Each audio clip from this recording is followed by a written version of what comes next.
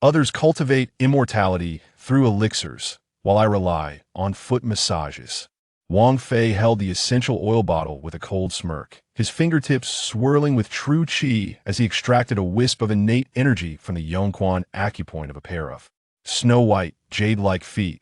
He was the ace technician of the foot spa city and the last cultivator of the end of the Dharma era. The wealthy ladies praised his techniques as enchanting, unaware that he was manipulating the 3 meridians of the feet, drawing forth the essence of the tying. The world may deem me a mere foot masseur, oblivious to the fact that I press the Yongquan acupoint, seizing the innate primordial energy. Neon lights illuminate my form, while delicate feet forge the path to immortality. Come, join me on the exhilarating journey of the foot bath emperor, Wang Fei, as he embarks on a miraculous quest for cultivation. Chapter 1. Is a black and white television considered an antique? It should be here. Wang Fei gazed at the dilapidated house, his heart filled with trepidation. After driving for more than 6 hours from the city to the remote Gujing village and wandering for half a day, he finally located Old Pan's residence. The house had evidently been unoccupied for several years, with weeds overtaking the entrance, and even the door lock had rusted. Wang Fei pulled a letter from his pocket, glancing at it briefly. The key is on the table behind the left window screen, tied with a red string. Lift the screen and reach in to retrieve it. The larger key is for the front door, and the smaller one is for the chest. Approaching the left window, Wang Fei tore away the nailed-down screen and indeed saw a set of keys tied with red string on the long table inside. He fetched the keys and opened the door. The room on the right was a bedroom, while the left room served as a storage space. Wang Fei entered the left room, where an enormous red wooden chest rested atop a dilapidated bamboo bed. A lock adorned the chest. Wang Fei used a small key to unlock it. What antique could it be? Old Pan, if you dare deceive me, don't expect to smoke again. With a sense of apprehension, Wang Fei's hands trembled slightly as he opened the chest. Inside lay a black and white television. Wang Fei was dumbfounded. Damn it, Old Pan, you old fraud. He cursed vehemently. His frustration peaked as he had traveled so far, brimming with hope, only to discover it was merely a black and white television. Is this even an antique? Wait. As Wang Fei scrutinized it closely, he realized it might not be a television at all, just resembling one in appearance. He reached out, feeling the television. The front screen was a slab of gray jade, surrounded by black wood. Could it be a model of a television? Is this considered an antique? At that moment, Wang Fei recalled what Old Pan had said 2 years prior, on the eve of his release from prison. Xiao Wang, I found a kindred spirit in you while incarcerated. Once you're out, come to my hometown and sell my treasured items. You can keep all the money, just send me some each year for cigarettes. I assure you, despite its strange appearance, I guarantee that item is genuinely excavated from an ancient tomb. Old Pan was imprisoned for tomb raiding, sentenced to 15 years, with 7 or 8 years remaining. Now nearing 50, he had never married and was childless, living a solitary life. In prison, Old Pan was not talkative, rarely engaging with others, except for a closer bond with Wang Fei. Wang Fei felt Old Pan's words carried authenticity. After his release 2 years ago, Wang Fei did not seek Old Pan's treasure, believing he could carve out his own path with confidence. However, reality dealt him a heavy blow over the past 2 years. He borrowed and invested money in businesses, only to incur significant losses, accumulating more than 500,000 in debt. Now, as the new year approached, he was constantly hounded by creditors, leaving him worn out. Just yesterday, he received a letter from Old Pan in prison. In the letter, Old Pan hinted that Wang Fei should quickly retrieve and sell the antiques from his hometown, sending him some money for cigarettes, as he lacked funds for smokes in prison. Wang Fei seized this opportunity like a lifeline and hurried to Old Pan's home, intending to sell the cherished antiques for some cash to celebrate the new year. Yet at this moment, Wang Fei felt disheartened who would buy such a black and white television, claiming it as an antique. As he lifted the black and white television from the chest, he was astonished by its weightlessness. Something was amiss. This black and white television felt as light as a feather. It was as though it were crafted from foam, devoid of any heft. But this was clearly made of wood. How could it possibly be so light? At that moment, Wang Fei noticed several excised, colorful oval stones within the chest. Without much thought, he took them as well. After all, They were unearthed by Old Pan from an ancient tomb who knew if they might be valuable. Wang Fei effortlessly cradled the black and white television, placing it in the trunk of his car. Unfortunately, besides some old furniture, his home held nothing else of value. Wang Fei resided in the Guanlan community, where he owned an 80-square-meter apartment bequeathed by his parents. When he was in his second year of high school, his parents tragically perished in a car accident, leaving him to live alone. After graduation, Wang Fei undertook various jobs, enduring significant hardships. 3 years ago, he worked as a supervisor in a foot spa in the city, managing several technicians. However, the spa was raided for prostitution, and Wang Fei was sentenced to a year and a half for assisting in the crime. Old Pan was a fellow inmate he befriended during his sentence, a tomb raider. Wang Fei took out his phone to search for antiques resembling the black and white television. Regrettably, even the powerful Chindu failed to yield any results for this item. Wang Fei placed the black and white television on the table for a closer examination. It lacked a power cord and appeared not to be an electrical device. The surrounding would bore intricate, peculiar patterns, while the front featured a gray jade screen, seamlessly fitted together without a single visible seam. Upon flipping the television over, he discovered an oval recess at its base. Examining the shape of the recess, Wang Fei suddenly recalled the colorful stones he had taken from the chest. Could those stones possibly serve as the power source for the television? Did the ancients possess such advanced technology? Wang Fei retrieved one of the stones and fitted it into the recess. Indeed, it fit perfectly. Suddenly, the gray screen illuminated with a blinding white light, bathing the entire room in its intense glow. Wang Fei was momentarily stunned. Could this contraption be an oversized light bulb? In the next instant, he felt a strange lightness in his head and feet, as if his body were lifting and he lost consciousness. Dazed, Wang Fei regained awareness to find himself in a long tunnel. The surroundings were pitch black, with only a light ahead. What in the world is this place? How did I suddenly end up here? Silence enveloped him, a deathly quiet that made him acutely aware of his own breathing and heartbeat. The absolute stillness bred a sense of dread. Wang Fei had no time to ponder how he arrived here. Overcome by fear, he sprinted forward. After running for an indeterminate time, he spotted a large door made of gray jade ahead. The door bore an inscription, "The Gate of 33 Heavens." Wang Fei rushed to the door and pushed it open with all his might. Chapter 2. The celestial emporium. Behind the door lay a chamber. The room was neither large nor small, approximately 30 square meters in area. The walls were wooden, adorned with peculiar black patterns. In front of the black wooden wall, 2 counters were placed, with shelves on either side. What kind of room is this? The arrangement resembled that of a shop, yet a shop shouldn't look like this. At the very least, there should be doors and windows, right? The sole entrance to this room was the gray jade door through which he had entered. The layout of this room resembles a grand wooden cage. Upon entering, one is greeted by gray jade flooring, while the surrounding walls are composed of dark wooden panels. Suddenly, a jolt of realization struck Wang Fei. Could it be? No, it was impossible. How could such a bizarre occurrence transpire? As a product of 9 years of compulsory education, Wang Fei was a steadfast atheist, firmly believing in the principles of science. He could not fathom the idea of having entered a black and white television. This was unequivocally impossible. Yes, it defied the laws of science. However, as he scrutinized the peculiar patterns etched into the wooden walls, they increasingly resembled the static of an old television. Wang Fei remained unwilling to accept such an oddity. Who would believe such a tale if he were to share it? Upon further inspection of the room, he found the shelves and counters utterly barren. Yet, on the counter, he discovered 2 prominent buttons, one red, inscribed with the word "Eat Business," and the other black, marked with "Sushi Rest." It appeared to indeed be a commercial establishment. Curiously, Wang Fei pressed the red button with force. A marvelous phenomenon unfolded before him as the wooden wall ahead began to ascend slowly. Remarkably scientific, this design was far more innovative and discreet than the current models of rolling shutters. Had the foot massage shop where Wang Fei previously worked possessed such a covert rolling door, it might have evaded the authorities. Yet, he could not discern the destination of the rising wall. When Wang Fei beheld the scene outside the shop, his jaw dropped in astonishment. It was wide enough to fit a fist. This shop was astonishingly suspended in midair. Wang Fei, afflicted with acrophobia, felt his complexion pale and his legs tremble as he stood at the threshold, gazing down into the unfathomable abyss below.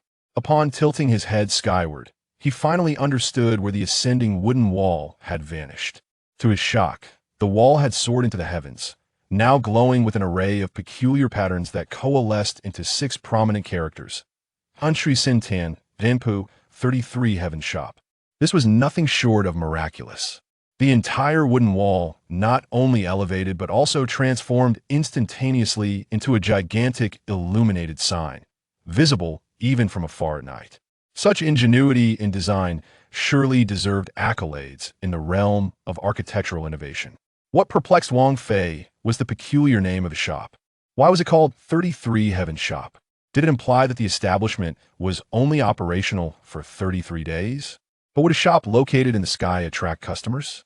Did they intend to fly in to make purchases? While lost in thought, Wang Fei suddenly spotted a meteor streaking across the horizon, hurtling directly towards his shop. If it were to collide, his fate would be sealed. However, he soon realized that it was not a meteor at all. It was a person. The individual moved with such speed that they left a long trail in their wake, resembling a meteor. In the blink of an eye, the figure arrived at the entrance of Wang Fei's shop. This was a middle-aged man clad in a deep blue robe, his long hair elegantly tied atop his head with a hairpin. He was tall and imposing, standing atop a magnificent emerald sword, the wind rustling his garments with a soft whisper. Wang Fei gaped in disbelief at the man who seemed to ride the sword through the air. Could he be a celestial being, soaring on a flying sword? The man, observing the emptiness of the shop behind Wang Fei, inquired, "Fellow Taoist, are you the new proprietor of the 33 Heaven Shop? Why is there nothing for sale?" Wang Fei struggled to regain his composure. The events of the day had far exceeded his understanding, leaving him in a state of bewilderment. "I just discovered the shop myself. Won't you come in and sit?" "Standing there seems rather uncomfortable," Wang Fei suggested. The man scrutinized Wang Fei with piercing eyes and replied, "Ah, so you have fortuitously acquired the 33 Heaven Shop. It is no wonder that it has remained dormant in the heavenly court for millennia. The former owner must have passed away." Wang Fei, puzzled, asked, "Heavenly court? Are you suggesting that we are currently in the heavenly court?" The man paused, seemingly taken aback. "It appears you truly know nothing. Did your predecessor not convey any information to you?" Wang Fei shook his head. "No, I have never met the former owner. I came upon the shop by chance." The man, momentarily silent, suddenly became affable. "What do you go by, fellow Taoist?" "I am Wang Fei." "Wang Taoist. My surname is Gu, and my name is Tianlong. If you do not mind, you may call me Brother Gu. Since I am the first to discover your shop's opening, it seems we are fated to meet. Allow me to enlighten you about your current circumstances." "Brother Gu, please enter and share your thoughts. Doesn't standing on a flying sword tire you?" Gu Tianlong chuckled ruefully. I cannot enter. You likely do not realize that in the Tongtian shop, anyone other than the proprietor who steps inside will meet with annihilation of the spirit. This is one of the 33 ancient spatial artifacts crafted by the Lord of the ancient heavenly court. The Gu Tianlong began recounting ancient legends. It is said that in ancient times, there existed 33 celestial realms, teeming with countless cultivators, akin to the sands of the Ganges. Conflicts frequently arose over cultivation resources, until a formidable figure named Longting emerged from the 9th celestial realm, wielding unparalleled abilities to conquer all adversaries, ultimately uniting the 33 realms and earning the title of sovereign of the 33 heavens. Subsequently, Emperor Longting established the heavenly court to govern the realms, sealing the pathways between them to prevent warfare. To facilitate the exchange of specialties among the realms, he crafted 33 spatial artifacts known as Tongtian shops. These shops manifested in the heavenly court, the homeland of Emperor Longting in the 9th celestial realm. Each owner of a Tongtian shop could sell the specialties of their respective realms in the 9th realm and exchange spiritual materials with other shopkeepers, thus creating a flow of goods. However, this very reason made the Tongtian shops the target of countless cultivators, acquiring one mint, accessing boundless resources and wealth. The physical manifestations of the 33 shops were scattered across the realms, and only by seizing the essence of Tongtian shop could one enter and activate another. Cultivators like Gu Tianlong despite standing before the 33 Heavens shop, dared not enter. To this day, Emperor Longting has long since passed, and the heavenly court has faded into obscurity, yet the 33 Tongtian shops have endured, serving as the sole means for contemporary cultivators to obtain rare spiritual materials. Chapter 3. Rare Treasures of Heaven and Earth. Wang Fei managed to grasp the essence of the situation, though it sounded rather fantastical. He had no choice but to believe it. In essence, the black and white television he had acquired was named Tongtian Shangpu, a spatial artifact, and Earth was considered the 33 heavens. His first thought was what benefits this shop could bring him. Could it be a source of income? At that moment, he was nearly driven mad by debt. His mind consumed with thoughts of making money. Brother Gu, I'm not even sure what I could sell, he lamented. You can sell the local specialties from your area, Gu Tianlong suggested. Wang Fei was at a loss for words. What specialties did Earth have? Did mobile phones, computers, and cars count? However, those items likely weren't needed here, as the inhabitants could fly on swords, far surpassing the speed of cars. If the people here were all cultivators, then Earth's technology would be utterly useless.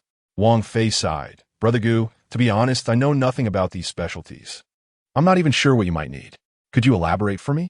Gu Tianlong pondered for a long while, seemingly uncertain of how to begin. After a moment, he produced a thick booklet and handed it to Wang Fei. Taoist Wang, take a look at this booklet. As long as you can procure any of the spiritual materials listed within, they can fetch a good price. Pausing briefly, Gu Tianlong added, if you do find any of these items, you must sell them to me first. I guarantee you the best price. Wang Fei inquired, Brother Gu, do you have a retail price list for various goods? It would help me understand what I should acquire. Gu Tianlong shook his head. I truly do not have one. However, rest assured, I won't let you suffer any losses. Now, I have matters to attend to, so I shall take my leave. Taoist Wang, until we meet again. With a respectful bow, Gu Tianlong stepped onto his flying sword and vanished into the horizon in the blink of an eye. Wang Fei felt that his life had taken a remarkable turn today. Not only had he discovered that his black and white television was a treasure, but he had also encountered a legendary cultivator. Prior to this, he had never contemplated becoming a cultivator. His sole intention was to find a way to profit from trading goods to repay his debts, which weighed heavily upon him. However, witnessing Gu Tianlong soaring gracefully on his flying sword ignited a flicker of ambition within Wang Fei. If he too could cultivate, gliding through the heavens on a sword, how magnificent that would be! After pressing the rest button at the counter, the wooden wall floating in the air miraculously descended, transforming back into a solid wooden wall. Time passed, and eventually, Wang Fei reappeared in his bedroom, staring at the black and white television on the table. A complex array of emotions washed over him. His potential for wealth hinged entirely on this Tongtian Shangpu. As he glanced at his phone, he noticed multiple missed calls from Zhang Changxian, 10 in total. Reluctantly, he answered the call. Wang Fei, what do you mean by this? I called you so many times, and you didn't answer? Sorry, Brother Zhang. I went to the countryside this afternoon, and my phone had no signal. Zhang Changxian replied, You're making me feel quite embarrassed here. I know you're a good person. When you borrowed money from me, it was because you believe in yourself and wanted to turn things around.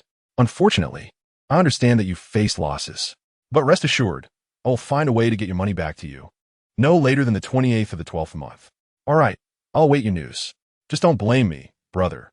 This year's been tough for me too, and I really am out of funds. I understand. After ending the call, Wang Fei felt a pang of hunger and quickly prepared a bowl of instant noodles. Hastily consuming a few bites before lying back on his bed to study the booklet that Gu Tianlong had given him. The first page bore the grand title Rare Treasures of Heaven and Earth. Wang Fei began to turn the pages one by one.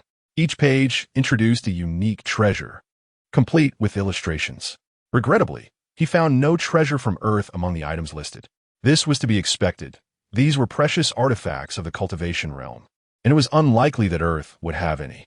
Some items appeared vaguely similar, but upon reading their names and descriptions of their effects, it was clear they were not the same. Wang Fei felt disheartened. Having acquired a miraculous treasure, he found himself lacking any valuable goods to trade. How could he earn money this way? His debts exceeded 500,000, and he felt utterly trapped. Debts to the bank, credit cards, Huabei, Jibai, online loans. and car mortgages amounted to about 300,000, which he could afford to delay repaying. After all, the economic situation was dire, and being a discredited debtor wouldn't make much difference. However, the debts owed to friends must be settled. How could he earn money? Wang Fei racked his brain, realizing that if making money were so easy, he wouldn't have suffered such severe losses in the past. Ultimately, his gaze returned to the black and white television on the table. Or rather, the Tongtian shampoo. With no other options, he figured he might as well try his luck. Tomorrow he would procure some goods, diversify his inventory, and fill the counter. Perhaps there would be cultivators in need of them. Once again, he flipped through the booklet, his eyes landing on one particular page that read, Tian Di Xian Huang Shan. This item bore a striking resemblance to a carrot from Earth. Flipping through a few more pages, he found another item called Tai Chu Ling Long Shun, which resembled a white radish. Wang Fei pondered thoughtfully. Tomorrow he would buy all the items that resembled those on Earth from the booklet. He had to give it a try. If even one could be sold, it would lead him down the path to wealth. Yet another dilemma confronted Wang Fei. He currently had only a little over 100 yuan in his pocket. How could he procure goods without funds? Online loans and banks were out of the question, as he hadn't repaid previous debts and had no credit left. Borrowing from friends? He hesitated, realizing he had already borrowed from several close friends without repaying them yet. How could he approach them again? After much contemplation, he decided to message his ex-girlfriend, Sun Xiaoya. Xiaoya, I'm in urgent need of money for something. Could I borrow 2,000 yuan from you? I'll repay you within a week, I promise. To his dismay, a system notification appeared. The other party has enabled friend verification. You are not yet their friend. Wang Fei stood frozen for a long moment, his heart aching. Was it really necessary to block him just because she didn't want to lend him money? Even if Sun Xiaoya said she didn't have any, he wouldn't have felt so hurt. This was truly disheartening. Who else could he turn to for a loan?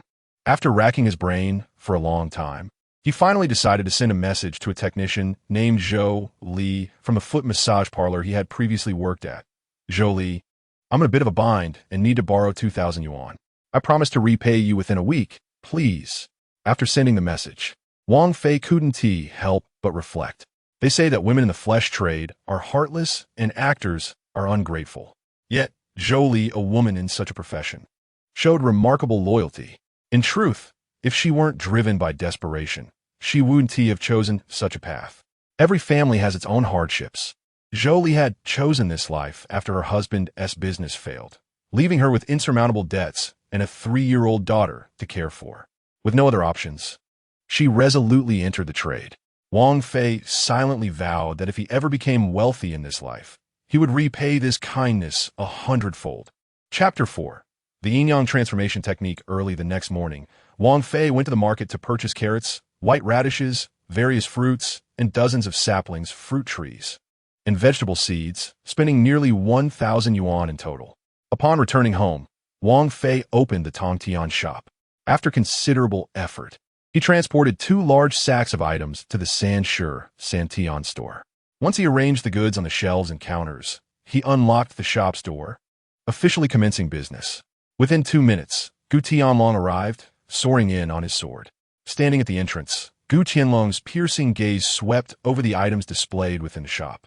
His eyes initially sparkled with interest, followed by a look of confusion, and ultimately, a visage of disappointment. Wang Daoyu, these goods seem off, he remarked. What do you mean?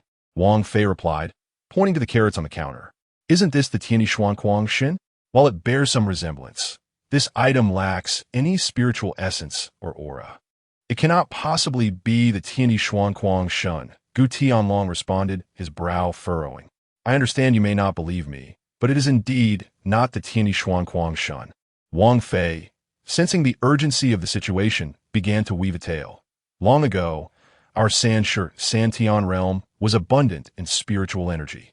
At that time, the land was rich with various rare treasures, and high-level cultivators were as numerous as cattle. Suddenly, the world changed. The spiritual energy began to wane, and all treasures slowly lost their potency.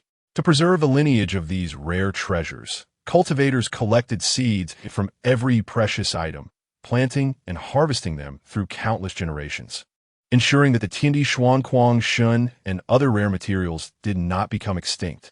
This was no small feat, Gu Tianlong frowned. But this Tiandi Xuanquang Shun lacks spiritual essence, rendering it worthless to me. Wang Fei pressed on, this is impossible. Every rare treasure can only thrive in specific realms due to the will of the heavenly laws. Even if I were to give you these seeds, they would not succeed in our ninth heaven realm. Wang Fei's heart sank. If he couldn't sell even the seeds, he feared he would be at a loss for what to sell. Having acquired a rare treasure and established a shop in the heavenly court, he had hoped to earn enough to repay his debts. He could not afford to give up now. He needed to hold onto Gu Tianlong as a lifeline. If Gu Tianlong left in disappointment, whom could he sell these items to? He had spent nearly 1,000. It would be a waste. Wang Fei, who dreaded debt, felt the pressure mounting. With the year-end approaching, he was inundated with calls demanding repayment. Gu Diji, our meeting must be fate. I will be honest with you. I am not a cultivator and have never practiced. Our earth, San Shi, San Tian, now lacks spiritual energy, making cultivation impossible. I acquired this Tongtian shop without knowing its purpose, and I am in considerable debt, with people constantly demanding payment. Gu Tianlong interrupted. Wang Daoyu, please speak plainly. I prefer dealing with straightforward individuals.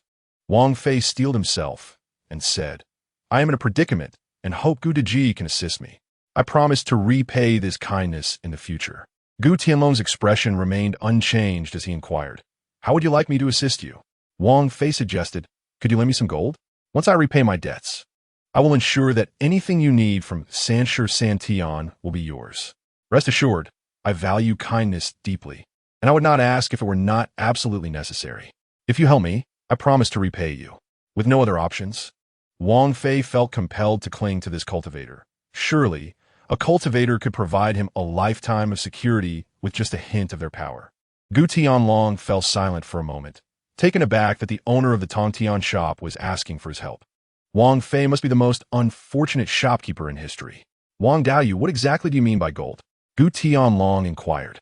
Wang Fei was momentarily taken aback. Was there no gold in the cultivation realm? What currency did they use? Was it truly the spirit stones mentioned in fantasy novels? He opened his mouth, unsure how to describe it accurately, until he remembered the golden guanine pendant around his neck, a cherished heirloom from his parents. Despite his dire circumstances, he had never considered selling it. He removed the pendant and offered it to Gu Tianlong. Gu Diji, this pendant is made of gold. Take a look. Gu Tianlong glanced at it and, visibly agitated, replied, Wang Daoyu, this is what we call huangshi. It is worthless, merely a stone used by mortals for cups and bowls.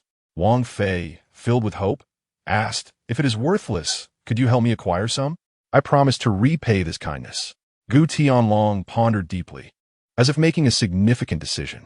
Wang Daoyu, I wish to propose a business deal. If you agree, it could alter your fate. While I am uncertain of the current state of San Shi San Tian, I can surmise that without spiritual energy, life is reduced to a mundane struggle for daily sustenance. Why not let me assist you in embarking on a path to immortality? You can cultivate spiritual materials in San Shi San Tian, and any produce shall be exclusively for me. We will split the profits evenly. How does that sound? Wang Fei was taken aback, questioning, but isn't it said that without spiritual energy, one cannot cultivate? Gu Tianlong explained, that is indeed the case. Without spiritual energy, one cannot establish a foundation for cultivation. However, your shop is located in the heavenly court where spiritual energy abounds, allowing for foundational cultivation. Wang Fei was struck dumb. If cultivation were possible, how could he refuse? Imagine soaring on a sword, impressively traversing the skies. If he could master such skills, earning money would be effortless. As these thoughts raced through his mind, he instinctively knelt to pay homage, but to his astonishment, Gu Tianlong waved his hand, and a mysterious force prevented Wang Fei from kneeling. Wang Daoyu, there is no need to kneel. My techniques will not be passed on to you. You cannot cultivate my methods in San Shi San Tian due to the lack of spiritual energy. However, I happen to possess a particularly unique technique that would suit you well, one that can still be practiced even without spiritual energy. Wang Fei rejoiced at the prospect of practicing cultivation on Earth. This technique is called Yin-Yang Zhao Huaju, a very special cultivation method I acquired from the Fifth Heaven shop. Chapter 5. Establishing the foundation, Gu Tianlong retrieved 2 small porcelain vials and poured out a blood-red pill the size of a longan, instructing, "Open your mouth." Wang Fei obeyed, and with a flick of Gu Tianlong's finger, the pill was propelled directly into Wang Fei's mouth. Expecting difficulty in swallowing such a large pill, he was surprised to find it dissolve instantly, leaving a slightly sweet taste. Once ingested, a fiery sensation surged within him, causing an intense heat that left him parched. Was Gu Tianlong feeding him some kind of aphrodisiac? Why was it so hot? Before long, Wang Fei was drenched, beads of sweat cascading down like rain. This is a Shisui Famaden. Consuming it will purge the impurities from your body, restoring your meridians and acupoints to the pristine state of a newborn, Gu Tianlong explained. Hearing this, Wang Fei finally understood what he had consumed. The Shisui Famaden sounded like a treasure. As long as it was not some bizarre aphrodisiac, he was content. After half an hour, Wang Fei felt invigorated, his senses heightened, and his mental acuity sharper than ever. Previously nearsighted, his vision was now at least 5 times clearer. Any excess weight had vanished, and he estimated he had lost at least 20 pounds. It was as if he had undergone a complete transformation. Yet, the discomfort of being soaked remained. He had expelled so much sweat that the floor was nearly half a basin full of perspiration. At that moment, Gu Tianlong suddenly waved his sleeve, and a warm breeze swept through, seemingly whisking away the sweat on Wang Fei's body, causing his clothes to dry instantly. While even a large puddle on the floor vanished under the influence of this magical warm wind. "Open your mouth." Hearing Gu Tianlong's command, Wang Fei instinctively complied, and another pitch-black Dan medicine entered his mouth. This was the foundation establishment Dan. Bear with it, it might hurt a little as its properties are somewhat domineering.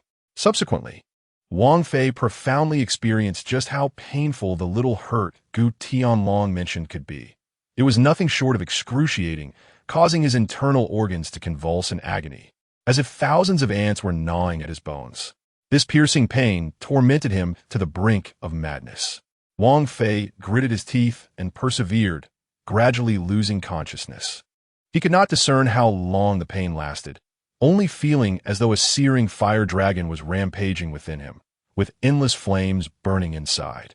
Was the potency of this medicine merely domineering?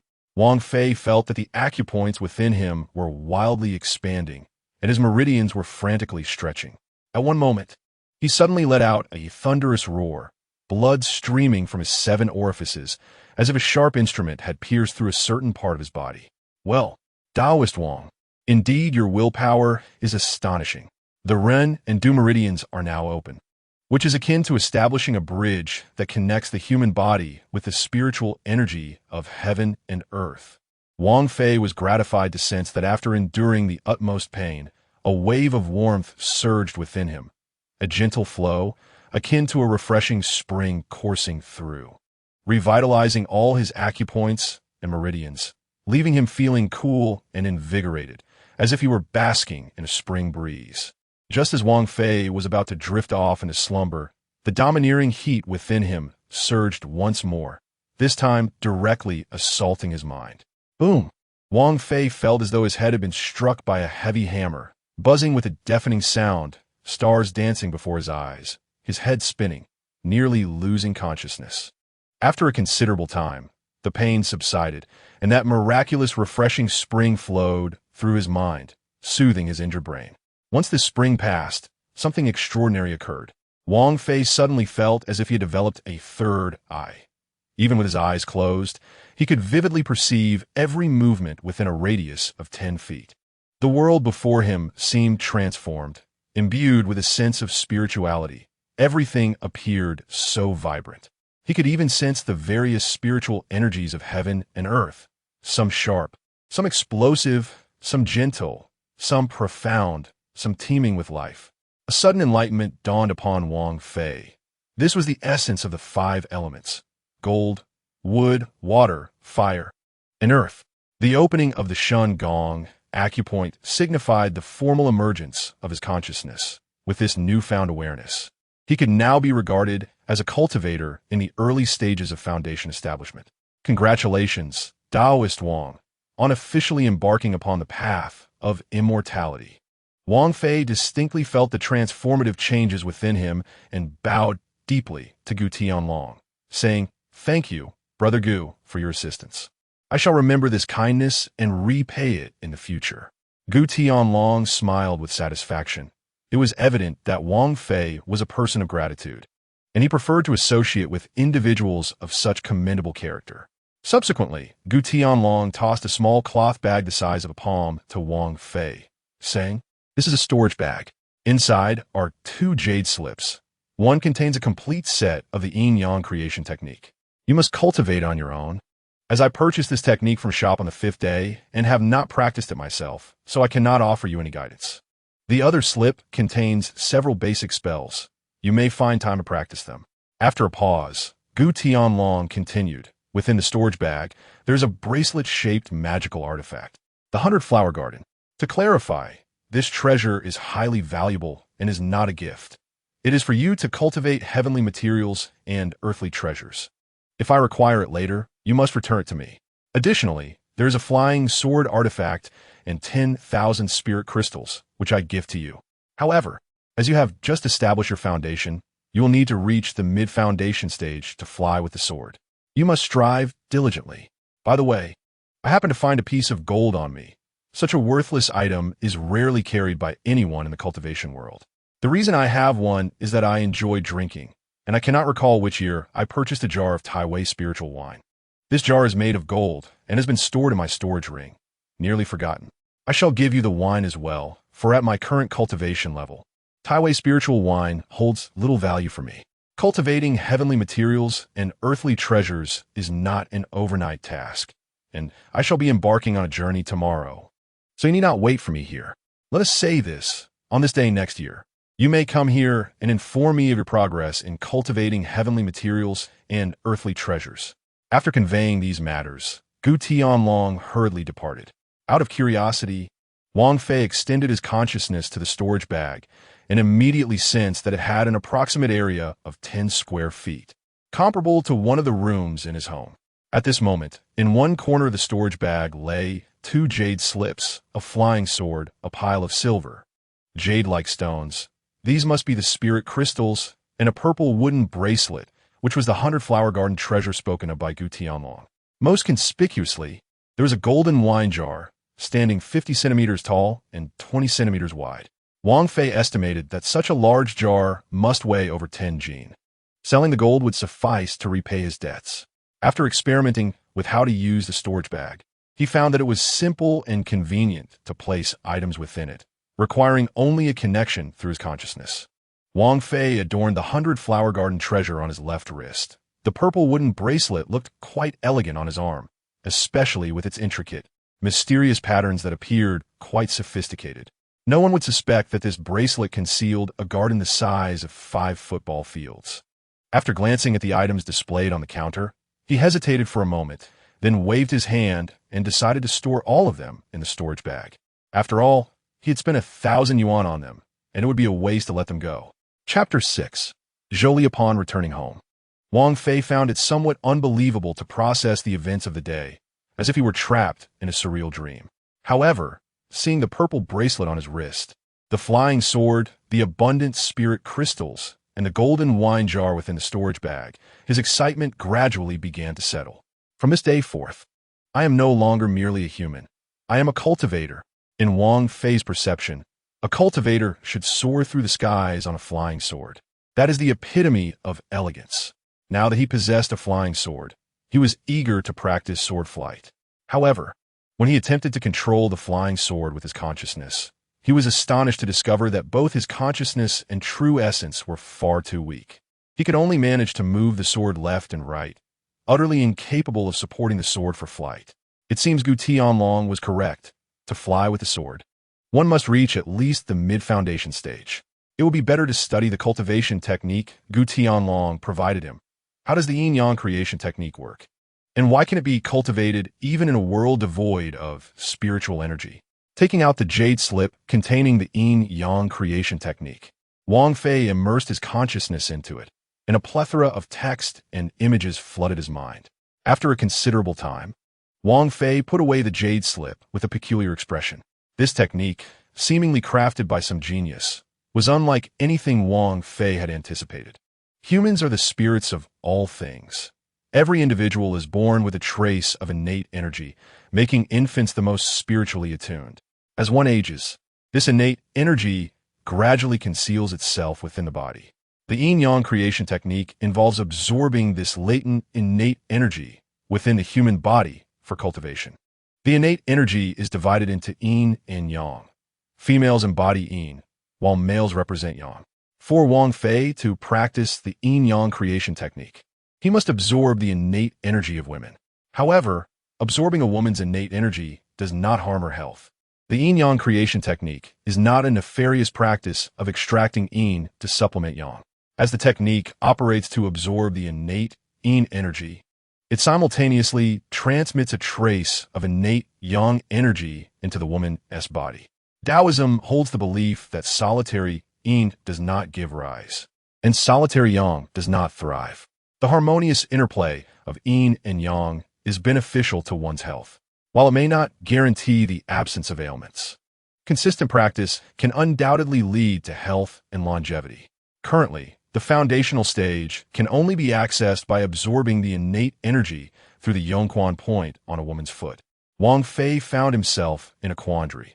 How was he to cultivate under such circumstances? Was he expected to remove women's south shoes on the street and touch their feet for his practice? That would surely label him a pervert. After much contemplation, he realized that the only suitable occupation for his cultivation was that of a foot masseur. Was this not compelling him to work as a male therapist in a foot massage parlor? At that moment, his phone rang, and upon seeing the caller ID, he ceased his internal conflict. Other matters could wait. The priority was to repay his debts. Brother Lin, rest assured, I will repay the money I owe you within 3 days.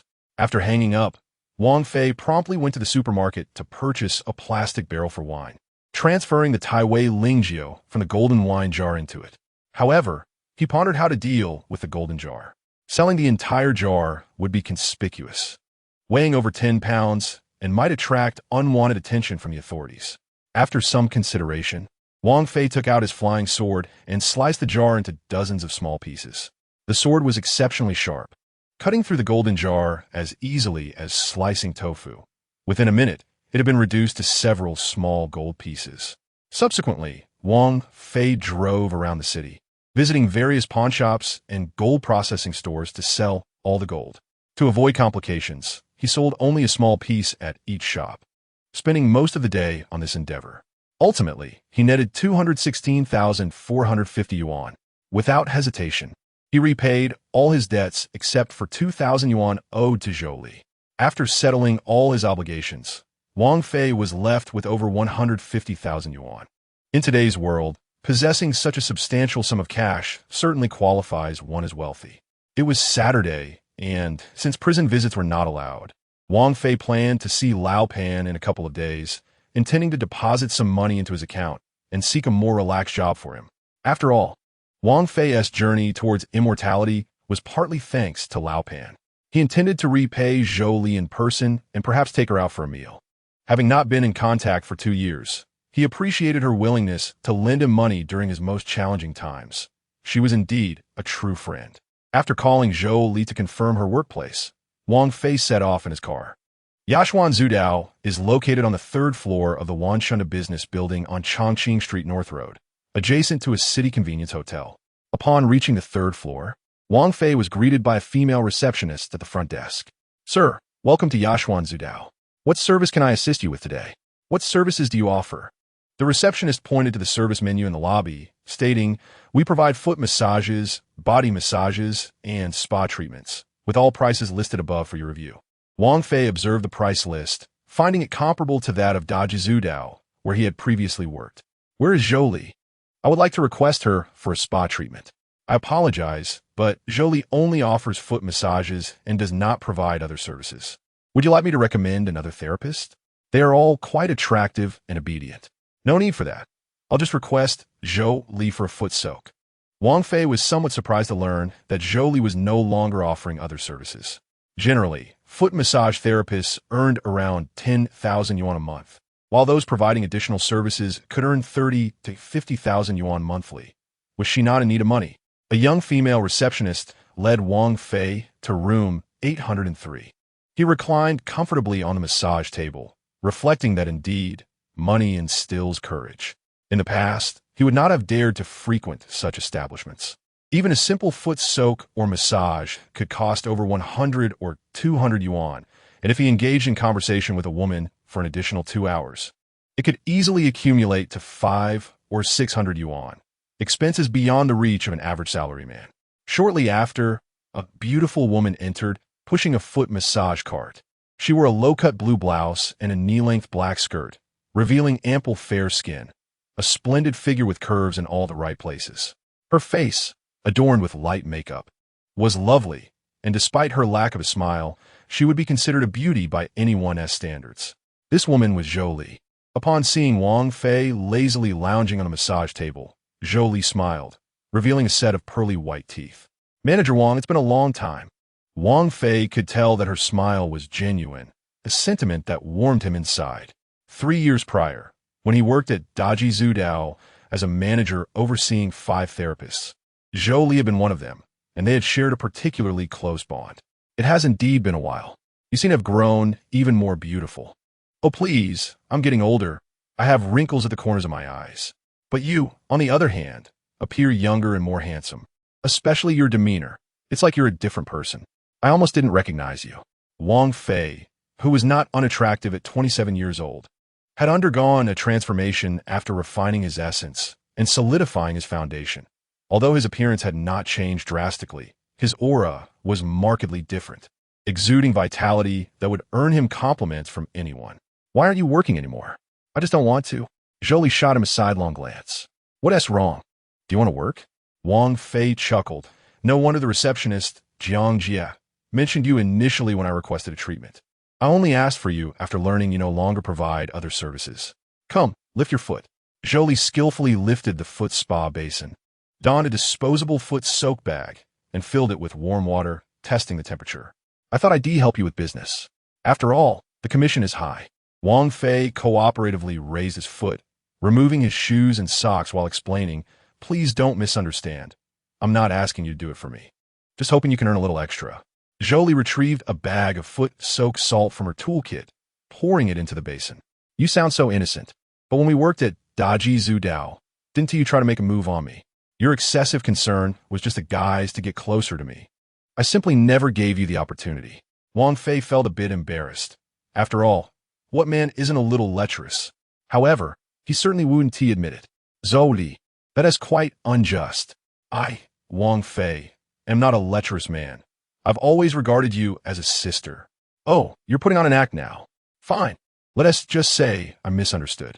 Zhou Li rolled up Wang Fei's pant legs. "Now try the water temperature. Tell me if it's too hot." Wang Fei laughed. "I'm not afraid of the heat.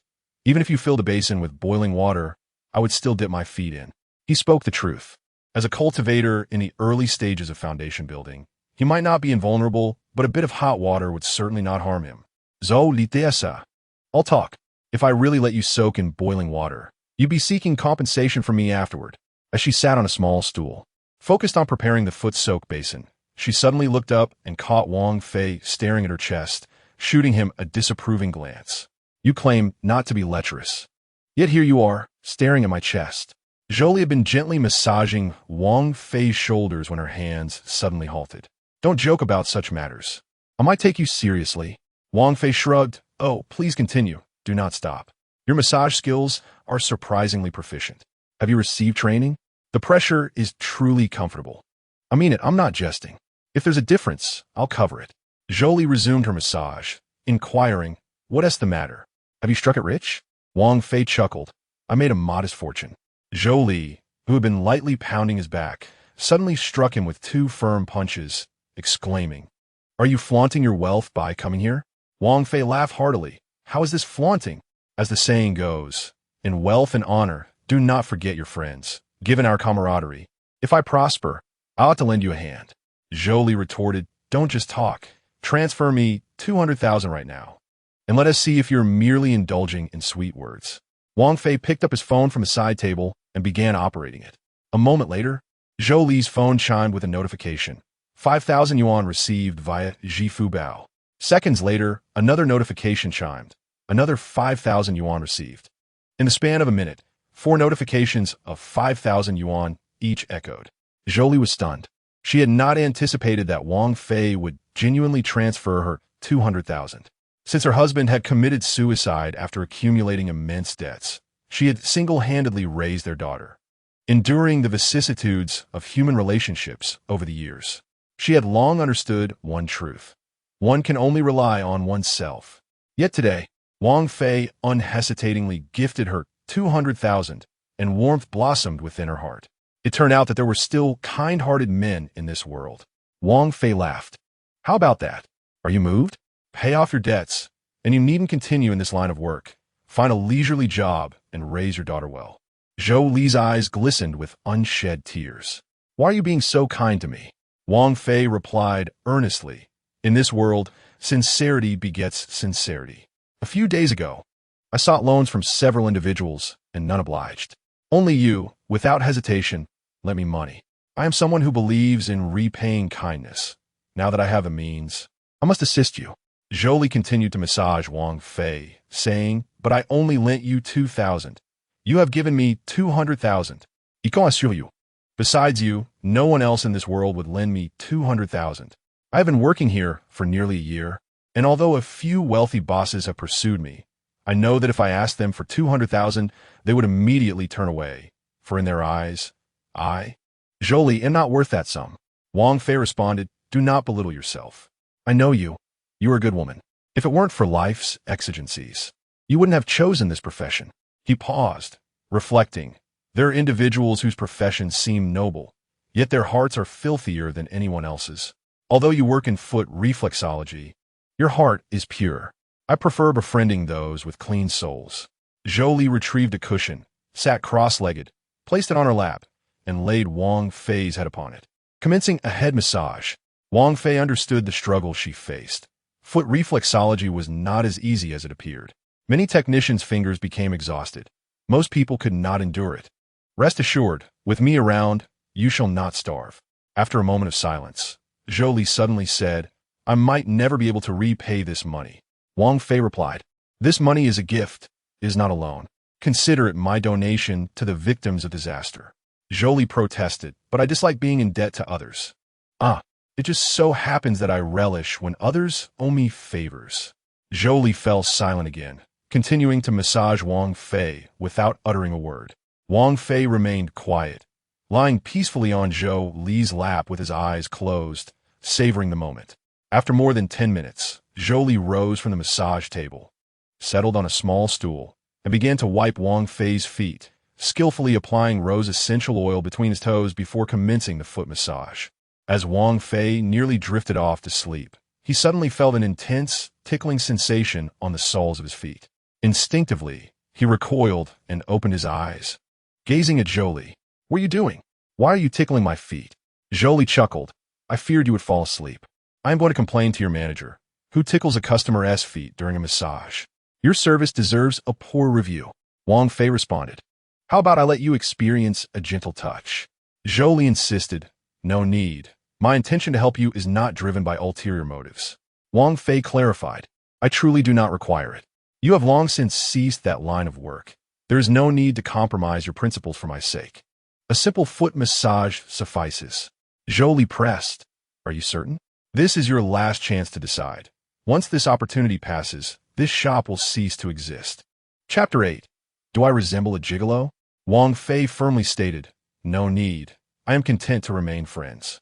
Jolie appeared somewhat disappointed, but also relieved, sarcastically remarking, you are a fool. Where did you learn to enjoy life? It's puzzling how someone with your disposition chose to work at a Jizu Dao. Wang Fei sighed. There was no choice. It was all for survival. I saw that the pay was decent. With base salary and commissions, it was nearly 10,000 a month. Jolie recalled.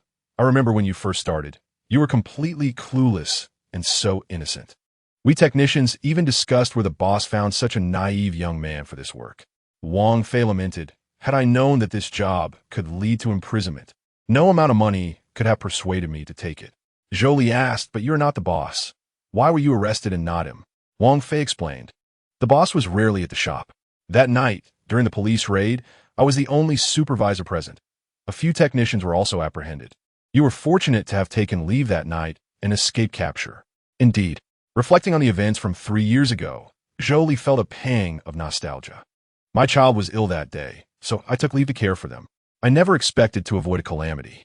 Wang Fei self-deprecatingly remarked, if the technicians were caught, it would have been no issue. At most, they would face a few days of administrative detention, not criminal charges. Yet here I was, a mere worker, wrongfully accused of organizing prostitution. What irony! The boss fled upon hearing about the incident, and to this day, he remains at large. I do not know whether he has escaped abroad or if the police simply do not wish to pursue him. In any case, I am the one suffering. Jolie consoled him. It is all in the past now. Do not dwell on it. You have emerged from it well. Haven to you? Now that you are wealthy, I shall have to call you Wang Zong. Call me Wang Zong. Wang Fei laughed. I prefer Fei Ge. It sounds more pleasant. You are younger than me by a few years. Why should I call you brother? Zoli Ruplia. Should I continue to call you Supervisor Wang? Please no. Wang Fei exclaimed, that title reminds me of 3 years ago, and it only frustrates me. Thank goodness our boss Wu has hidden away. If I see him, I will surely give him a beating and send him to the police station to experience the taste of imprisonment. Zhou Li suggested, why not demand compensation from him? After all, you served time for him. Wang Fei countered, I do not want money. I'm not lacking in funds. I simply cannot swallow this resentment. The boss fled, leaving me to bear the blame. Jolie began to massage Wang Fei's back and legs, her soft hands gliding over his thighs, sending delightful tingles through him. I truly suspect you are a man who has mastered the art of seduction. Wang Fei, feeling flustered, replied, I have not practiced any such arts. If I had, would I still be considered a man? I would have to seek refuge in Thailand. However, although I have not practiced those arts, I have mastered the secret technique of the massage realm. Would you care to experience it? Jolie teased. What is this secret technique? Which novel is it from? I have never heard of it. Wang Fei chuckled. Would you like to experience it? Only through experience will you comprehend its prowess. Zoli skeptically remarca. You have never studied massage. Don't even think about deceiving me. Wang Fei replied, what is the matter? Are you too afraid to try? Are you worried I might take advantage of you? Upon hearing this, Jolie unhesitatingly removed her shoes and sat down on the massage table, stating, come on, I want to see if you truly know how to massage. Don't think that just pressing randomly qualifies as massage. One must recognize the acupoints. Wang Fei settled onto a small stool beneath the massage table and began to knead Zhou Li's feet. Within a cultivation technique known as Yinyang Zao Huaju, there exists a remarkable secret skill called Wan Miao Xiao Han Shou. This technique involves massaging various acupoints on the human body to alleviate fatigue, dispel dampness, relieve pain, and invigorate the spirit. It is primarily divided into two parts, Wan Miao Ji, which refers to proper massage, and Xiao Han Shou, which possesses the enchanting ability to mesmerize women. However, Wang Fei deemed it unnecessary to employ Xiao Han Shou, as he was a respectable individual and would not use such methods on clients seeking a foot wash. In essence, Wan Miao Xiao Han Shou appear to be tailor-made for massage. Wang Fei could also cultivate by absorbing the innate energy of women through the Yong Quan acupoint located at the soles of their feet. The Yinyang Zao Huaju elaborated that women possess varying physical constitutions, with 3 distinct special types. The first is known as Jiuyin Ti, the second as Wugu Ti, and the third as Linglong Ti. Women with these special constitutions possess innate energy that is several times greater than that of ordinary women. If he could find a few women with such unique constitutions and massage their feet daily, his cultivation speed would rapidly increase. Unfortunately, these special constitutions are exceedingly rare, occurring once in a myriad. Jolie had exquisitely shaped feet, fair and delicate toes. The moment Wang Fei's large hands touched her feet, Jolie shuddered.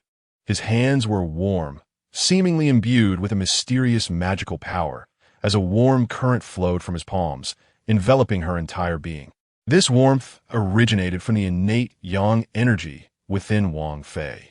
As the warmth spread, an unparalleled sensation of coolness and comfort enveloped her, invigorating her spirit and filling her with boundless energy. It was truly astonishing. It felt even more miraculous than consuming a miraculous elixir. Wang Fei, at this moment, was exceedingly delighted as he sensed a stream of innate spiritual energy entering his dantian, resulting in a slight enhancement of his cultivation. Although the increase was minimal, it was indeed a genuine improvement. Regrettably, Jolie did not possess a special constitution. The Yinyang Zhao Huaju indicated that when encountering women with special constitutions, the true essence within them would become particularly active. However, while massaging Zhou Li's feet, he did not detect any fluctuations of true essence. How do you feel, Zhou Li? Is my massage technique passable? Zhou Li, at this moment, felt her fatigue dissipate, her entire being brimming with vitality, and she responded in astonishment. Your massage technique is truly remarkable. I feel so much better. Wang Fei laughed heartily, asking, so, do you acknowledge my skills now? How about dinner tonight? Zhou Li replied. No need. I have no appetite right now. Wang Fei did not press further and inquired seriously. Do you know of any foot massage parlors in the city that hire male therapists? Preferably one that is larger and has a good business? Jolie was taken aback and asked, you can't be thinking of applying for a therapist position, can you? Didn't you just come into wealth? Surely you haven't become so poor after giving me 200,000 that you feel the need to work as a male therapist? That will make me feel guilty. Wang Fei clarified, no, please don't misunderstand. I am merely looking to experience life. You just experienced my massage technique. Don't you feel revitalized? Such an excellent massage technique deserves to be shared so that more women can experience it. Bah, Jolie spat, you rogue. This is just an excuse to flirt with women under the guise of being a therapist. I now seriously question how you came into your wealth. Wang Fei, bewildered, asked, what do you suspect? Jolie retorted, are you being supported by some wealthy woman? Let me tell you, Wang Fei, as a man, you must have integrity. There are ways to earn money, and there are ways that one must never pursue. Wang Fei chuckled, Jolie, you're overthinking. Do I look like a gigolo to you? Jolie scrutinized Wang Fei closely, remarking, you didn't seem like this before. You appeared quite ordinary back then. But now, the more I look, the more I see you possess an appealing charm, especially since you have learned this miraculous massage technique. Do you dare claim you didn't learn it to win the favor of wealthy women? Wang Fei was at a loss for words, unsure how to counter Jolie's claims. Well, I can't dictate your choices. In today's society, money speaks louder than anything else. No one cares how you earned it. As Jolie spoke, she took out her phone, searched through her contacts, and sent Wang Fei a number. I've sent you the contact for the manager of Detang Zhu Dao. If you wish to apply, just reach out to the manager directly. In Chapter 9, the new male therapist at the foot massage parlor, Jiang Shuya, was struggling with the recruitment of therapists when she received a call from a man. His voice was deep and hoarse, yet carried a magnetic charm that was quite pleasant to hear. This man was interested in applying for a therapist position. The establishment was in urgent need of male therapists, so without hesitation, Jiang Shuya instructed him to come in for an interview. The Tangzhou Dao is the most luxurious and high-end foot bath establishment in the city, spanning over 3,000 square meters and housing around 100 rooms of various sizes, all offering legitimate, all-natural foot massages. Currently, the Tangzhou Dao employs 46 female therapists and 4 male therapists. The foot massage industry typically sees a predominance of women, with male clientele mostly seeking services. However, in recent years, there has been a noticeable increase in female clients, possibly due to the liberating effects of feminist ideology or the growing number of affluent women in society. Jiang Shuya had been the manager for over 2 years and was consistently troubled by the challenge of recruiting male therapists. As many men would rather work in construction than in the foot massage industry, all for a misguided sense of pride. What era is this? As long as one earns money through their own abilities, wealth is wealth. Who cares how it is obtained? Around 6 o'clock in the evening, Jiang Shuya met the man who had called to apply. He had thick brows and bright eyes, with a charming smile that revealed perfectly aligned white teeth. Standing at approximately 175 meters, he was neither tall nor short among men, boasting a well-proportioned physique without any excess weight. Dressed in a tailored blue suit, he appeared to be in his mid-20s. This man was quite handsome and exuded a strong masculine aura, complemented by an indescribable charm that hinted at an otherworldly quality. They say first impressions are crucial, Jiang Shuya's initial impression of this man was exceedingly positive. She instinctively felt that if he were to become a therapist, he would undoubtedly be popular among female clients. Hello, I am Jiang Shuya, the manager of the Tangzhou Dao. What shall I call you, handsome? I am Wang Fei, and I am a few years older than you. You can call me Fei Gu. That is what my friends call me. Jiang Shuya shook hands with Wang Fei, noting that his palms were warm and well cared for, devoid of any roughness. Fei Gu, have you ever worked in the foot massage industry before? I have, but previously I served as a supervisor at a foot massage parlor. I have never worked as a therapist. Have you received formal training in foot massage techniques? Rest assured, since I dared to apply, I have definitely studied foot massage techniques, and my skills are quite competent. This is our pricing list. Take a look. The commission for each service is split evenly, and wages are settled daily. Is this acceptable to you? Yes. Working hours are from 1 p.m. to 1 a.m., and if you need to step out for any reason, please inform me in advance. Understood. Now, if you have any questions, feel free to ask. If not, you can start working today. Manager Jiang, I have 2 requests that I hope you will agree to. Please share your thoughts. First, I would like to only serve clients under the age of 50, and for those above that age, I would appreciate it if you could assign them to other technicians. Wang Fei is not making this request out of disdain for older female clients. Rather, it is due to the fact that the innate vital energy within the human body dissipates completely once one surpasses the age of 50. Clients devoid of this vital energy hold no interest for Wang Fei, who is here to cultivate his skills rather than merely serve as a technician. Additionally, I must mention that I will not attend to girls under 18, as their innate energy has yet to reach a mature and concealed phase, and collecting it could harm their health. Wang Fei has no desire to engage in such morally reprehensible actions for the sake of his cultivation. Of course, girls under 18 typically do not visit foot massage establishments, and even if they do, they would not be attended to. Therefore, this point is largely moot. This is unacceptable. Jiang Shuya's expression soured instantly. In our line of work, clients are akin to deities, and technicians cannot be selective. I will give you half of my wages every day. Wang Fei replied calmly, to be honest, I am here merely to experience life. Earning money is secondary. As the manager, you are responsible for disbursing wages daily, and regardless of how much I earn, half of it will be yours. What do you think? Jiang Shuya was momentarily taken aback. Although she was the manager, she was still an employee, earning just over $10,000 a month, while male technicians typically earn between $600 to $1,000 daily. Wang Fei's offer, which amounted to around $10,000 per month, was nearly equivalent to her salary, making this proposal difficult to refuse. Please share your second request. I hope to have flexible working hours. Sometimes I may arrive late or leave early, but generally, I will abide by the shop's rules. After a moment of contemplation, Jiang Shuya agreed, but insisted that this matter must remain confidential among the staff. Wang Fei smiled and assured her that he would not disclose it. Jiang Shuya then stood and extended her hand to Wang Fei, welcoming him to the De Tang establishment. I will show you around the shop and introduce you to your colleagues. Following Jiang Shuya, Wang Fei listened as she introduced the various areas of the shop. The Tang foot massage was larger and of a higher caliber than any establishment Wang Fei had previously visited. There were 60 massage rooms, a restaurant, several game rooms, 2 billiard rooms, storage rooms, a tea room, and a waiting area for the technicians. The shop employed 6 cleaning staff, 2 cooks, and front-of-house staff, including 2 receptionists, for customer service representatives, and 2 supervisors, making a total of 17 support staff, including Jiang Shuya.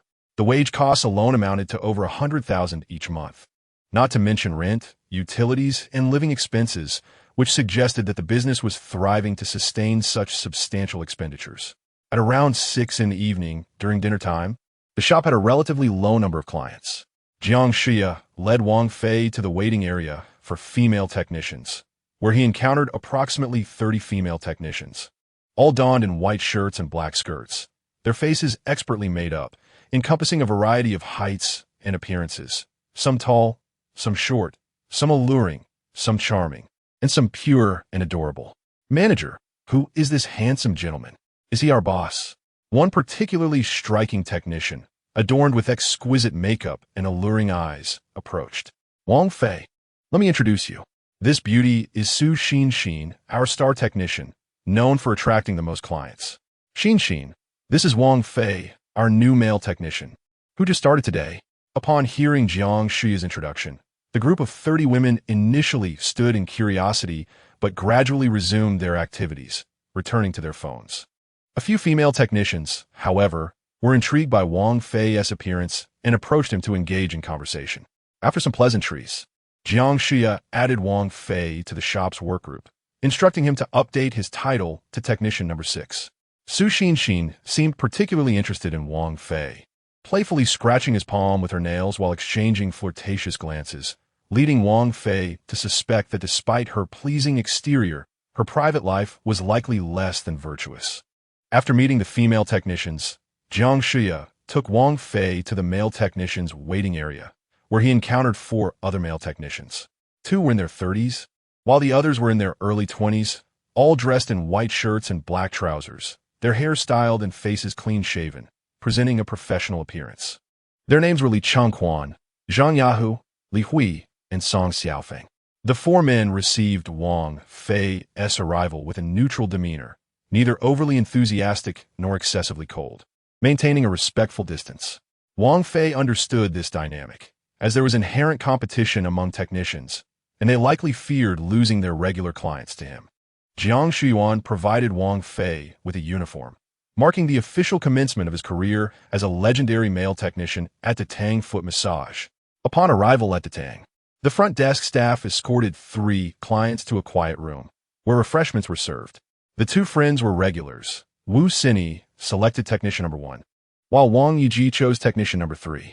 When the staff inquired about Li Zimo's preferred technician, she shook her head, indicating she rarely visited and allowing them to assign any male technician. Shortly thereafter, 3 male technicians in white shirts and black trousers entered the room, all in their 20s and quite handsome. Wu Jie, you're here. Same as usual, a Chinese massage plus a Thai massage, 2 hours in total. The technician, Li Hui, spoke confidently, despite his youth, having worked at the Tang for nearly 3 years and thus considered a seasoned technician. Wu Sini nodded, then turned to the last technician who had entered, asking, "Is that handsome guy new? I haven't seen him before." Li Hui replied, "Yes. This is our new colleague Wang Fei, who just started today." Wu Sini smiled. "Wang Fei looks quite spirited, don't you think, Ji?" Wang Yiji also smiled. "He is indeed quite charming.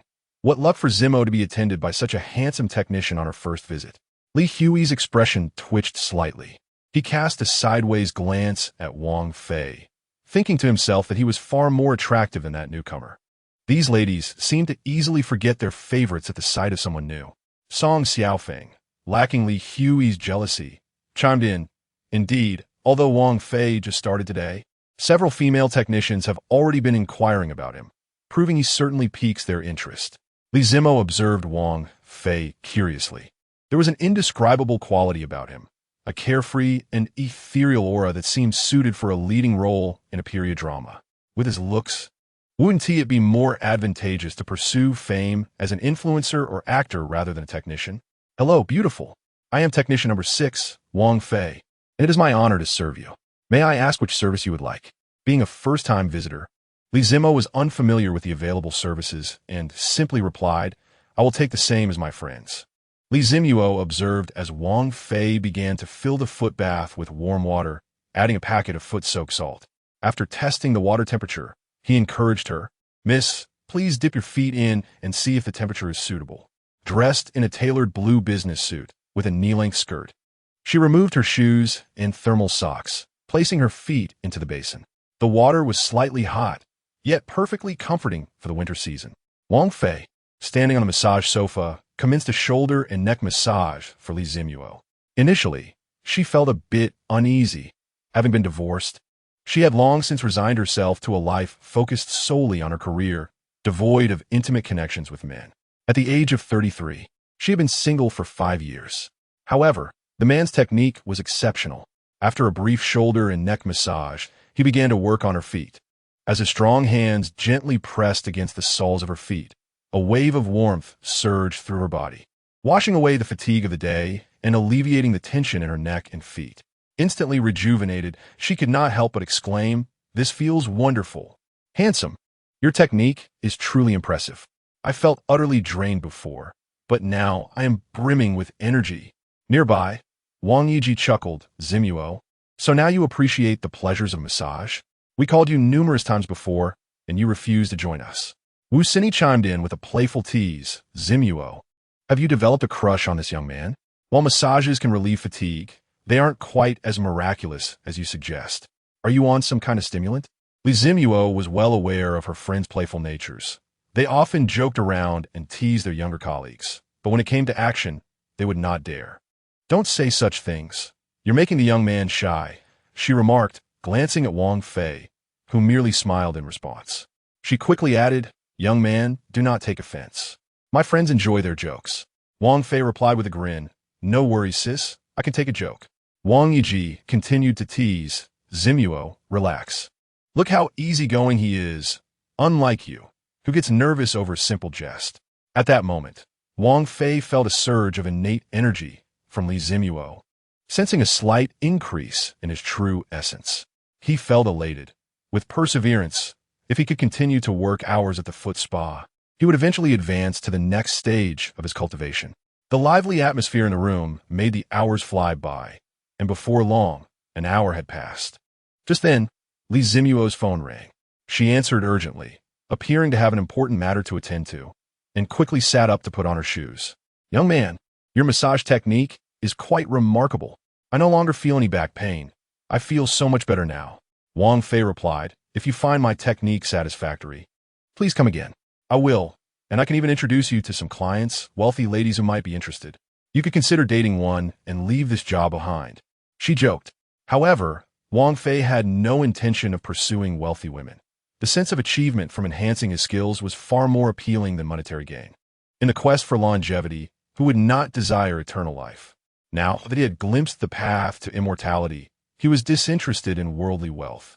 I am open to introducing clients, but as for seeking wealthy patrons, I prefer to earn my keep through my own efforts, he declared. Li Zimuo gave him a thumbs up, saying, You have integrity. Your mindset deserves our respect. Rest assured, I will refer clients to you in the future. I must take my leave now. She then bid farewell to her two friends and hurriedly exited. Chapter 11. Competing for clients an hour at Xianjing Foot Therapy lasts 80 minutes. So Wang Fei still had 20 minutes left. However, a client had to leave, and the establishment permitted technicians to finish early in such cases. Just as Wang Fei was about to exit the room, Wu Sini called out, Young man, don't go just yet. I want to experience your technique as well. Wang Fei replied, Did you not book for 2 hours? I can come back if you need an extension after your time is up. No worries, I will finish soon. Wu Sini assured him. Wang Fei felt a surge of joy. Having just absorbed Li Zimuo's innate energy, he sensed a minuscule yet real improvement in his true essence. If he maintained his routine at the foot spa, he would eventually progress in his cultivation. To him, true practitioners were those capable of flying with swords. He dreamt of the day he could soar through the skies with beautiful women by his side, far surpassing the thrill of driving luxury cars. Meanwhile, Li Hui, who was massaging Wu Sini, felt displeased. This newcomer was blatantly encroaching on his client. He shot a sharp glare at Wang Fei and then addressed Wu Sini, Sister Wu. I haven't finished your massage yet. The 2-hour session has not even reached 1 hour. Wu Sini dismissed his concern. Don't worry. I will cover the cost for the 2 hours. Just step out for a moment. I want to see what this young man can do. Li Hui was forced out of the room, harboring resentment towards Wang Fei and vowing to teach him a lesson about respecting his seniors. Wang Fei paid no mind to Li Hui's furious glare. It was not his fault the client requested his services. On adjacent massage table, Song Xiaofeng, while massaging Wang Yiji, curiously observed Wang Fei's technique, eager to learn. However, they were disappointed to find that Wang Fei's method seemed quite standard, lacking any extraordinary flair. This raised questions.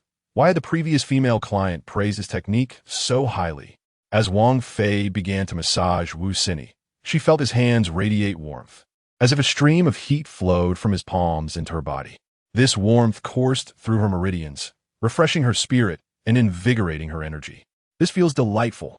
Young Wang, where did you learn this technique? I've only had a brief session, and I already feel so much better. Wang Fei successfully absorbed Wu Sini's innate energy. Responding with a smile, Sister Wu, do you feel revitalized? Indeed, it's quite remarkable. I've visited many massage parlors, and though many claim to have excellent techniques, I must admit, yours is the most soothing. From now on, I will specifically seek you out. Hearing this, Song Xiaofeng grew even more perplexed. Wang Fei's methods appeared rather conventional. Why were the clients so enamored? He felt a twinge of concern that Wang Fei might steal all their regular clients. After some time, roughly half an hour later, Wu Sini glanced at her watch and said, "Yi, why not let young Wang massage you? You often complain about neck pain. A session with him will surely help." Wang Yi hesitated, intrigued. Is it really that miraculous? Wu Sini replied candidly, "Why would I deceive you? I felt significantly better after just a short while. You should try it and see for yourself." Wang Yi glanced at Song Xiaofeng and said, "Xiao Song, you may take a rest. We will continue to purchase as usual. I will first test Xiao Wang's technique." Song Xiaofeng was quite pleased, as it meant he could avoid exerting himself while still receiving payment. Such an opportunity was rare. He cheerfully took his foot massage toolbox and exited the room. Wang Fei began to massage Wang Yi. After merely 2 minutes, a wave of warmth coursed through Wang Yi's body, instantly revitalizing her. "This is remarkable. I feel so much more energetic, and my cervical spine no longer aches." "Xiao Wang, you possess extraordinary skills." Wang Fei chuckled. "Sister Wang, this is my unique massage technique. You won't experience anything like it in other massage establishments." Wang Yi noticed Wang Fei's hands were quite warm. The areas he touched tingled pleasantly, a truly enjoyable experience. Regrettably, time was limited this evening as they had a dinner engagement to attend. "Xiao Wang, your massage skills are truly commendable. My cervical spine is completely pain-free now, and I feel revitalized. I will ensure to purchase a few more sessions for you as a tip." Wang Fei, now the cultivator, had lost the previous desire for worldly wealth. As one's realm evolves, so too do one's aspirations and perspectives. However, Wang Yi's good intentions made it difficult for Wang Fei to decline. He could only express his gratitude. Once the 2 clients departed, Wang Fei reported his hours in the workgroup. Shortly thereafter, the front desk cashier messaged him, indicating that the previous clients had purchased 10 sessions. Specifically, the most expensive Supreme Essential Oil package at $298 each. The 2 women were indeed quite generous. Upon returning to the technician's room, Li Hui rushed forward to confront Wang Fei. "What do you mean by this? Are you stealing my clients in my presence? Do you understand the rules?" Wang Fei retorted sharply, "Who is stealing your clients? Are you out of your mind? It is up to the clients whom they choose." Li Hui was infuriated, clenching his fists, wishing he could strike this detestable young man. Wang Fei glanced at him disdainfully. "What? Do you wish to fight? It's not that I look down on you, but even 100 of you wouldn't be enough to contend with me." Li Hui hesitated, knowing he was physically weaker compared to Wang Fei, who possessed a robust and powerful build. If a fight ensued, he would undoubtedly be the one at a disadvantage. "Do not be so arrogant. Your time will come." Li Hui spat out angrily before turning to sit on the sofa. Wang Fei deemed it unworthy to engage with someone of such low caliber, as he considered himself a cultivator and had no need to quarrel with mere mortals. In the subsequent 2 hours, Wang Fei completed 2 more sessions and successfully gathered 2 strands of innate energy. Unfortunately, he did not encounter any women with special constitutions. The Yin-Yang Zhao Hua Zhu mentioned such women were exceedingly rare, occurring only once in thousands. It appeared to be true. Notably, the innate energy collected from the human body does not dissipate immediately.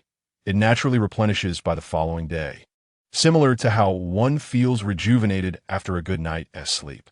Of course, there may be deeper reasons behind this phenomenon that Wang Fei had yet to comprehend. Hence, it meant that Wang Fei could only gather energy from each client once daily, estimating that he could wash 5 feet per day on average.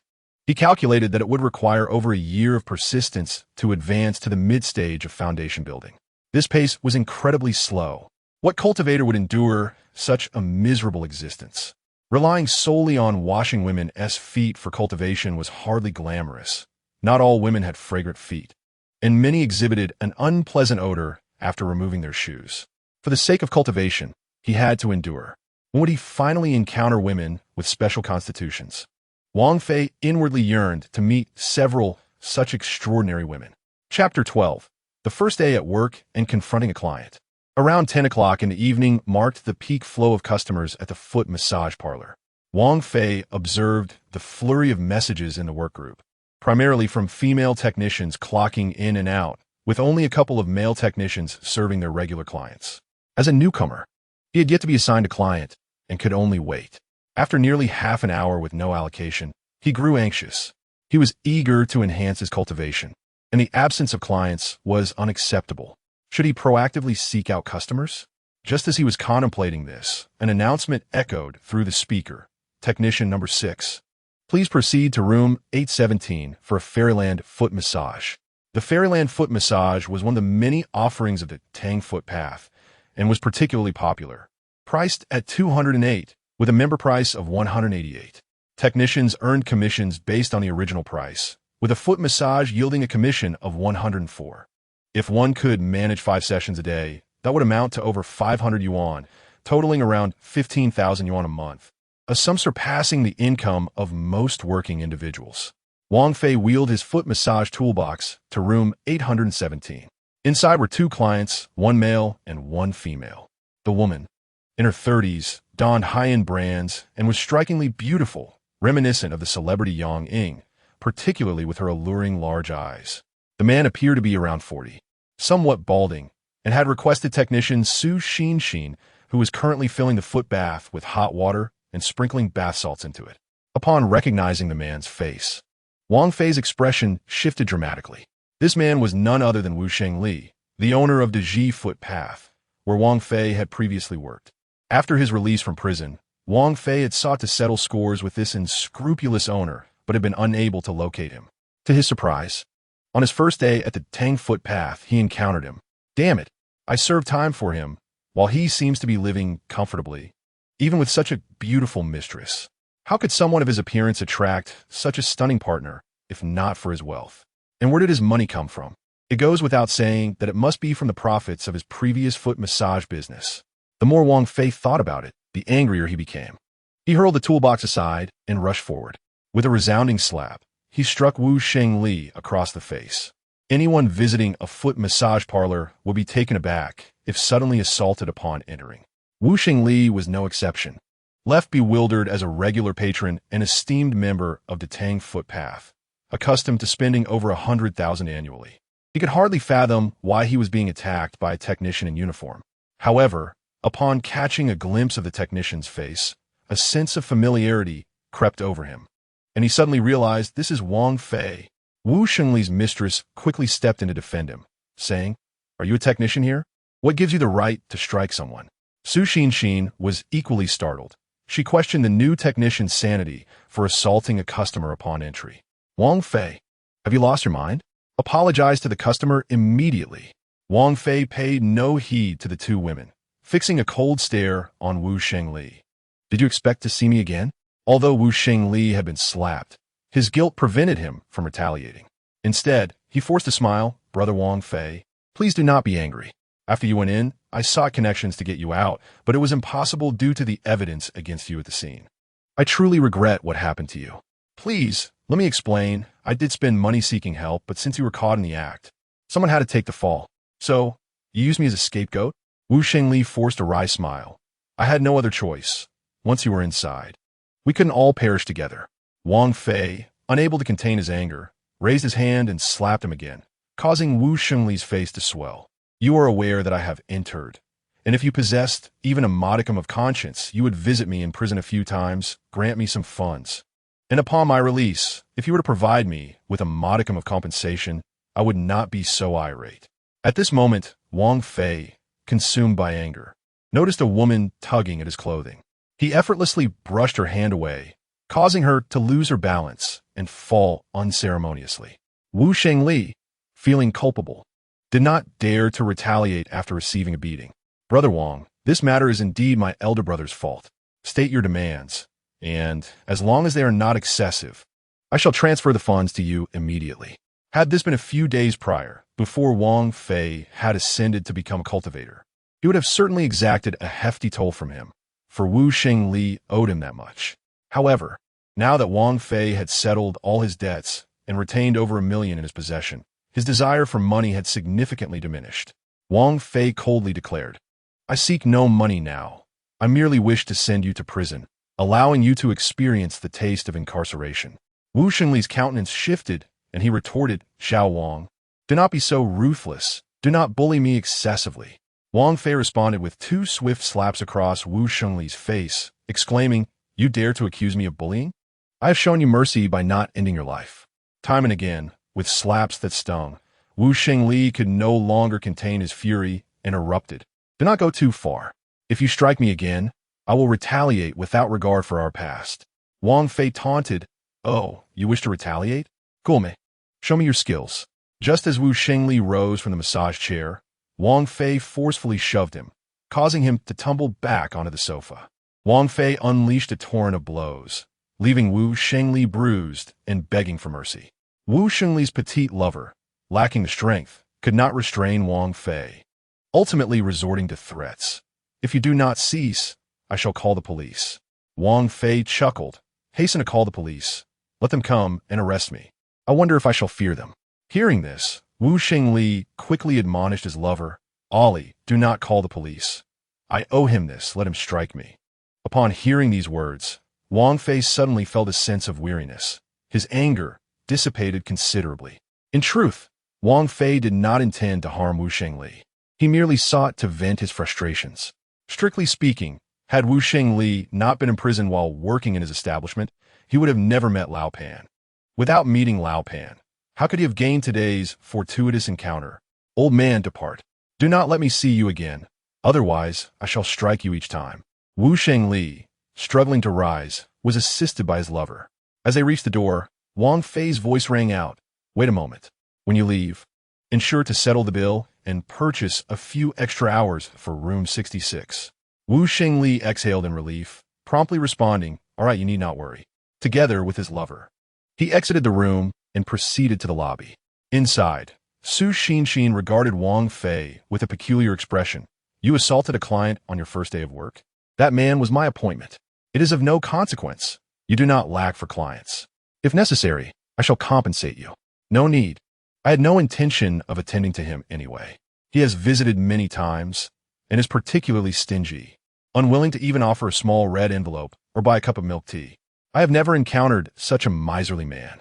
However, not long after, Su Xinxin received a message from the front desk stating that the client had just purchased 50 hours for her.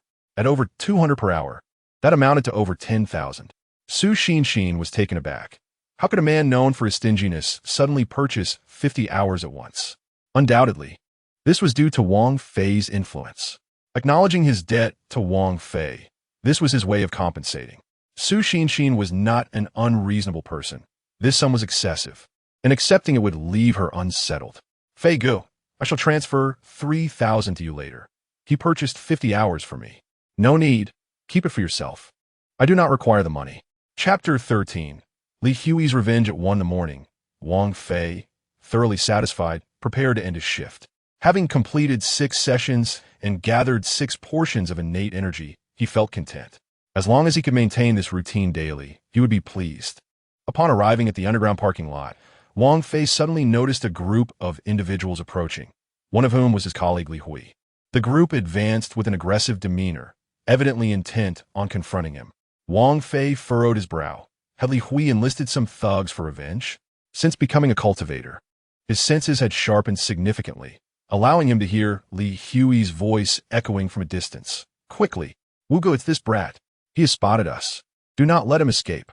Wang Fei had no intention of fleeing. As a cultivator, he was not to be intimidated by mere mortals. Before long, the group stood before him, and Wang Fei was taken aback to recognize their leader. The man, in his 30s, bore a scar across his face, sported a crew cut, and had a thick brow adorned with a bushy beard. This man, named Chen Wu, had previously been convicted for multiple offenses, including gang affiliation and operating an illegal gambling den, resulting in a 10-year sentence. With a year remaining upon his full term, he had likely just been released. Chen Wu, what do you intend to do? TSK, weren't you boasting in prison about how formidable you were? How is it that you have fallen to the position of a henchman? Chen Wu's eyes widened as he scrutinized Wang Fei, before suddenly exclaiming, What the hell? You are the chicken head Wang. Wang Fei's expression darkened. He had been imprisoned for the crime of facilitating prostitution, earning him the nickname Chicken Head Wang among his fellow inmates due to his surname. Chen Wu, do refrain from shouting. Call me Wang Fei. Chen Wu chuckled, feeling a sense of camaraderie upon encountering a former cellmate. At that moment, Li Hui sensed something amiss and hurriedly cautioned, Wu Ge, I've already paid you. You must not let your acquaintance with him influence your actions. With a swift motion, Chen Wu delivered 3 resounding slaps to Li Hui's face, reprimanding him. You dare to touch my brother? Li Hui, stunned, replied in a quavering voice, Wu Ge, you accepted payment but are not fulfilling your end of the bargain. Why strike me? Chen Wu, internally vexed, recalled that before his imprisonment, he had been doing well. However, after 10 years behind bars, he returned to find a changed society. In the past, one could thrive through sheer brutality, but with the nation's legal system strengthening and a crackdown on organized crime, the environment for his kind had vanished. 3 hours prior, a childhood friend had contacted him, offering a job to intimidate and beat up a male therapist for 8,000, which he readily accepted. He gathered a few friends and began waiting in the parking lot at midnight, only to discover that the target was a former cellmate. Despite his current circumstances, Chen Wu would never turn against a fellow inmate, especially one with whom he had shared the same bunk. Wang Fei understood Chen Wu's predicament and inquired, How much did you accept from him? 8,000, replied Chen Wu. If you do not intend to fulfill the task, return the money. Otherwise, I shall report you to the authorities. Chen Wu was infuriated, seizing Li Hui's collar and delivering another 3 slaps, swelling Li Hui's face. If you dare to report me, I will end you. Li Hui, now in despair, lamented the turn of events. He had initially aimed to retaliate against Wang Fei, only to find himself the victim of violence. He had heard of Chen Wu's reputation. During his elementary school years, Chen Wu had already gained some notoriety in Qingshan Street. But by the time Li Hui reached the 8th grade, he learned that Chen Wu's gang had been apprehended. Having overheard the conversation between Chen Wu and Wang Fei, Li Hui realized their connection, understanding that Wang Fei, too, was a formidable individual who had just come out of prison. Regret filled him for provoking Wang Fei. Wang Fei tugged at Chen Wu, saying, Forget it, don't hit him anymore. After all, he is my colleague. Chen Wu retorted angrily, This brat has ulterior motives. While you treat him as a colleague, he is looking for someone to deal with you. Wang Fei turned around, his gaze icy, locking on Li Hui. In the future, do not provoke me without reason, or I shall not be courteous next time. Wang Fei did not utter any harsh words, yet the moment Li Hui met his gaze, it felt as though he had been targeted by an ancient, colossal beast. The frigid, emotionless stare sent chills down his spine. Terrified, Li Hui stammered, Fais-je. I want to dare again. Wang Fei pulled out a stack of cash, counting out 8,000 for Li Hui. Here, take your money back, and you may leave. Li Hui accepted the money and fled in haste. Chen Wu, let us find a place to enjoy some barbecue and have a few drinks together. Wang Fei glanced at the 4 brothers accompanying Chen Wu. Since they were Chen Wu's friends, they were not outsiders, so he suggested they join him for drinks. The men, seeing Wang Fei's extraordinary demeanor and his emphasis on loyalty, were eager to befriend him and readily agreed. They headed to a long barbecue nearby. Wang Fei, Chen Wu, and the others gathered around a table, relishing barbecue and sipping beer. Wang Fei, weren't you previously working at a foot massage parlor? How come you're a technician now? Being a technician pays well. One can earn 1 to 2,000 a day. Really? 2,000 a day? Chen Wu's eyes widened. He was desperate to earn money and thought, Is your establishment not reputable? Are male technicians merely doing what I think? If there's such a high income, I want to work there too. Wang Fei replied, Our place is a legitimate green foot therapy center. There is nothing like what you imagine. I was lucky yesterday to encounter a wealthy patron who booked me for 10 hours. Otherwise, I would only earn a few hundred daily. Chen Wu remarked, Even a few hundred a day is decent. Is your place hiring? Wang Fei glanced at Chen Wu's scarred face, his fleshy cheeks, and his scruffy beard, shaking his head. This line of work isn't for you. Your appearance doesn't suit it. Unwilling to give up, Chen Wu insisted, Brother, do I really look that bad? Perhaps some wealthy women prefer rugged men like me. Wang Fei sighed. Brother, it seems your return has not been easy. You're even considering such options. Chen Wu replied, To be honest, I've been out for half a year and find this society completely unfamiliar. I can't adapt. Over the past 6 months, I've tried various jobs, construction sites, delivery, but none lasted a month. Not only are the wages low, but the treatment is unbearable. With my temperament, how can I endure such indignities? Though Chunwu did not articulate it, Wang Fei understood his plight, having gone through something similar upon his release. Chunwu, don't rush. Take it slow and work on your temper. Otherwise, finding a job will be challenging. Chunwu raised his glass, clinking it with Wang Fei's, downing a beer in one go. You truly have a knack for finding such easy and lucrative work. Being handsome makes a difference, huh? I don't even know how I will survive. Wang Fei could only console him. No rush. Take your time. If you find yourself in dire straits, let me know. I'll help you out. Chunwu was touched and poured another glass. Here's to you, Wang Fei. I am genuinely glad to have met you today. You're the first fellow inmate I've encountered since my return. Wang Fei thought of Lao Pan and felt a stir in his heart. How is Lao Pan doing in there? Chunwu looked puzzled. Which Lao Pan? Pan Fuge, that old fellow who was imprisoned for tomb raiding. Oh, him. He is still the same. His personality is peculiar, rarely interacting with others. I don't know him well. He probably has several years left before he is released. Wang Fei felt he should treat Lao Pan better. He owed him a debt of gratitude for his transformation into a cultivator. Chunwu, do you have time tomorrow during the day? Accompany me to the prison. I want to visit Lao Pan and bring him some gifts. The new year is approaching, and I want him to enjoy it as well. Chunwu was somewhat taken aback. Are you that close to Lao Pan? You even want to visit him? Fine. I'm currently unemployed, so I have plenty of time. What time shall we meet? You can pick me up, and we'll go together. Chapter 14. At the entrance of the first prison of Longcheng, Wang Fei. Why are you buying so many cigarettes? And they're all 1916. 30 cartons? That must be 30,000, right? Chunwu had previously thought Wang Fei was not doing well, hence his work as a technician at a foot massage parlor. However, seeing him purchase cigarettes worth nearly 30,000 a day, he wondered how he could resemble an ordinary office worker. Chunwu felt puzzled. Could being a male technician at a foot therapy parlor really be that profitable? I arranged a lunch with Officer Zhou and Director Wu today, and these cigarettes are a gift for several guards from our prison. You know, they took good care of me while I was inside. It's only right to treat them.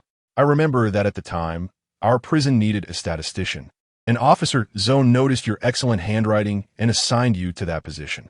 Many old inmates thought you had used money to gain favor. I have no money to buy favors. Wang Fei sighed. Both Officer Zhou and Director Wu are quite decent. If it weren't for their care, my time in prison would not have been so bearable. You have no idea how envious I am of you. You arrived at the prison not long ago and secured such a relaxed position. I spent 10 years in prison working on sewing machines, and every day I was sore all over. In the car, Wang Fei and Chunwu were waiting for Officer Zhou and Director Wu while engaging in casual conversation. Before long, Wang Fei spotted Officer Zhou and Director Wu exiting the prison gates. "Zhou Wu, over here." Wang Fei leaned out of the car to greet them. Officer Zhou, named Zhou Jun, was 26 years old, a graduate of the police academy, and had only been working for a few years, primarily in the 5th District, where inmates referred to him simply as Zhou. Director Wu, named Wu Wei, was 36, a seasoned officer within the judicial system. Zhou Jun and Wu Wei got into the backseat of the car, and Wang Fei started the engine, driving away from the prison. "Hey, Wang Fei, looks like you're doing well. You bought a car?" Wu Wei remarked upon noticing Chunwu in the front passenger seat. Chunwu felt a bit intimidated by Wu Wei, as he had been under his supervision during his incarceration, creating a psychological shadow. Even after his release, seeing Director Wu still made him uneasy. "Director Wu, Zhou, I happened to run into Wang Fei yesterday, and he mentioned wanting to see you both, so I came along." "Good, you're thoughtful. Many inmates complete their sentences each year, and you are the first to think of visiting us." Wu Wei smiled at Chunwu. "Chunwu, it's been several months since your release. Have you adjusted to life outside? To be honest, I'm really struggling. It's been nearly half a year since I got out, and I still haven't found a job. Sigh, earning money is tough." Wu Wei reassured him, "No rush. As long as you are diligent, you will be able to make a living." Soon, the car stopped in front of an elegant restaurant. Its sign adorned with 3 grand characters, Pin Shanju. The parking lot was spacious, and upon exiting the car, Chunwu noticed the restaurant's beautiful architecture, reminiscent of ancient styles with a gravel path, redwood pavilions, and rock gardens, exuding the charm of the Jiangnan water town. Undoubtedly, This restaurant was of high caliber. Wang Fei reserved a quiet private room, where two beautiful waitresses clad in vibrant red kipeos washed the utensils as they awaited the guests' orders. Wang Fei presented the exquisite menu to Zhou Jun and Wu Wei, inviting them to order. Zhou Jun appeared somewhat sullen, hardly speaking, while Wu Wei opted for several common, reasonably priced dishes from the menu. Wang Fei, observing the situation, smiled and said, "Wu Jian, there's no need to spare expenses on my account. I can certainly afford a meal." Subsequently, he ordered a few more dishes, aware that Zhou and Wu Jian had work commitments in the afternoon. So he refrained from ordering alcohol, opting instead for some beverages. Wu Wei, with a grin, inquired, "It seems you're doing quite well. Where have you found such good fortune?" Wang Fei replied, "I am involved in the liquor agency business, serving as the general agent for a brand called Maoxiang Yuyi. I made some money, but I have since handed it over to someone else." In truth, Wang Fei had not profited from the liquor agency. Rather, he had lost everything. However, he felt a need to maintain his pride and could not bring himself to confess to Wu Jian that he was working in a foot massage parlor. So he presented this narrative instead. Wu Wei chuckled, "I know that brand. It is a sub-brand under a certain station and is not inexpensive." The group then began reminiscing, listening to Wu Wei recount stories from his time in prison, such as the notorious real estate mogul Zhou Jianye, who had been imprisoned and was assigned to Wu Wei's jurisdiction in the Fifth Ward. Initially, Zhou had been quite unruly, but now he was obediently working at a sewing machine. Wu Wei appeared to be in high spirits today, particularly pleased that Wang Fei had come to visit him and treat him to a meal. However, Zhou Jun seemed troubled, wearing a frown and remaining taciturn. Wang Fei, being eloquent, praised Wu Wei's character, causing Wu Wei to beam with delight, even rising to clink glasses with Wang Fei. In fact, it was Officer Zhou who suggested you take up the statistics position in the ward. He mentioned that your handwriting is exceptional and that you are quite clever, making you suitable for the role. I remember having a conversation with you about it, and I thought you were quite capable, so I appointed you. I did not expect you to remember it. You are indeed a nostalgic person." Zhou Jun also raised his glass to Wang Fei, stating, "I have always believed that not everyone who enters prison is a villain beyond redemption. Having worked in the prison system for nearly 5 years, I have encountered all types of offenders with various charges, and I have found that most are fundamentally good-hearted. Many have committed crimes due to ignorance of the law or in a moment of anger. For instance, Wang Fei, you initially chose to work in a foot massage parlor simply for the high wages, not realizing that it could be construed as aiding in organized prostitution, which is against the law." Wang Fei reflected, "Zhou is correct. Had I known that working in that foot massage parlor would lead to imprisonment, I would never have taken that path." Wu Wei reassured him, "It is all in the past now. What matters is to look to the future. Just look at you now. You are doing remarkably well, embodying the demeanor of a successful entrepreneur. By the way, are you married?" Wang Fei replied, "Not yet. After all, I have a criminal record, making it difficult to find a suitable partner." Wu Wei countered, "Nonsense. In today's society, having wealth equates to capability. No one cares about your past indiscretions. Keep striving, and when the time comes, do remember to send me, an Officer Zhou, an invitation to your wedding." As they dined and exchanged stories, Wang Fei took the opportunity to inquire about Lao Zhou's situation, learning that he was faring well in prison.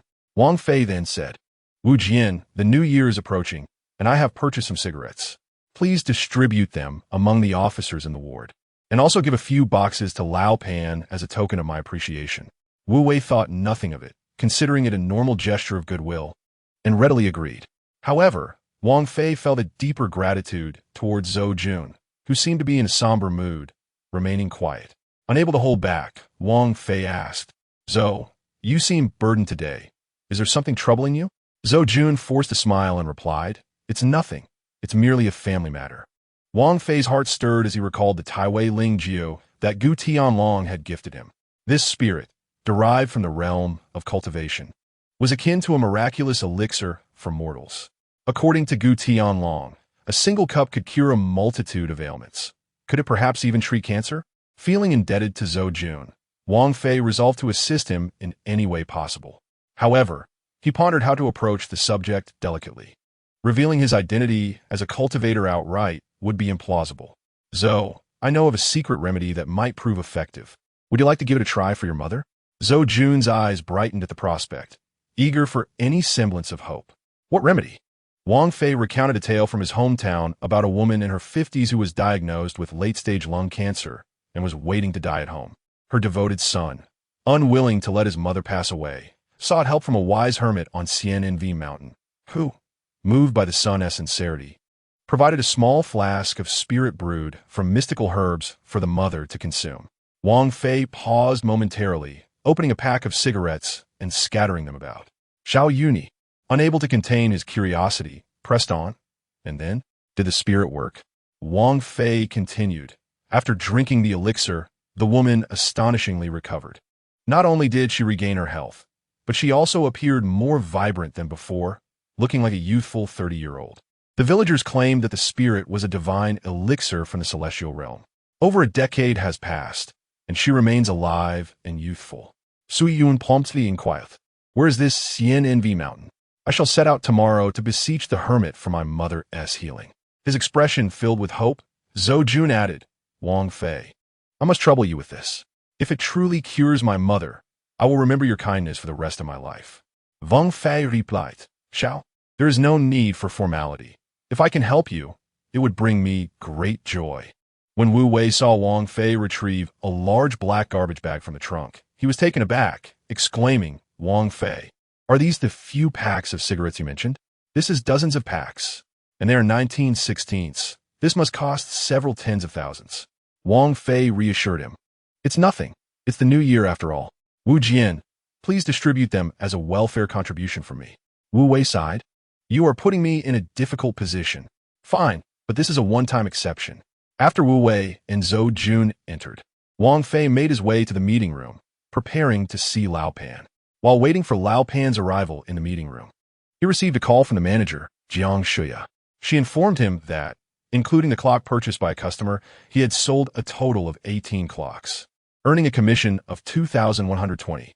In accordance with their agreement, she would transfer 1,060 to him and asked if Wang Fei had any objections. Wang Fei had none. He had grown indifferent to money, focusing solely on his cultivation, aspiring to reach the mid-foundation stage and learn sword flight. He informed Jiang Shuya that he would only work at night from now on, to which she readily agreed. After hanging up, Wang Fei waited a while longer until he finally spotted Lao Pan being escorted by the guards. Through the thick glass window, Wang Fei noticed that Lao Pan had shaved his head, his eyebrows turned white, and he appeared significantly older than 2 years prior. Lao Pan, upon seeing Wang Fei, beamed with joy, breaking into a broad smile. He picked up the phone and pointed at the landline opposite him, signaling Wang Fei to answer. This was Wang Fei's first time in a meeting room. He grasped the receiver, and Lao Pan's voice came through, "Good lad, you've grown your hair. You look much more spirited." Wang Fei chuckled. "Is there any tobacco to smoke in there?" Lao Pan responded, "You charged 5,000 to my car before. It's nearly all gone by now. If you don't come to replenish it, I might have to quit smoking." Wang Fei reassured him, "I will definitely come. After all, you have helped me a great deal. Once you are out, I will support you in your old age." Lao Pan caught the implication in Wang Fei's words and was momentarily taken aback, thinking, "Hey, this lad really sold that peculiar-looking item that resembled a black-and-white television?" He had sought many antique dealers in vain, only to be ridiculed for his folly.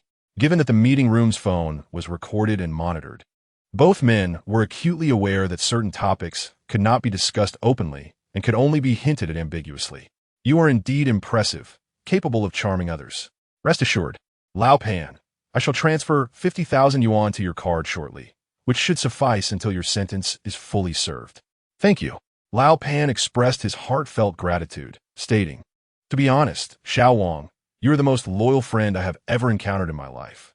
"It is my duty," Xiao Wang replied.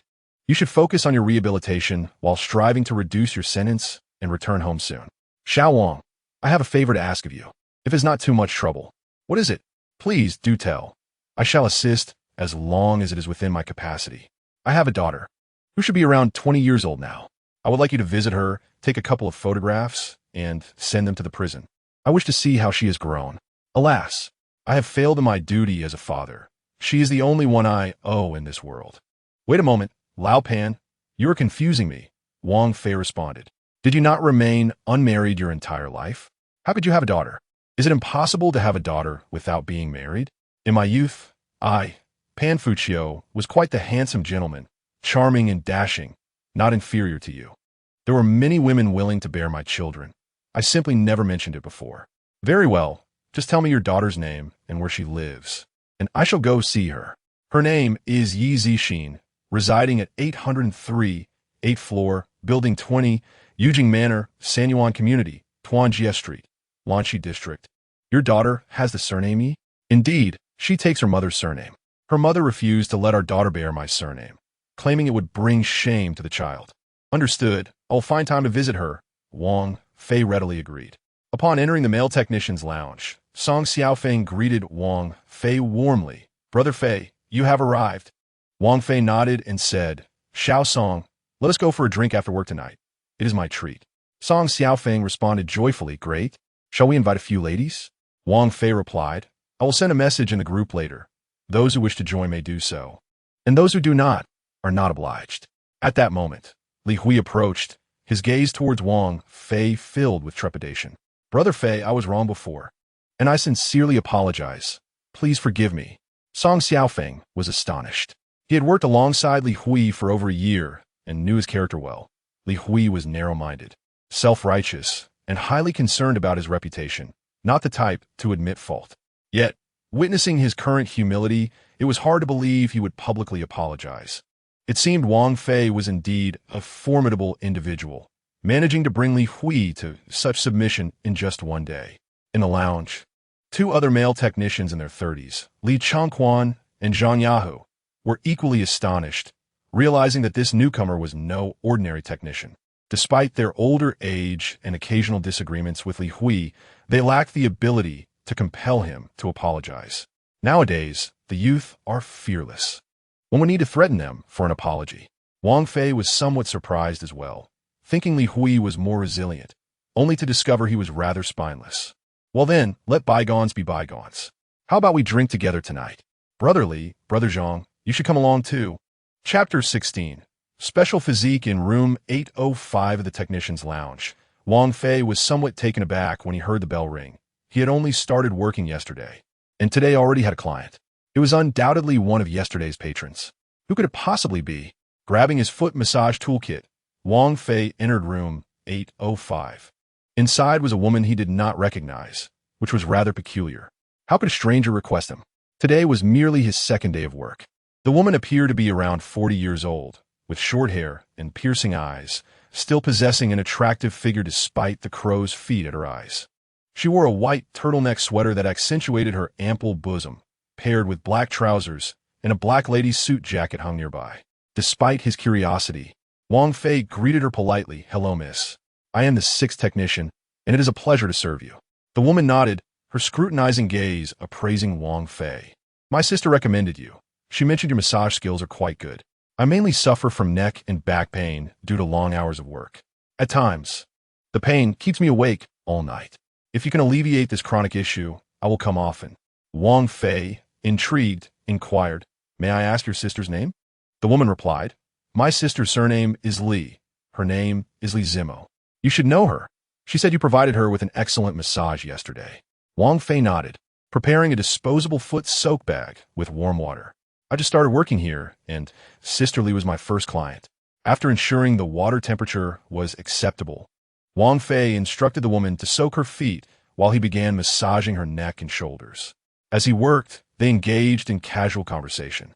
Initially, the woman hesitated to reveal her name and occupation, but eventually, she inadvertently disclosed her identity.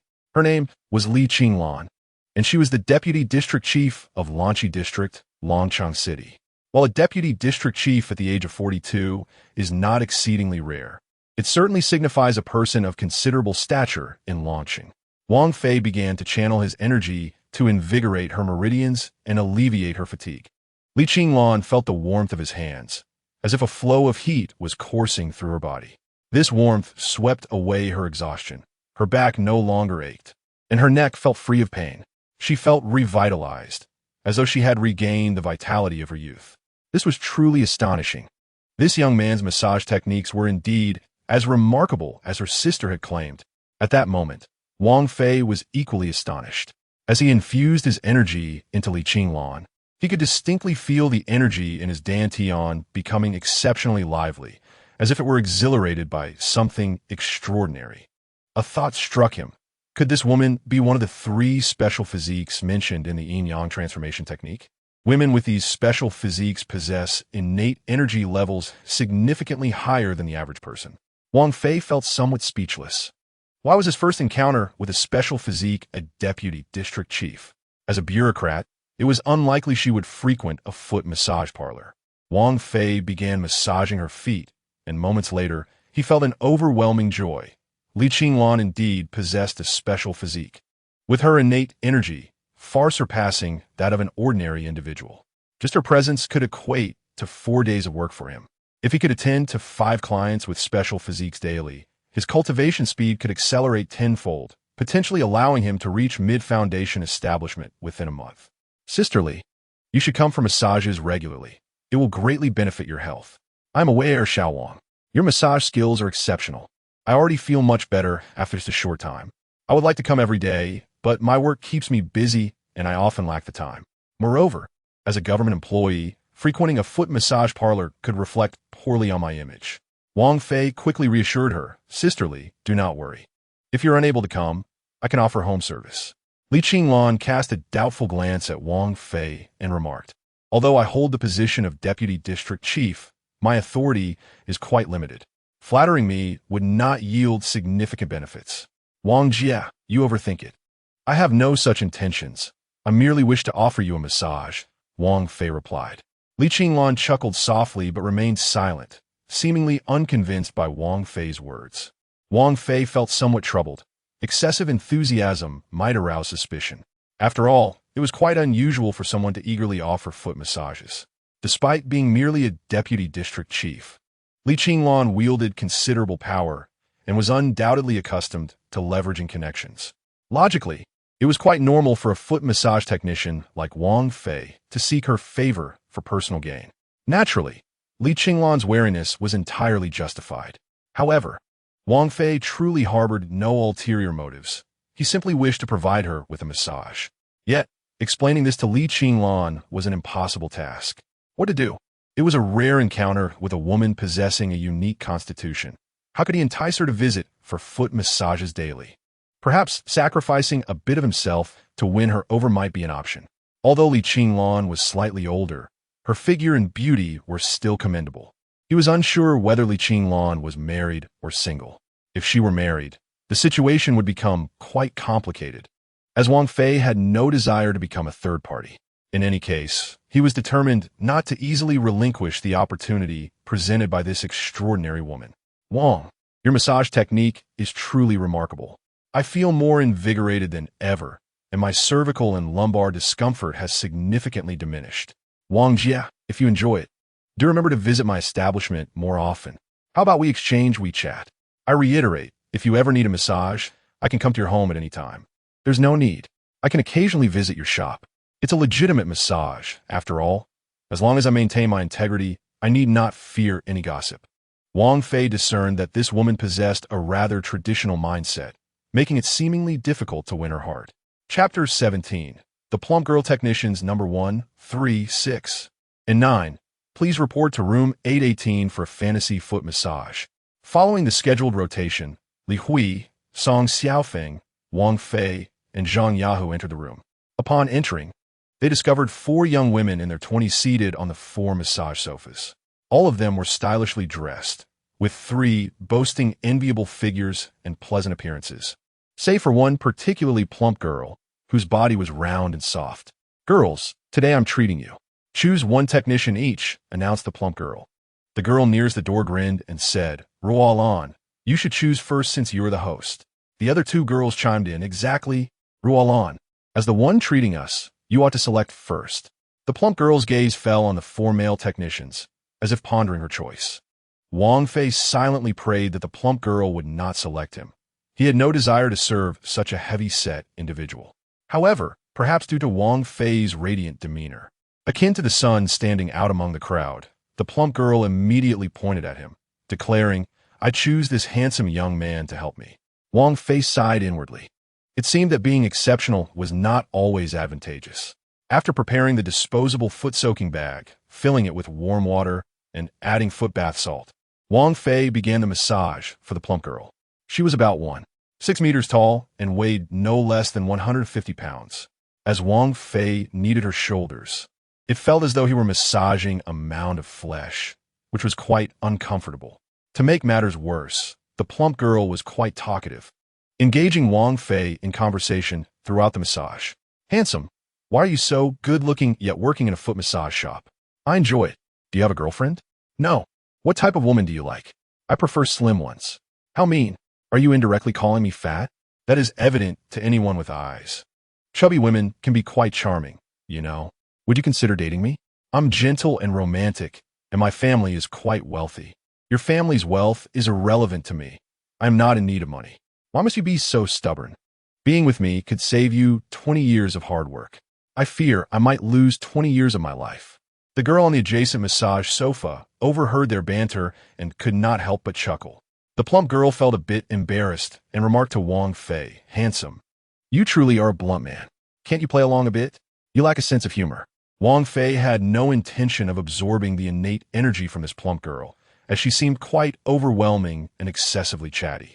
He worried that if she found the experience enjoyable, she might come to the shop daily, which would be a torturous ordeal. Though he was not particularly superficial, he preferred to encounter more aesthetically pleasing faces during work.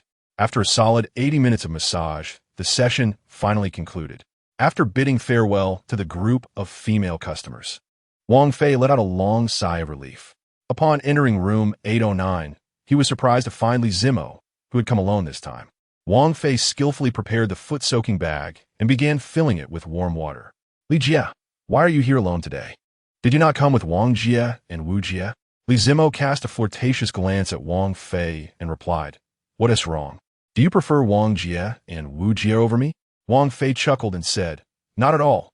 Li Jie, you are even more beautiful than Wang Jie and Wu Jie."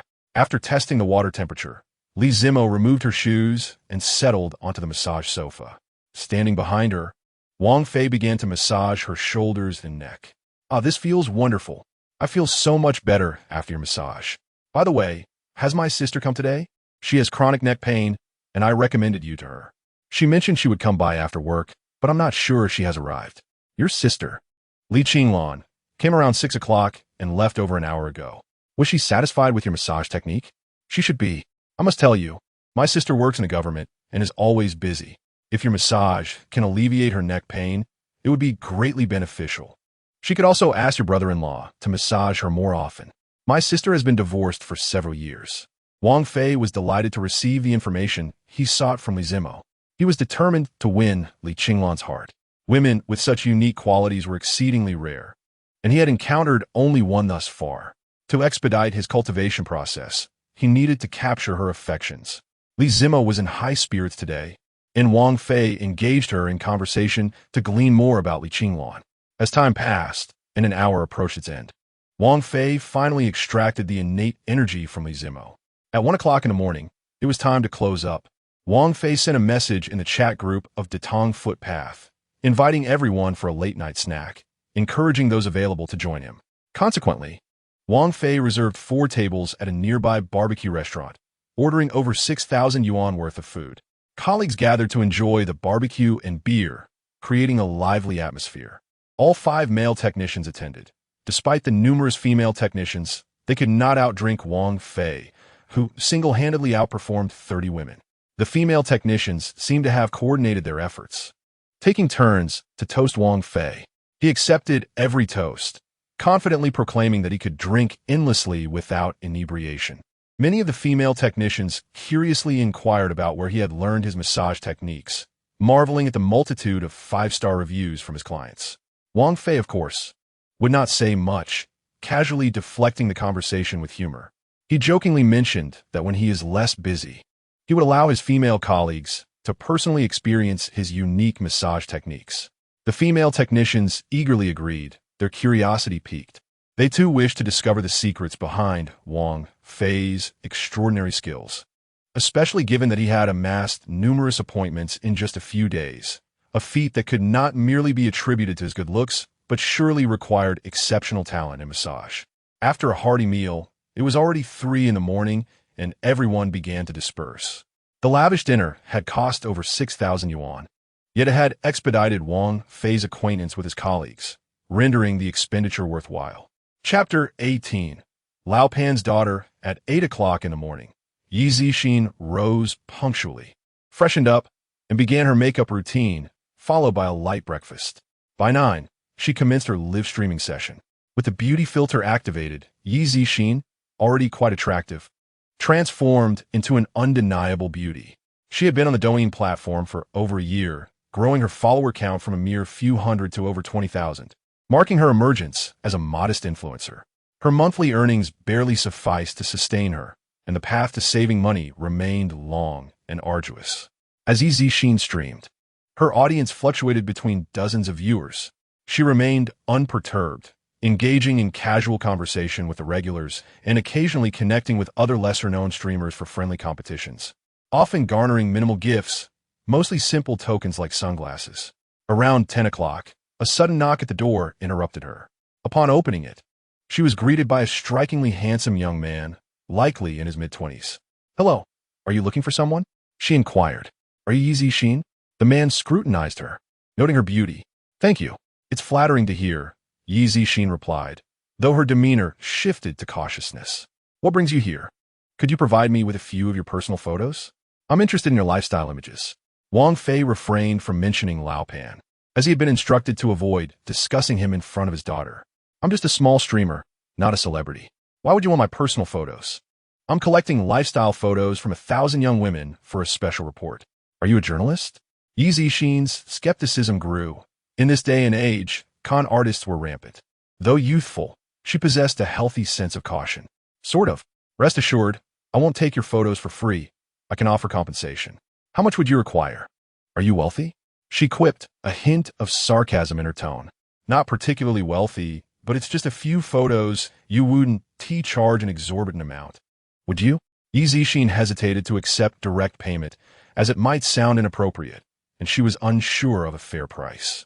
After a moment's thought, she devised a plan. "How about this? I'll connect with someone for a competition. If you help me win 2 matches, I'll provide you with a few of my photos." "Deal. However, you'll have to wait outside while I go in to compete. If you help me win, you'll definitely get the photos." As she prepared to close the door, she heard Wang Fei call out, "Wait. What platform are you on, and what is your account name?" Yi Zixin was puzzled. She had thought the man might be one of her fans since he knew her name, yet now he didn't even know her platform. "You know my name, but not where I stream?" Wang Fei casually explained. "I inquired at the community committee, which supports our current social survey activities." With that, Yi Zixin relaxed, saying, "I'm on Douyin. My account is easy. Hurry and join my live stream. I'll find someone to compete against."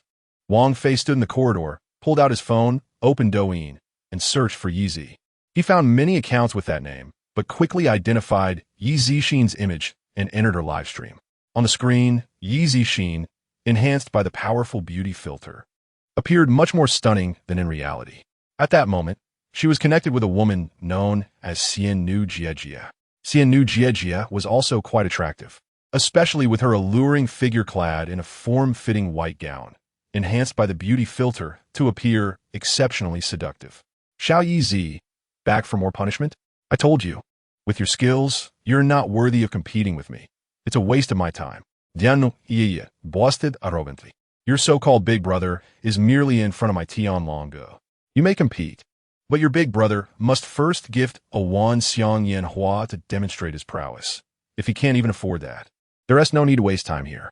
Yi Zixin called out in the live stream, "Big brother, are you here? Please respond if you are." Wang Fei, using the Douyin account Big Fei Gu, a level 0 account that had never spent money, saw Yi Zixin's call and quickly responded in the chat. "I'm here. No witties." Jiang Nuiye burst into laughter.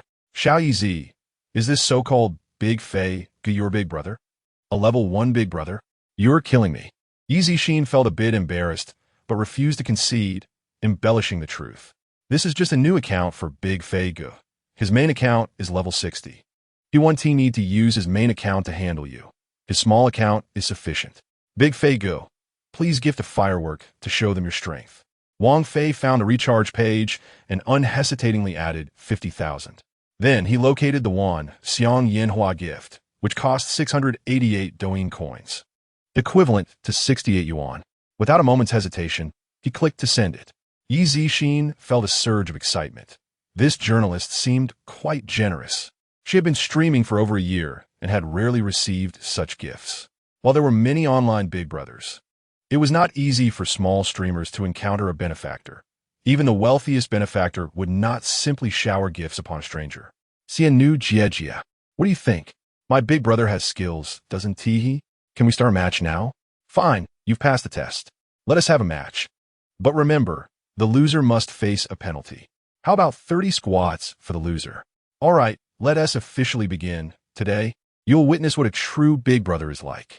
Just as Xianu Jie finished speaking, a user named Wei Tianlong gifted a Tuan Yuan, valued at 666 yuan.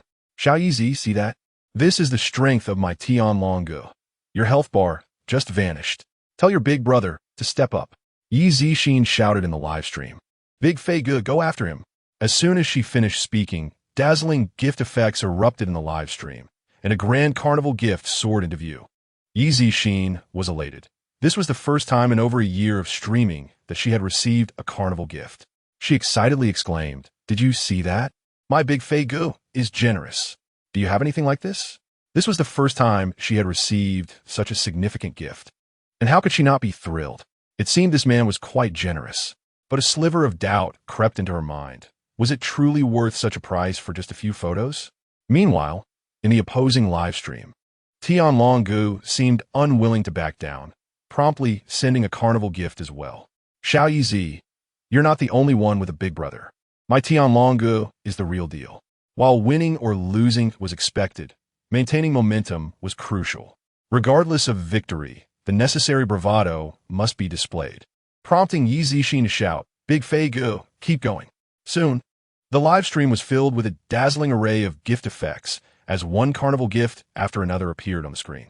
A remarkable scene unfolded as a series of 15 carnivals appeared, a rarity indeed, unless one were to venture into the realm of prominent streamers. For lesser-known streamers, encountering even a single carnival is considered a significant achievement. This wave of events swiftly depleted the opponent's health bar. Yi Zixin found herself momentarily dazed. Were several photographs truly worth such a hefty expenditure? This was a staggering 15 carnivals, nearly 50,000 yuan. Despite her lingering doubts, Yi Zixin was acutely aware of the live broadcast, prompting her to burst into laughter. Haha, did you see that? This is the prowess of my brother Fei. Fairy sister, are you still with us? The opposing side fell silent, likely stunned by the sudden onslaught of 15 carnivals, as the so-called Tianlong Ji remained unresponsive. Unquestionably, this round was a victory for Yi Zixin. Chapter 19. Baiwa Garden. Yi Zixin was exhilarated. She had finally triumphed over the fairy sister. A moment of vindication after previously enduring her sharp tongue during a live session that left her feeling belittled. Yet, a profound curiosity gnawed at her. What prompted this man to lavish her with such extravagant gifts? What ulterior motive could he possibly harbor? If it were merely for a few photographs, Yi Zixin would never believe it. Even celebrity photographs do not command such exorbitant sums, let alone those of an ordinary streamer like herself. If it were a matter of desire, she felt that was improbable. Although she considered herself somewhat attractive, many women surpass her in beauty. Nowadays, one could easily spend a mere 1,000 or 2,000 yuan to date a striking university student, making such an expenditure seem excessive. Unable to fathom the reason, she decided against continuing her gaming for the day. The earnings from this match alone would suffice for several months of expenses. Her mother had ingrained in her the virtue of moderation, teaching her to be content and not overly greedy. Yi Zixin promptly ended the stream and rummaged through her belongings, uncovering a few photographs, including 2 taken during her high school graduation 3 years prior. In this digital age, most memories are stored on phones, leaving few physical prints. Upon opening the door, she encountered Wang Fei, who was squatting in the hallway, smoking. He seemed far from a villain. Wang Fei, noticing Yi Zixin's emergence, inquired, "Why only one match? You've already gifted me enough. No matter how wealthy you are, you shouldn't squander it." It's foolish to let Douyin take half. Yi Zixin presented him with 5 photographs. Here are the pictures you requested. They aren't of the best quality, and several are from 3 years ago. If you're unsatisfied, I can visit a professional studio for new ones.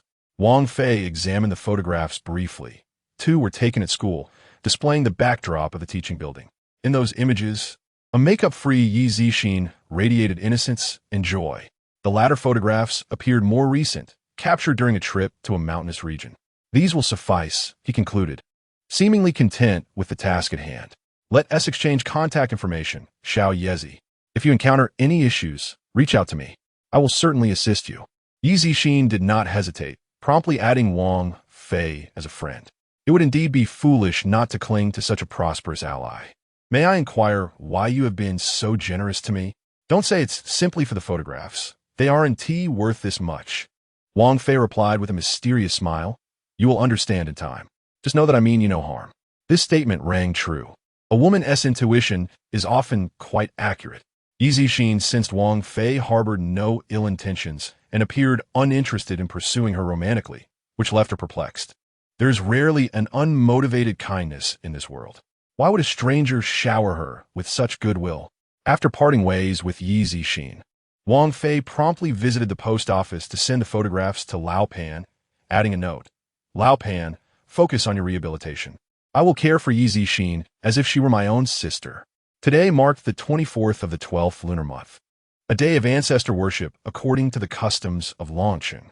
Wang Fei drove to the Nanshan cemetery, purchasing offerings and spending a considerable amount of time at his parents' gravesite. Upon returning home, it was still early afternoon, and he had no plans to work that day, providing him ample opportunity to prepare for planting spiritual materials. Gazing at the purple bracelet on his left wrist, Wang Fei unleashed his consciousness into it. In an instant, he found himself in a peculiar realm, expansive enough to encompass 5 football fields. This was the Lingbao Baihuiyuan, at the center of which lay a pristine pond, a fountain continuously gushing forth. Surrounding the pond were several plots of land, 2 of which were cultivated. One plot featured a striking flower with 7 petals, each a different hue: red, orange, yellow, green, blue, indigo, and violet, the 7-colored flower. Wang Fei did not recognize this species, nor was it mentioned in the Tiandiqian Lu provided by Gu Tianlong. It must be an exotic variety, yet undeniably beautiful, exuding a vibrant and delicate charm. The other plot housed a fruit tree, modest in size, bearing grape-sized green fruits, though they were singular rather than in clusters. Uncertain of their edibility, Wang Fei hesitated to sample them, aware that these fruits were not of earthly origin. Both the 7-colored flower and the fruit tree were likely cultivated by Gu Tianlong, esteemed enough to be planted in the Baihuiyuan. Wang Fei refrained from disturbing them, instead sowing white radish and carrot seeds in 2 additional plots, watering them with spring water from the pond. Though Wang Fei himself doubted that the white radish would be the renowned Tiandiqian Huangshan, he recognized that Gu Tianlong had high hopes for it, not only aiding him in establishing a foundation, but also lending him the Lingbao Baihuiyuan. He felt compelled to cultivate something of merit.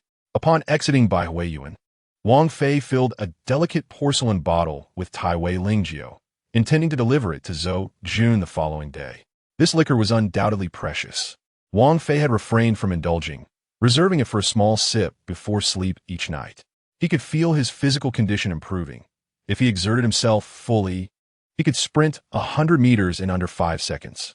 His vertical and horizontal jumps were equally impressive, easily reaching the height of 3 stories without the aid of a pole. Should he participate in the Olympics, he would assuredly shatter world records, surpassing even the limits of human capability. Wang Fei, however, was cautious not to draw attention, as such feats would astonish society, branding him a monster. Yet, given his current rate of absorbing innate energy, it would take at least 9 months before he could reach the mid-stage of foundation building. His impatience grew, prompting him to consider accelerating his progress. If he could encounter several clients with special physiques daily, his cultivation speed could increase exponentially, potentially achieving mid-stage foundation building within a month. Of course, this remained a mere fantasy. Women with special physiques were exceedingly rare. In his short time working, he had only met Li Qinglan. However, how could he win her over? As a deputy district chief within the system, she was likely discerning and unlikely to settle for an ordinary man. He pondered how to capture her heart, feeling a twinge of frustration due to his lack of experience in courtship. Chapter 20. The chubby girl returns while driving to Detangzudao. Wang Fei received a call from the store manager, announcing the arrival of a client at his designated time. Wang Fei hurriedly arrived at the shop, donned his work uniform, and picked up his toolbox, making his way to room 817 for foot therapy. Upon entering the room, he was surprised to find the same 4 young women from the previous day. Li Hui, Song Xiaofeng, and Zhang Yahoo were busy attending to the 3 slender and attractive girls, while only the plump girl lounged lazily on the massage sofa, waiting for him. Wang Fei inwardly lamented, wondering why this plump girl had returned. Although he was not particularly concerned with appearances, he had an aversion to overweight women, and their presence irked him. Unaware of Wang Fei's sentiments, the plump girl greeted him with a sweet voice. "Handsome, I'm here to support your business again." With a dark expression and no words to spare, Wang Fei contemplated leaving. However, he understood that such an act would surely jeopardize his position at the Tang Foot Spa, as no establishment would tolerate a therapist offending a client. Silently, he began his preparations, putting on foot-soaking bags and filling them with hot water. "Handsome, you seem a bit down. Is something bothering you? Perhaps I can help," she suggested. Wang Fei finally spoke. "Can you lower your voice a bit, plump girl?" She complied, saying, "Handsome, please don't call me plump girl. I have a name. It's Yang Rulin. Just call me Rulin." Wang Fei inquired, "You must be university students, right? What brings you to a foot massage shop?" Rulin nodded, explaining, "We are all third-year students at Longqing Technology University.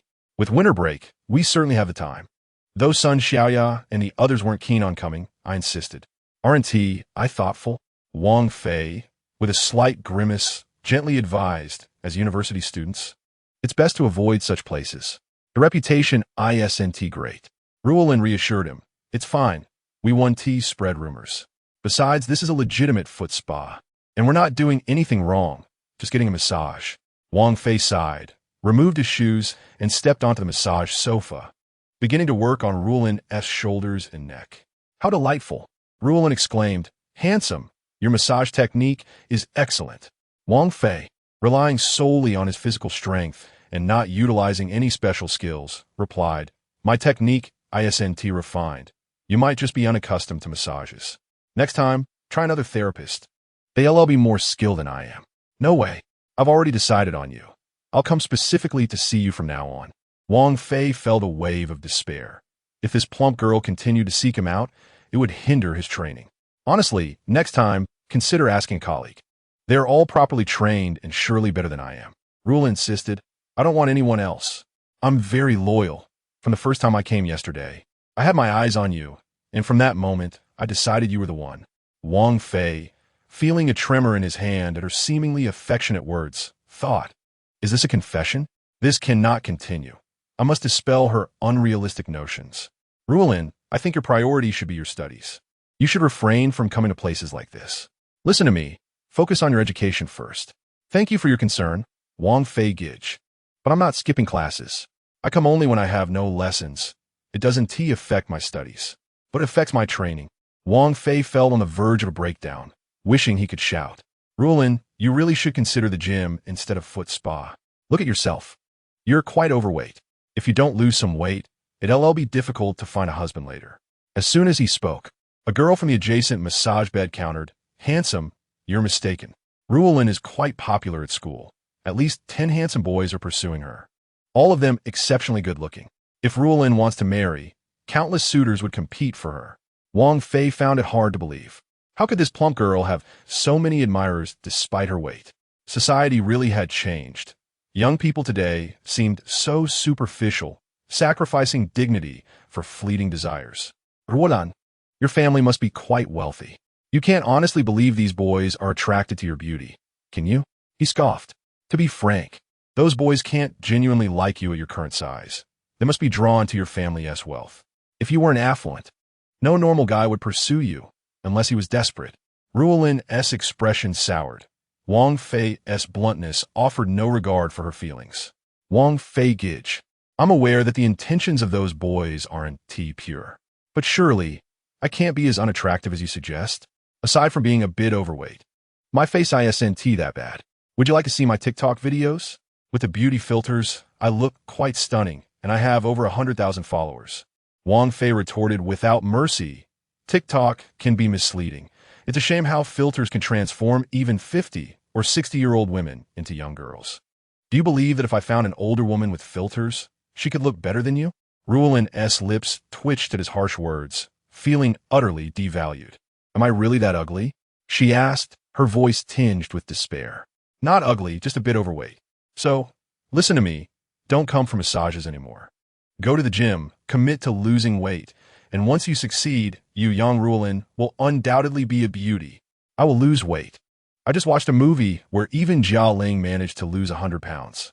I believe I can too, Ruolin declared. But I still want to come for massages. I enjoy talking with you. Wang Fei giggled. Unlike the boys at school, who are too effeminate, you are a true man, full of masculinity. Wang Fei felt like crying. Despite his best efforts to communicate his intentions, this plump girl seemed determined to persist. Could you not focus solely on losing weight? No. Weight loss isn't something that happens overnight. It's only after talking with you that I feel motivated to lose weight. I want you to supervise my journey. Otherwise, I fear I won't be able to stick with it. So I've decided to come every day, and I want you to witness my transformation. Wang Fei ceased his attempts to dissuade her. This girl was stubborn beyond reason. Resigned, he accepted that he must endure her presence for the sake of his training. Chapter 21. The plump girl's special physique Yang Ruolin had never been in a relationship, and at her third year in university, she had not even held a boy's hand. Although she came from a wealthy family and wanted for nothing, she harbored a sensitive and insecure heart, largely due to her lifelong struggle with weight. Since the age of 15, her weight had never dipped below 150 pounds, peaking at 180. It was that she didn't want to lose weight. Which girl doesn't desire beauty? She tried to eat as little as possible and avoided high-fat, high-calorie foods. Yet she was the type to gain weight even from drinking water. To shed pounds, she endured countless hardships, hiking, running, jumping rope, practicing yoga, taking diet pills, receiving facial injections, and even liposuction. Yet, none of these efforts yielded significant results. Currently, she weighed 151 pounds, which was the lowest she had been in years. In the realm of medicine, her condition is referred to as obesity, an ailment deemed incurable. Initially, she had resolved to abandon her weight loss efforts. Yet ever since her encounter with Wang Fei at Datang Zudao yesterday, she found herself inexplicably captivated by this man. She was immensely drawn to his scent, which exuded an indescribable charm, making him exceedingly pleasant to behold. Could this be the fabled phenomenon of love at first sight? The sensation was truly marvelous. However, she was not naive. She sensed that Wang Fei held no affection for her and perhaps even harbored a degree of disdain. His words subtly conveyed his reluctance for her to visit the establishment for massages, suggesting instead that she should prioritize her studies and engage in fitness, essentially indicating he wished to avoid her presence altogether. Her self-esteem suffered a severe blow. Was she truly so unattractive? Was she that repugnant? Was it merely her weight that rendered her worthless? After all, her skin remained fair and supple, and her features were not lacking. Was it necessary to devalue her so thoroughly? The audacity of claiming that no decent man would desire her, comparing her unfavorably to women in their 50s or 60s, was nothing short of an insult. Yang Ruolin silently vowed to strive for weight loss this time, even if it meant abstaining from food and drink to shed the pounds. At that moment, she suddenly felt a warm current emanating from Wang Fei's palm, as if a stream of heat surged into her body.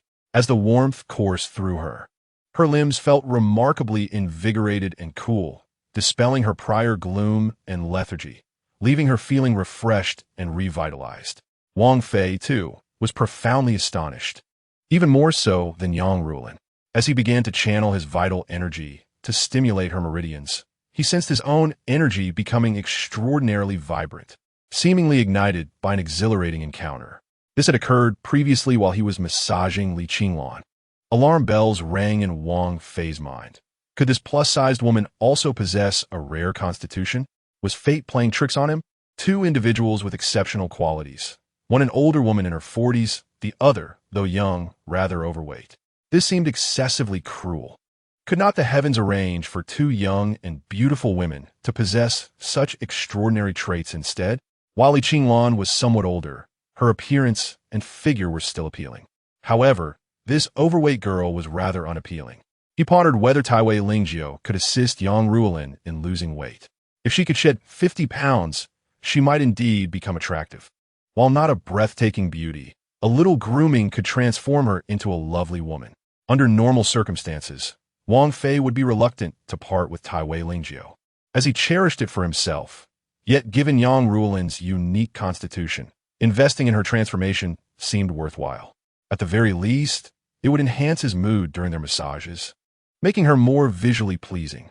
Countless thoughts flashed through Wang Fei's mind as he began to harness the innate energy within the chubby girl. To his delight, her innate energy was equivalent to his work for 3 days. Feeling an increase in his cultivation, he gazed at Yang Rulin's round face and suddenly found her much more agreeable. Her skin appeared quite nice, her eyes large, and her eyelashes long. Well, she wasn't so unattractive after all. If she succeeded in losing weight, she would undoubtedly become a beauty.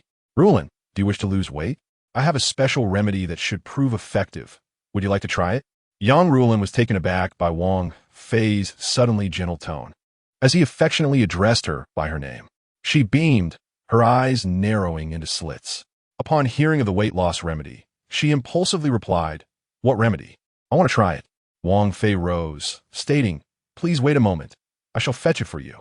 He then exited the room, retrieving a disposable cup from the pantry. Moments later, he returned with a glass of greenish liquid in hand. "Here, Rulin, drink this." Yang Rulin stared at the greenish concoction. Perplexed, "What is this?" "It smells like alcohol." Wang Fei chuckled. "This is a rare treasure that money cannot buy, especially crafted miraculous fruit wine. You must drink it quickly." Yang Rulin hesitated, yet Wang Fei eagerly pressed the cup to her lips, attempting to feed her. A fleeting thought crossed her mind. Could he have drugged it? Holding her nose, Yang Rulin downed the greenish fruit wine. It was slightly sweet with a faint herbal aroma and a hint of fermented alcohol. The taste was surprisingly delightful. Soon, she felt a fiery sensation in her stomach, as if her internal organs were ablaze. Unable to contain herself, she opened her mouth and expelled a wave of foul air, feeling as if she were releasing a ball of fire, her bones and fat seemingly igniting. "So hot," Yang Rulin exclaimed, noticing her face flushed, and she suspected her entire body was equally crimson. Were she unclothed, she would resemble a boiled lobster. "What on earth did you give me? It's so hot. My stomach hurts." "I told you, it's a miraculous fruit wine. Its effects can be intense, but you'll feel better once it wears off," Wang Fei replied, eagerly observing Yang Rulin's reaction. She was the first ordinary person to consume Taiwei Lingjiu, and he was curious if she would experience any side effects. "I can't hold it. I need to go to the restroom," Yang Rulin declared, feeling her stomach churning violently, rushing out in haste. Approximately 5 minutes later, she returned, looking fatigued. Upon entering, she complained, "Brother Wang Fei, you didn't add a laxative to that fruit wine, did you?" Wang Fei laughed, "Of course not. This is quite normal. Your body is detoxifying, expelling the accumulated toxins within. Haven't you noticed that you appear slimmer?" Yang Rulin glanced down at her abdomen, astonished. "Oh, it does seem a bit smaller. See? I didn't deceive you. This wine is indeed effective. You couldn't purchase anything like it, no matter how much you spend." Yang Rulin was elated, realizing her weight loss prospects were promising, and she couldn't help but feel thrilled. "Thank you, Brother Wang Fei. If I truly manage to lose weight, I shall reward you handsomely." "Oh no, my stomach is acting up again," Yang Rulin exclaimed before rushing out once more toward the restroom.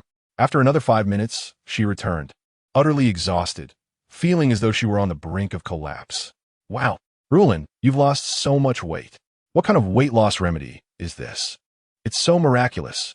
The three girls exclaimed in astonishment, recognizing Yang Rulin's transformation. Just as she was about to speak, her expression suddenly changed, and she dashed out again in haste. This time, after waiting for over half an hour, the three girls' massage sessions commenced without a sight of Yang Rulin. Could something have happened to her? One of the girls voiced her concern. Upon hearing this, the three girls grew anxious. Yang Rulin was their best friend, and despite her weight, she came from a wealthy family and was generous. They had benefited immensely from their friendship with her. They had every intention of leveraging their connection with her for future employment at her family's enterprise upon graduation. Thus, realizing that something might have befallen Yang Rulin, they all rushed out towards the restroom. Chapter 22. A transformation beyond recognition. Yang Rulin, on the verge of exhaustion, initially managed to catch her breath. But now it felt as though some internal dam had broken, causing her to experience an incessant bout of diarrhea. After half an hour, her legs went numb, and she could barely stand. Just as she thought she might perish from this ordeal, a refreshing sensation surged within her body, ascending from her feet, coursing through her limbs, and eventually reaching her mind. Yang Rulin's previously weak and feeble limbs suddenly blossomed with vitality, akin to withered would revive by the arrival of spring. Now imbued with an overwhelming surge of strength, she felt an unprecedented lightness and vigor coursing through her body, and to her astonishment, she had slimmed down considerably. The clothes she had once worn now hung loosely on her frame. Standing before the dressing mirror in the bathroom, Yang Rulin beheld a transformed figure. Her reflection revealed a stunning beauty with strikingly expressive eyes, an oval face, supple skin, a delicate nose, and pearly teeth. She was undeniably a rare beauty. Oh my, this is simply miraculous. Is that beauty truly me? I appear so lovely after losing weight. It felt as though she were dreaming. For years, she had battled obesity, trying every conceivable remedy. Yet it was a single glass of fruit wine from Wang Fei that had led to her astonishing weight loss. As Yang Rulin marveled at her reflection, her three close friends hurried into the bathroom, seemingly oblivious to her presence as they searched for something, though they appeared to find nothing of interest. It was then that she heard Sun Xiaoya inquire, "Beauty, have you seen a chubby girl come in the bathroom?" Yang Rulin burst into laughter, realizing that she had indeed become a different person, so much so that even her closest friends did not recognize her. Upon hearing Yang Rulin's laughter, Sun Xiaoya froze, staring at her in disbelief, exclaiming, "Wow, is that really Rulin?" Pan Xiao and Hu Li then recognized that the beauty before the mirror was indeed Yang Rulin. Her attire had not changed, her voice remained the same, and there was a faint resemblance, though she appeared to have shrunk a size. The remarkable effects of her weight loss were beyond belief, had they not witnessed it themselves. They could scarcely have conceived such a transformation, losing at least 50 pounds in less than an hour. The contrast pre- and post-weight loss was astounding. I always said Rulin was not lacking in beauty, didn't I? Look how stunning she has become. She is far more attractive than we are. That handsome fellow named Wang Fei provided her with some extraordinary weight loss medicine. One wonders where he procured such a miraculous remedy. Her parents would likely not recognize her now. Although Wang Fei had been mentally prepared, he was still profoundly astonished at this moment. Tai Wei Lingjiu indeed possessed incredible effects. Previously, Yang Rulin had been as hefty as a pig. In the blink of an eye, she had transformed into a slender, stunning beauty. The contrast far too great to fathom. Thank you, Brother Wang Fei. I feel as though I have been reborn. Not only have I successfully lost weight, but my spirit is also markedly improved. Wang Fei chuckled. Indeed, you look far more beautiful now. You can be considered a true beauty. Yang Rulin picked up her phone and said, "Brother Wang Fei, let us exchange contact information. When you have time, I must treat you to a meal to express my gratitude." Wang Fei added Yang Rulin's contact information and jokingly remarked, "Is a single meal sufficient to repay me? Do you have any idea how precious that fruit wine is? What else do you desire? I'm willing to give you anything within my means." Yang Rulin's words were laden with implication. Wang Fei had previously harbored no particular feelings for her, but upon learning of her unique constitution, he had provided her with the precious Tai Wei Lingjiu to transform her into a beauty, with no ulterior motives beyond hoping she would come daily for foot massages. Wang Fei laughed. "You truly would offer anything?" Yang Rulin shot him a glance, lowering her voice indeed. Wang Fei grinned. "I have but one request. If you could come to the shop for foot massages daily, that would be splendid, though you must order for me." Yang Rulin was taken aback. Was that all? Could he not aspire for more? She had hinted so clearly, yet his only request was this? "Brother Fei, do you not have any other demands? Feel free to ask. I shall fulfill any request within my capability. None whatsoever. This is my sole request. Can you agree to it? Fine, y shall compli. Yang Rulin felt no urgency. Had she not succeeded in her weight loss, she would have lacked confidence in pursuing Wang Fei. However, now that she was also beautiful, and given her family's circumstances, she was assured she would eventually win his heart. Your parents might not recognize you. They could think a thief has entered the house. If my parents knew of my success in losing weight, they would surely be overjoyed. Yang Rulin was in high spirits, brimming with excitement. Brother Fei, why not leave this place and work in my family's company, or even start your own venture? I can have my father invest. No need. I prefer to remain here.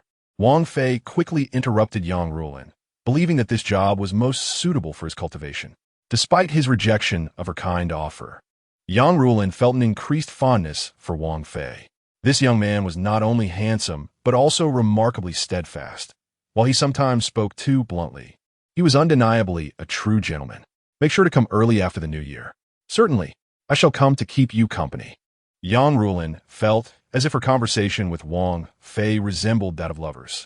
As she and her friend departed, Yang Rulin waved goodbye repeatedly, her eyes filled with reluctance.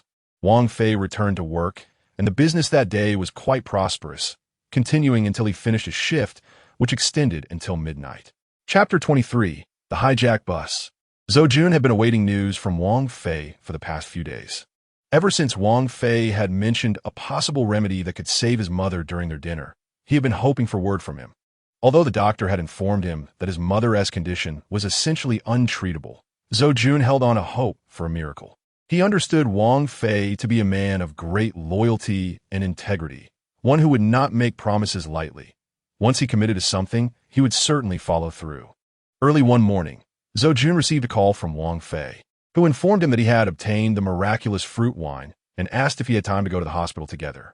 Zhou Jun provided the hospital's location, instructing Wang Fei to go ahead and that he would join him shortly. Wang Fei set off from home, knowing it would take about 15 minutes to reach Longsheng Third Hospital. But today traffic was particularly congested. Upon reaching Puhui Avenue, he found himself stuck and unable to move. Just as he exited the vehicle, he heard the shrill wail of police sirens, followed by a group of heavily armed riot police rushing past him, seemingly responding to a significant incident ahead. Due to the traffic jam, the police cars could not proceed, so the armed officers had to run to the scene. Out of curiosity, Wang Fei followed closely behind them. After running about 500 meters, he noticed a crowd of onlookers gathered on both sides of the road, all staring at a bus halted at the intersection, many filming the scene with their phones. Clearly, something serious had transpired aboard this bus. It was the 756 route, headed towards the high-tech zone, an area filled with technology parks, where many office workers opted for this bus for their daily commutes. As it was not only convenient, but also cost-effective, just 1 yuan and 50 cents, far cheaper than driving. At this time, the morning rush hour was in full swing, and the bus was filled with passengers. Wang Fei's keen eyesight allowed him to see clearly through the bus windows, grasping the unfolding drama inside. The driver lay slumped in a pool of blood, seemingly lifeless, while the passengers huddled together in terror, gazing at a man wielding a gun. Although Wang Fei could not discern the man's exact features, he could make out that he was brandishing a replica of a Type 54 pistol. Goodness, is this man a terrorist or a brazen armed robber? Who dares to act so audaciously in this day and age?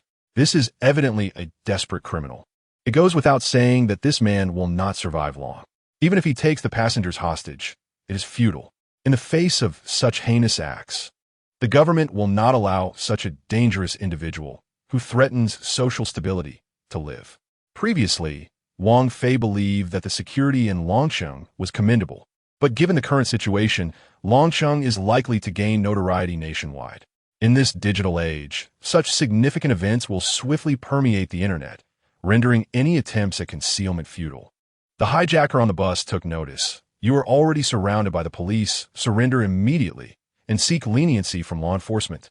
Not far from Wang Fei, approximately 50 meters away from the bus, a police officer clad in white uniform was shouting through a megaphone, flanked by 2 armed officers with riot shields protecting him. Having spent time in prison, Wang Fei had some understanding of the police system.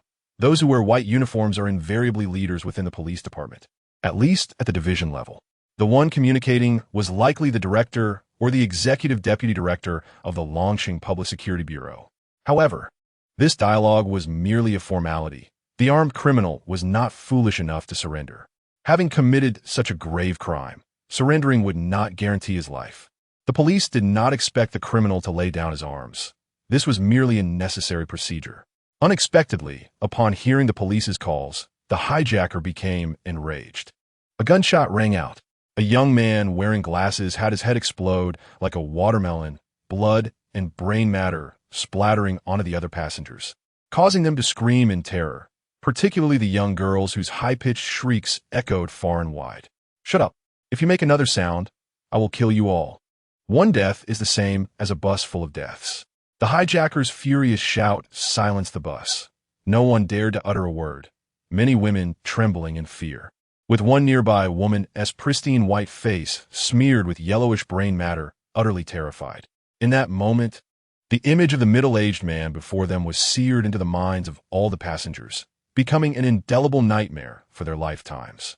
Suddenly, the hijacker sniffed the air, detecting the scent of urine. Without a moment's hesitation, he raised his gun and shot at the woman closest to him. Another gunshot echoed, and the woman's body slowly crumpled to the ground. Another young life extinguished. Damn it, what bad luck. Ugh. The hijacker spat, glaring menacingly at the remaining passengers. Then, his eyes lit up, pointing at a young girl cowering in the back row by the window. "You, the pretty girl by the window, yes, you. Come here." The girl, trembling with fear, stood up, and the other passengers, fearing for their own safety, quickly moved aside to create a path. The girl cautiously approached the hijacker, her voice quavering as she pleaded, "Big brother, I'm still young. Please let me go." Outside the bus, armed police had completely surrounded the area, and several snipers had taken positions atop distant buildings. Many passers-by kept their distance, watching the scene unfold. Wang Fei was among the onlookers, intrigued by this spectacle that seemed only possible in the movies, something one might encounter only once in a lifetime. Just then, Wang Fei's expression changed drastically. He recognized a familiar figure on the bus. It was Yi Zixin. Yi Zixin was on the bus. In an instant, Wang Fei's expression shifted multiple times. Old Pan had done him a great favor, and he could not bear to witness anything happen to Yi Zixin. Just days ago, he had promised Old Pan to look after his daughter, and if anything were to happen to her, how could he explain it to Old Pan? Without a second thought, Wang Fei sprinted towards the bus. As he approached the police cordon, an officer blocked his path. "Sir, you cannot go any further. Please do not interfere with police operations." "Let me through. My sister is on that bus." Wang Fei shouted desperately. "There's no time. I can help you subdue the hijacker." The officer firmly shook his head. "I understand your desire to rescue your sister, but you cannot go in. Your presence will escalate the situation and anger the hijacker, putting all the hostages at risk. Please trust us. We can handle this situation and ensure your sister's safety." Chapter 24. Acts of Valor. Wang Fei no longer had the luxury of debating with the officer. While he believed the police could eliminate the hijacker, he had no faith that they could guarantee the safety of the hostages. In the next moment, under the astonished gaze of the officer, Wang Fei sprang into action. He dashed towards the bus with a speed rivaling that of an African cheetah. Many onlookers merely blinked, taken aback by the flash of movement that surged towards the bus. What on earth is this person? His speed is terrifying. I was filming, and suddenly a figure flashed across the screen. My phone's high resolution could barely capture a series of afterimages. Could he possibly be a martial arts master? Is there really such a person in this day and age? Incredible. How'll he get onto the bus? The doors are closed. The crowd buzzed with speculation. The officer who had been speaking with Wang Fei was equally dumbfounded, unsure how to respond to this unexpected turn of events. On the bus, the hijacker gazed at the beautiful young girl before him, refraining from pulling the trigger but leering at her with malicious intent. "I'm not going to make it out of here alive anyway. I might as well enjoy myself before I go. Little beauty, if you behave, I might spare your life. If you don't, I'll send you to the afterlife. At least there will be beautiful company on the road to the Yellow Springs." The little beauty he referred to was indeed Yi Zixin, who rarely ventured out. Today, her mother had gone to work and forgotten the company's financial reports at home, calling her to bring them over. Yi Zixin's mother, Yi Ling, worked at Longxiang International Trade Company in the high-tech zone as the company's accountant.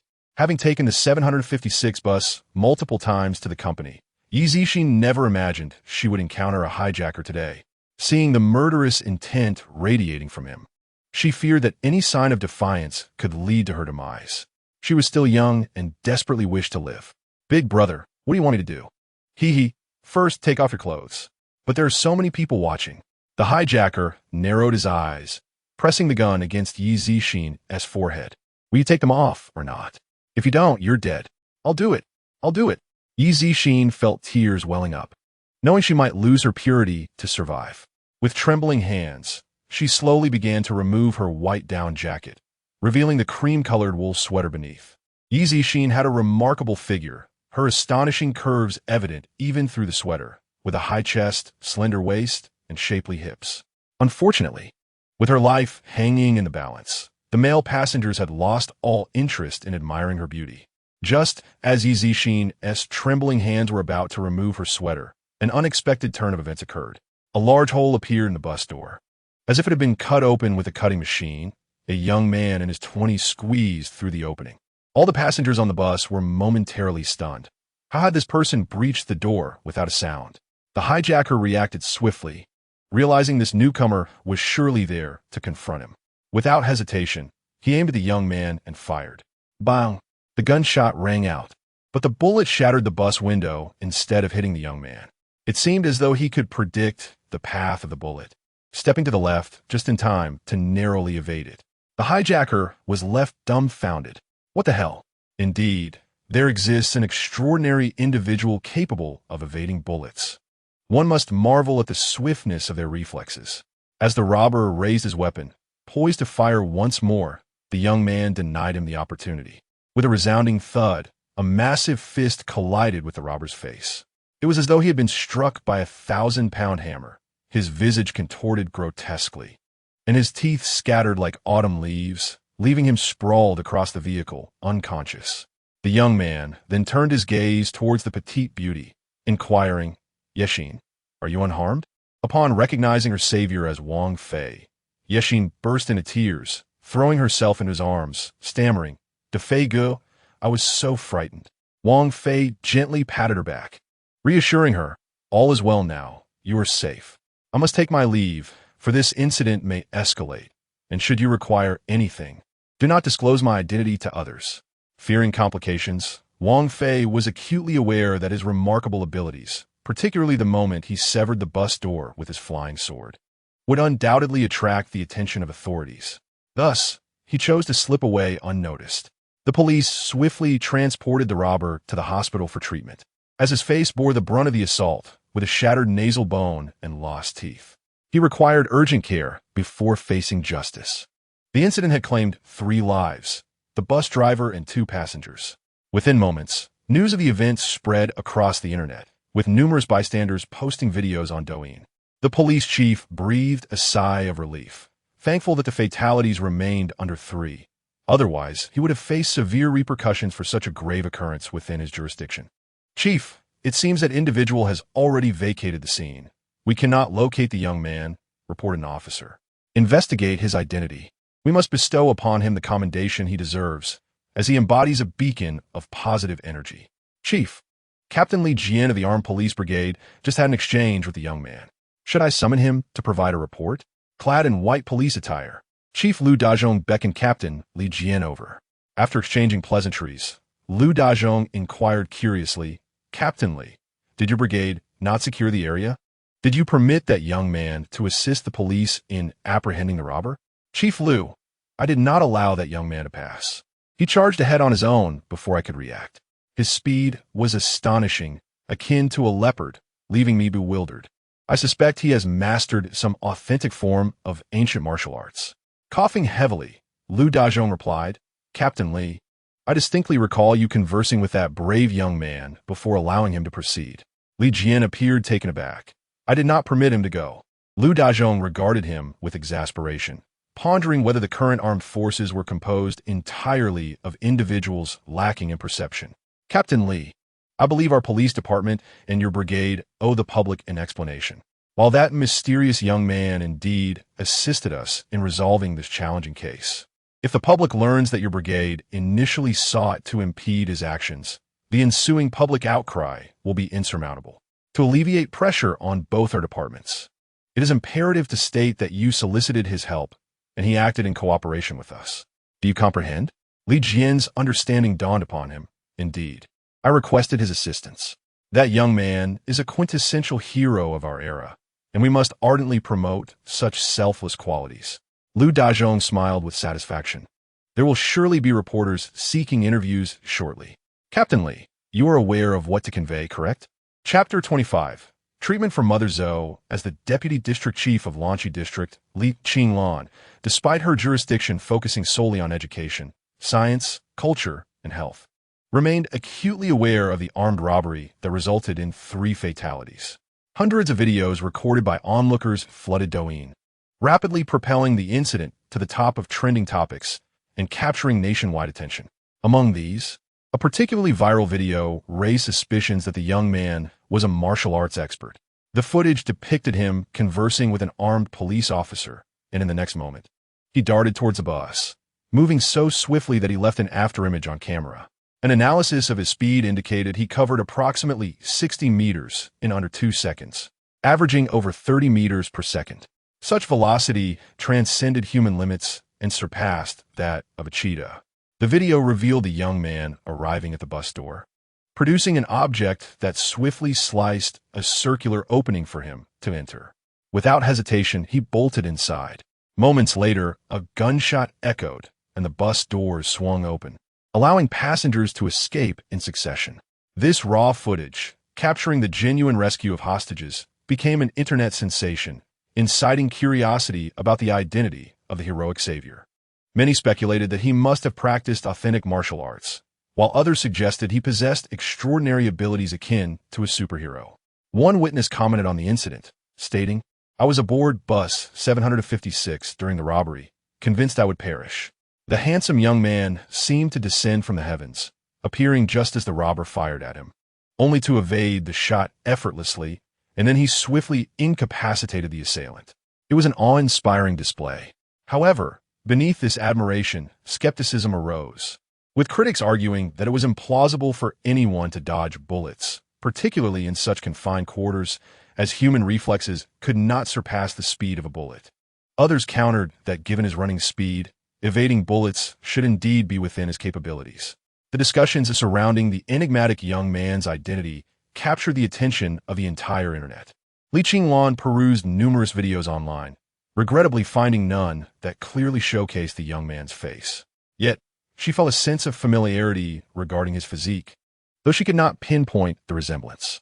In a small shop adjacent to the hospital, Wang Fei purchased some fruit and nutritional supplements before arriving at the hospital, where Zhou Jun awaited him. Together, they proceeded to the elderly woman's hospital room, where Wang Fei placed the gifts on the bedside table, encountering Zhou Jun's mother and his wife, Fang Yuan. Zhou Jun's mother, Chen Huayu, aged 52, remained optimistic despite her lung cancer diagnosis, displaying a demeanor far from that of a typical cancer patient. "Mom, this is Wang Fei, the young man I mentioned. He sought a remedy from a renowned expert for you.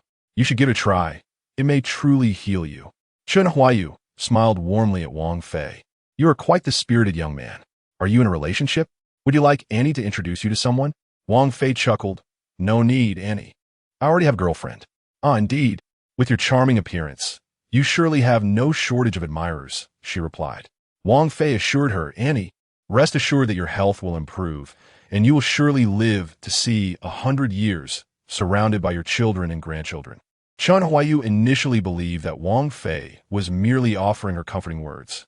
To be honest, when she first learned of her lung cancer diagnosis, she was indeed overwhelmed with despair and fear.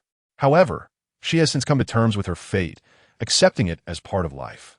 "Xiao Wang, you are kind-hearted, but there is no need to comfort me anymore. With current medical technology, lung cancer is essentially incurable. I have reconciled with it. Perhaps it is better to depart early and accompany Father Zhou Jun." Wang Fei replied. "Annie, you are still young. How could you leave us so soon? You haven't even seen your grandson born. Can you truly accept that?" Chen Huayu smiled wryly, What good is it to be unwilling? Can I really contest with Yan Wangyi?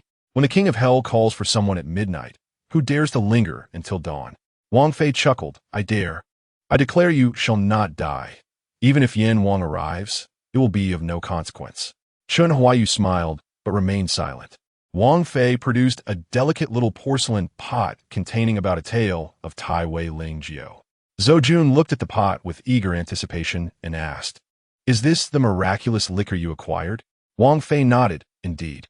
A wise person instructed me that this liquor is precious and may have a potent effect.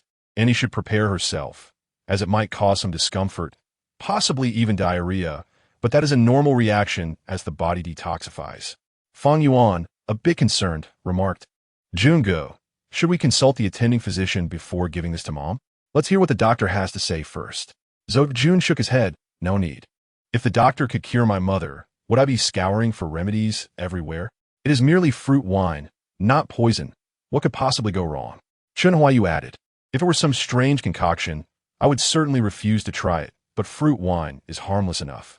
Zhou Jun took a small cup and poured the Tai Wei Ling Jiao from the porcelain pot. The transparent glass revealed a greenish-blue fruit wine, exuding a refreshing aroma of grass and sweet fruit.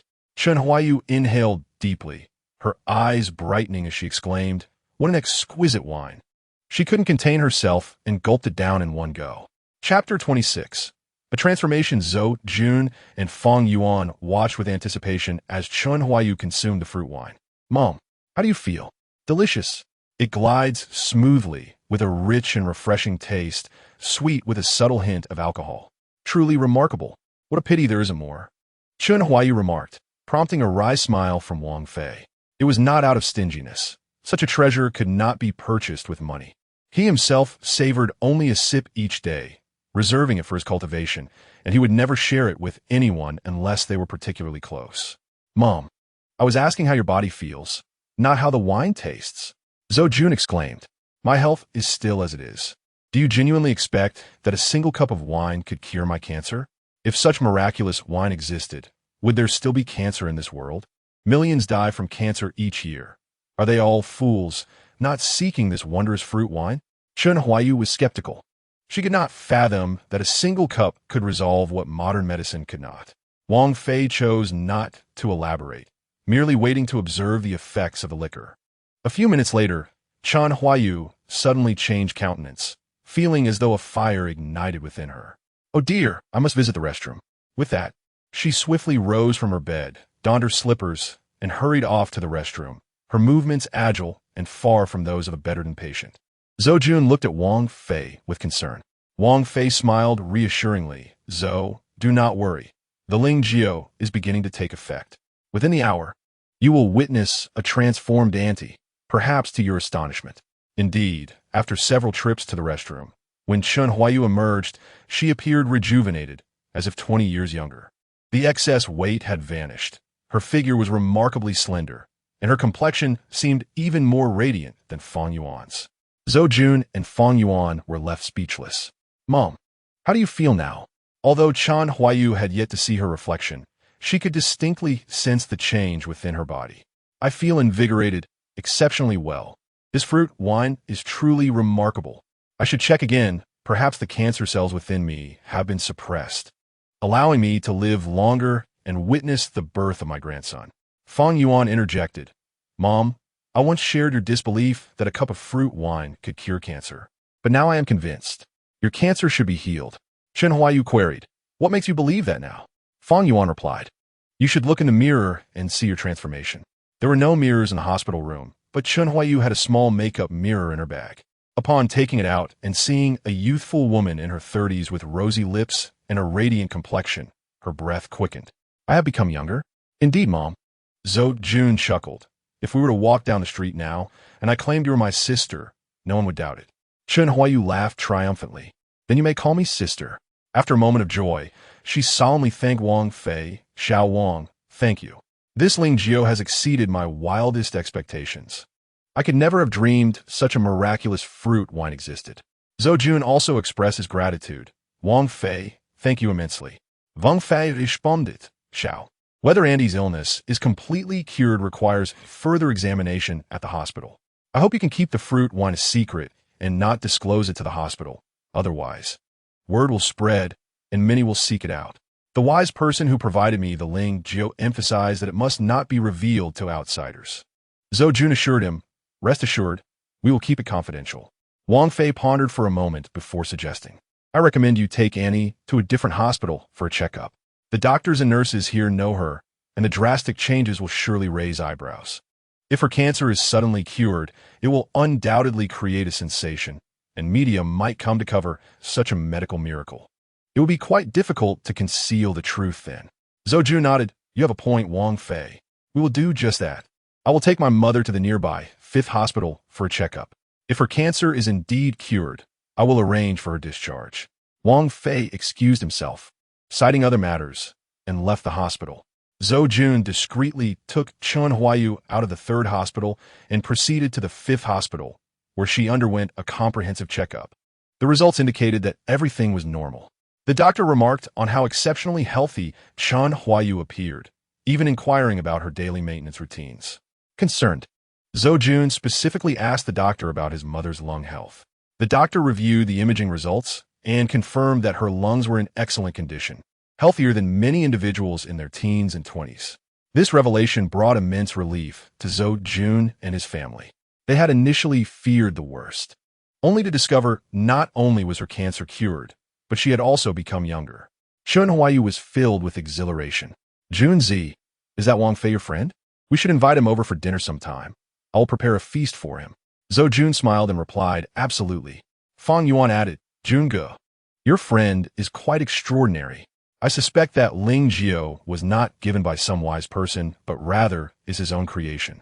Zhou Jun paused, realizing his wife's analytical nature, a trait developed through her work as a police officer specializing in criminal investigations. "Why do you say that?" Consider the conversation between Mom and Wang Fei. Remember how Mom said that the king of hell calls for souls at midnight. Who would dare to linger until dawn? Wang Fei calmly asserted that he would dare. If it were indeed a sought-after Ling Jiao, would he have been so assured? He seems to be utterly convinced that the spiritual elixir can surely heal our mother, and he is remarkably clear about the reactions that follow its consumption. He claims that a visit to the restroom is merely a normal bodily detoxification process, assuring us that we need not worry. Did he not mention that a certain esteemed individual had imparted this knowledge to him? Parlor. Would you believe anyone who speaks of such matters if you had not witnessed it with your own eyes? Moreover, his composure throughout has been striking, as if he is unshakably certain that our mother will be cured. The stark changes in her condition have left us both astounded, yet he appears completely unfazed, as if he had anticipated such transformations all along. He had shared with me previously that a woman in her 50s from his hometown had also been cured of lung cancer by the spiritual elixir and had rejuvenated, looking as though she were in her 30s. It was after hearing this tale that I was persuaded to ask him to seek out a revered figure to procure spiritual medicine for our mother. Perhaps there is no such esteemed individual after all. He himself might be the extraordinary one. Otherwise, why would he insist repeatedly that we change hospitals for examinations? Fearing the stir it might cause and the exposure of his existence? Brother Jun, do you believe that if you were to investigate in his hometown, you would discover that the revered figure he speaks of is entirely fictitious, and that the story of the 50-year-old lung cancer patient being cured could also be fabricated? Zhou Jun replied solemnly, "Are you suffering from a professional ailment? He has rendered great kindness to my family, and you are still casting doubt, regardless of the truth. This matter must remain confidential. Do you understand?" I assured him, "I understand, Brother Jun. Please do not be angry. He is our mother's savior." And my curiosity was piqued merely by an intriguing video, leading me to suspect he might be that remarkable figure. Chapter 27. Cultivating Spiritual Materials. Zhou Jun was relatively acquainted with Wang Fei, having supervised him during his year-long incarceration in prison, where he resided in a cell under Zhou Jun's jurisdiction.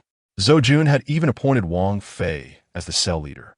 Thus, Wang Fei reported any unusual emotional states among the inmates or any sudden occurrences in their families. Within the unique microcosm of the prison, hierarchy is even more pronounced than in the outside world, with newcomers often facing bullying. Zhou Jun's decision to place Wang Fei, a newcomer, in charge of a group of seasoned inmates, suggested that Wang Fei possessed some degree of capability to maintain order. Thus, Zhou Jun was curious as to why his wife harbored doubts regarding Wang Fei's words. Brother Jun, take a look at this news. It is a significant event that just occurred this morning and is trending right now. You have been so preoccupied with our mother's health that you likely have not had time to catch up on the news. Zhou Jun took his wife's phone out of curiosity. The video, posted by a netizen on Douyin, bore a caption, "I seriously suspect this person is a martial arts master." The narration explained that on a specific date and time, a violent armed bus hijacking had occurred, during which a suddenly appeared martial arts master neutralized the assailant. The speed of the man's terrifying sprint in the video seemed almost inhuman. This video had garnered over 10 million views, with more than 1 million likes and over 100,000 comments. Many netizens began discussing whether such extraordinary martial arts masters truly existed in today's society, leading to numerous bizarre comments. Zhou Jun was astonished. "This incident occurred in our Longqing this morning?" "Yes, you've been too busy to notice. Such a major event, and you were unaware," Fang Yuan replied. "Look closely at the clothing worn by the mysterious man in the video, and consider the timing and location of the incident. Does it not evoke any thoughts?" Zhou Jun scrutinized the video, and suddenly his expression changed. The man's attire is identical to Wang Fei's, and his physique and silhouette resemble Wang Fei closely. Wang Fei must have passed through the location of the incident on Puhui Avenue on his way to the hospital, and if we calculate the time, it coincides perfectly with the moment of the bus hijacking. Therefore, the martial arts master trending online could very well be Wang Fei. Fang Yuan nodded. "My intuition tells me it is indeed him. He gives off an extraordinary aura and seems to be a hidden gem." "Brother Jun, how did you come to know him?" Zhou Jun pondered for a moment before responding. "Do not share this speculation with anyone. Since he is so low-key, he likely does not wish for anyone to know.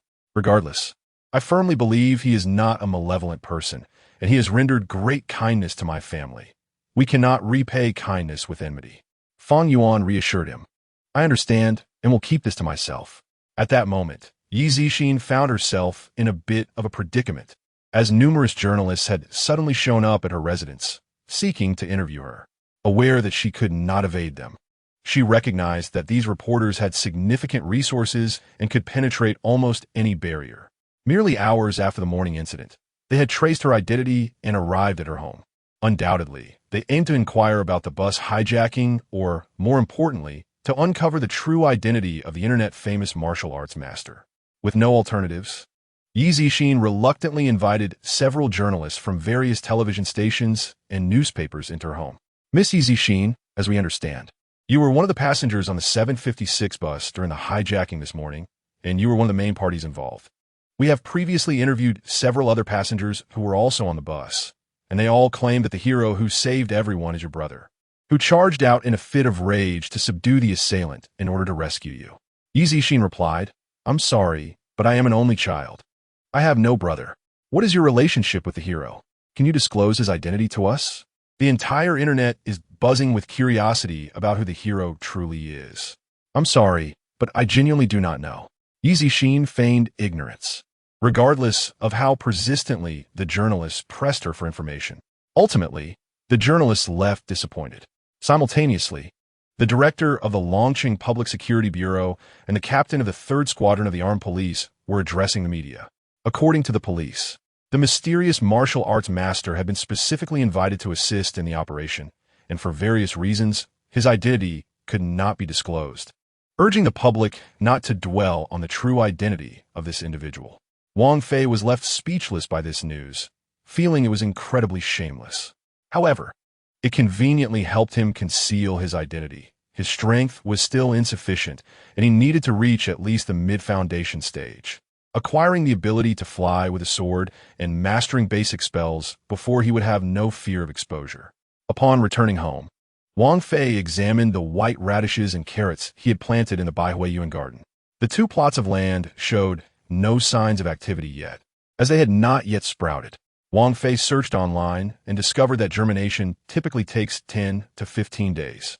Observing the ample vacant spaces in Baihuiyuan, he decided to visit the seed market to purchase several varieties of fruit tree saplings: grapes, apples, Huangdi oranges, golden tangerines, water peaches, fragrant pears, and navel oranges, planting several of each.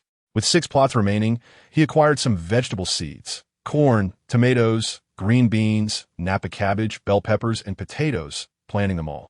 He wondered whether these fruits and vegetables could thrive in the spiritually abundant Baihuayuan. If they flourished, would these spiritually infused fruits and vegetables sold at Tongtian shop be considered a unique specialty of Earth? Furthermore, if these commonplace fruits and vegetables contained spiritual energy, would they possess special effects akin to Tai Wei Lingjiu? Wang Fei's path of cultivation required him to explore and discover everything on his own, as he had no guidance. His meeting with Gu Tianlong was scheduled for a year later, granting him a year to experiment. Regardless, he needed to achieve some results. After all, Gu Tianlong had invested significantly in him, and he could not allow Gu Tianlong's investment to go to waste. Wang Fei even taught himself the techniques for cultivating vegetables and fruit trees, purchasing various theoretical books on crop cultivation and a selection of vegetable and fruit tree varieties.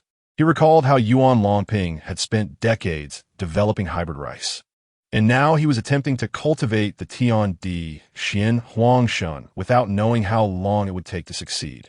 However, should he succeed, his path of cultivation would become considerably smoother. With the acquisition of Tiandi Xian Wang Can, he could sell a substantial amount of spiritual crystals and exchange them for numerous essential resources for his training. Chapter 28. The arrival of a starlet Wang Fei stepped out of Baiwa Garden when he suddenly received a call from the manager, urging him to come to the shop immediately as a distinguished guest had arrived. Before Wang Fei could inquire further, Jiang Shuyu had already hung up. After a moment's hesitation, he decided to drive to the store, knowing that this would allow him to progress in his training more swiftly than working at the Tong footpath. Upon his arrival, Wang Fei noticed Jiang Shuyu anxiously waiting at the front desk. As she approached him, she whispered an explanation. A special client had come in, and she had replaced the other male therapists due to their unsatisfactory service to her. Thus, she had no choice but to call him in for assistance. Hearing her explanation, Wang Fei's expression softened slightly as he asked about the client's identity. Jiang Shuyu replied that it was a female celebrity visiting Longcheng for a concert, who had taken the time to come in for a massage during the day. A female celebrity? Wang Fei's interest was piqued. Which star was it? Was she well known? Had he heard of Wang Xinlin? Of course, he had. She had been his idol during his youth. Although she was not as prominent now, she had once been a top-tier celebrity. Wang Fei nodded, eager to know more about the room before preparing for the appointment. The fact that his childhood idol was coming in excited him. Despite the passage of time, her charm should remain undiminished. The thought of giving his idol a massage was thrilling. Room 818. A sensuous and alluring woman languidly reclined on the massage table, while a slightly plump woman in her 30s sat on another bed nearby. This plump woman was Wang Xinlin's current manager, Li Qin. Wang Xinlin, seemingly indifferent, remarked that it didn't matter as she was no longer in the spotlight. The music industry belonged to the younger generation now. The media paid little attention to her. And besides, in her current guise, most people wouldn't recognize her.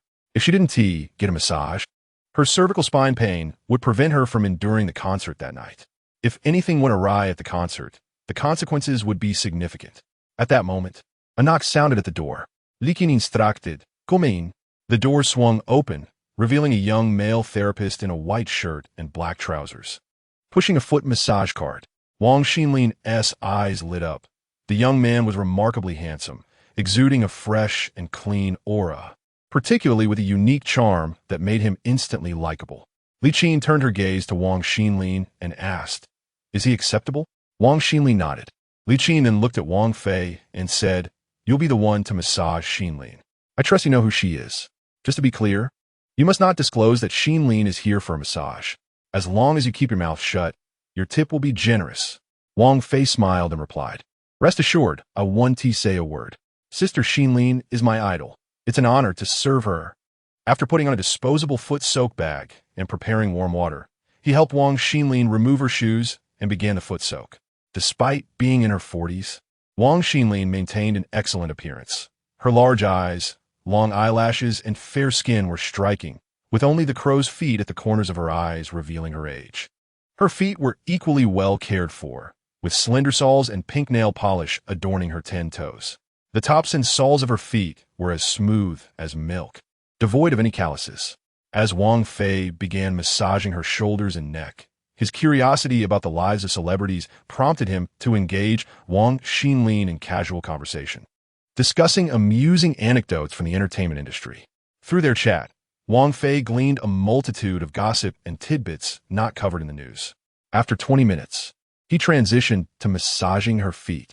To his astonishment, as he employed the Wan Miao Xiao Hun show technique, he felt his internal energy surge with extraordinary vitality, akin to encountering a delectable feast, eager to indulge. This unusual phenomenon had occurred previously, once while massaging Li Qinglan and again with the plump Yang Rulin, both of whom possessed unique physiques. It was evident that Wang Xinlin also shared such a rare constitution. Well, given that she was a major star, it was unlikely she would have the time to visit the shop regularly. If he truly wished to massage Wang Xinlin every day, he would have to win her heart and make her willingly follow him. Wang Fei found himself in a quandary. While he could potentially pursue Li Qinglan, who was merely a deputy district director, Wang Xinlin was a renowned celebrity. Although she had lost some of her former luster with age, she had once been a music queen. How could he possibly pursue such a woman? Oh, this feels wonderful. Handsome. Your massage technique is truly exceptional. My cervical pain has vanished, and I feel rejuvenated, Wang Xinlin exclaimed. Having undergone numerous massages throughout her career, she had even had her own dedicated therapist during her peak. Now, despite not being as famous, she continued to indulge in massages. Yet, never had she encountered a therapist with skills as remarkable as Wang Fei's. After just half an hour, her previously weary body brimmed with vitality, as if she were overflowing with energy. It was utterly miraculous. Sister Xinlin, when you plan to retire? Once you do, you could live in Longsheng, and I would massage you daily. I'm far from retirement. I haven't earned enough money. What would I live on after retiring? Wang Fei felt a pang of disappointment. If she had no plans to retire, her life as a celebrity was bound to be busy. Would he merely watch this extraordinary woman slip away from him? As Wang Fei successfully collected the innate energy from Wang Xinlin's body, he was overjoyed to find a bounty of 30 strands of innate energy, almost double that of Yang Rulin and a third more than Li Qinglan. Undoubtedly, Yang Rulin ranked third among the 3 unique physiques, while Li Qinglan possessed the pure physique. Wang Xinlin, however, represented the exceedingly rare 9-yin physique. Such a rare constitution was not to be overlooked. Just her presence equated to 5 or 6 days of work for Wang Fei at the foot massage parlor. Chapter 29. Do you think you can earn $1 billion by washing feet? As Wang Xinlin stepped into the restroom, Li Qin rose, walked to the coat rack, retrieved her small handbag, and produced a thick stack of cash from within. Wang Fei estimated it to be around 30,000 yuan. This is your tip. Remember, today's events must not be disclosed. If I hear any negative news regarding Xinlin, I will hold you accountable. Wang Fei waved his hand, glanced at the stack of money, and declined, saying, there is no need for the money. I want to speak out of turn. Li Qin frowned and extracted another bundle of cash, estimating it to be close to 50,000 yuan. Wang Fei still refused, saying, sister, please don't misunderstand. It's not that I think the money is insufficient. Wang Xinlin is my idol, and I want to say anything. There is no need for this money. You can just settle the bill normally. Skeptical, Li Qin looked at Wang Fei. Are you truly refusing this money? This is enough to cover your salary for a month. Wang Fei replied, I only take what I am owed. I will not accept what I do not deserve. Just then, Wang Xinlin re-entered the room. Having overheard Wang Fei's words and immediately understanding the situation upon seeing the cash in Li Qin's hand. Little brother, you can accept this money. Although I may be past my prime, I still have the means. Wang Fei resolutely shook his head. Sister Xinlin, I truly do not want it. Wang Xinlin's beautiful eyes fixed curiously on Wang Fei. Aren't you working here for the money? Why won't you accept it when I offer?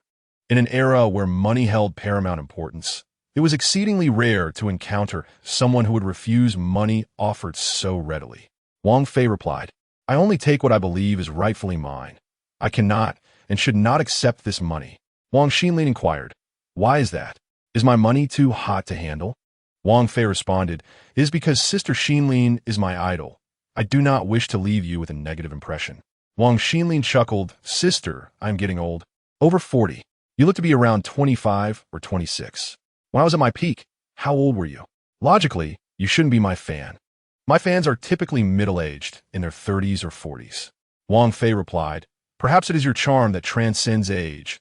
I have admired you since childhood.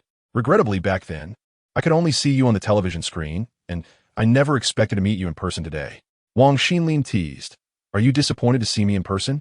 I'm not as glamorous as I appear on screen." Wang Fei countered, "Not at all. Sister Xinlin is still as beautiful as ever. I could almost drool just looking at you." Wang Xinlin laughed heartily. "You have quite the sweet tongue, young man. Speak freely. What do you desire without the expectation of payment?"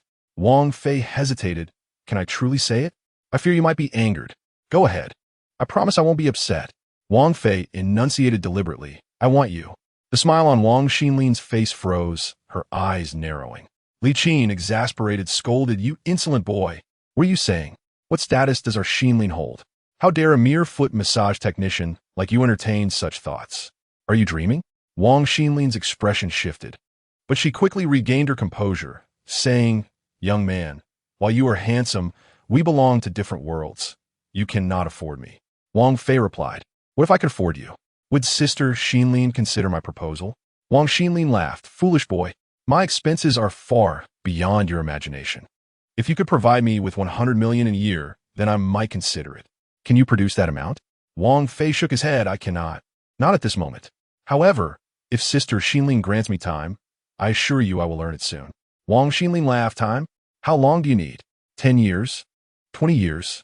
By then, I would be too old to be seen. Wake up, young man. Go find a normal girl. I'm not your type." Wang Fei asserted, "It won't take that long. 6 months would suffice." Li Qin chuckled, "Young man, even if you worked around the clock in a foot massage parlor, it would take centuries to earn 100 million. Stop dreaming and be realistic. Do not entertain thoughts that are beyond your reach." Wang Fei understood that these two women would never believe him. For an ordinary person, earning 100 million is akin to climbing to the heavens. But is Wang Fei an ordinary person? No, he is a cultivator, and for him, making money is not a daunting task. Although he currently does not prioritize wealth, women in this world certainly do. Thus, for his pursuits, no, for his cultivation, he must devise ways to earn money.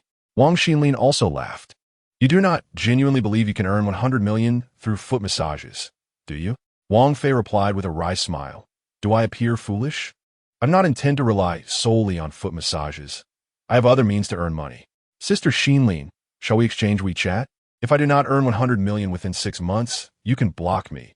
But if I do, does that not qualify me to pursue you?"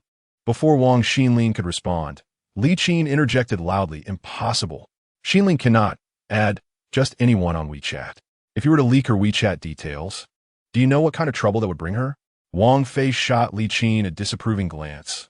"What benefit would it bring me to do such a thing? Really, how could I ever consider such an act?" Wang Xinlin took out her phone, saying, "All right, I shall make an exception today and add you. I am curious to see what gives you such confidence." She scanned his code. After they exchanged contact information, Wang Fei noticed that Wang Xinlin's WeChat name was simply Xinlin. He had intended to add a note, but since it was already named Xinlin, there was no need. Li Qin retrieved 2 concert tickets from her bag and handed them to Wang Fei without uttering a word, casting him a stern glare as if to warn him. "Goodbye, young man." Wang Xinlin smiled as she departed, never having asked Wang Fei's name.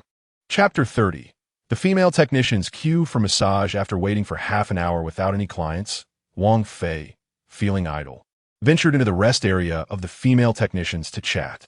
His intention was not to pursue any specific technician, but rather to offer guidance on massage techniques while gathering some innate energy for his cultivation, and perhaps to discover if any technician possessed a special constitution. If he were to find one, it would be advantageous, being close to the source, if he could cultivate a rapport under the guise of professional exchange. He could persuade the technician to willingly allow him to massage her feet daily. Initially, he was contemplating how to entice the female technicians to experience his massage when a remark from Su Xinshin came to his aid. Su Xinshin, upon seeing him, exclaimed, "Feige, You're quite the rare guest. You usually aren't here in the afternoon. What brings you today? Wang Fei replied with a smile. I happen to have some free time, so I decided to come into work. I didn't expect business to be so slow this afternoon. Su Xinshin explained, with the new year approaching.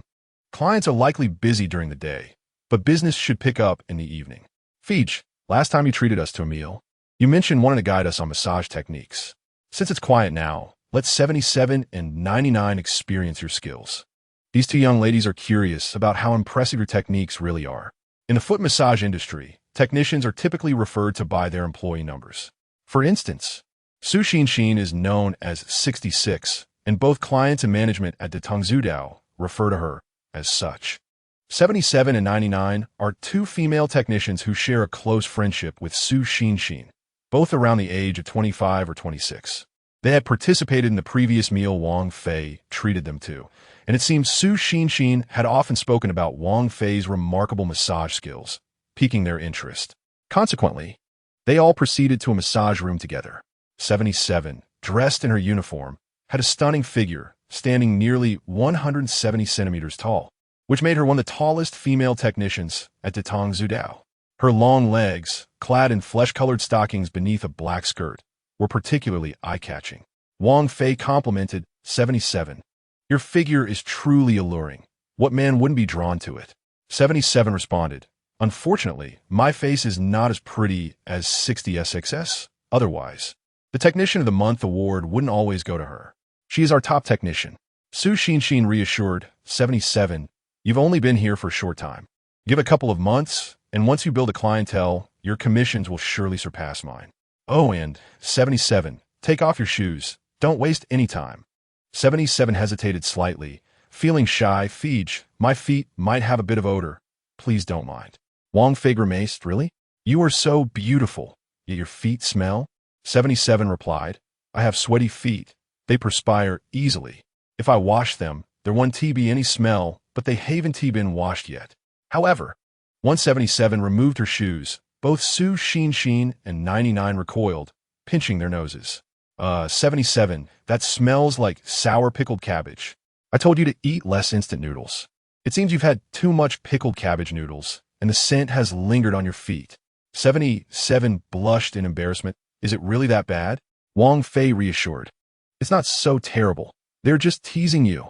Wang Fei then began to knead 77's delicate feet, feeling the silky texture through the stockings. Since he was not a client, he did not wish to waste time. He gently massaged the Yongquan acupoint to gather innate energy. Although 77 was a foot massage technician, she had never had a man massage her before, so she felt a bit awkward. At this moment, a tingling sensation coursed through Wang Fei's feet, invigorating his entire being. A refreshing chill enveloped him from head to toe, instilling an indescribable sense of ease and pleasure. Wang Fei wasted no time, denying 77 any further opportunity for experience, and prepared to collect the next batch of innate energy. Kulme, who's next? Wang Fei turned his gaze towards Su Xinshin and 99, inquiring, which of you will go first? 99 eagerly volunteered, I'll go. She removed her shoes and lay down on the adjacent bed. Wang Fei approached and began to massage the 99th technician. The 99th technician often suffered from neck pain, a common affliction among many in her profession, leading her to frequently seek out massage therapy, primarily at blind massage establishments due to their affordability. Wang Fei's hands exuded warmth, and, as he massaged her, it felt as if a remarkable stream of heat flowed into her body. After this warmth subsided, a refreshing coolness swept over her, and her spirits soared. Her neck pain seemed to dissipate entirely. Fei Gu, this is truly miraculous. My neck doesn't hurt at all, the 99th technician expressed after a few minutes of experience. Your massage technique is quite unique and incredibly soothing. I feel rejuvenated. Following her was the 66th technician, Su Xinshin. A few minutes later, Wang Fei successfully harvested the innate energy within Su Xinshin.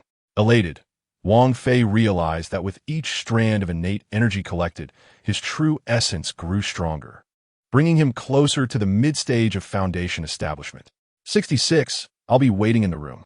Please call the other technicians who are off the clock to come and experience this. Su Xin complied without hesitation, swiftly preparing to summon the next group of technicians.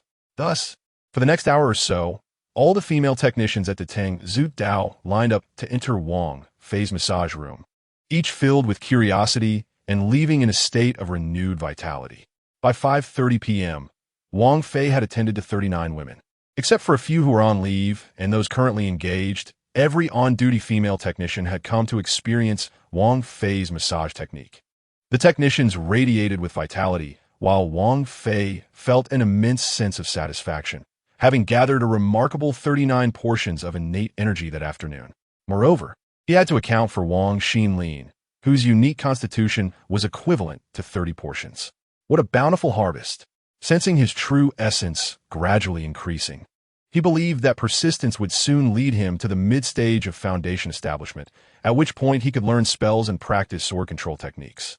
Noticing Su Xin bustling about to assist him, Wang Fei contemplated whether he should offer her some form of gratitude. 66. Is there anyone else? He inquired. Fei Yi. Is there still a need? All the technicians on duty have come, Su Xin replied with a smile. Are you becoming addicted to massages? What nonsense! Wang Fei retorted. I am sacrificing myself for the pleasure of others. By the way, Fei Ge, we have 6 cleaning ladies at the shop. Should we invite them for an experience as well? Su Xin suggested. Wang Fei's expression darkened immediately. The cleaning ladies were all over 60 years old, and once one surpasses 50, the innate energy within them vanishes. Without innate energy, he had no interest in engaging in futile efforts. Forget the cleaning ladies. They are not technicians, and teaching them my technique would be pointless. Chapter 31. Hai Lin's release from prison while Wang Fei was having dinner at the shop. He received a call from Chun Wu. Fei Ge, where are you? At the foot massage shop. What is the matter? Xiong Hai Lin has been released. I want to take him out for a meal and then to a concert. Can you lend me some money? When did this brat get out? How about this? Come to the Tang Zhu Dao, and I'll treat you to a foot massage, then we can go eat together.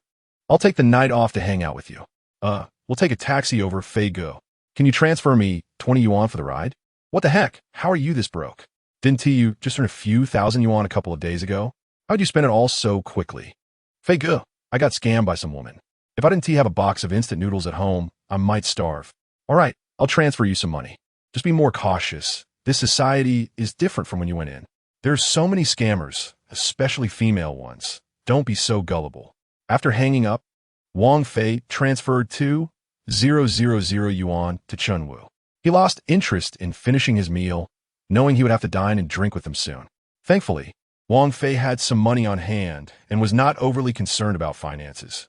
Otherwise, he wouldn't have been able to manage, had he not stumbled upon Tongtian business. Serendipitously embarking on his cultivation journey, he might have been worse off than Chun Wu. Although Chun Wu was poor, at least he wasn't in debt, while Wang Fei had owed hundreds of thousands at that time. Both were unfortunate brothers, and if he had the means to help, he would lend a hand. At Guanlan Community, 2 bald men crouched at the entrance, smoking. One had a full beard and a deep scar across his face, while the other, shorter than one, 7 meters, appeared to be in his 30s, thin and sporting gold-rimmed glasses, exuding a somewhat refined demeanor. Wu Ge, you got out 6 months before me. How did you end up in such dire straits? You're even borrowing taxi fare. I thought I'd follow you out, but looking at you, you're close to starving. I'm completely in the dark about how to survive. Hai Lin, money is hard to come by these days. This is not the era it used to be before we went in. I still haven't found work. Illegal activities are off the table. Prison is no place for humans, and I never want to return. Are there any of our old cellmates who are doing well? Not many are faring well. Even if there are, do you think they will help you? If you approach them, they might feel obligated due to our shared past in prison. And maybe they treat you to a meal or organize some entertainment, but don't expect them to help you make money. I understand that. One must rely on oneself at all times. Good that you understand, but we are fortunate. Among our cellmates, there's one particularly loyal guy who is doing well, and I'm planning to seek him out for a meal. You're talking about Wang Fei, right? I heard you talking to him on the phone just now. The day before I got out, I smoked a pack of 1916. Can you believe it? $100 a pack. It was my first time smoking such good cigarettes. And it was in prison. I heard from the prison chief that those cigarettes were sent by Wang Fei as a New Year's gift for our cell block. And every inmate received a pack. Pausing, the bespectacled man continued. That old Pan, who was involved in tomb raiding, also met with Wang Fei. I heard Wang Fei settled a few tens of thousands with him. Now all the inmates know Wang Fei is doing well, becoming wealthy, and has become a big boss. Just a few days ago, when I went to deliver cigarettes, I went with Wang Fei. He bought 30 cartons of cigarettes, worth 30,000 yuan. Adding the tens of thousands he gave to old Pan, that's nearing 100,000, enough to buy a car. What business is Wang Fei in? How can he be so extravagant? You'll find out soon enough. The taxi is here. Let us get in and head to Wang Fei. The two men boarded the taxi, and after about 10 minutes, it stopped in front of a towering 20-story building in the city center. Inzo building? Is Wang Fei living or working here? Yes, working here. Do you see the brightest sign on the third floor? Datang Suda? Wang Fei is still working at the foot massage shop. Didn't he go in for assisting in organizing prostitution? He truly has no fear. You know nothing. The Tang Zudao is a legitimate foot massage establishment, completely above board, and Wang Fei is not a supervisor here. He works as a technician. So he is a male technician giving foot massages to wealthy women? That seems to be the case. Is being a male technician that lucrative? It is undoubtedly impossible. I suspect he has other means of making money. The foot washing is merely a facade, a form of disguise. Therefore, we must align ourselves with Wang Fei and let him lead us to wealth. When we meet tonight, be on your best behavior. I recall that you had a conflict with him while you were inside, so remember to toast him a few extra times and offer your apologies. Yes, I understand. Initially, I was also displeased that he secured a good position right after entering prison, even becoming the dormitory leader, while I had been there 6 or 7 years before him, still toiling away at his sewing machine. What was that all about? As they spoke, the two had already taken the elevator to the third floor. Exiting the elevator, they were greeted by an impressive glass door, flanked by 2 flourishing fortune trees. The lobby was spacious, with 2 young girls dressed in red qipao standing at the entrance. These 2 beauties were clearly the receptionists. Upon seeing Chun Wu and Xiong Hailin enter, they cheerfully exclaimed, "Welcome to the Tang Zudao." A female receptionist in a white shirt and black trousers approached with a professional smile. "Gentlemen, I will take you to your room. Do you have a preferred technician?" Chun Wu replied, "We are not here for foot washing. We are friends of Wang Fei, here to see him." The receptionist, surprised, took out her phone to send Wang Fei a message, informing him that 2 friends were waiting for him at the front desk. Soon, Wang Fei arrived in the lobby. Xiong Hailin, congratulations on your safe return and new lease on life. Chapter 32. The troublemaking guest Xiong Hailin looked Wang Fei up and down and said, "Damn, you become even more handsome. I almost didn't recognize you." Wang Fei replied, "I have always been this handsome. Thank you very much. When did you get out?" Xiong Hailin responded, "I got out yesterday. This world changes too fast. I can hardly keep up." Wang Fei laughed heartily, saying, "No worries, take your time. Within 2 or 3 months, you will be completely accustomed. For now, let us enjoy a foot wash here. Then we can go out for dinner and maybe sing a few songs afterward." Wang Fei instructed the receptionist to arrange for 2 technicians, reminding her, "These are my friends. Please ensure they receive excellent service. I will cover the bill." The young receptionist cheerfully assured him, "Don't worry, as friends of Fei go. Which technician would dare to neglect you? We will take good care of you."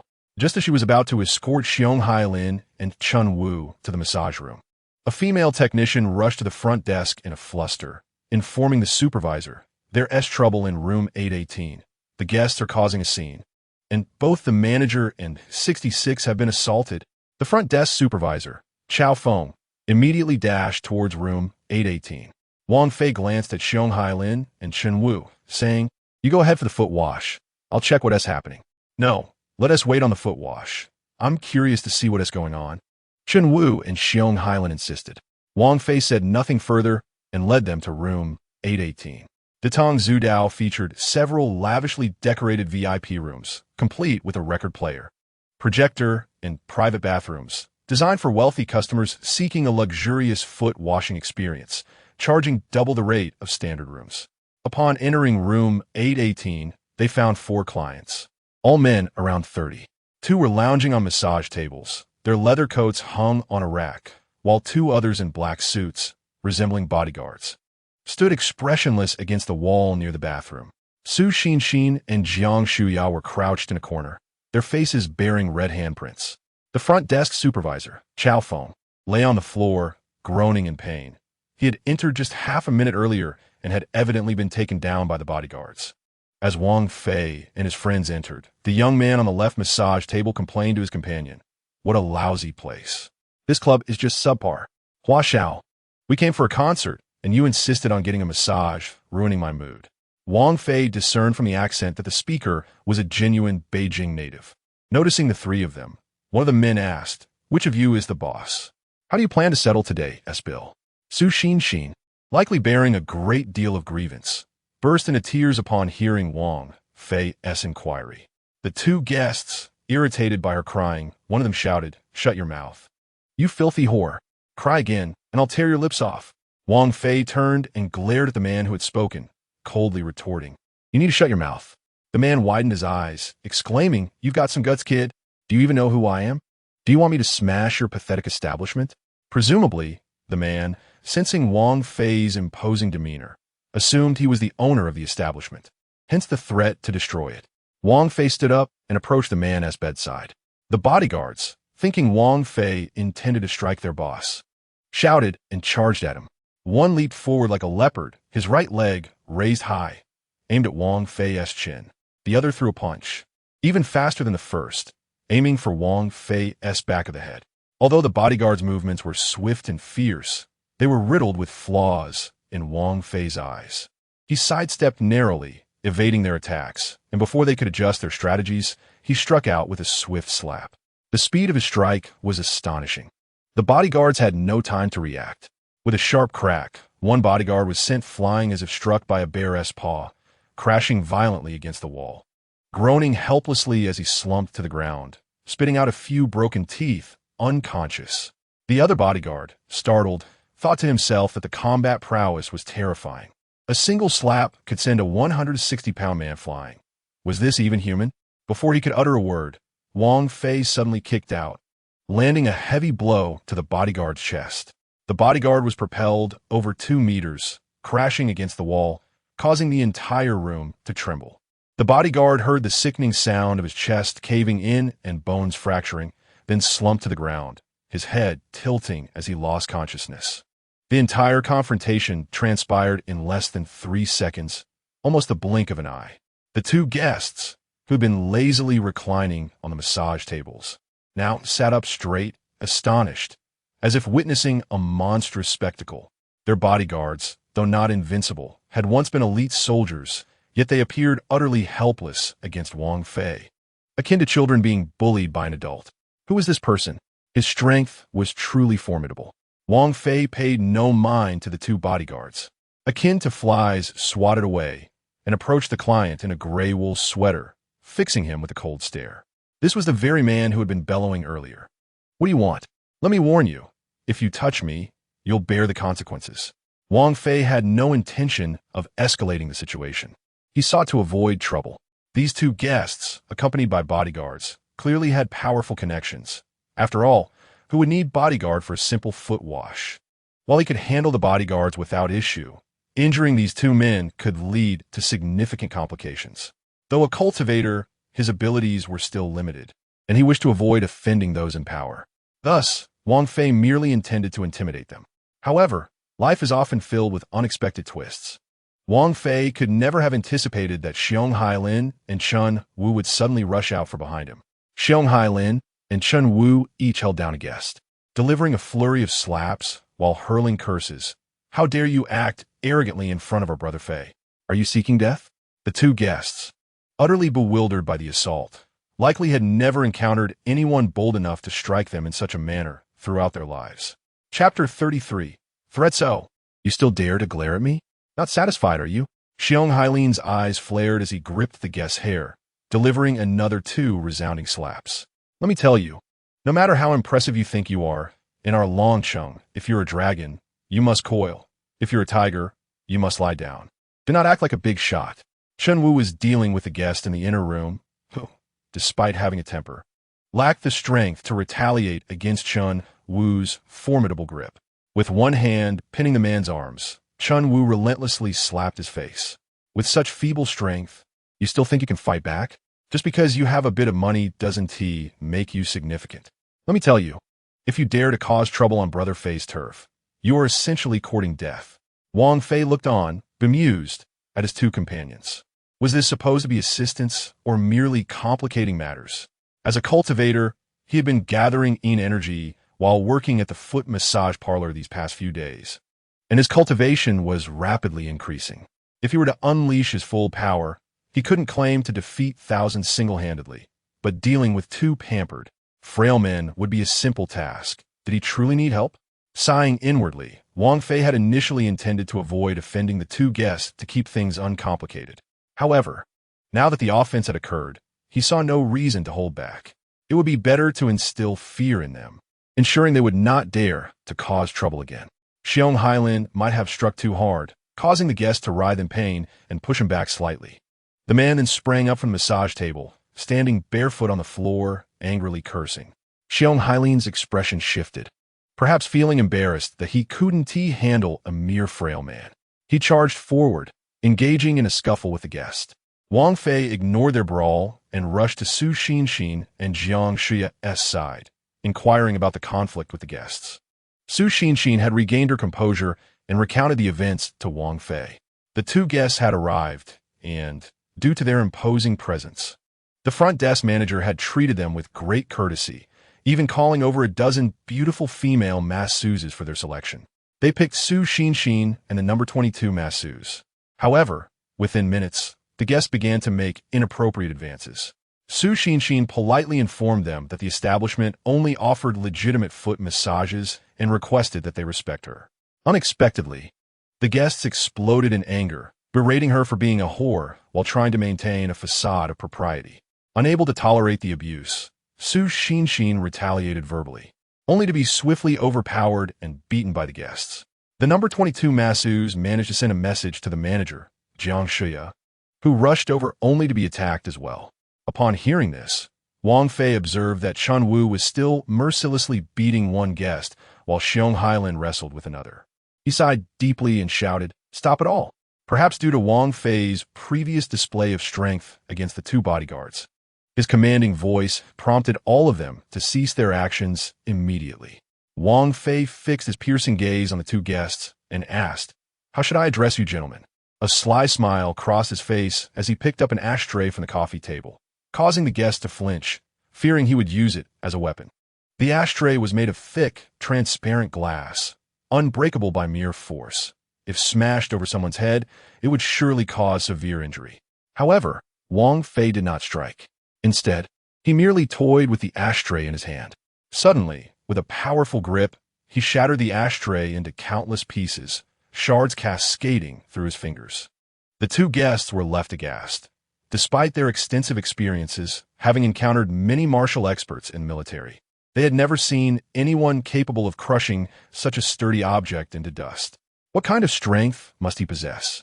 If such force were applied to them, their bones would surely be crushed. Such arrogance. You may have some skills, but can you withstand a bullet? We have snipers at our disposal. Wang Fei chuckled softly. Do you think the military is your personal playground? As for snipers, even if you call for one, it would be futile. If you provoke me, I can't guarantee what I might do, but I assure you the consequences are far beyond what you can endure. Are you threatening us? Not quite a threat. If you insist on interpreting it that way, then by all means, see it as a threat. Xiong Hailin suggested, Brother Fei, how about we strip them and get some old ladies to film a little video? Let us see how their families react when they see it. At this, the two guests could no longer withstand the fear of such humiliation. One of them spoke up, I am Yi Chang'an, and this is Hua Dongming. We acknowledge our fault today and sincerely apologize to the boss. We will also compensate your masseuses and manager for their medical expenses as a gesture of goodwill. Our bodyguards have also been injured, and we have been beaten, so we'll consider the matter settled and not pursue it further. All right? Wang Fei was surprised at how easily the guests conceded. However, he had no desire to escalate the situation, as it would bring him no benefit. He nodded readily and said, Very well, let us consider tonight's event settled. You may leave. Yi Chang'an glanced at the two unconscious bodyguards in the corner, hesitating. Rest assured your bodyguards are fine. I was careful, Wang Fei reassured, walking over to the bodyguards and giving each a kick. Get up, stop playing dead.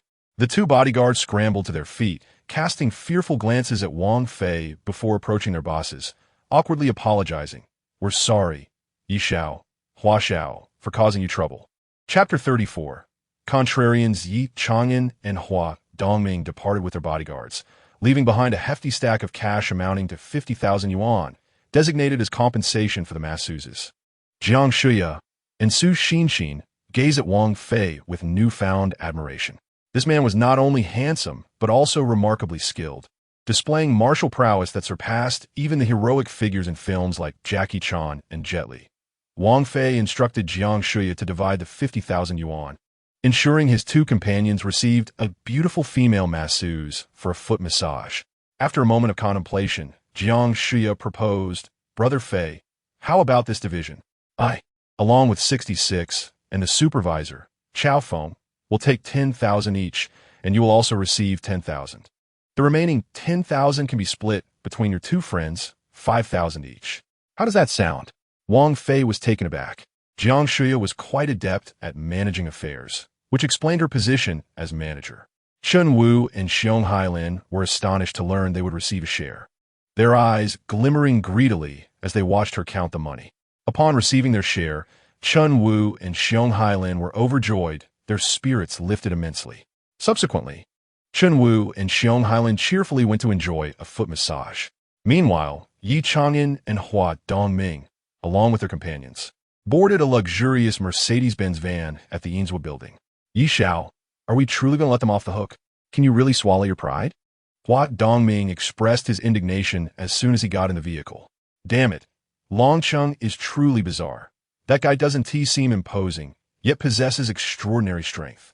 Yi Chang'an replied solemnly, "Hua Xiao, I advise against seeking revenge. That individual is not one to be trifled with. We have no significant grudge against him, so it is not worth creating such bitter enemies. I understand that, but it feels so frustrating. I cannot simply let this slide. That person is truly a remarkable individual. He casually crushed a solid ashtray with his bare hands. His strength is terrifying. He is almost a monster. I have often heard that masters exist among the common folk, and today we have borne witness to that. I must say, we ought to be more discreet in our future undertakings. Damn, what bad luck. Today, we brothers have really suffered a setback. Fortunately, no outsiders know about this. Don't be foolish and spread around. It would be too embarrassing." Inside room 807 of Datong Foot Therapy, two beautiful female therapists were massaging Chen Wu and Xiong Hailin. "Ouch, be gentle, that hurts," Xiong Hailin exclaimed under the pressure. "Boss, you rarely come here for a massage, do you? This pressure is just right. You just need to get accustomed to it. Come more often, and you'll feel better," the therapist said with a cheerful smile. From the adjacent bed, Chen Wu could no longer hold back and remarked, "Hailin, you country bumpkin, is this your first massage? You sound like a pig being slaughtered. It's quite embarrassing." "Wuga, you know my background, I just got out. This is truly my first massage in my life." "Ha, this girl has delicate hands feel wonderful. No wonder so many men enjoy coming for massages. Boss, if it feels good, you should come often. How much do you charge for a massage? If it's not expensive, I might come regularly. It's quite affordable. A Thai massage is only 198. If you come daily, it will be quite delightful. 198 is not expensive? To be honest, if I weren't being treated, I would spend that much. On Rose Street, 150 could get you a woman for a night. That's not the same. Those are all middle-aged women. Unlike us, we have young and beautiful girls in their 20s. But over there, you can touch and enjoy yourself. Here, not only is the price exorbitant, but you can't even touch or indulge. Have you heard the saying, better to eat a fresh peach than a basket of rotten apricots? That analogy doesn't apply. The rotten apricots are offered, while the fresh peaches are merely for looking. Are you suggesting that I spend money just to quench my thirst with visual delights? Haha, boss, do you particularly enjoy arguing with people? I immediately state in facts. Is that arguing? Chen Wu burst into laughter. Beautiful lady, you are absolutely correct. He loves to argue. His nickname is Argument King. If it weren't for his stubborn nature and love for debate, he wouldn't have ended up like this. Chen Wu, what do you mean? I don't enjoy arguing. Chen Wu retorted. Isn't being earnest the same as arguing? That's different. Being earnest seeks truth, while arguing is mindless rebuttal. A pathological condition. Such individuals relish debate, regardless of whether the other party is right or wrong, and derive satisfaction from winning arguments. Chun Wu expressed his astonishment. Oh, you have a whole theory on this. Who taught you? Xiong Hailin interjected. Am I wrong? Incredible. You, argument king, even have a theory now. I concede, you are right. I feel like your words lack sincerity. You probably feel quite unconvinced and still think I'm just arguing, right? Chun Wu sighed in exasperation. I am not. You are. Xiong Hailin. Keep arguing and see if I don't give you a beating. Wu Gu. A gentleman uses words, not fists. You can't best me in a debate. So you resort to violence. This habit has not changed over the years. An elder once said, 3 kind words cannot compare to a single slap. Some people merely talking is useless. They need to be taught through action to learn their lesson. You only dare to act tough because you think I can't beat you. Go show off in front of Wang Fei and see who can fight better. Chun Wu chuckled. I want to compete with Fei Ge. I am resolute on one point. As long as you dare to argue with me, I will beat you. After a few beatings, you will learn to behave. While Chun Wu and Xiong Hailin were enjoying their massage, Wang Fei was lounging in the waiting room, on the phone with Yang Rulin. Since Yang Rulin successfully lost weight and transformed from a chubby girl into a stunning beauty, she would frequently message or call him whenever she had free time. This woman is wonderful in many ways, but she could be a bit clingy. Fei Ge, Wang Xinlin is having a concert at Longxing Gymnasium tonight. Shall we go together? I don't have time. 2 friends have come to visit. I need to entertain them, take them out for dinner, and show them around. I really have no time. Why don't you take your friend instead? I don't want to. I just want to go with you. How about this? We first go to the concert, and after that, we can grab some late-night snacks and then sing karaoke. How does that sound? All right, Fine. You can come. Wang Fei had no choice but to agree. After all, given her unique disposition, he could only indulge her whims. At around 7:40 p.m., Yang Rulin arrived at the Tong Foot Therapy, and to Wang Fei's surprise, she brought along 2 beautiful women. Wang Fei whispered, Are these 2 also your friends? Yang Rulin replied with a smile. No, they're also from our university. 2 flirts, making money on the side. You mentioned wanting to entertain 2 friends. So I couldn't bring my close friends. Instead, I spent money to invite these 2 girls to keep your friends company. They are both young and beautiful university students. They shouldn't embarrass you, right? Wang Fei glanced at the 2 sensually dressed girls, who had decent looks and figures, youthful and vibrant. This was indeed a treat for Chun Wu and Xiong Hailin. Where are your friends? The concert is about to start. We need to hurry. They're still inside getting massages. You wait in the lobby. I'll go call them out. Wang Fei entered room 807, pushing the door open. Chun Wu and Xiong Hailin were enjoying their massages while chatting with the therapists, who were laughing heartily at their banter. Chun Wu, Xiong Hailin, hurry up. There's a new activity. Chun Wu quickly sat up and began putting on his shoes. Xiong Hailin, still a bit groggy, asked Fei Ge, We've only been at it for 40 minutes. It's not time yet. Chun Wu shouted at him. Are you foolish? When I say get up, just get up. Why so much nonsense? Didn't you hear Fei Ge say there's a new activity? Xiong Hailin finally understood and hurriedly put on his shoes. Upon entering the lobby, they were greeted by the sight of 3 young, fashionable beauties, and both Xiong Hailin and Chun Wu were left mesmerized. Yang Rulin confidently introduced herself. Hello, I am Yang Rulin, Wang Fei's girlfriend. These 2 beauties are my classmates, Lu Yin and Zhang Qian. Chun Wu and Xiong Hailin gazed in awe at Yang Rulin's stunning beauty. She was undoubtedly the most beautiful woman they had ever encountered. Her exquisitely delicate features, flawless skin, and particularly her large eyes sparkled with an indescribable charm and vitality. It was truly astonishing that such beauty existed in the world. In that moment, a wave of intense envy surged within Chun Wu and Xiong Hailin. Having both served time, they wondered why Wang Fei could find a girlfriend resembling a celestial being while they were still single and struggling to even secure a meal. Xiong Hailin gulped nervously and said, Sister-in-law, I am Wang Fei's brother, just call me Hailin. The term sister-in-law brought a radiant smile to Yang Rulin's face.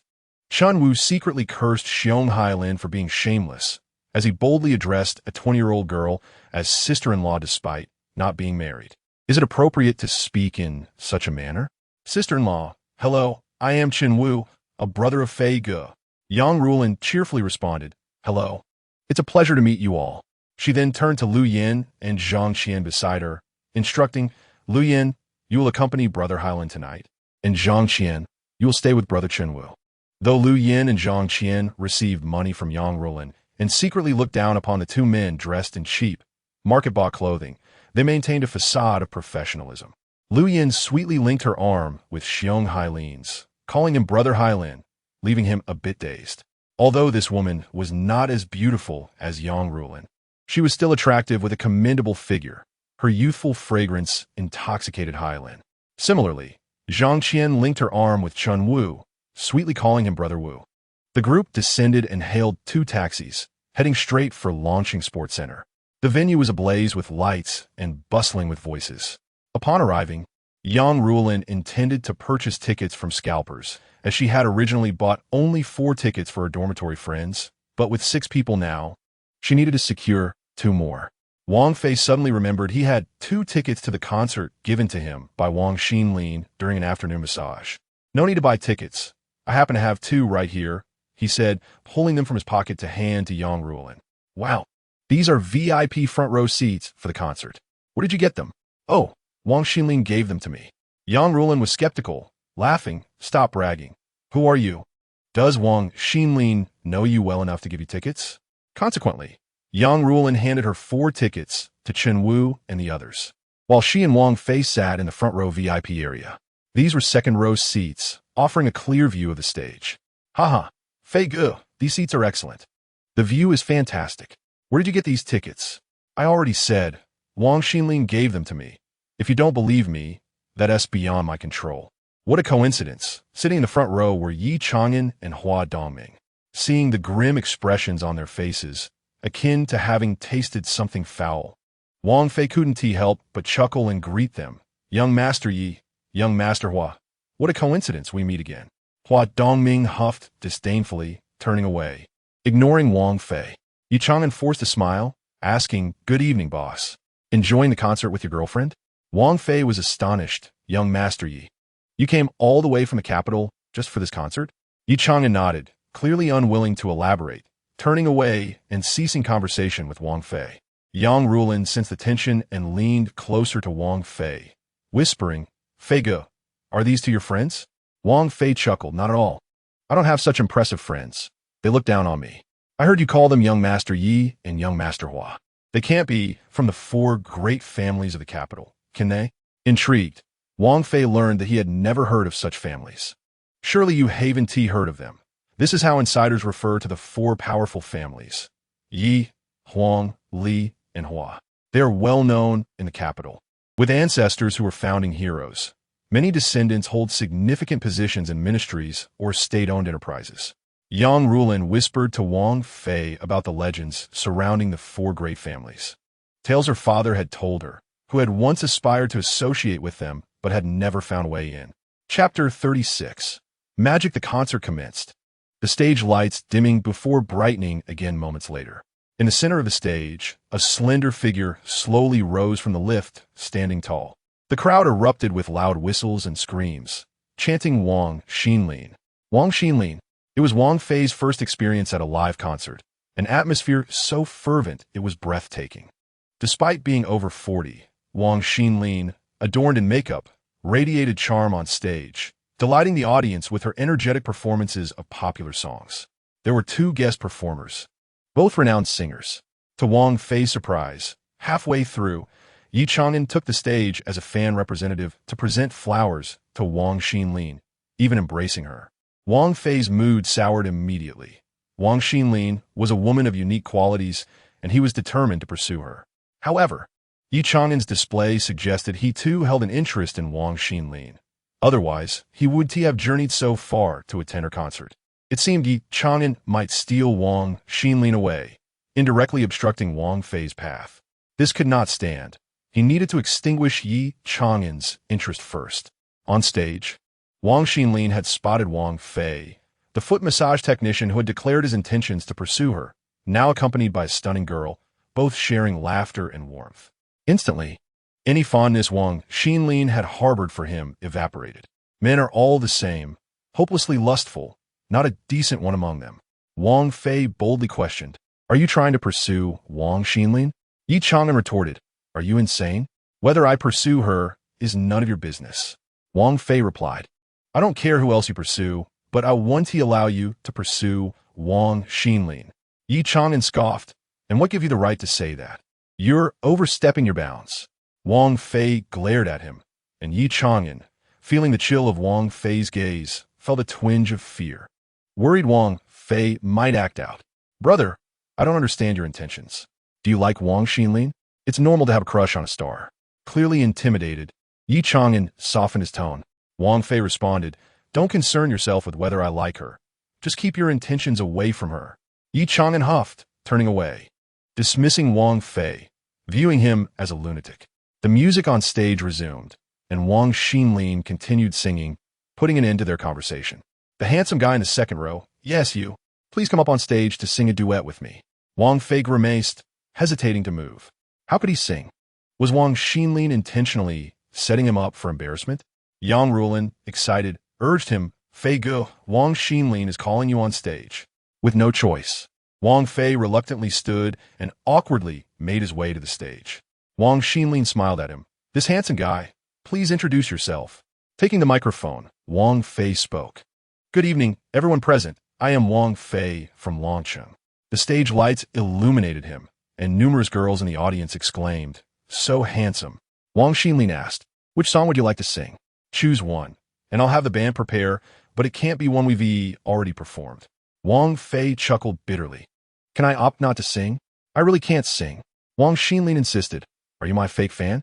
You must sing. I want to accept anything less." Wang Fei quickly suggested, "How about I perform a magic trick? I promise it's something you've never seen before, even more astonishing than Lu Qian's magic." The audience erupted with excitement, and many girls shouted, "We want to see." Wang Xinlin replied, "All right, since many want to see, you may begin your performance." At that moment, the backstage director was bewildered, questioning Wang Xinlin's manager, Li Qin, about this unexpected turn of events and why Wang Xinlin was deviating from the previously planned script. Li Qin hesitated, unable to articulate her thoughts. Deep down, she had already recognized that Wang Fei was the male technician from the foot massage shop that afternoon. Was Wang Xinlin engaging in sheer folly by inviting a male technician onto the concert stage to perform magic tricks? If it went awry, it could negatively impact the entire concert. Meanwhile, Xiong Hailin and Chen Wu, seated in the middle of the audience, were taken aback, their mouths agape. Even the two girls who had been leaning against them sat up straight, curiously inquiring, "Is this Wang Fei one of your friends? Can he really perform magic?"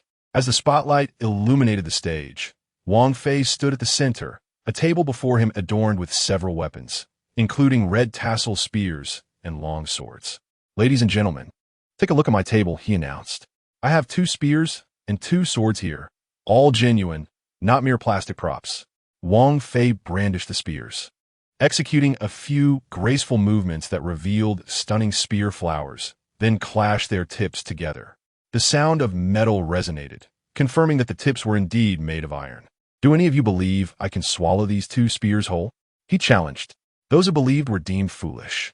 Each spear measured over 1 meter in length. How could one possibly swallow them? The audience responded in unison, declaring their disbelief. Wang Fei then raised one spear high, covering his mouth with his left fist, and gradually began to insert the spear into his mouth. In no time, half of the spear had vanished within. A wave of astonishment rippled through the audience, whispers of disbelief echoing among them. Did he really swallow it? If he did, how is he still alive? It must be an illusion, but it looks so real. Moments later, the entire spear had seemingly disappeared. Wang Fei pretended to belch, exclaiming, "Delicious! I'll have another." This remark elicited laughter from the audience. Just as he prepared to take another spear, someone shouted from the crowd, "Switch it up. Let us see you eat a sword." Wang Fei chuckled, "Sure, I'll take a big sword. I suppose men don't fancy big swords, do they?" The male audience members roared with laughter. Wang Fei hoisted a long sword aloft, tilting his head back, and using his left hand to cover his mouth, he slowly guided the blade into his mouth. Before long, half of the sword had disappeared. The audience buzzed with speculation. "It looks like he's really swallowing that sword. What sort of magic is this?" It reminds me of Stephen Chow's film, the last tycoon. Just wait. The sword will come out the other end. Moments later, the entire sword was gone. Ladies and gentlemen, how about that for a magic trick? A voice from the audience interrupted. Handsome guy, swallowing it isn't impressive. If you can pull the spear and sword back out, we'll be convinced. This suggestion garnered widespread approval, with many chanting, pull it out, pull it out. Wang Fei responded with a grin. Since everyone wants to see, I shall oblige. He tilted his head back, covered his mouth with his left hand, and began to retrieve the spear from his mouth, slowly revealing it to the audience. He then repeated the act with the sword. Well, there you have it. I pulled them out, didn't I? The audience met his feet with boos and jeers. All right, now let us return the stage to our goddess, Wang Xinlin. I shall take my leave, Wang Fei declared, swiftly exiting the stage with an agile leap from the 2-meter height, disregarding the steps entirely. The audience assumed Wang Fei's tricks were merely the result of props, and thus, they were not overly impressed. Only the backstage crew and staff were aware that the spears and swords were indeed real, leaving them perplexed about how Wang Fei executed his magic. The concert proceeded. If it were so easy to uncover, would it still be magic? Wang Fei chuckled. This magic trick is unique to me alone. Yang Rulin was ecstatic, exclaiming, Feej, teach me. I want to learn. What would you do with it? No matter how impressive my weapon is, it can't be that long, he replied. You wouldn't need to learn to swallow it. Yang Ruolan playfully bunjed Wang Fei, urging him to be serious. Their banter was not subtle, and the front row attendees, Yi Chang'an and Hua Dongming, grimaced at Wang Fei's audacity, vowing never to return to Longcheng after the concert, wishing to avoid him entirely. However, oblivious to their disdain, Wang Fei approached Yi Chang'an and clapped him on the shoulder. Yi Xiao, Hua Xiao, we had our misunderstandings, but let bygones be bygones. I trust you both are not the type to hold grudges. Let us connect on WeChat and keep in touch. Yi Chang'an scoffed, thinking it was too late for friendship. Given their status, many sought to curry favor with them. Not just anyone could become their friend. Wang Fei's expression shifted. What is this? Yi Xiao, do you look down upon me? For reasons unknown, Yi Chang'an felt a chill run down his spine at Wang Fei's change in demeanor, hastily clarifying, No. How could I ever look down on you, Wang boss? Wang Fei retorted, That's good to hear. Let me tell you, not everyone is worthy of being my friend. If I didn't see your impressive demeanor, I wouldn't bother with you. Don't overestimate yourselves. Yi Chang'an felt particularly aggrieved. He could endure the beatings, but being forced to add him as a friend was unbearable. How could someone be so brazen? The key point was that Wang Fei's strength was extraordinary. Unlike any ordinary person, he dared not offend him, fearing a sudden outburst of violence. Come on, Yi Xiao, take out your phone. Let us add each other on WeChat. I'll scan you, Wang Fei insisted. Yi Chang'an, feeling helpless, complied, thinking that a wise man does not suffer immediate losses. Once outside Longcheng, he would block Wang Fei without hesitation. A leaf falls, and autumn descends upon the world. Wang Fei mused, finding the username poetic and complimenting Yi Chang'an on his taste. He then turned to Hua Dongming, Hua Xiao. Let us add each other too. Hua Dongming, his expression stiff, understood he could not evade the situation and silently added Wang Fei on his phone. I know you both may still harbor some resentment towards me, but I believe you will eventually appreciate having me as a friend. Wang Fei's intention behind adding Yi Chang'an and Hua Dongming was driven by financial motivation. To win over Wang Xinlin, he needed substantial wealth, and to amass wealth swiftly, connections were essential. Given Yi Chang'an and Hua Dongming's impressive family backgrounds, he believed collaborating with them could facilitate easier profits. Yi Xiao, Hua Xiao, you two must know many influential figures, right? Yi Chang'an felt apprehensive about what challenge Wang Fei might present and quickly clarified, Wang boss, just say what you need. While we have some influence in the capital, if you're looking for introductions to high-profile figures, you've truly come to the wrong people. We're not capable of that. Don't misunderstand. I'm merely inquiring if you know anyone suffering from serious ailments, perhaps those with terminal illnesses like cancer. If I could cure their ailments, or even ensure they live a long, healthy life, wouldn't that favor your families greatly? Both Yi Chang'an and Hua Dongming exchanged glances, their expressions shifting dramatically. Their grandfathers had recently been hospitalized. If Wang Fei could truly heal them, their families would undoubtedly regard them with newfound respect. If others were to utter such words, they would undoubtedly be met with skepticism. Those illustrious figures in the capital, which one does not boast the finest medical teams in the nation and enjoy the highest caliber of healthcare? If they cannot find a cure, then it must be an ailment beyond the reach of current medical technology. However, Wang Fei is certainly an extraordinary individual, a rare gem whose words carry a significant weight of credibility. Boss Wang, is it true? Can you truly cure terminal illnesses? Wang Fei nodded and replied, of course. But I generally do not extend my services to the ordinary person. My remedies are exceedingly precious and beyond their means. Yi Chang'an's demeanor transformed into one of remarkable enthusiasm, a complete reversal from his earlier attitude.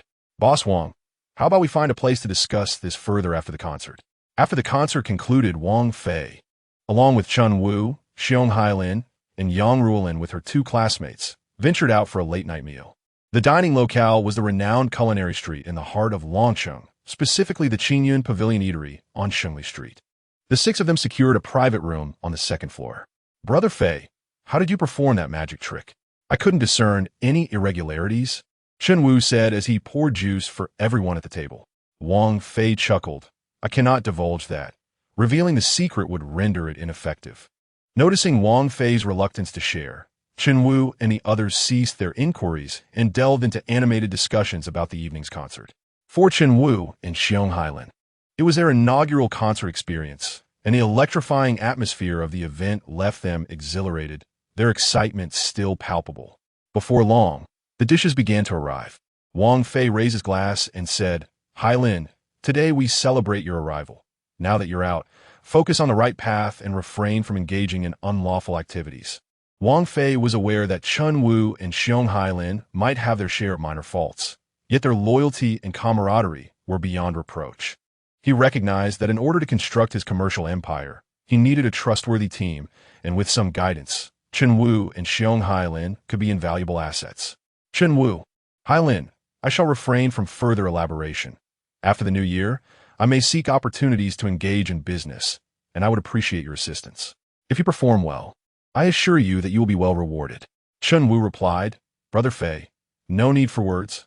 I will follow you. Should anyone dare to challenge you, I will be the first to confront them, ensuring that you remain unscathed. Wang Fei could only smile wryly. Chen Wu, how many times must I remind you? This is no longer the era of violence and territorial disputes.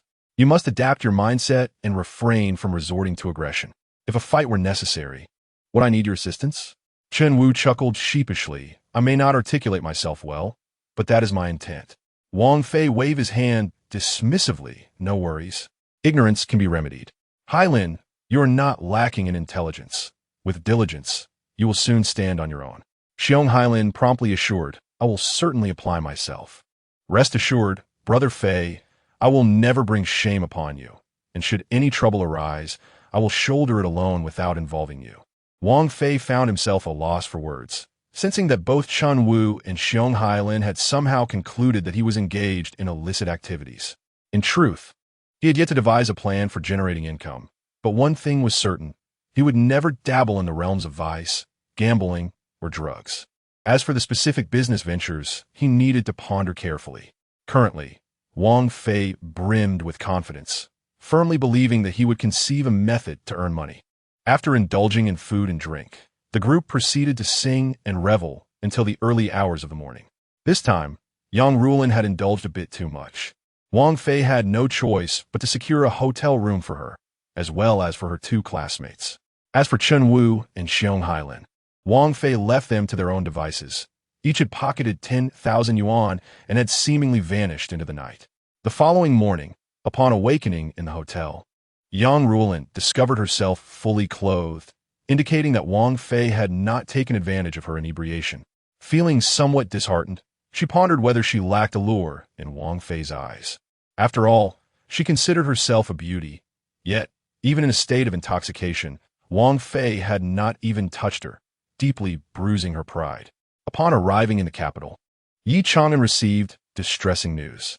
His grandfather's condition had worsened, and the hospital had issued a critical illness notice. Yi Chang'an was left in a state of shock upon hearing this.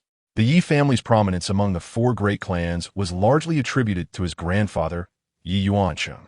Yi Yuancheng's father was a founding general, and he himself had served in the capital's ministries for over 20 years, particularly in the organization department, where he held a position of minister for a decade. His connections were extensive, and even though Yi Yuancheng had only served one term in the central government due to health issues, his influence was not diminished compared to other powerful figures. Should Yi Yuancheng pass away, the Yi family's standing would undoubtedly diminish significantly, as long as his grandfather could survive another day. The foundation of the Yi family would remain secure. At that moment, Yi Chang'an recalled Wang Fei's earlier words, wondering if perhaps everything was preordained by fate. In the car, Yi Chang'an sent Wang Fei a message. "Boss Wang, my grandfather is critically ill. I hope you can intervene and save him. If you are willing to help, the entire Yi family will regard you as a benefactor." Wang Fei responded, "I can only guarantee that I can extend your grandfather's life by a maximum of 18 years. That is sufficient. Anyone would be content to live to 100. Very well. Inform me of your grandfather's hospital, and I will purchase a ticket immediately." "No need. I am already en route to Longsheng. I will come to pick you up in 2 hours. Shall we head directly to your foot massage parlor?" "That works. I will await you in the underground parking lot of the Yinju building."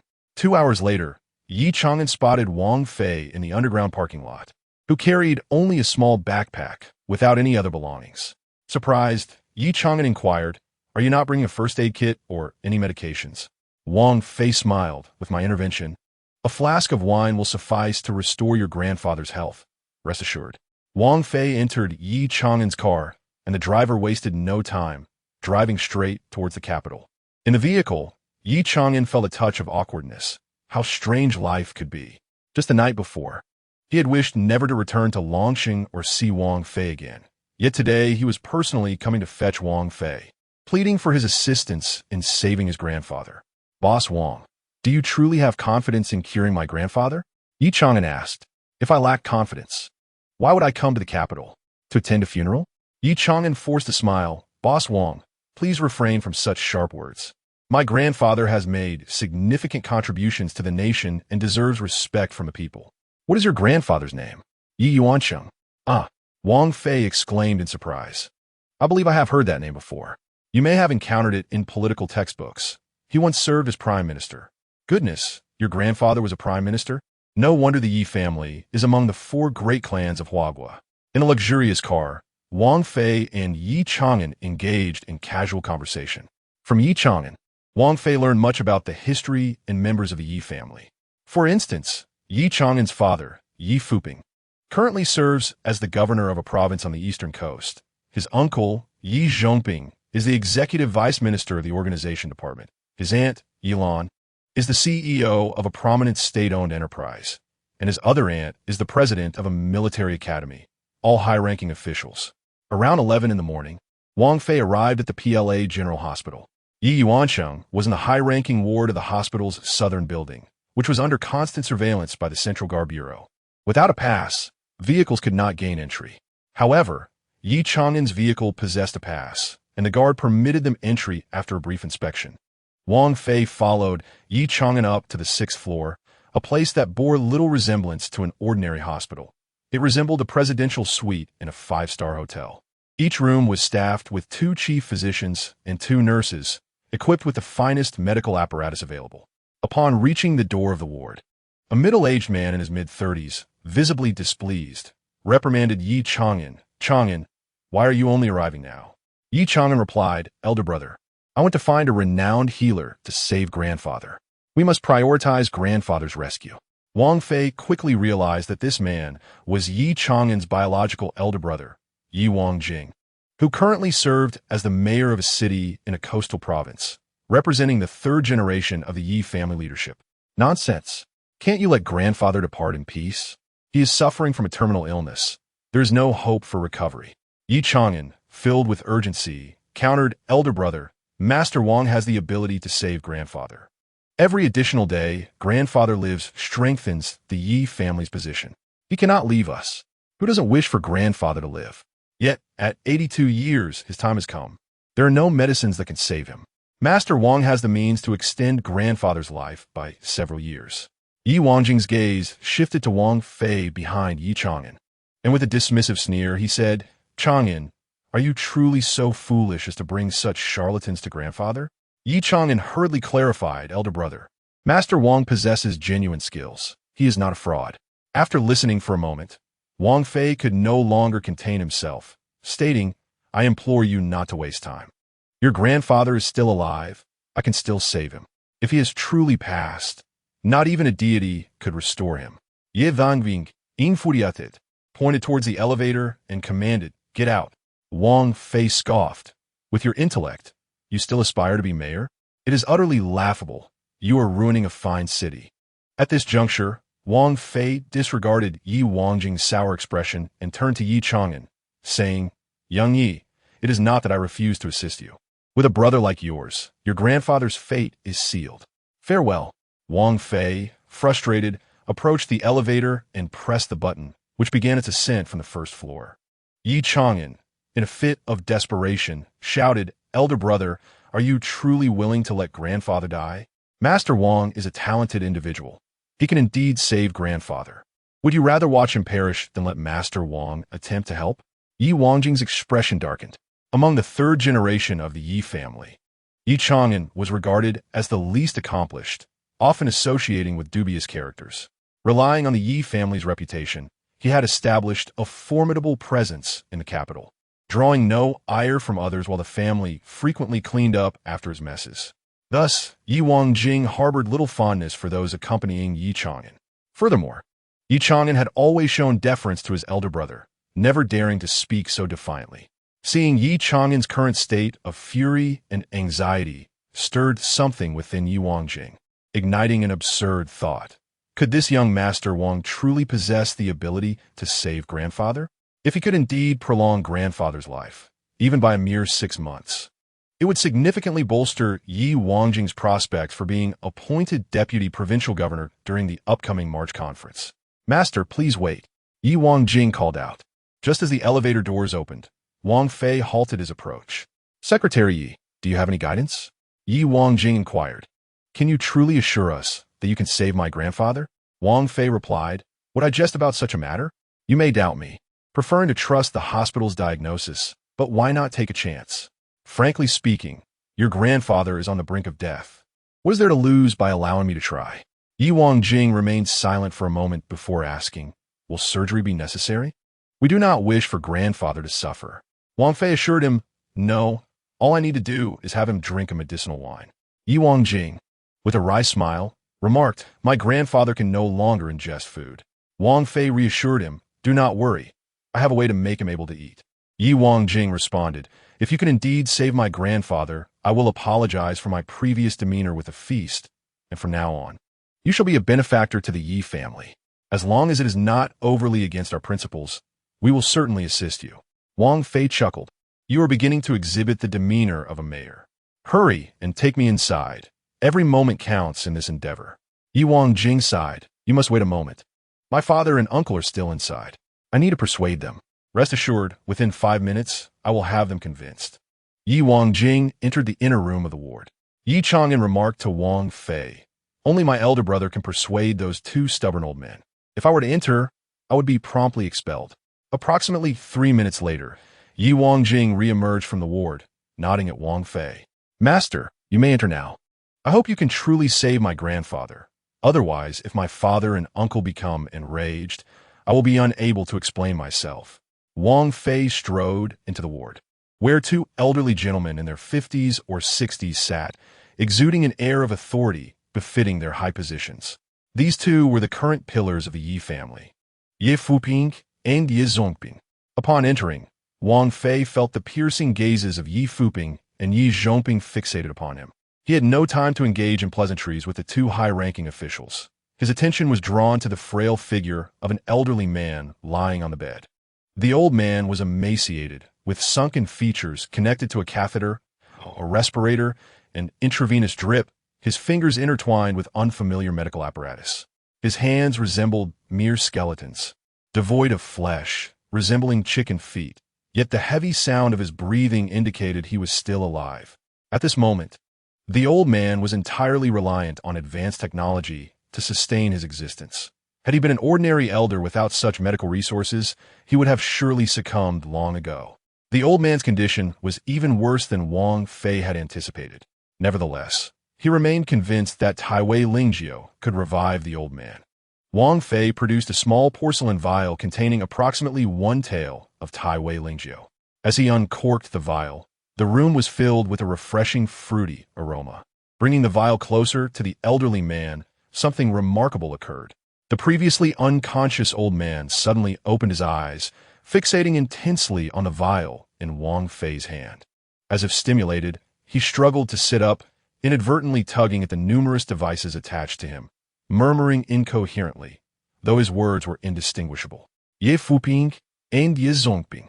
Initially seated calmly, now stood up in alarm. The elderly man had lain motionless for 3 months, yet now he exhibited such a pronounced reaction. Yi Fuping and Yi Zhongping instantly grasped the cause. It was the fruit wine in the young man's hand that had captured the old man's attention. Earlier, Yi Wangjing had told them about inviting a master who could save grandfather, yet they had harbored doubts, believing the old man to be beyond salvation. Yi Wangjing had pleaded fervently, assuring them that the master would only have the old man drink a medicinal wine without causing him distress, which was why Yi Fuping and Yi Zhongping had reluctantly agreed to let Wang Fei attempt his method. Now, witnessing the old man's extraordinary response, both Yi Fuping and Yi Zhongping felt a flicker of hope. Could it be possible to save the old man? Wang Fei was equally surprised by the old man's reaction. As he brought the porcelain vial to the old man's lips, the elderly man tilted his head back, seemingly awaiting the wine to be poured into his mouth. Given that the old man could cooperate, Wang Fei carefully poured the Taiwei Lingjiu into his mouth, and the old man appeared to swallow with effort, smacking his lips as if yearning for more. The elderly man peacefully closed his eyes, and a gentle snoring sound emerged, indicating that he had drifted into a deep sleep. Yi Fuping and Yi Zhongping exchanged glances, a sense of inexplicable excitement evident on their faces. Father has begun to snore. He must be utterly exhausted. How long has it been since he last enjoyed a restful slumber? I sense that there may be signs of improvement in his health. Look, there is color returning to his face. Let us step outside for a while and allow Father to rest without disturbance. Yi Fuping waved to Wang Fei, saying, Master, let us retreat for now and permit the elderly gentleman some time to sleep. Wang Fei was taken aback by the fact that the elderly man had fallen asleep after consuming Taiwei Lingjiu, which was a stark contrast to the reaction observed in Zhou Jun's mother after her intake of Lingjiu. Could it be that the elderly man's frail condition resulted in a slower absorption of the medicinal effects? The group exited the sick room and entered the waiting area. Yi Fuping called upon Yi Chang'an to prepare tea for the guests. In this moment, the usually boisterous Yi Chang'an was surprisingly compliant, cheerfully brewing tea for everyone. Father, please enjoy some tea. Uncle, please have some. Elder brother, master, please partake as well. The tea was of exceptional quality, originating from the authentic De Hong Pao mother tree in Wui Mountain. Such tea is now virtually unattainable. Even the wealthiest cannot procure it. Since 2006, the mother tree De Hong Pao has ceased to be harvested, classified as a national protected entity, guarded year-round by military personnel, without prior approval from central leadership. Harvesting is strictly prohibited. It is said that this tea is exclusively reserved for central leaders. The so-called mother tree De Hong Pao available in the market is, in fact, not authentic. It is merely branches grafted from the mother tree, falsely labeled as purebred De Hong Pao. Despite only a trace of spiritual energy, Wang Fei, confident in his identity as a cultivator, was certain he would not misinterpret its essence. It is indeed peculiar. There is no spiritual energy on earth. So why does this tea contain even a hint of it? Wang Fei, contemplating these thoughts, exclaimed loudly, "What an exquisite tea! Truly remarkable!"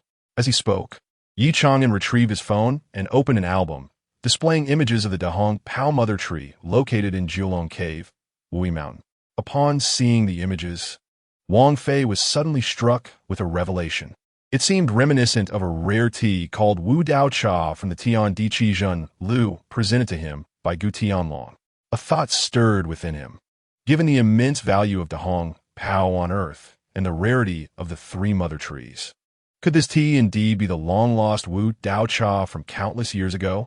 Wang Fei boldly speculated that the survival of these three tea trees might be due to a lingering trace of spiritual energy within the earth veins of Wui Mountain protecting them. Yi Xiao, I have a particular fondness for this tea, I wonder. Wang Fei's words were abruptly interrupted by Yi Chang'an. With a wry smile, he replied, Master Wang, if you desire something else, I can assist, but I am truly powerless when it comes to the mother tree to Hong Pao. The three mother trees are on the verge of withering, having been preserved for many years, and no one is permitted to harvest. Perhaps I could arrange for some purebred to Hong Pao instead. Although the flavor may not match the authenticity of the mother tree, it remains a rare delicacy among teas. Wang Fei shook his head. I have no need for purebred tea. Rather, I would appreciate it if you could procure some seeds from the mother tree for me to cultivate myself. Yi Chang'an explained, Master may not be aware, but the seeds from the mother tree to Hong Pao are entirely different from those of ordinary tea trees. The mother tree seeds cannot be planted. They can only survive through grafting or cutting. Wang Fei responded, just because others cannot cultivate them does not mean I cannot. As long as I have the seeds, I'm certain I can grow them. Wang Fei's confidence stemmed from his possession of the Baohua Garden's spiritual treasure. While the earth lacks spiritual energy, many precious spiritual materials cannot be cultivated, yet the Baohua Garden is abundant in spiritual energy. Provided there are seeds, they will surely thrive. Yi Chang'an, at a loss, turned his gaze towards the father, who was quietly savoring the tea. Yi Fuping took a sip and looked towards Wang Fei, stating, If my father recovers, I will find a way to obtain some seeds from the mother tree for you. Given Yi Fuping's esteemed position, his words carried significant weight and would certainly be honored. Chapter 41. A miraculous event. Wang Fei felt a surge of joy. It appeared that merely cultivating in the foot massage shop would not suffice. He must emerge and forge connections with the influential. After all, those in power possess resources inaccessible to ordinary individuals. And perhaps he could uncover some rare treasures from the Tian Di Qijin Lu. Previously, Wang Fei had believed that no extraordinary items could exist on Earth, likely due to his limited perspective and experience. Before becoming a cultivator, he was an ordinary person, having never encountered or even heard of many valuable items. The group sat in silence, enjoying their tea, lacking the inclination to converse. Until the elder awakened, they would refrain from discussing matters with Wang Fei or making any promises. Wang Fei had already brewed his cup of tea 5 times, and the flavor had all but dissipated. At that moment, a voice suddenly echoed from the sick room. I am so hungry. Is anyone there? Please fetch me something to eat. Yi Fuping and Yi Zhongping sprang to their feet, racing towards the sick room. As the voice was all too familiar to them, Wang Fei, along with Yi Wangjing and Yi Chang'an, followed closely behind. Upon entering the sick room, Yi Fuping and Yi Zhongping were astonished to find the elderly man on the bed, eyes wide in disbelief, their expressions akin to having seen a ghost. The frail old man, who had previously appeared as mere skin and bones, now bore a rosy complexion, and despite his hair being slightly gray, he looked far younger than his 80-plus years, more like someone in their 60s. Fuping, Zhongping, what are you doing? Why do I have so many tubes inserted into me? I am not ill. I feel perfectly well. Hurry and call the doctor to remove these tubes. Upon hearing the elder's words, Yi Fuping snapped back to reality and tentatively inquired, Father, are you truly feeling better? Yi Yuanchan glared, what is it? Are you hoping for me to be unwell? Yi Fuping erupted into joyous laughter. Ha ha. Father, it is wonderful that you are well. I shall summon Dr. Li for a full examination. Yi Wangjing dashed upstairs to the chief physician's office. Shortly after, Dr. Li hurriedly followed Yi Wangjing back to the sick room, accompanied by 2 young doctors. Upon seeing Yi Yuanshan in bed, Dr. Li wore an expression of sheer disbelief. Just that morning, he had personally examined the elder, concluding that his condition was dire and issuing a critical illness notification. Yet now, observing the elder's rosy complexion and vibrant spirit, he found it hard to reconcile this with his earlier prognosis. What in the world is happening? Dr. Li Asket Ye Langring, bewildered by how the elder had suddenly transformed into a picture of health. In my decades of working in this hospital, I have never encountered such a phenomenon. Ye Wangving, brimming with excitement, did not provide an explanation but urged Director Li, please examine my grandfather's condition immediately. The two young doctors scrambled to set up various instruments to assess Yi Yuanqing's health. The final results left Dr. Li astounded, muttering to himself, "This is impossible. Absolutely absurd. How can such a thing occur? Director Li, what is my father's condition?" Yi Fuping could no longer contain his curiosity. Dr. Li's expression was one of exhilaration. "This is simply miraculous. It defies belief. Birth, aging, illness, and death are the natural order of life. I can assure you that this morning, the elder's condition was at a critical juncture, almost beyond salvation. Yet just a few hours later, he has completely recovered and even shows signs of rejuvenation. This transcends the realms of medical comprehension." At this juncture, Dr. Li gazed intently at Yi Fuping, excitement evident in his voice. "Governor Yi, could you share the details of the miraculous elixir that the elder consumed? This is truly extraordinary. It is nothing short of a miracle." Yi Fuping opened his mouth, but before he could finish speaking, Yi Zhongping interrupted him. "Director Li, I must ask you to keep my father's condition confidential. I do not wish for any rumors to circulate. Do you understand my meaning?" The excitement that had once adorned Director Li's face dissipated, for he comprehended Yi Zhongping's intentions. It was clear that Yi Zhongping was reluctant to disclose the reasons behind Yi Lao's recovery, and this left him somewhat disheartened. The mystery of such a medical miracle was indeed tormenting. Yet, he dared not inquire further. The Yi family wielded immense power, far beyond the reach of a mere chief physician like himself. Director Li, along with two young doctors, was ushered out of the ward. At that moment, Yi Yuanqing had already donned his clothes, removed all medical instruments, and was invigorated as he descended from the hospital bed. "Ah, how wonderful it is to be alive!" Yi Yuanqing exclaimed, turning to his two sons. "Why do I feel as though my body has returned to a youthful state? My eyesight has improved, and my hearing is sharper. I used to struggle with presbyopia, nearly unable to see anything, yet now everything is crystal clear. Did you give me some miraculous elixir?" Yi Fuping replied, "Father, your survival is truly thanks to your two grandsons. If it weren't for Chang'an's acquaintance with Master Wang and his relentless efforts to invite him here, you would likely not have made it through today. You have no idea that Director Li sent us a notice of critical condition early this morning. We all thought you wouldn't survive." Yi Yuanqing's gaze fell upon the unfamiliar young man in the ward. Yi Fuping quickly introduced, "Father, this young man is Master Wang." "Wang Fei greeted Yi Yuanqing, vita simile, Yi Lao, greetings. My name is Wang Fei." Yi Yuanqing solemnly bowed to Wang Fei, expressing, "Master Wang, I am eternally grateful for your life-saving grace." Wang Fei hastily replied, "Yi Lao, you are too kind. I must admit I have my own selfish motives as well.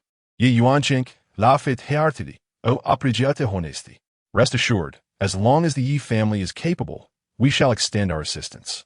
For Yi Yuanqing, simply being alive was the greatest happiness in the world. Throughout his life, he lacked neither wealth nor fame. The only thing he yearned for was longevity. Now, every additional day was a gift. Yi Yuanqing joyfully exclaimed, "So, does this mean I can live for another 18 years? Haha, that is sufficient. More than enough." Chapter 42. The friendship of the Yi family, Yi Yuanqing, Yi Fuping, and Yi Zhongping were all esteemed figures of high status, and certain matters were not suitable for them to discuss directly with Wang Fei. Thus, the responsibility of communicating with Wang Fei fell upon Yi Yuanqing. At the renowned Tan family restaurant in the capital, known for its exquisite private dining experiences and bustling business, reservations were a must for ordinary people. However, for individuals with substantial status, securing the finest private room was a mere formality. Yi Chang'an was well acquainted with the capital's elite dining and entertainment venues. So with just a phone call, he reserved the top private room at Tan Family Restaurant. Yi Yuanqing was the host, Yi Chang'an the companion, and their sole guest was Wang Fei. The three settled in the top room. Knowing Wang Fei's fondness for beautiful women, Yi Chang'an cheerfully asked, "Master Wang, would you like me to summon a few beauties from the Beijing Film Academy to join us for dinner?" Upon hearing this, Wang Fei's eyes sparkled with interest. "Are they from the Beijing Film Academy?" he inquired. Yi Chang'an replied, "Indeed. May I bring over the two most beautiful ones?"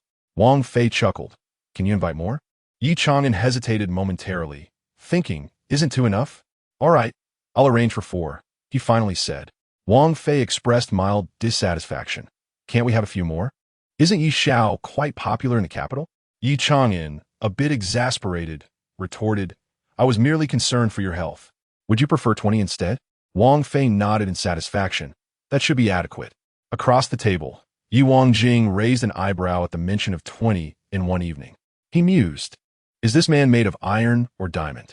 While it might be implausible for an ordinary individual, Wang Fei was indeed an extraordinary person, defying conventional expectations. Yi Chang'an retrieved his phone and made a call. Mengzi, this is Yi Chang'an. I need you to do me a favor. Go to the Beijing Film Academy and find me 20 of the most stunning female students. Then book a presidential suite at Wang Fujing Grand Hotel and have them wait there. The voice on the other end was filled with incredulity. Chang'an, are you serious? 20 is a bit excessive, don't you think? Can you handle that? Yi Chang'an snapped back. Don't ask unnecessary questions. Just get it done. I'll cover any costs. All right, I'm on it, came the reply. After hanging up, Yi Chang'an explained to Wang Fei.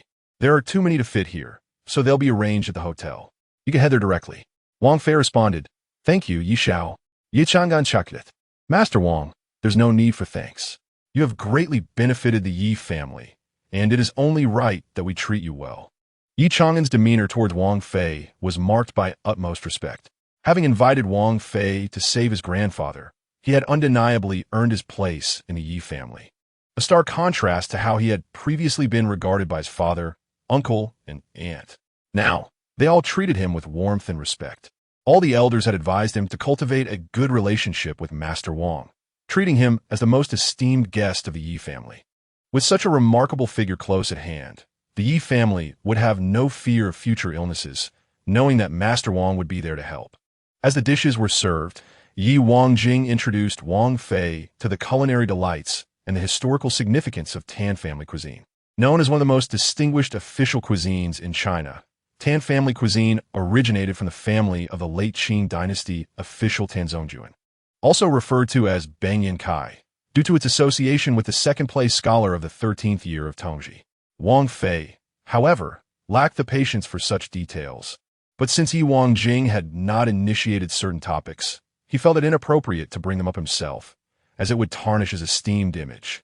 After several rounds of drinks and tastes of various dishes, Yi Wangjing finally broached the main topic. Master Wang, the seeds of the Dahong Pao mother tree that you requested will be ready in a few days. My father has already arranged for someone to gather them from Wui Mountain. Wang Fei nodded. I appreciate your efforts. Once my tea is cultivated, I shall send some to Yilao. Yi Wangjing, somewhat indifferent, stated, aside from the mother tree Dahong Pao, there are no other teas that can capture my attention. He then continued, Master Wang, the Yi family is greatly indebted to you. Is there anything we can do for you? The conversation shifted to business. Wang Fei expressed, in truth, I merely seek to engage in some small ventures to earn a bit of money. I wonder if Secretary Yi has any lucrative ideas? Yi Wangjing was taken aback. You don't seem like someone in need of money. Wang Fei chuckled. Indeed, I have little desire for wealth. I am not lacking in funds, but I have a few women who appreciate money. To win their favor, I must earn some. Yi Wangjing pondered. How much does Master Wang wish to earn? Wang Fei replied, at least several hundred million should suffice. Yi Wangjing laughed. That is quite simple. With the new year approaching, I will arrange for someone to come and assist you in making money. He will explain everything. Wang Fei inquired, what amount of startup capital will be needed? I currently have limited funds. Yi Wangjing assured him, do not worry. We can arrange a loan for the startup capital. It is not an issue. Wang Fei understood that for those in positions of power, securing assistance to earn money was hardly a challenge. Well then, I shall await Secretary Ye's arrangements. Yi Wangjing pressed further. Does Master Wang have any other requests? Wang Fei hesitated for a moment before stating, if I were to ask for too much, would it cause trouble for the Yi family? Yi Wangjing smiled and reassured, rest assured, my Yi family still possesses some strength. As long as it is within the bounds of the rules, none of this is an issue. Wang Fei replied, then I can relax. For now, I have no other matters to attend to. I will seek your assistance when the time comes. Yi Wangjing responded, Master, please rest assured. Whenever you require the Yi family as support, we shall certainly assist you. The Yi family hopes to cultivate a friendship with you. Chapter 43. The Peculiar Man in the Presidential Suite of the Wang Fujing Grand Hotel, 20 stunning women gathered. many of whom were acquaintances from the same graduating class at Beijing Film Academy. Sisters, do you know which boss invited us here? I have no idea. I only just realized how many sisters are present. This person must be out of their mind to invite 20 women. Does he think he is invincible? Huh, he has the money. Why should it concern us? As long as he pays, he could invite 100, and it wouldn't even matter to me. Sisters, may I ask how much the boss offered you? I received 50,000. What about you? Darn it, why did I only get 30,000? Huh, that just proves you are only worth 30,000 in his eyes. Ridiculous. I'm not less attractive than you. Why does he pay you 50,000 and only 30 for me? Well, it's not enough to just think you are as good as me. The boss's eyes are sharp, and he values me more. As the women chattered, a knock echoed from the door, prompting silence among them. Moments later, a young man in his mid-20s entered. He was strikingly handsome, exuding an otherworldly charm, perfectly suited for roles in ancient fantasy dramas.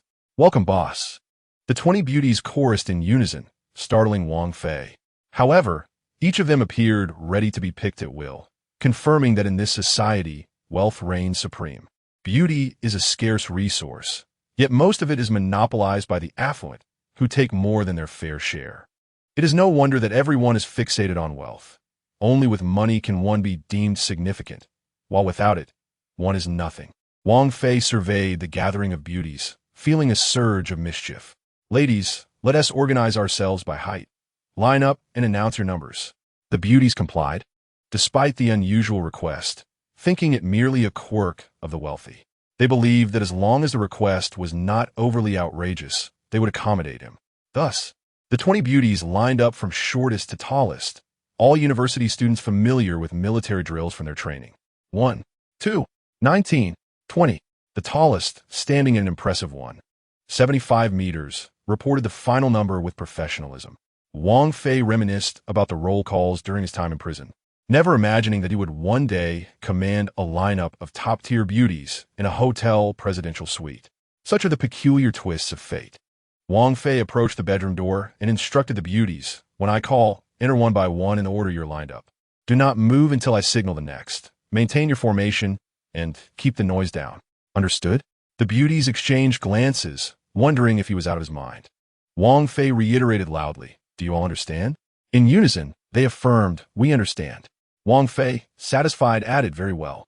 If you perform well, each of you will receive a red envelope. The allure of the red envelope proved irresistible as the beauties straightened up, resembling soldiers awaiting inspection. Excellent. First, yes, you. Come in. The first girl stepped in nervously, uncertain about what to expect from such an eccentric client. Once the bedroom door closed, the remaining 19 began to whisper among themselves. Does anyone else find this man odd? Who cares? As long as we earn money. Standing at attention is a small price to pay. I suspect he has a military background. He treats us like soldiers. I think he might just have come out of prison. He treats us like inmates. Whether soldiers or inmates, as long as we earn money, that is what matters. Wealthy people love to indulge in novel experiences.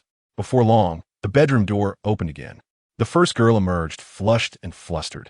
Next, the second girl entered, and after 3 minutes, she too exited with a vibrant complexion. Next, the third girl entered, and a peculiar scene unfolded in the presidential suite. A line of beauties stood in the living room, and every 3 minutes, a voice from the bedroom would call for the next, who would emerge looking rejuvenated. The last 2 beauties began to whisper. What's going on? Is that man really so formidable? Everyone comes out after just 3 minutes. It seems exaggerated. There's no way a man can be that powerful. Even the strongest don't compare. He must be using some sort of disgusting prop. What should we do? I abhor using props. Endure it. If we want to earn, we must pay the price. Soon, the penultimate beauty entered. 3 minutes later, she emerged with a perplexed expression. The last one. Before entering, the final beauty quietly inquired, what kind of prop is he using? Prop? He is simply insane. He paid a fortune to have us here, only to squeeze our feet. I was bewildered after just 2 minutes. The last beauty, puzzled, soon entered to discover that Wang Fei merely massaged her feet and let her go. When she finally exited, Wang Fei indeed kept his word, handing each beauty a 5,000 red envelope before sending them off. As they left the hotel, the beauties were mystified, reflecting on how effortlessly they had earned their money. Was this how wealthy individuals behaved? Chapter 44. Is the Lamborghini a small gift? Women with special physiques are exceedingly rare.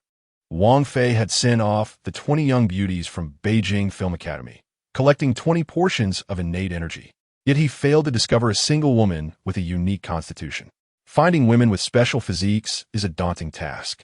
It is known that very few women frequent foot massage parlors. Most might never set foot in such a place in their lifetime.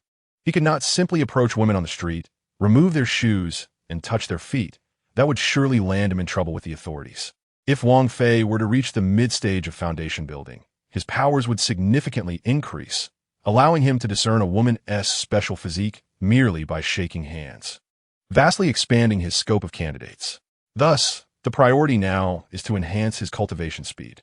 Wang Fei spent a night at the hotel, and by 8 o'clock the next morning, Yi Chang'an messaged him, inquiring whether he was awake and offering to take him on a tour of Beijing. For Wang Fei, the primary focus remained on cultivation, as he had little interest in sightseeing. Yi Chang'an instructed him to wait at the hotel while he arranged for a car to be sent over. After half an hour, Yi Chang'an arrived in person. Master Wang, here are the car keys. The vehicle is parked in the underground garage. It is a small token of my appreciation, and you must accept it.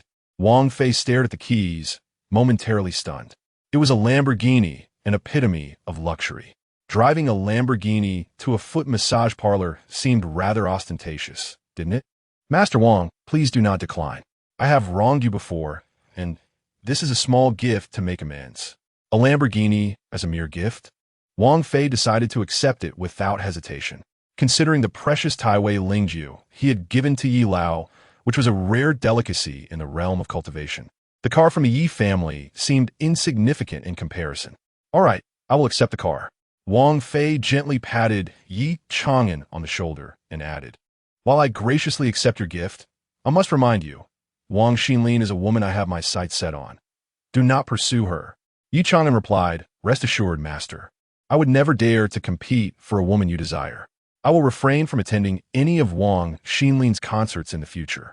Wang Fei was pleased with Yi Chang'an's attitude. Very well, I shall take my leave now. Once the seeds of the Dahong Pao Mother Tree arrive, please notify me. I will come to collect them personally. Certainly, I will inform you as soon as the seeds are here. Yi Chang'an glanced into the room, and, seeing no one present, could not help but inquire, Master, were you satisfied with the female students from yesterday? Satisfied? Not at all. Next time, arrange for some better options. Yi Chang'an was taken aback. How could Master Wang not be satisfied with 20 of the finest beauties from Beijing? What kind of women would satisfy him? It seemed necessary to discern Master Wang's preferences to provide better hospitality on his next visit. Upon reaching the underground parking lot, Wang Fei was greeted by the sight of a brand-new, eye-catching Lamborghini. Few men are indifferent to luxury cars, and although Wang Fei was a cultivator, his current low level prevented him from flying on a sword. Thus, a sports car was the best alternative. The license plate began with Jing, and a special pass hung from the window. He entered the car and turned on the sound system. The quality was exquisite, far surpassing the inferior Volkswagen he had driven before. Checking the navigation, he noted that the estimated travel time from Jingcheng to Longcheng was 3 hours. As he drove, he was immensely satisfied with the car's performance. In the office of Qin Shiyu Entertainment Company, Yi Chang'an sat comfortably while a young man in his 20s stood before him, animatedly explaining, Yi Xiao, I swear to the heavens, I only sought out the most beautiful girls from Beijing yesterday. This young man was Qin Meng, the general manager of the company, which specialized in providing technicians, singers, dancers, and streamers for various entertainment venues. Yi Chang'an instructed, call for 2 girls. I need to clarify why yesterday's guest was dissatisfied with them. Qin Meng picked up the phone and began dialing. Half an hour later, 2 stunningly beautiful women entered the office. Qin Zong, did you summon us? Asked one of the women, Wan Bingbing, a renowned beauty from Beijing. With high emotional intelligence, she quickly gauged the distinguished aura of the man seated in the boss's chair, noting that even Qin Meng was cautious around him, indicating Yi Xiao's esteemed status. Yi Xiao, what would you like to know? I will share whatever I can. What were the preferences of that guest last night? Why was he dissatisfied with you? Wan Bingbing hesitated, wondering if the handsome man was a person of great significance. To be honest, that guest didn't engage with us at all. He was quite peculiar, upon entering. He lined us up like in military training and had us count off before sending us into the room one by one. Each of us spent less than 3 minutes inside. Yi Chang'an, perplexed, asked, what could be accomplished in 3 minutes? Surely not even enough time to undress. I was about to undress when the boss stopped me, saying it wasn't necessary, only to take off my shoes, which made me quite embarrassed. You aren't shy about undressing, but feel bashful about removing your shoes? I have sweaty feet. My shoes can be a bit odorous. Stop with the trivialities and get to the point. What did he ask you to do in the room? He did nothing. He merely squeezed my feet a few times and then sent me out for the next girl, one Bing Bing replied, bewildered by the man's odd behavior. The other girl chimed in, Qin Zong, what Bing Bing said is true. When I entered the room, he just squeezed my feet too, and then I was sent out. He was so strange. And in the end, he even gave each of us a red envelope with 5,000. Now Qin Ming was beginning to doubt. One person's account might be dismissed, but two corroborating the same story lent it credence. Yi Xiao, who on earth was that person? He summoned 20 girls, yet did not touch them, only squeezing their feet. This is the first time I've heard of such peculiar behavior. Does he have a foot fetish? Yi Chang'an shot him a glare. Do not pry too deeply. Keep this matter confidential. If word gets out, I will deal with you. Ving Ming, sensing Yi Xiao's displeasure, refrained from further questioning. Yi Chang'an, however, did not doubt Wang Fei's extraordinary abilities. He was simply baffled by Wang Fei's actions. Could it be that Wang Fei truly had a foot fetish? Perhaps he preferred women with beautiful feet? Next time, he would need to arrange for a few women with exquisite feet. Chapter 45. A change of vehicle. Wang Fei parked the car beside the greenery of the community, where a middle-aged woman pushing a stroller caught sight of him. Xiao Fei, have you got a new car? Yes. Wang Fei greeted the woman warmly. Aunt Sun, are you taking your grandson for a stroll?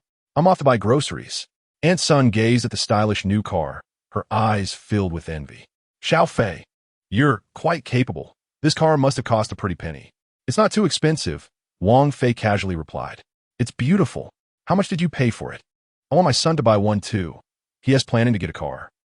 This car isn't suitable. The chassis is too low. He should get a car with a higher chassis. That would be more practical. Wang Fei had lived in Guanlan community for 20 years, growing up there, so he knew most of the longtime residents. Aunt Sun's son, Li Jian, was 2 years younger than Wang Fei and worked at a state-owned enterprise, earning around 5,000 to 6,000 a month. It was laughable to think he could afford a Lamborghini. Aunt Sun nodded in agreement with Wang Fei's words. Xiao Fei is right. When buying a car, one should choose a higher chassis. This car looks good, but the low chassis is a pity. Shaking her head, Aunt Sun continued on her way. Below the text, there was an accompanying image showing a tea tree with over 90% resemblance to the Dahong Pao mother tree. Wang Fei felt exhilarated. This had to be it. The mother tree of Dahong Pao should be the Wudao tea. He casually stored the Tiandi Qijin Lu in his storage bag, as he needed to keep it on hand in case he encountered any items that might resemble rare treasures from heaven and earth. Afterward, Wang Fei entered the 100 Flowers garden to take a look. The vegetables had yet to sprout, but the fruits he had planted seemed to have grown a bit. Perhaps it was not just his imagination, as he felt the stems appeared thicker than when he had planted them 2 days prior. Wang Fei watered the fruit trees with the spiritual spring from the pond. Exiting the 100 Flowers garden, he began to prepare a meal. Previously, he had read in novels that cultivators could abstain from food, but now it seemed to be nonsense. Even as a cultivator, he felt hungry if he missed a meal. He casually stir-fried a couple of dishes and began to eat. Wang Fei had a habit of scrolling through Douyin on his phone while dining. Today, as he opened his phone to browse Douyin, he suddenly stumbled upon a video regarding Wang Xinlin's Longshan concert. The title of the video read, "The most explosive magic trick in history. Star Master swallows a sword. A scene reenacted." The footage showcased him performing magic at the concert. Edited by netizens. This video had garnered over 100,000 likes and surpassed 10,000 comments. Many netizens, in their self-proclaimed wisdom, commented that the sword was undoubtedly a retractable prop, deeming it unremarkable. However, a greater number of netizens countered that even if the prop were retractable, the hilt must be real, challenging. If you possess the ability, swallow the hilt. Numerous discussions erupted in the comment section regarding the principles behind this magic trick. And Wang Fei, intrigued, perused the comments. Suddenly, one comment caught his eye. A user named God's Child Dancing remarked, "You all need not guess anymore. I possess a spatial treasure, and the sword has been stored within it." Wang Fei was taken aback. This person had actually guessed it. He quickly gave a thumbs up.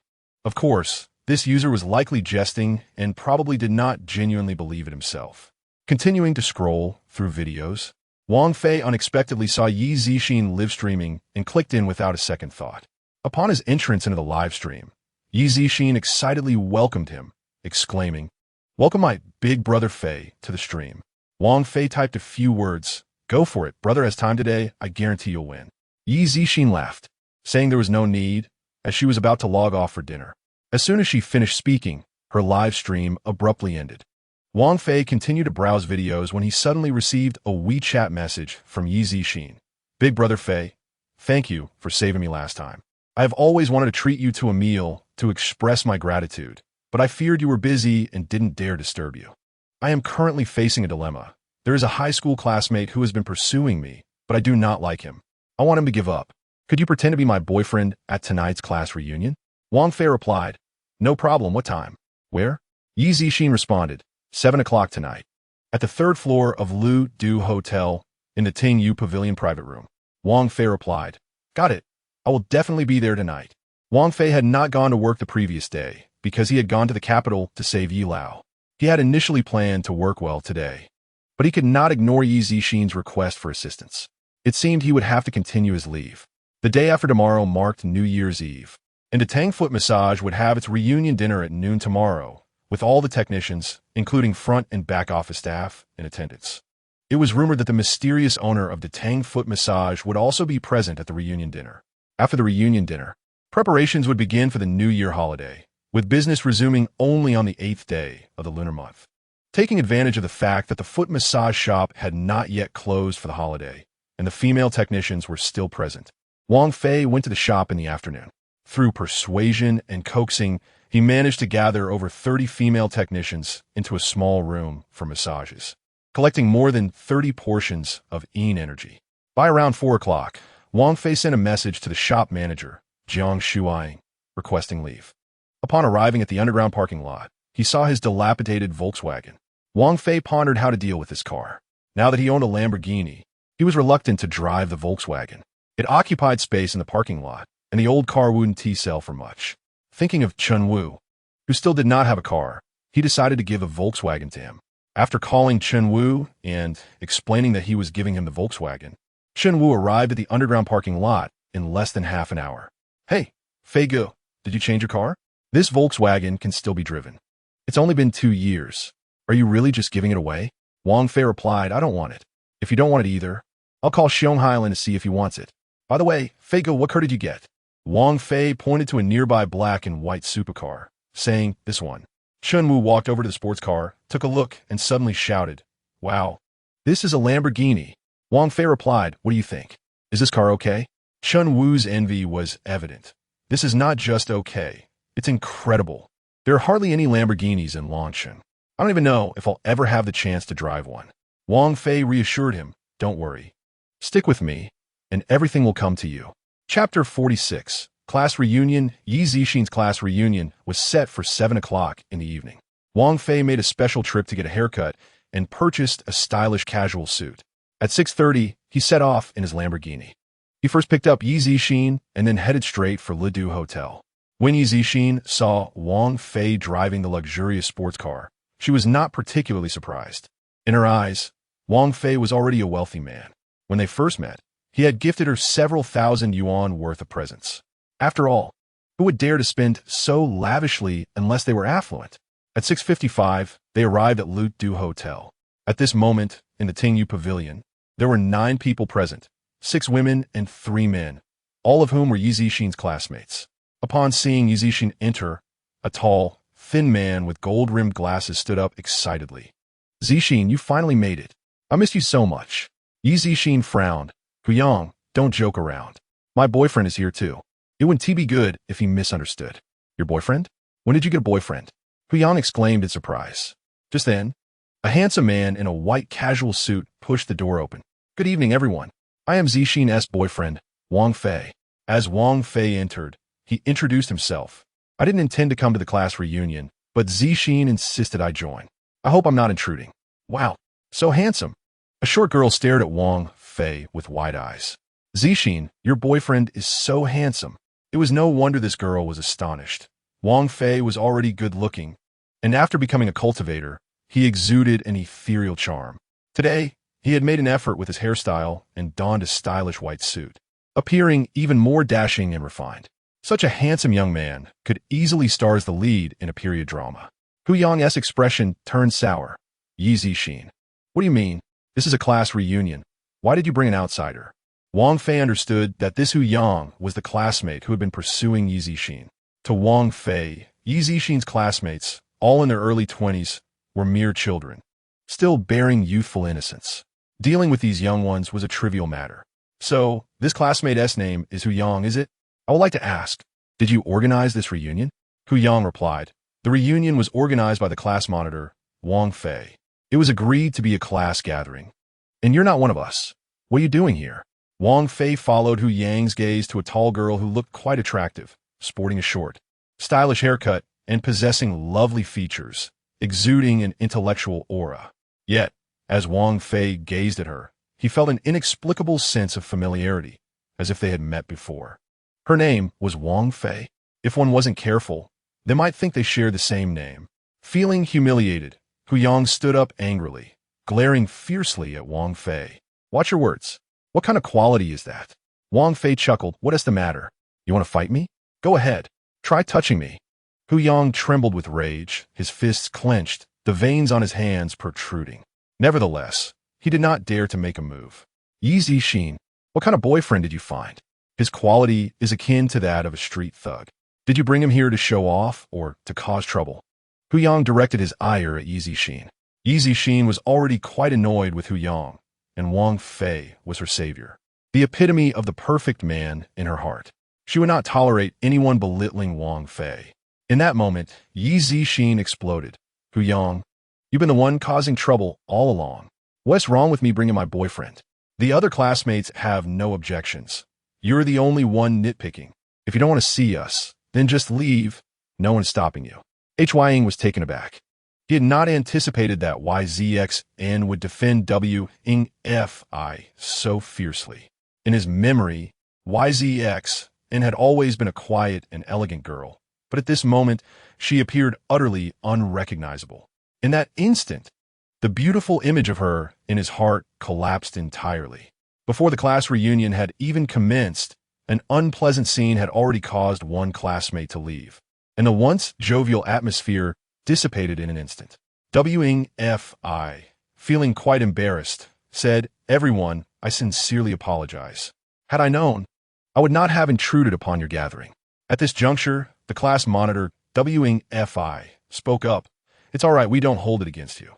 Hying is indeed a bit too petty." Another girl chimed in. "Indeed, Hying has always been like this since our school days, overly self-centered and selfish. I have long found him intolerable. He assumes that everyone should cater to him simply because of his family background. It is better that he has left. We can enjoy ourselves more freely without him." WNF, I gave a thumbs up to this girl. "What do they call you, fair lady? You have an astute perception." Although it was my first encounter with Hying, I can discern that such a disposition will not fare well in society. Often, he offends others without realizing it. The outside world is not like school, where people will indulge his bad habits. The girl beamed at WNFI's compliment. "I am UNLNLN, and it is a pleasure to meet you." WNFI surveyed the gathering. "You are all ZXN's classmates. I'm a few years older than you, so you may address me as FI. I may speak a bit bluntly, but I assure you, I harbor no ill intentions. Some of you may still be in university, while others may have already entered the workforce. The bonds formed during high school are the most genuine and precious, devoid of ulterior motives. Thus, we must cherish this camaraderie." WNFI interjected. "FI speaks the truth. Everyone here is a close friend of mine, which is why I took the opportunity during the new year to invite you all. Just to clarify, I did not extend an invitation to Hying. He insisted on coming upon hearing the news. After all, we are classmates, and I couldn't possibly deny him entry. Now that he has left, we can be more at ease." WNFI remarked. Class monitor WF, I clearly possesses wisdom and strong organizational skills. With your character, you could pursue a career in the civil service and potentially become a female county or city mayor. WF, I laughed. How did you know my ambition is to become a female mayor? WF, I replied. Keep striving. I believe you will succeed. If you wish to become a mayor in the future, perhaps I could lend a hand. WF, I, surprised, asked, does FI Goo have connections within the system? WF, I shook his head, saying no, but I have friends in the system with whom I share a good rapport. WF, I, curious, pressed on, what is your friend's rank? WF, I responded. He holds a departmental-level position, serving as the mayor in a prefecture-level city. Wangf, he seemed skeptical, doubting that an ordinary person could befriend a city mayor. In which city does he serve? Not in our province, but in the coastal city of DNGHI. WF, I picked up her phone to verify and inquired with a smile. What is your friend's name? He is called YWNGJing. What? Do you suspect I am exaggerating? WF, I looked at WF, I curiously. You appear quite interested in this. Why is that? Wangf, a bit embarrassed, confessed. My mother is in the civil service, and with the upcoming reshuffle, she is aiming for advancement. I was curious when you mentioned your friend in the system, hoping it might assist my mother. WF, I understood and casually asked, what is your mother's current position? She is the deputy district head at the deputy bureau level. Upon hearing deputy district head, WF-I's heart stirred, and he scrutinized WF-I closely. The more he looked, the more she resembled someone he knew. Could it be a coincidence? Is your mother Li QNGLN, the deputy district head of LNX district? Chapter 47. DUI, checking on my mother? Now, it was WF-I's turn to be astonished. WF-I was overjoyed. He had been pondering how to pursue Li QNGLN and unexpectedly encountered her daughter, learning from her the very thing Li QNGLN desired most. Women in the system are primarily drawn to power. In the past, he might have felt helpless, but now, with connections to the Y family, leveraging their network should not be too difficult. I have interacted with your mother once, he said. At that moment, the waiter began serving dishes. In WF, I refrained from further inquiries. She intentionally swapped seats with a boy on WF-I's left, evidently intending to converse with him later. To this end, WF-I explained to YZXN, assuring her not to overthink it. She merely wished to discuss something with WF-I and did not intend to vie for her boyfriend. YZXN could not possibly object, as he was merely a stand-in for a boyfriend. She sensed that WF-I regarded her as a sister. Thus, even if the class monitor genuinely took a liking to WF-I, she would not mind. As the dishes and drinks arrived, WF-I made rounds to toast each guest. Many of the 20-something attendees were somewhat shy, but with WF-I enlivening the atmosphere, the group quickly grew familiar, calling him F.I. Go with ease. They were not oblivious. From WF-I's manner of speaking, they discerned that he was well-connected. Cultivating a relationship with someone like him could be beneficial, especially if they ever found themselves in need of assistance. WF-I's social experience far surpassed that of these youngsters, many of whom had yet to step into society. His eloquence and ability to narrate intriguing tales captivated the audience.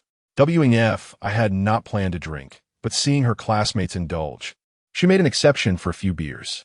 As the meal drew to a close, attendees began to leave, agreeing to reconvene the following year. WF-I remained. It was evident she wished to speak to WF-I. With a low tolerance for alcohol, having consumed less than 2 bottles of beer, her face was already flushed.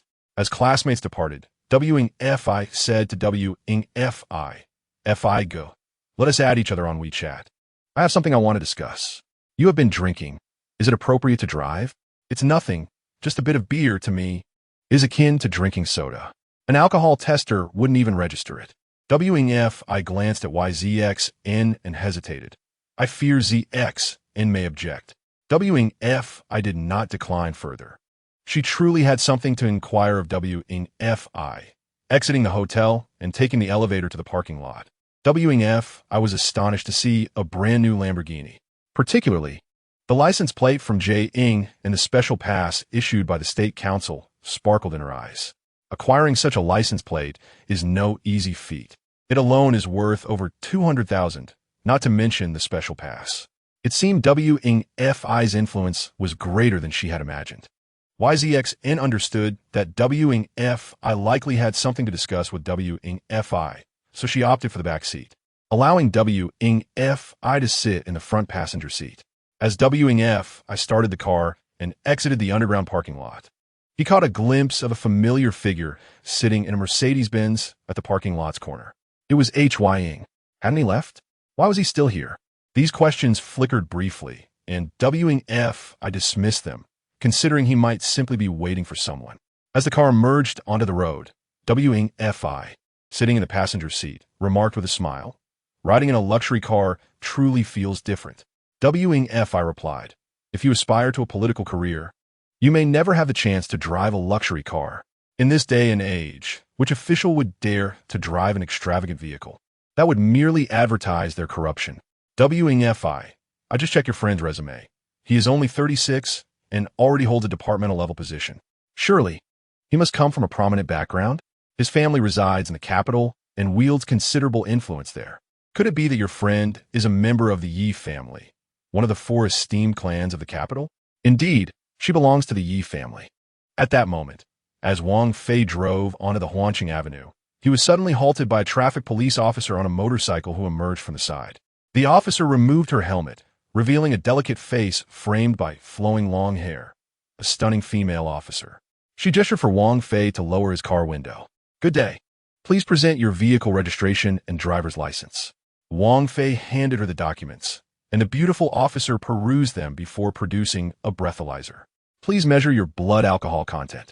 Beside him, Wang Fei's companion, Wang Fei, turned pale. The consequences of drinking and driving were severe, and if discovered, they would be in deep trouble. However, Wang Fei remained unfazed and exhaled into the breathalyzer. The officer observed the device, seemingly skeptical.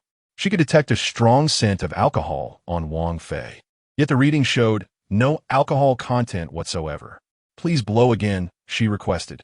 Wang Fei complied and blew once more, only to yield the same result. The officer remarked, "Could it be the device is malfunctioning? Please wait a moment while I fetch another one for a retest." The implication was all too clear. She was determined not to let this go until a positive result was obtained. Wang Fei, feeling disgruntled, remarked, "Officer, what do you mean? I'm pressed for time here." The officer shot him a glare and said, "What's the rush? We'll retest. If all is well, you may leave." She replaced the breathalyzer, and Wang Fei blew into it again. Once more, no alcohol content was detected. "All right, you may go," she finally said. Wang Fei started the car and continued on his way. Before long, they arrived at Yi Zixin's residence. Yi Zixin exited the vehicle. Wang Fei's home was located in the government compound of Lanqi District, which was still a 20-minute drive from Yi Zixin's place. With Yi Zixin no longer in the car, Wang Fei felt less hesitant to speak. "Fei Gu, you mentioned you could connect with the Yi family? I can indeed facilitate that. Would you like me to assist your mother?" "Yes, I would appreciate your help. This favor, I will surely repay." Wang Fei chuckled. "You're still young. Such significant matters should not concern you. Let your mother discuss it with me. My mother is quite traditional. She looks down upon such trivial maneuvers, and I cannot persuade her. No worries, just share your mother's WeChat with me, and I shall speak with her." Chapter 48. Li Qinglan's surprise today proved to be quite peculiar. As Wang Fei arrived at the intersection of Tuanjia Street, he was again stopped by the traffic police. Once more for sobriety check. Wang Fei had blown twice without registering any alcohol content. The officer had no choice but to let him go. "Fei Gu, something feels off. Why is it only your vehicle being stopped?" The cars ahead and behind us were not halted, Wang Fei noted, realizing the oddity of the situation. He recalled seeing Hu Yang in the hotel parking lot and began to suspect that Hu Yang might have reported him to the police, though he couldn't be certain. So he kept his suspicions to himself. Shortly thereafter, they finally reached the government compound. The security guard, upon spotting the Lamborghini, couldn't help but steal a few glances. When he noticed Wang Fei's companion, Wang Fei, blushing in the passenger seat, his expression turned somewhat suspicious. "Are you all right?" the guard inquired. "I'm fine. We had a bit of wine at a class reunion today, Wang Fei explained. Seeing that Wang Fei was fine, the guard allowed them entry. Building 5. Wang Fei pointed toward a 6-story structure at the back. I reside on the 3rd floor of Building 5. Fei Ge, would you like to come up for a while? Is your mother at home? By this time, she has long since returned from work. She must be at home. Then let us go up. After several days without encountering Li Qinglan at the massage parlor, Wang Fei was eager to seize this opportunity to visit her. Wang Fei followed Wang Fei up to the 3rd floor, where she retrieved a pair of slippers from her pocket to offer him, which were unfortunately women's slippers. There are no men's slippers at home, so you'll have to make do, she said. Wang Fei, trying to fit into the size that could barely be 40, couldn't he help but chuckle as he slipped them on, his heels sticking out awkwardly. Nevertheless, he had no choice but to wear them. The residence comprised 3 bedrooms, a living room, a kitchen, and a bathroom, spanning approximately 120 square meters. The furnishings were complete, adorned with numerous lilies that filled the air with a delightful fragrance, meticulously cleaned to near perfection. The air conditioning provided a warm welcome as they entered. Just as Wang Fei surveyed the layout of the room, the bathroom door swung open. A tall, graceful woman emerged, clearly having just bathed, and was entirely unclothed in the comfort of her own home. Though slightly older, her skin was fair, and her figure was impressive, particularly her ample bosom, which was rather extraordinary, complemented by her long, straight legs. Upon noticing a young man standing in the living room, both Wang Fei and the woman were momentarily stunned. Wang Fei was taken aback by the unexpected sight, while Wang Fei was aghast, regretting her decision to invite him upstairs, fearing her mother's wrath. With a distressed expression, she turned to Wang Fei. Did you see anything? Wang Fei replied, I'm not blind, of course I saw. Wang Fei, looking despondent, lamented, this is a disaster. My mother is going to be furious, and I'm doomed. Wang Fei reassured her, it's all right. Don't be afraid. I know your mother. We're acquaintances. She won't be angry. Wang Fei looked perplexed. How could familiarity prevent anger? Shouldn't it be more awkward? No, I can't let you bear the brunt of your mother's anger alone. With me here, she won't dare to direct her ire at you. But I'm afraid that once you leave, my mother will be even angrier. I can't escape this. I'm definitely in for a beating. No worries. I'll have a good conversation with your mother. She surely won't be upset with you. Perhaps she will even commend you for being resourceful. Wang Fei's face was rife with doubt. How could this logic hold? Would her mother commend her for having Wang Fei see her in such a state? Before Wang Fei could voice her concerns, the bathroom door opened once more. This time, Li Qinglan emerged fully clothed. Upon seeing Wang Fei, she exclaimed in surprise, It's you. How did you come in my home? Li Qinglan recognized Wang Fei, a striking and uniquely charismatic young man. How could she not remember him? Before Wang Fei could respond, Wang Fei explained, with a distressed expression, Mom, I brought Fei Ge with me. Li Qinglan glared at her daughter, her teeth clenched in agitation. Tonight had brought her immense embarrassment. How could you even mention it? Just wait and see how I deal with you. Wang Fei interjected, Director Li, I actually came to discuss a different matter with you. Shall we find a more suitable place to talk? Li Qinglan, now intrigued, wondered why a foot massage technician would come to her home to discuss business. It was inappropriate to converse about such matters in the district government. What is it? You may speak here. Are you jesting? Li Qinglan looked at Wang Fei incredulously. You possess such connections? The notion that a foot massage technician could facilitate her ascension to district director seemed utterly absurd, implausible to anyone. Wang Fei, aware of her skepticism, smiled as he explained. I am acquainted with Yi Yuansheng and his 2 sons, Yi Fuping and Yi Zhongping. Li Qinglan scoffed, I know the chairman too. But the crucial point is that he does not know me. Wang Fei refrained from further explanation, taking out his phone to dial a number. Moments later, the call connected. Secretary Yi, it's me, Wang Fei. Is there something you wish to discuss? I would like to inquire whether the Yi family has any connections in Lucy Province. I have a dear friend who is the deputy district head of a certain area in Longsheng. With the upcoming leadership transition, I wish to assist her in advancing her career. The executive deputy minister of the organization department of LX Provincial Committee is Hu Ching, a member of the Hu family and my uncle by marriage. I have some influence, so please send me your friend's resume, and I will discuss it with my uncle to see if he can assist. I trust there should be no significant issues. Thank you, Secretary Y. You're welcome. Master, when will you come to DNGHI? I would like to make arrangements in advance. After the new year, I will visit DNGHI and will notify you in advance. Very well, Master. Do you have any other matters? If not, I will hang up. No. You may hang up. The call ended. LQNGL gazed at WFI in disbelief. He had put the call on speaker, and she heard everything clearly. LQNGL was somewhat familiar with notable figures in the domestic political arena, such as YWNGJ, the secretary of the DNGHI Municipal Committee, who, at 36, held the position of a city chief. She had certainly heard of him. Was that YWNGJ on the phone? Indeed, it was YWNGJ, the eldest son of YFP. Chapter 49. The unfortunate WFI. At this moment, LQNGLN, despite her earlier naivety, comprehended that WFI's identity was far from ordinary. He could not merely be a simple foot massage therapist.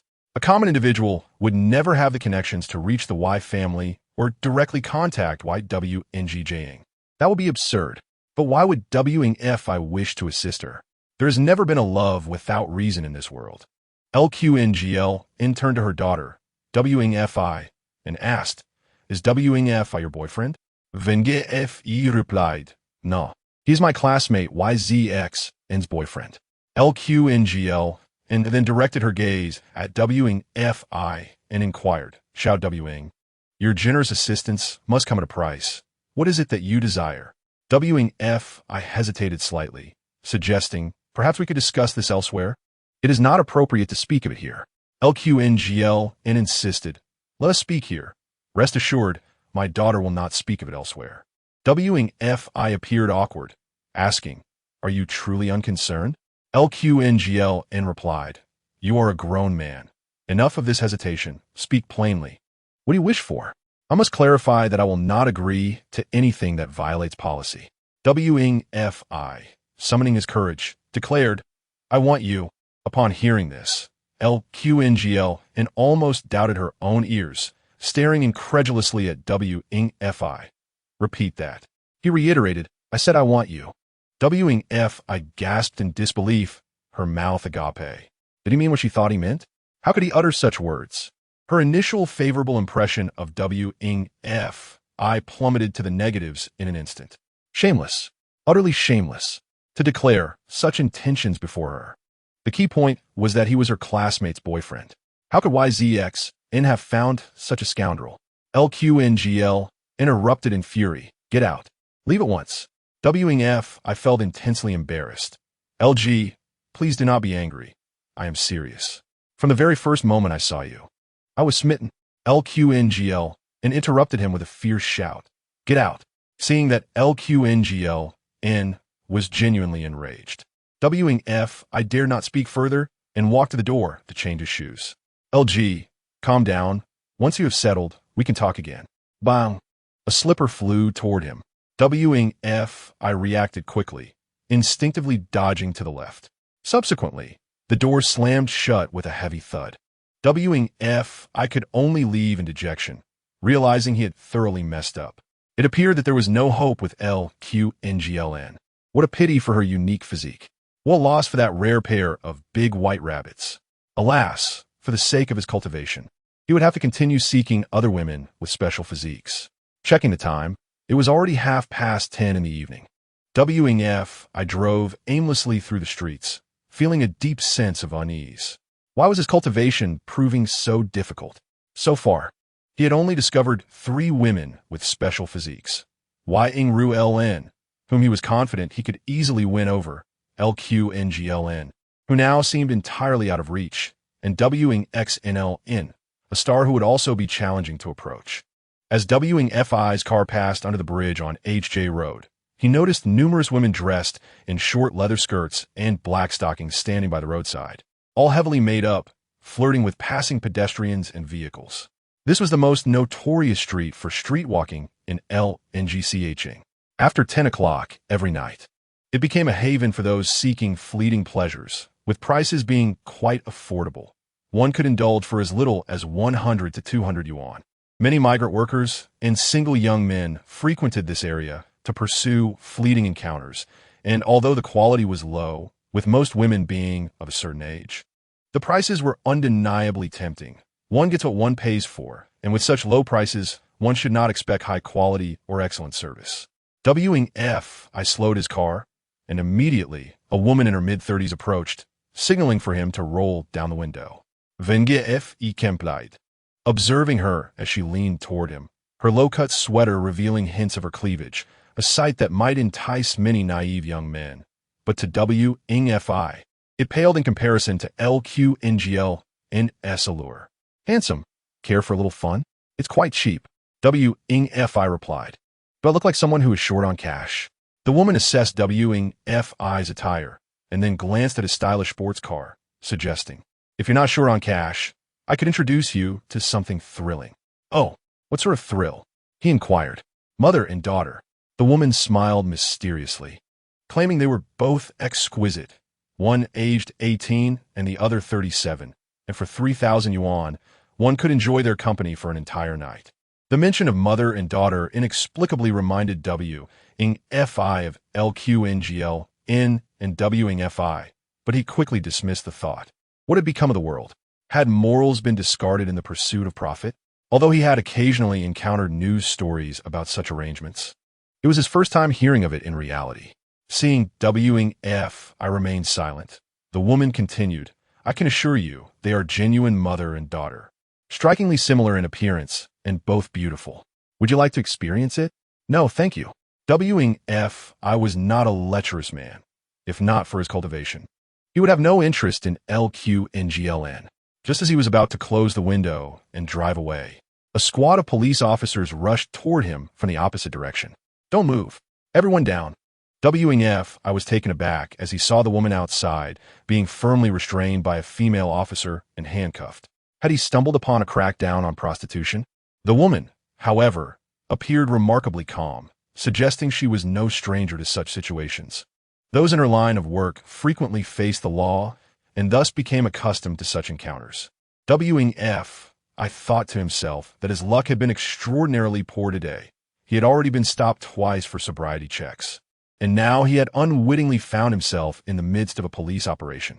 What terrible luck! Rolling up the window, Wing F, I prepared to drive away when a woman in uniform blocked his path. Get out. You need to come with us to the station for questioning. Wing F, I was infuriated, protesting. Why should I go to the station when I haven't done anything? Stepping out of the car, he noticed at least a dozen streetwalkers being detained, while some, sensing danger, cleverly fled. Wing Fi, fuming, confronted the female officer. I was merely passing by. What does your operation have to do with me? Why must I go to the station for questioning? The officer glared at him. Oh, so you're quite bold. Even after being caught in the act. Wing F, I laughed in disbelief. Caught in the act? What did I do? The officer snorted. Weren't you just negotiating a price with that streetwalker? Wing F, I explained. I was merely driving by when she waved at me, asking if I wanted to play.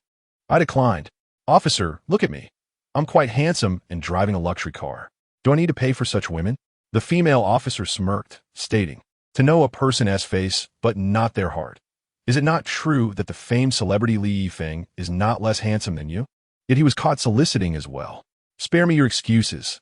Come with me to the police station. Wang Fei felt a profound sense of indignation and longed to retaliate against this woman. The police were being exceedingly unreasonable. However, he refrained, as the consequences of assaulting an officer were dire and beyond his capacity to bear. Officer, if you doubt me, you may inquire with that woman. I have not engaged in any dealings with her. I have matters to attend to, so I need not go to the station, correct? No more nonsense. You will first go to the station for questioning. If you are innocent, you shall be released. Wang Fei resolutely refused to go to the police station, deeming it too humiliating. Yet, the female officer persisted, leaving him in a quandary. Chapter 50. The scoundrel Wang Fei made a decisive choice. While the officer was distracted, he waved his hand. The Lamborghini was swiftly stored in a pouch, and then Wang Fei dashed away. However, after a few strides, he vanished from sight. The female officer could only stop in exasperation, wondering what manner of person could run faster than a rabbit, akin to a cheetah. Nevertheless, one may escape the man. But can one escape the temple? The man may have fled, but the car should remain, should it not? This was truly baffling. How could such a large vehicle simply vanish into thin air? The officer glanced at the streetwalker she had detained, recalling that the sports car had been parked beside her moments ago. But where was the car? Where's the car? Where is the vehicle of your client? The streetwalker appeared dazed. The car just disappeared. I only saw him wave his hand, and it vanished. Officer, that man couldn't he possibly be a ghost, could he? It's too strange. Did you see the license plate? No. The officer thought it better to avoid complications, whether it was a man or a ghost. This was not a significant case. She decided to let it go. If it had fled, so be it. It was too peculiar. Best to refrain from entangling herself further. Meanwhile, Wang Fei sprinted down a secluded path devoid of surveillance, releasing the Lamborghini once more. The night passed without incident. At dawn, Wang Fei awoke and tended to the vegetables and seedlings in Baihuiyuan. He checked his phone and noticed several messages from Yuan Jing, urging him to send over his friend's resume. Initially, he intended to inform Yi Wang Jing that assistance was unnecessary. But recalling the extraordinary sight of Li Qinglan's stunning beauty the previous day, he acquiesced, considering it a payment for the enchanting sight. Wang Fei searched for Li Qinglan's resume online and subsequently sent it. Noticing the time was only 10 o'clock, he lay back in bed, scrolling through Douyin, preparing to depart for a meeting and New Year's feast later.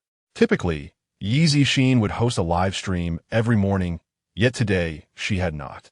Little did Wang Fei know that a guest had arrived at Yi Zixin's home. She was currently entertaining. The visitor was her high school class leader, Wang Fei.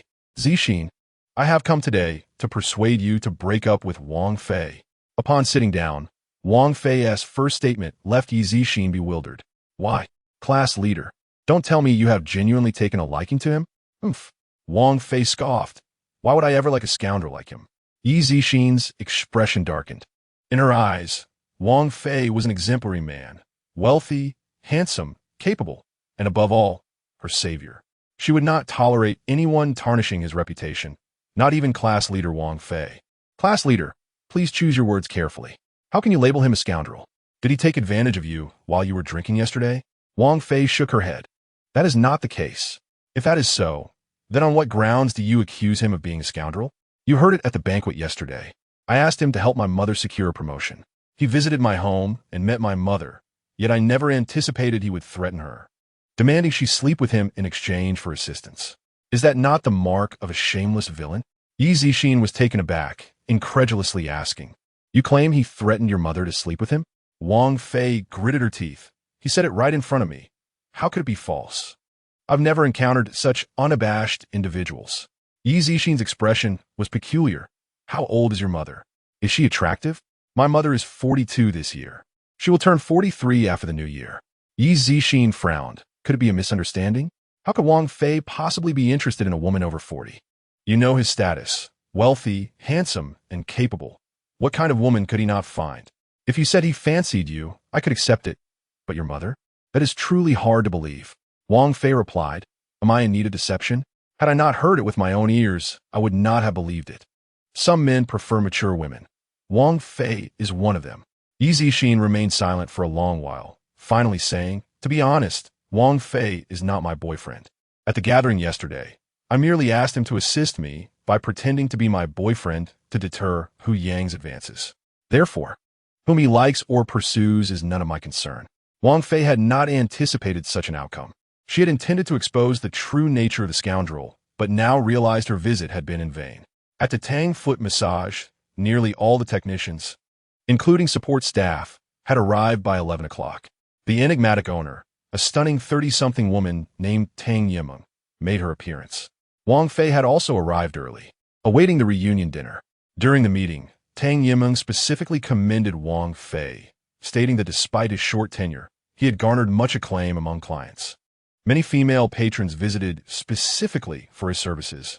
Finally, Tang Yimeng announced that after the reunion dinner, they would have a 10-day holiday, resuming work on the 8th day of the new year. The dinner was scheduled to take place at Le Du Hotel. Wang Fei was taken aback, having just dined at Le Du Hotel the previous evening, and now he was to return. After the meeting concluded, everyone departed for Le Du Hotel. Those with vehicles drove, while others sought rides from colleagues. Perhaps Wang Fei's striking looks endeared him to women, or perhaps Tang Yimeng had heard of his remarkable massage technique. Regardless, she particularly valued him and invited him to ride in her car to the hotel. Tang Yimeng seemed resolute in her decision, even declaring she would not drive and would accompany Wang Fei instead. Consequently, Wang Fei found it impossible to refuse. Upon reaching the parking lot and seeing Wang Fei's Lamborghini, Tang Yimeng was taken aback. The male technician at her establishment drove a luxury car worth millions, surpassing her own vehicle. It was utterly absurd. How could someone capable of such wealth work as a technician in a foot massage parlor? Xiao Wang, is this your car? Yes, it is. Do you drive this to work daily? Indeed. You can afford a Lamborghini, yet choose to work at a foot massage parlor? What is your motive? Of course, to experience life. I specifically learned a remarkable massage technique. Wouldn't it be a waste not to practice it on women? Surely you need not work at a foot massage parlor to indulge yourself. With your wealth, wouldn't it be simpler to date a few women and practice on them? I simply enjoy massaging unfamiliar women at the foot massage parlor. Does Tang Zong not welcome me? Of course, as an owner, who would not be pleased to have an employee like you? Chapter 51. Reunion dinner. Boss Tang Yimeng was quite generous, reserving 6 tables in the second banquet hall of Lu Du Hotel, each table costing 988 yuan. Considering the consumption levels in Longcheng, this was a commendable standard. Many large companies set their reunion dinner standards at only 998 yuan per table. At present, in Tangzhou Dao, there are 42 female technicians and 5 male technicians, along with the logistics department and the owner, totaling 63 participants. The second banquet hall is quite spacious, typically hosting gatherings for large corporations or events such as weddings and graduation celebrations, accommodating up to 55 tables. The Tangzhou Dao has arranged 6 tables in the eastern section of the banquet hall. The 40-odd young and beautiful female technicians have dressed up meticulously, each radiating youthful charm and capturing attention in the banquet hall. Not far away, several tables of diners, predominantly men, have kept their eyes glued to the female technicians since their arrival. Wang Fei, with his remarkable hearing, can discern the conversations from a distance of over 10 meters. Old Wang, which company's team-building event is this? Why are there so many beautiful women? Hee, old Zhou, this isn't from any company. They must be from a foot massage parlor, as only such places could have so many young and attractive girls. Are they just foot washers? Can they even afford to dine at Ledoux? You're mistaken. Don't think foot washers earn little. Their income generally exceeds 15,000 a month. And if they engage in other ambiguous activities, their earnings could soar to 30 or 50,000 a month. Darn, that is even more than I make. After years at the company, I only earn just over 10,000 a month. Which foot massage parlor is this? I should go support them later. Considering the number and quality of technicians, it could only be 2 establishments, the Tangzhou Dao or Dingshangzhou Dao in the development zone. However, given the distance, they likely wouldn't have come to Ludu for a team-building event, so it must be the Tangzhou Dao. Upon hearing this, Wang Fei couldn't help but glance at old Wang a few times. This individual possesses remarkable insight and analysis, clearly irregular in night venues. The hotel served dishes promptly, and Wang Fei had initially planned not to drink to avoid the risk of being checked for drunk driving, especially since the local authorities are particularly stringent during the holiday season, leading to complaints from the citizens about the police relying on fines for holiday bonuses. However, Wang Fei could not resist the enthusiasm of his colleagues, particularly the female ones, who eagerly lined up to toast him, calling him Fei Ge. With no other option, he had to partake, although tonight was different from last night, where the students consumed beer. Tonight, they were drinking potent 53-degree white liquor. If he drank too much white liquor, he wouldn't be confident in passing a sobriety check, as his cultivation level was still low. While he might not get drunk, it would certainly impair his ability to mask the alcohol scent. Nevertheless, the ambience of drinking was paramount, and he could always call for a designated driver later. Tang Yimeng did not anticipate Wang Fei's popularity in the establishment, surpassing even her own as the owner. Not only did the female technicians take turns toasting him, but several male technicians and even the front desk supervisor and cleaning staff also queued to raise their glasses to him. Wang Fei's tolerance was astonishing. He accepted every toast, downing the small cups in one go, and by the end he had consumed over 2 kilograms of white liquor alone. The revelry escalated, and it was unclear who initiated it, but a shout arose to ensure they would get Fei good drunk, a proposal that garnered unanimous agreement, thus heightening the enthusiasm for toasting him. However, the outcome was that while Wang Fei remained sober, half of the attendees succumbed to inebriation, as Wang Fei continued to drink without losing composure, having downed over 4 kilograms of white liquor without a change in his demeanor. No one dared to approach him for more toasts. Sitting to Wang Fei's right, Tang Yimeng seized the opportunity to discuss her circle of friends who frequented a high-end women's fitness club, inquiring if Wang Fei would be interested in meeting them, suggesting he could offer massages to let them experience his unique techniques. Wang Fei was intrigued, not for the sake of courting wealthy women, but rather to accelerate his cultivation by connecting with more women to gather innate energy. Tang Yimeng's suggestion aligned perfectly with his intentions, and he readily agreed. The drinking sessions stretched from midnight until nearly 2 o'clock, and just as the banquet was winding down, an unexpected incident occurred. A female technician rushed over, her face filled with alarm. "Not good, manager, something's happened." Jiang Shuya, with a low tolerance for alcohol, had barely drunk anything and remained clear-headed. "What is going on?" Tang Zong was attacked. Wang Fei, who had been sitting beside manager Jiang Shuya, immediately stood up. "Where?" "At the restroom entrance."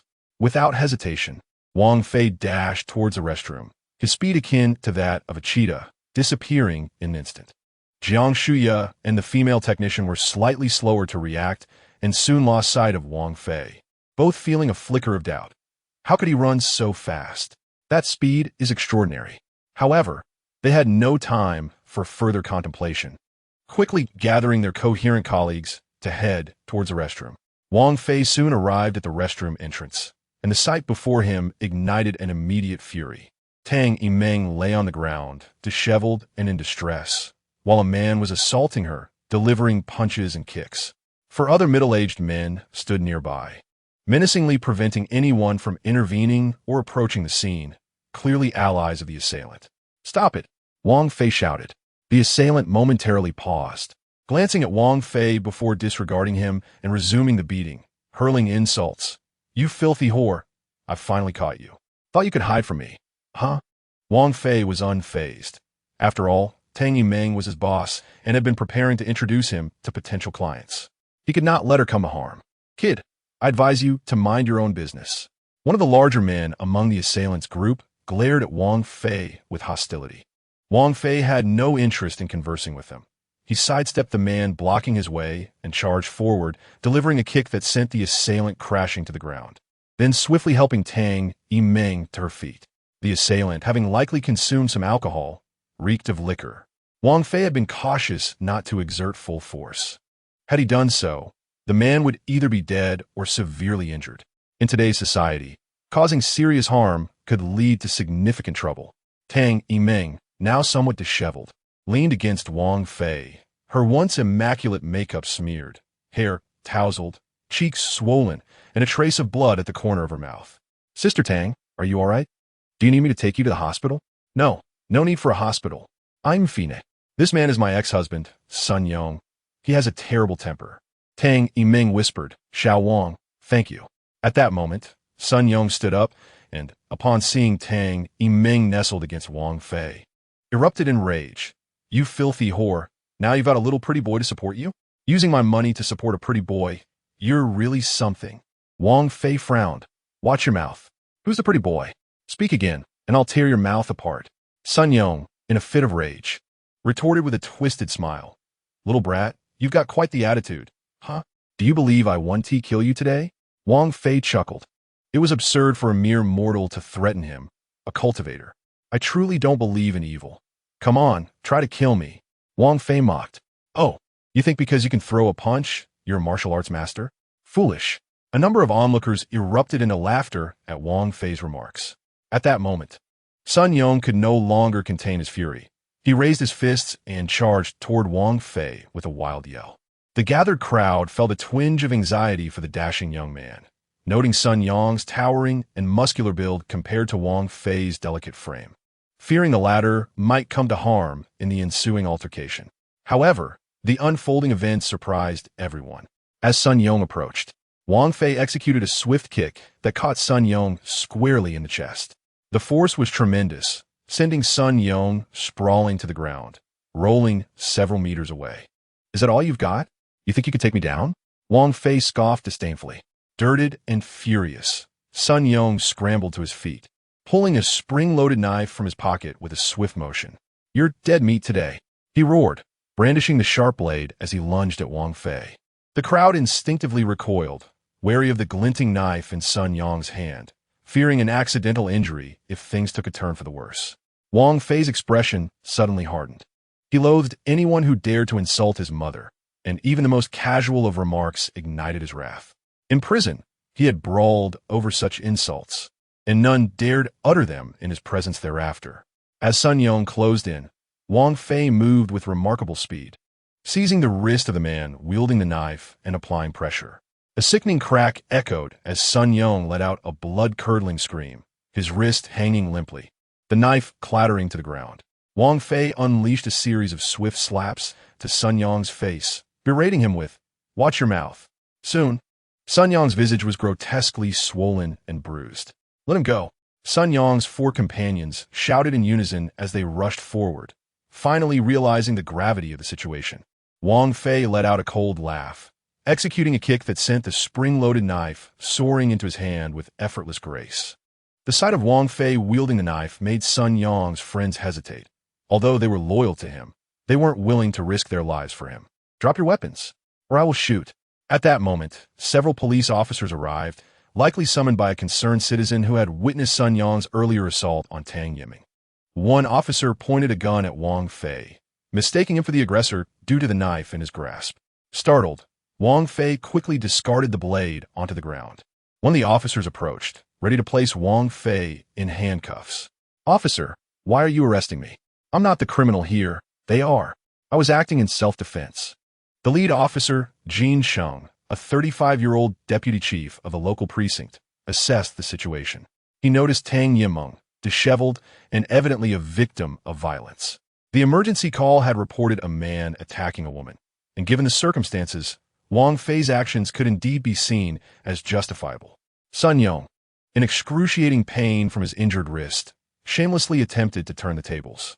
"Officer, he broke my wrist. You must arrest him and give him a heavy sentence." Jin Sheng scrutinized Sun Yong's wrist, noticing the bruising and the limpness of his hand. While it was evident that Sun Yong was injured, Jin Sheng was skeptical of his claims. "It's not like you have the hands of a child. It takes more than just a squeeze to break a bone." At that moment, a voice from the crowd spoke up in Wang Fei's defense, stating, "Officer, this young man was merely acting heroically. He defended himself against that man, and the knife was Sun Yong's own." Jin Sheng replied, "Even if it was self-defense, we still need to take statements. After all, someone has been injured, and we must file a report." Wang Fei, disheartened by the prospect of going to the precinct, realized he could not escape this predicament under the watchful eyes of the crowd. It seemed fate had decreed he could not evade this trial. Reluctantly, he found himself in the police car alongside Tang Yimeng and Sun Yong's companions, heading toward the precinct. Jiang Shuya and Su Xinxin, concerned for Wang Fei and their boss, hailed a cab to follow them to the station. Fortunately, this time at the precinct was merely for taking statements, and they were treated with some level of respect. Their phones were not confiscated, nor were they handcuffed. However, Wang Fei could hardly fathom the embarrassment awaiting him as they entered the interrogation room, where a familiar policewoman walked in, the same officer from the previous night's raid on streetwalkers. Officer Liu Yi, 22 years old and freshly graduated from the police academy, had been assigned to the precinct for less than 2 months, brimming with passion and a strong sense of justice. Deputy Chief Jin Sheng had just informed her about a brawl at the Ludu Hotel, instructing her to take statements from both parties involved. Liu Yi was taken aback to see the very man who had escaped her grasp the night before. Her eyes widened, and she blurted out, "It's you. You're the one from last night."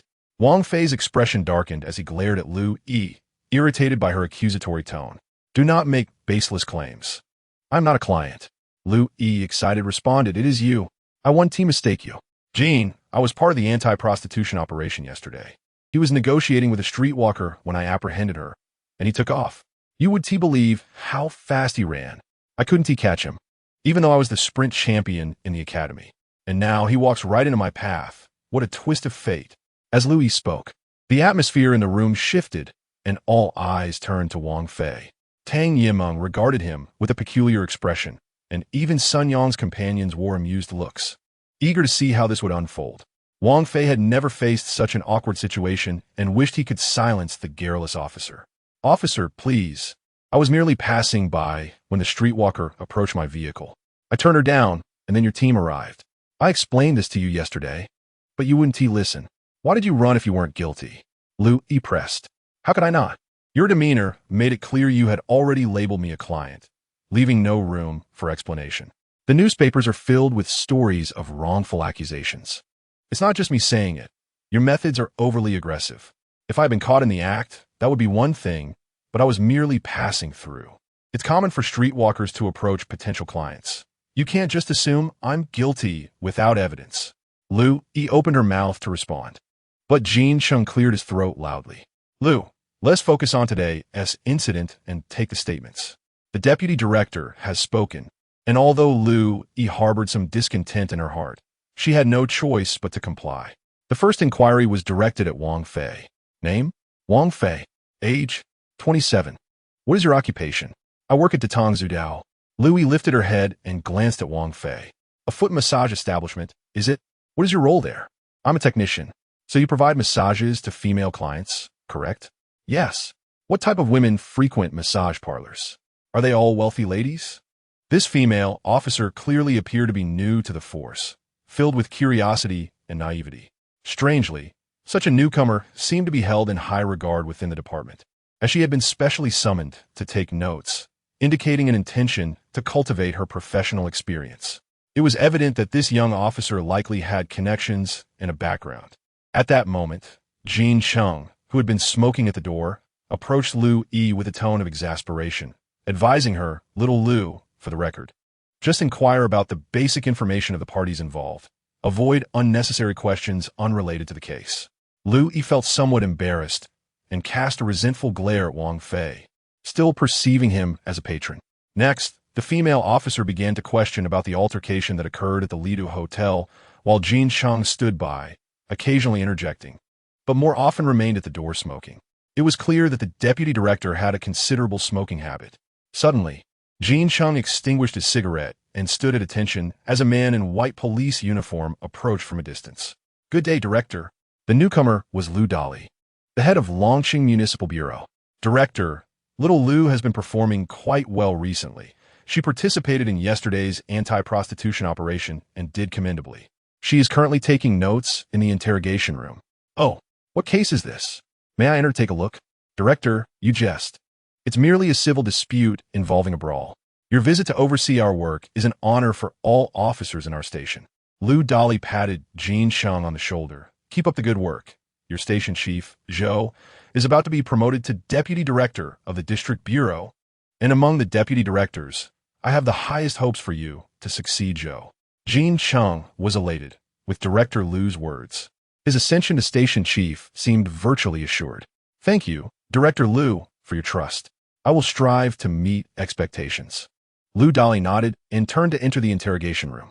Inside, Lu was questioning Wang Fei.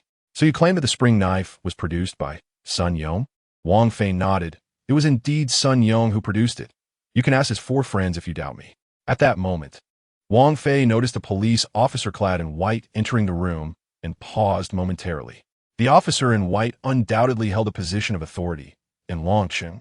Only the heads and deputy heads of the municipal bureau were entitled to wear white uniforms.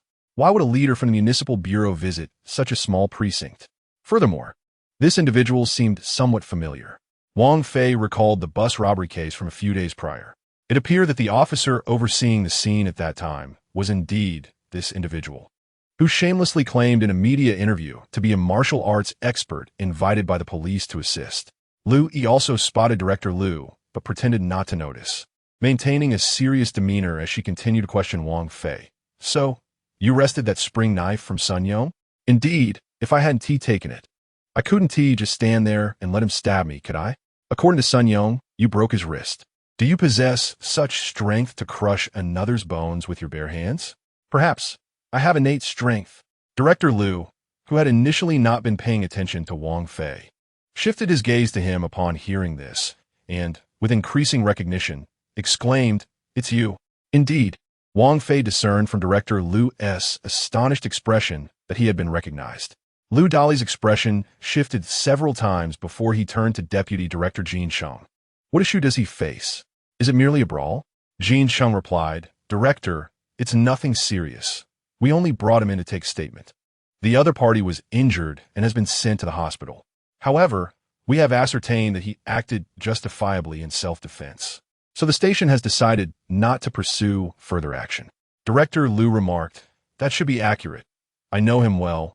He is a person of great integrity." Louis interjected, "What integrity? He is nothing but an unashamed patron.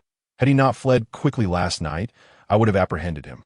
Wang Fei, now irked, responded, "Officer, your repeated slander against me will compel me to file a complaint." Louis scoffed, "Go ahead. Our Director Liu is right here before you. Feel free to lodge your complaint." Wang Fei was genuinely furious and turned to Director Liu. "Will you not discipline your daughter? How can someone with such a temperament serve as a police officer?" Liu Dali shot Liu a fierce glare, admonishing, "You are a police officer. Refrain from speaking indiscriminately. Without evidence, do not make baseless accusations." Liu pouted, ready to retort, but upon seeing Liu Dali's furious expression, she begrudgingly held her tongue. Jin Sheng suggested, "No problem. Director, please accompany Mr. Wang to the adjacent office. It is quieter there." Liu Dali addressed Wang Fei. "Mr. Wang, may I speak with you privately for a moment?" Wang Fei, sensing the nature of Liu Dali's forthcoming conversation, smiled, "Sure." Wang Fei followed Liu Dali to the adjoining office, where Liu Dali warmly offered him a cigarette. A soft Zhonghua. After lighting it, he began, "Mr. Wang, regarding the recent bus robbery case, our police force had to convey that narrative reluctantly, as the social impact was immense. We needed to quell public outrage and maintain societal stability. Thus, we had to utilize your name. I hope you can understand." Wang Fei chuckled, "No problem. I'm not one to seek the limelight, but I do hope Director Liu can discipline your daughter. Her temperament is quite concerning. My apologies." "Mr. Wang, rest assured, I will address her behavior. How about this? Please leave me your contact number, and should you encounter any troubles in Longsheng, feel free to reach out to me, and I will assist you if I can." Wang Fei recognized this as Liu Dali's form of compensation. They exchanged WeChat information and contact numbers. "By the way, Director Liu, regarding the bus robbery case, what prompted the robber to hijack the bus?" Liu Dali hesitated briefly before responding. "While the police are still investigating the specifics of the case, it shouldn't be disclosed to you. However, since you are involved, it is fine to share." Thus, Zheng Jun began a discreet investigation, eventually zeroing in on bus driver Zhang Jian. That day, he had initially boarded the bus merely to verify something, but Zhang Jian's brash demeanor provoked Zheng Jun, leading him to act. After firing a shot and killing someone, there was no turning back. He became frantic and ended up killing 2 passengers. Had you not intervened, the situation would have escalated, and I would have likely been dismissed as well. Wang Fei was left speechless. Vengeance has its rightful place, but should one take innocent lives, they transform into a cold-blooded murderer. "Mr. Wang, I want to elaborate further. Please keep this information confidential for now. We will release pertinent details at the appropriate time." As Wang Fei exited the office with Director Liu, he spotted Jiang Shuya, Su Xinxin, and 2 front desk supervisors entering the precinct courtyard. "What brings you here? We were worried about you. Are you all right?" Wang Fei replied, "I'm fine. I've completed my statement. Once Sister Tang finishes, we can leave." They waited in the courtyard for over 10 minutes before Tang Yimeng emerged, appearing dejected. The group could only offer her a few words of comfort. Tang Yimeng felt somewhat embarrassed that day and explained herself to her colleagues. During a gathering, the man she encountered was her ex-husband, Sun Yong.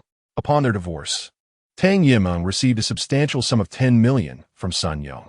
Subsequently, she utilized this fortune to establish the Detongzu Dao, which has flourished in recent years, yielding a considerable profit. However, after their separation, Sun Yong's business suffered losses, and he became fixated on remarrying Tang Yimeng. Despite her refusal, he persistently pursued her, leaving Tang Yimeng with no option but to evade him. Unexpectedly, they crossed paths today at a hotel where Sun Yong demanded money from her. When she declined, he erupted in anger and struck her. With the store closed for the holiday, Wang Fei found himself idly scrolling through Douyin. Feeling disenchanted, he decided to visit Bai Huiyuan to check on the vegetables and seedlings he had planted. The vegetables had yet to sprout, while the seedlings had grown somewhat. The only mature plants in Bai Huiyuan were the colorful flowers and some unidentified green fruits that Gu Tianlong had previously cultivated. However, Wang Fei was unaware of their nature or potential effects, and he hesitated to consume them. It seemed that he was perhaps the only cultivator wandering the world without guidance, relying solely on his own exploration of the mystical arts. He possessed no knowledge of the cultivation realm, unfamiliar with spiritual herbs or materials. As he gazed at the stunning seven-colored flowers, an idea sparked within him. Although he could not identify them, other cultivators surely would. Perhaps he could display these items in the Tongtian shop. If any cultivators came to purchase them, he could seize the opportunity to inquire further. With the new year approaching and no work obligations, opening the shop and interacting with fellow cultivators would undoubtedly benefit his cultivation journey. Resolutely, he gathered a small basket to collect some fruits and a few seven-colored flowers. Once he activated the Tongtian shop and traversed the lengthy, dark tunnel, Wang Fei found himself back in the shop. He arranged the unknown fruits and seven-colored flowers on the counter and pressed the button to commence business. However, after 3 hours of waiting, not a single customer had arrived. This was perplexing. Could it be that his shop's location was too obscure to attract customers? Just as Wang Fei began to lose patience, a flying sword appeared in the sky, initially several miles away, yet in the blink of an eye. It hovered before his shop. On the sword stood a woman in her 20s. She possessed the conventional features of a human: a nose, 2 ears, 2 eyes, and a mouth. Yet her facial arrangement exuded an extraordinary beauty that was simply breathtaking. Words could hardly encapsulate her allure. She was captivating in every regard, resembling a celestial maiden crafted by computer graphics. Wang Fei found no fault in her, though if he had to identify a shortcoming, it would be her somewhat cold expression. Lacking warmth, this ethereal beauty alighted gracefully upon her flying sword, clad in garments as white as snow, her attire billowing in the gentle breeze.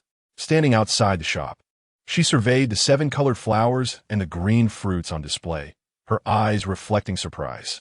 Fellow cultivator, do you only sell Qixing Xuelan flowers and Tianyuan fruits in your Tongtian shop? Her voice rang out, clear and ethereal, a melodious sound that was utterly enchanting. Wang Fei finally learned the names of these 2 spiritual materials: Qixing Xuelan flower and Tianyuan fruit. For now, those were the only items he had. He looked at the enchanting woman with hope and asked, "Would you consider purchasing a few?" She shook her head, disappointment evident in her voice. "While the Qixing Xuelan flower and Tianyuan fruit are indeed precious, they hold no value for me. Do you not have any other specialties in your Tongtian shop?" Wang Fei intended to mention the Wudao tea, but before he could finish, the woman interrupted him. "Wudao tea? You possess Wudao tea?" she exclaimed, her voice filled with astonishment. "You must be a cunning shopkeeper to withhold such treasures from sale, fearing I may not afford them. Fear not, I will purchase all the Wudao tea you have. If my spirit crystals are insufficient, I can offer materials in exchange." Wang Fei smiled wryly. "You may be unaware, but while I do have Wudao tea, it is merely a seedling at present and has yet to mature. It will likely take 2 to 3 years before it is ready." In truth, he had not even acquired the tea seeds, and 2 to 3 years was an underestimation. The woman appeared somewhat disappointed. Must it truly take 2 to 3 years? Is there no way to hasten its maturation? Wang Fei was taken aback. Hasten? How? If you had Shi-Tu, that would be ideal. Just a sprinkle of high-quality Shi-Tu could mature it in a single day. Shi-Tu? What do you mean by that? Wang Fei misheard and thought she mentioned rare earths, which he believed were relatively easy to obtain. "Oh, I meant shirong, a type of soil recorded in the Tianyi Lu, which is a spiritual material of the earth element." Upon hearing shirong, Wang Fei recognized it from the introduction in the spiritual material catalog. Shirong, imbued with the primordial essence from the dawn of creation, could expand and promote plant growth. It was indispensable for powerful cultivators practicing earth-based techniques. However, where could he procure such a treasure? "My friend, I do not possess Shirong. Though Shirong was precious, it should exist in every realm, as it formed the foundation of various spirit crystal mines, metal mines, and jade mines. Each vein surely contained Shirong. Otherwise, they could not coalesce into a mine. Wang Fei's understanding deepened. Indeed, he needed to engage more with fellow cultivators. An idea struck him. If Shirong existed beneath every mineral vein, then the numerous gold and jade mines on Earth must also contain Shirong. How about this? Since you possess no Shirong, I could sell you some Qingjing Liuli water. While it may not be as effective as Shirong for hastening maturation, it can still accelerate plant growth by more than tenfold. Wang Fei still had over 10,000 spirit crystals in his storage bag, a gift from Gu Tianlong. If it could truly expedite plant growth, purchasing some would be worthwhile. What price? I offer you the lowest price, 1,000 spirit crystals per bottle. How many would you like? 1,000 spirit crystals per bottle? Wang Fei was taken aback. His entire fortune would only buy him a single bottle? Isn't that quite reasonable? Only here can you obtain this price. If you were to seek it from other itinerant merchants, you'd pay at least 1,200 spirit crystals per bottle. The woman assumed Wang Fei was astonished by her low price. Rest assured, the Qingjing Liuli water here is of the highest quality, derived from the sap of the Qingjing Liuli tree, which has a lifespan of over 100 years. My family specializes in cultivating these trees, so we offer it at a significantly reduced price. Wang Fei smiled wryly. However, I currently lack sufficient spirit crystals. Would you consider exchanging the Qixing Xiaolan flower and Tianyuan fruit instead? The woman hesitated. To be honest, I have never encountered such a destitute shopkeeper as yourself. Just the other day, I visited a shop in the third heaven and was astounded by the opulence of the owner, who sold treasures from the Tianyi Lu. You, however, are merely selling Qixing Xiaolan flowers and Tianyuan fruits, which leaves me speechless. Wang Fei felt a pang of embarrassment. It seemed even in the realm of cultivation, the poor were looked down upon. After a brief pause, she proposed, if you agree to sell me 2 taels or more of Wudao tea once it matures, I will purchase your Qixing Xiaolan flowers and Tianyuan fruits. Wang Fei understood from her words that the Qixing Xiaolan flower and Tianyuan fruit were not particularly valuable. He readily agreed. Very well. Once the Wudao tea matures, I will sell it to you first. May I ask your name? I am Xia Qingqing. And you? I am Wang Fei. Xia Qingqing glanced at the counter, assessing the 5 Qixing Xiaolan flowers and 45 Tianyuan fruits. Wang Dao friend, I will offer you 100,000 spirit crystals for each Qixing Xiaolan flower and 30,000 spirit crystals for each Tianyuan fruit. What do you think? The price truly astonished Wang Fei. He had initially assumed it consisted of trivial items, only to discover that it was quite substantial. The total amounted to 1,850,000 lingjing. I shall provide you with 185 bottles of Qingjing Liuli water. Taoist Wang, I have not miscalculated. Have I? Upon Wang Fei's nod, Xia Qingqing tossed a storage bag onto the counter. Taoist Wang, could you please verify the count? Wang Fei picked up the storage bag, allowing his consciousness to permeate it, and was immediately taken aback. The count was indeed accurate. Although the bottles were modest in size, each contained roughly 1 pound of liquid. Yet they were all gleaming golden vessels. It appeared that gold held little value in the realm of cultivation, merely serving as containers for water. 185 golden bottles, each weighing at least 2 pounds, amounted to approximately 400 pounds of gold. How much could that be worth? Wang Fei swiftly calculated in his mind. With gold priced around 700 yuan per gram, 400 pounds equated to 200,000 grams, a staggering sum of 140 million. Maintaining his composure, he discreetly transferred the golden bottles into his own storage bag, then collected the Qixing Zhuolanhua and Tianyuanguo from the counter, tossing them to Xia Qingqing. Receiving the storage bag, Xia Qingqing reminded Taoist Wang, do not forget to reserve 2 liang for me when the Wudao tea ripens. Wang Fei reassured her, rest assured, I certainly will. By the way, Xia Taoist, may I inquire about the purpose of the Qixing Zhuolanhua and Tianyuanguo? At this question, Xia Qingqing regarded him with an odd expression, and after a long pause, she replied, I was puzzled earlier, noticing that your cultivation was merely at the initial stage of foundation building. I thought you might be concealing your true level with some secret method, yet it appears you truly are just at the foundation building stage. Wang Fei nodded. I have only recently begun cultivating, and I acquired the Tongtian shop not long ago. Xia Qingqing's demeanor shifted dramatically, suddenly becoming much warmer. Ah, Dao East Wang. You are indeed fortunate to have obtained such a miraculous artifact as the Tongtian shop. Your future is boundless. Let me tell you, both the Qixing Zuolanhua and Tianyuanguo are essential materials for brewing Wujizui Shinjiu. Given your current cultivation level, you cannot consume this wine, as it is meant for cultivators at the Daogua level and above, capable of refining the Daogua, making it an extremely rare spirit wine. Wang Fei felt a tinge of disappointment. It seemed this item was of no use to him at the moment.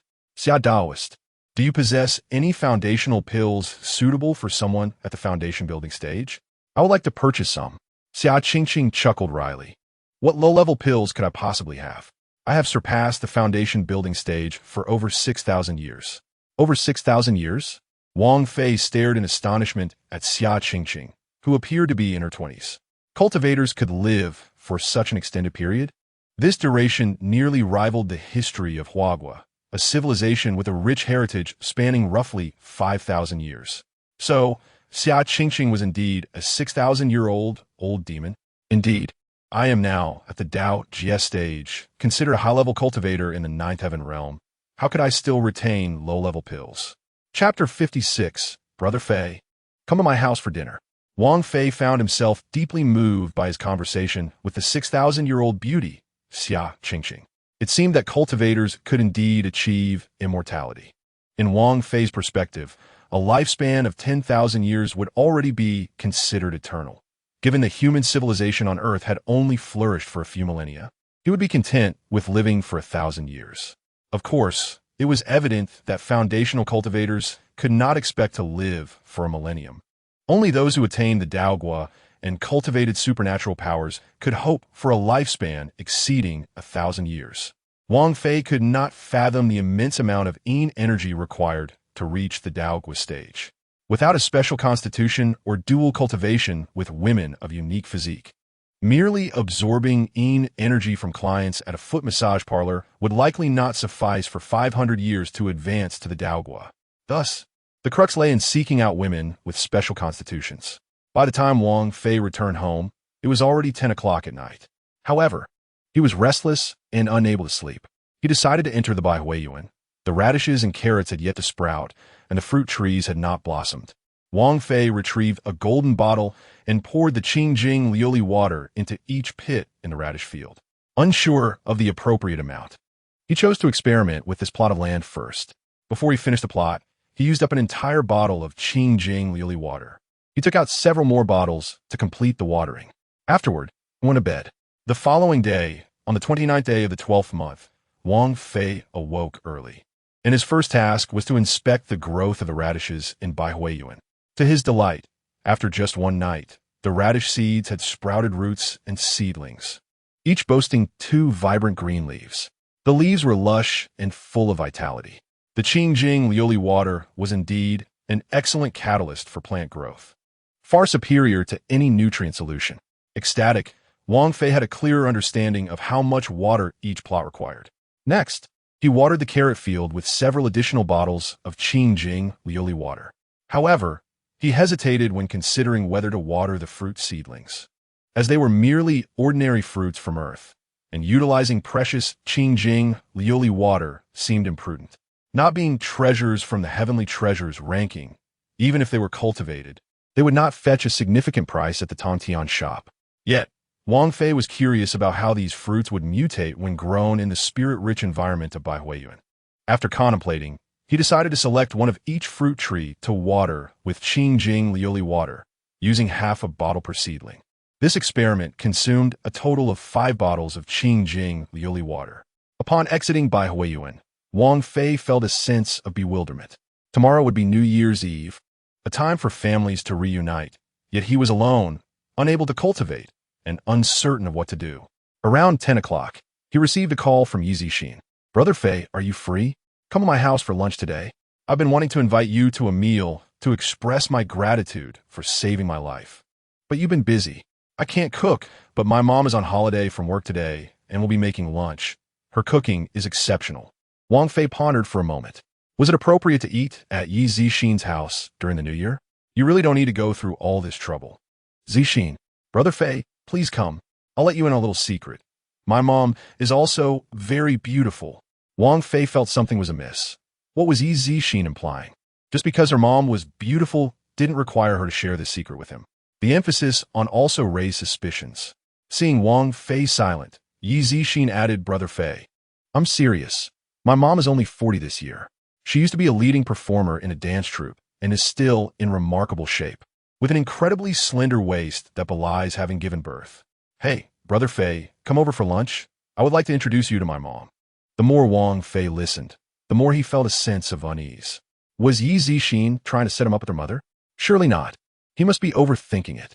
What was the likelihood that Yi Zixin would do something like that? Wang Fei quickly dismissed this absurd notion, only for Yi Zixin's next statement to confirm his suspicions. Brother Fei, you saved my life, so I wouldn't mind if you became my stepfather. Wang Fei was simultaneously amused and exasperated. Had Yi Zixin lost her mind? Yi Zixin, what are you talking about? I'm not joking, Brother Fei. Came Yi Zixin's earnest voice from the other end of the line. Don't you like mature women? I assure you, my mom is just as good as Wang Fei's mother. In that instant, Wang Fei finally understood. No wonder Yi Zixin had said such things. It must be that Wang Fei had said something in front of her. Yi Zixin, what on earth do you think about all day long? It's utterly baffling. With that remark, Wang Fei hastily ended the call. Wang Fei chuckled bitterly. The label of being fond of mature women was one he could not clarify. It was certain that he would not accept an invitation to dine at Yi Zixin's residence. However, Wang Fei underestimated Yi Zixin's tenacity. There were belly dancing, Latin dance, and various other trending dances from Douyin. Was this woman truly the former lover of Lao Pan? She possessed an alluring femininity, with large eyes, elegantly arched brows, standing at a height of 168 meters and maintaining an impressive figure. Undoubtedly, she must have been a beauty in her youth. How could such a woman be enamored with Lao Pan, who stood at only 1.6 meters and lacked remarkable looks, and willingly bore him a daughter? Besides the video, Yi Zixin sent Wang Fei a message. Fij, did you see? This is my mom. Isn't she charming? Not inferior to Wang Fei's mom, right? Wang Fei was at a loss for words and replied, if you continue to promote your mother, I will block you on WeChat. Yi Zixin refrained from sending further messages. Without her interruptions, Wang Fei finally breathed a sigh of relief. At that moment, he received a call from Yi Chang'an. Master Wang, the seeds of the mother tree de Hong Pao tea you requested have arrived. Should I send someone to deliver them? Or will you come to Beijing to collect them yourself? Without hesitation, Wang Fei responded, wait for me. I will head to Beijing immediately. After hanging up, Wang Fei quickly got into his car and set off for the capital. For him, the seeds of the mother tree, de Hongpao tea, were of utmost importance, as they were crucial for his future cultivation resources. The treasures cataloged in Tianyi Lu are exceedingly rare and valuable in the realm of cultivation. The fact that Wu Dao tea could be listed in Tianyi Lu indicated its extraordinary nature. If he could cultivate it successfully, his Tongtian shop would never lack merchandise. And, with Wu Dao tea, he could exchange for more cultivation resources. Chapter 57. Zheng Ping. By the time Wang Fei arrived in Beijing, it was already 1 o'clock in the afternoon. Yi Chang'an had arranged to meet at a tea house named Dingsheng. Upon his arrival, Wang Fei found that besides Yi Chang'an, there was also a middle-aged man in his 40s with short hair. Master, you have arrived. Yi Chang'an greeted Wang Fei with great courtesy, carefully pushing over an exquisite paper bag. These are the seeds of the mother tree, de Hong Pao tea you requested. Wang Fei accepted the bag without opening it and turned his gaze toward the unfamiliar middle-aged man, knowing that Yi Chang'an must have a reason for bringing him along. Master, allow me to introduce you. This is Zheng Ping, who previously worked for the Yi family. He was entrusted with various inconspicuous tasks, and now he will assist you in making profits.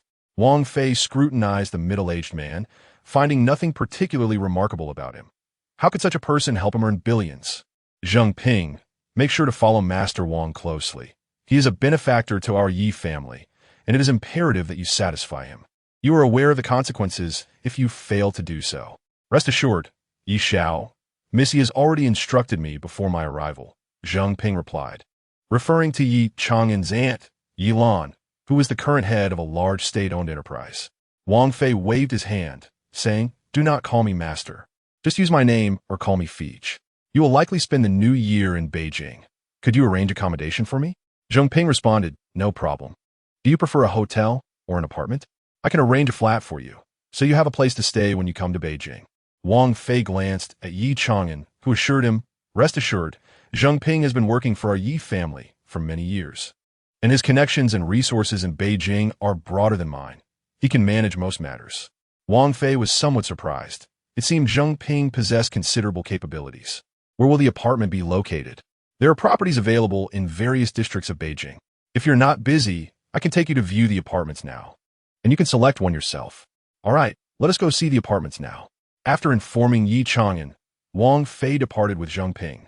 Upon seeing Wang Fei's Lamborghini, Zheng Ping showed no surprise and instinctively prepared to be the driver. But Wang Fei stopped him, saying, "It's fine. I'll drive. Just tell me the location." Zheng Ping immediately used his phone to navigate to a destination. "Let's start by checking this place." Due to Wang Fei's remarkably acute hearing, he could clearly hear all of Zheng Ping's conversations. "Zheng, there are several packages that I am uncertain whether you would be interested in." "What kind of packages?" Director Chen mentioned, "Listen, there is a recent batch of properties scattered throughout Beijing, including office buildings, residential complexes, and shops. Most are distressed assets, primarily from corrupt officials or seized illegal properties. The courts have yet to initiate auctions, and we plan to bundle these properties into 10 packages for sale, each valued at 5 billion. Of course, our initial internal purchase price is 3 billion. If we do not manage to sell them internally, they will be auctioned off in court. Would you like to gather a few investors to purchase a package? Many properties are quite good, and there is certainly profit to be made." "Sure. Please send me the detailed information. I will review it and get back to you later." "All right. I will send it to you shortly." As soon as the call ended, Zheng Ping received another call. "Hello, Boss Ma. It's me, Zheng. I found a buyer for that steel plant in Yangqing you mentioned last time, but they're only willing to offer 5 billion. Do you think we can close the deal at that price?" "Fine, let us go with 5 billion, but it must be cash. I don't want another situation like last time with some barter arrangement. I haven't found a buyer for that 20,000 tons of steel powder yet, and I'm afraid it will become a burden. Rest assured, it will be cash." "All right, I understand." After hanging up, another call came in. This time, it was a woman. "Zheng, when are you free? I'd like to treat you to a meal." "Ms. Wang, just get to the point. There is no need for a meal. I'm busy." "Well, Zheng, my company is currently facing a cash flow issue. Could you help me get an introduction to Bank of Communications President Wang? How much do you want to borrow?" 2 billion. "Do you have any collateral?" "No, I don't. I previously pledged 10% of our company's stock. Please help me out. You know our company has always performed well and can repay the loan. I'll give you 3 points." "Ms. Wang, you should find someone else for 3 points. I'm not interested." "No, Zheng, how about 5 points? I'll transfer the money to you as soon as I receive it." "Fine. I will give you Xiao Li's number. You can coordinate directly with him." At that moment, another phone rang, and Zheng Ping promptly hung up the previous call to answer the new one. "Leader, do you have any instructions? I recall you have a batch of gas stations, correct?" "Yes, indeed. They were acquired during the city government's disposal of distressed assets, most of which are in the West District." "How many are there?" "I believe there are 86. "All right, transfer the ownership of the gas stations to my nephew back home. He wants to come to Beijing to do some work. Let him manage the gas stations to earn some money, so he doesn't cause trouble out of boredom." "Understood. Please provide me your nephew's contact information, and I will handle it properly." During the 20-minute drive, Zheng Ping received 7 or 8 calls, all discussing multi-billion deals. Wang Fei couldn't help but feel curious. It seemed that for the elite class, making money was remarkably effortless. Zheng Ping appeared to be leveraging the Yi family's reputation to conduct business on their behalf, undoubtedly reaping substantial benefits for himself, which explained his unwavering loyalty to the Yi family. Shortly thereafter, the car stopped at a neighborhood called Shengminghua Fu in the West District. Zheng Ping led Wang Fei to Building 9. Fei Ge, this apartment is located on the 8th floor, a spacious 4-bedroom unit, with an area of approximately 150 square meters. The decor is quite exquisite. Residing here temporarily should be quite pleasant. Chapter 58, Seafood City. Currently, the market price for properties in the Xiqing district is generally around 150,000 per square meter. The apartment that Zheng Ping provided to Wang Fei is luxuriously renovated, with all high-end appliances and furniture. The value of this property alone exceeds 20 million. Fei Ge, are you satisfied with this apartment? Very well. I shall reside here for the time being. Excellent. I will now proceed to handle the transfer and property certificate for you. All right, Fei Ge, do you have any further instructions? At this moment, Wang Fei was too preoccupied to engage in lengthy conversation with Zheng Ping. Thus he dismissed him. Nothing for now. I am a bit tired and shall rest for a while. You may carry on with your tasks. After Zheng Ping departed, Wang Fei immediately entered Bai Yuan. At this moment, Bai Yuan was devoid of any vacant plots. After a moment of thought, Wang Fei unearthed the previously planted corn, tomatoes, green beans, Napa cabbage, green peppers, and potatoes, deciding that these crops should not waste any of the spiritual energy. It sufficed to plant 2 of each for experimentation. Clearing 5 plots of land, Wang Fei sowed the seeds of the mother tree to Hong Pao, and then watered each pit with pure liuli water. Wang Fei held high hopes for the Hong Pao, believing that its potential to produce Wudao tea exceeded 80%. Thus, he was determined to successfully cultivate Wudao tea, which would be crucial for his future cultivation endeavors. Upon exiting Bai Yuan, Wang Fei noticed an unanswered call from Zheng Ping. He returned the call, inquiring about the matter. Fei Ge, please send me the front and back of your ID card. I will have someone assist you in registering a company. What kind of company? It will be an investment company. You need not worry about these matters. I will arrange for people to handle it, ensuring that all earnings are legitimate and can withstand scrutiny from the relevant authorities. Wang Fei did not press for further details. As long as Zheng Ping could help him earn money, that was sufficient. Just as he was about to end the call, Wang Fei suddenly recalled the over 100 golden bottles in his possession and thought perhaps this batch of gold could be handled by Zheng Ping. Zheng Ping, I have a batch of gold. Do you have a way to help me dispose of it? Fei Ge, how much gold are we talking about? Approximately 200 kilograms. Is there that much? Can it be processed? Yes, where's the gold? I will call someone to handle it. Wang Fei initially intended to say it was with him, but reconsidered. Who would believe that 200 kilograms of gold could be carried on one's person? Thus, he altered his response. I will have a friend deliver it to Jingqing shortly. After hanging up, Wang Fei took photographs of his ID card and sent them to Zheng Ping, then called Chen Wu, inviting him and Xiong Hailin to come to Jingqiang for a visit, while also arranging some work for them to earn some money. Subsequently, Wang Fei visited a supermarket, purchasing several large wooden barrels to pour the pure liuli water from the golden bottles, filling 2 barrels in total. He meticulously sliced all the golden bottles into pieces using his flying sword, and then packed the gold into a suitcase. By the time Wang Fei completed all these tasks, it was already past 4 in the afternoon. Chen Wu and Xiong Hailin were soon to arrive, prompting Wang Fei to seek out a fine restaurant to treat the 2 brothers to a meal. He did not wish to trouble Yi Chang'an or Zheng Ping for this. He could afford a meal, and it was unnecessary to burden others for such a trivial matter. He casually selected a decent restaurant at Seafood City and reserved a private room. At 5:10, Chen Wu arrived in the Volkswagen Wang Fei had gifted him, accompanied by Xiong Hailin. Wang Fei met the weary Chen Wu and Xiong Hailin in the parking lot of the seafood market. The restaurant was situated beneath a large seafood market, and both Chen Wu and Xiong Hailin, having grown up inland, were unaccustomed to seafood, marveling at the prices of various seafood on display. Suddenly, Xiong Hailin pointed at a stall selling crabs and exclaimed, "Wow, these giant crabs are 1,800 each? Why not just grab them?" Chen Wu retorted irritably, "You country bumpkin, that king crab, it's worth that much. Only the wealthy can afford such delicacies." Wang Fei chuckled. "Then let us order 3. Each of us will have 1 and savor the taste." Xiong Hailin hesitated. "Fei Ge, that's too expensive. We can settle for something cheaper. No need for such extravagance." Wang Fei replied, "No worries. It is only right to treat you both to a good meal. After the new year, you can settle in Jingqiang, and I will arrange some work for you to earn well." He then selected a few more seafood items, paid, and ascended to the 2nd floor of the restaurant, handing the seafood over to the kitchen for preparation. The 3 found their way to the private room, Peng Lai Ge, and took their seats. Chen Wu and Xiong Hailin felt a bit apprehensive, although they had shared meals in prison 2 years prior. Wang Fei's current demeanor suggested he was doing exceptionally well, driving a luxury car and casually spending over 10,000 on a meal, certainly not something one could afford as a foot massage technician. Before long, The dishes began to arrive. Fei Ge, I toast to you. Thank you for remembering us after your success. Fei Ge, I also toast to you. No doubt. I, Chen Wu, will stick with you from now on. Wang Fei remarked. No need for pleasantries among us. We have endured hardships together. Now that I have the means, I will surely think of helping you both. Come, let us eat without reservation. Xiong Hailin donned a disposable glove, eagerly picking up a king crab to devour. Chen Wu shook his head in disbelief, also seizing a crab to dig in. The trio conversed and reminisced about amusing incidents from their time in prison, filled with nostalgia. Just then, the door to the private room was forcefully thrust open, and a young girl hurriedly entered.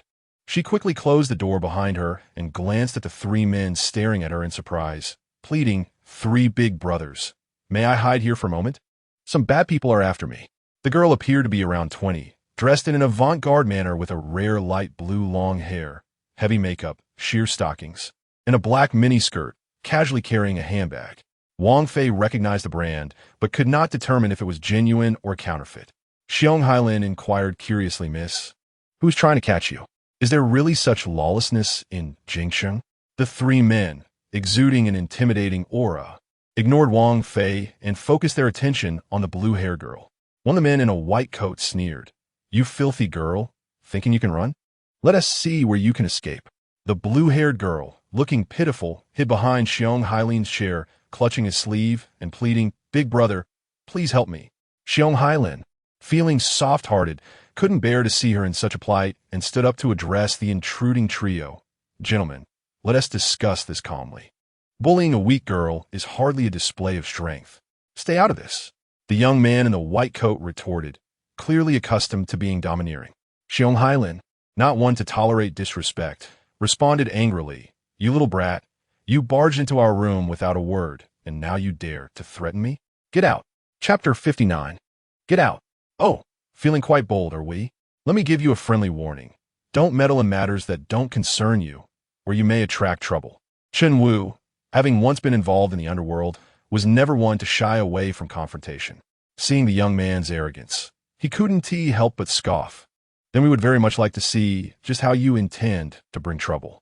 The young man in the white coat scrutinized Chen Wu, frowning at his visible scar and the thick facial hair.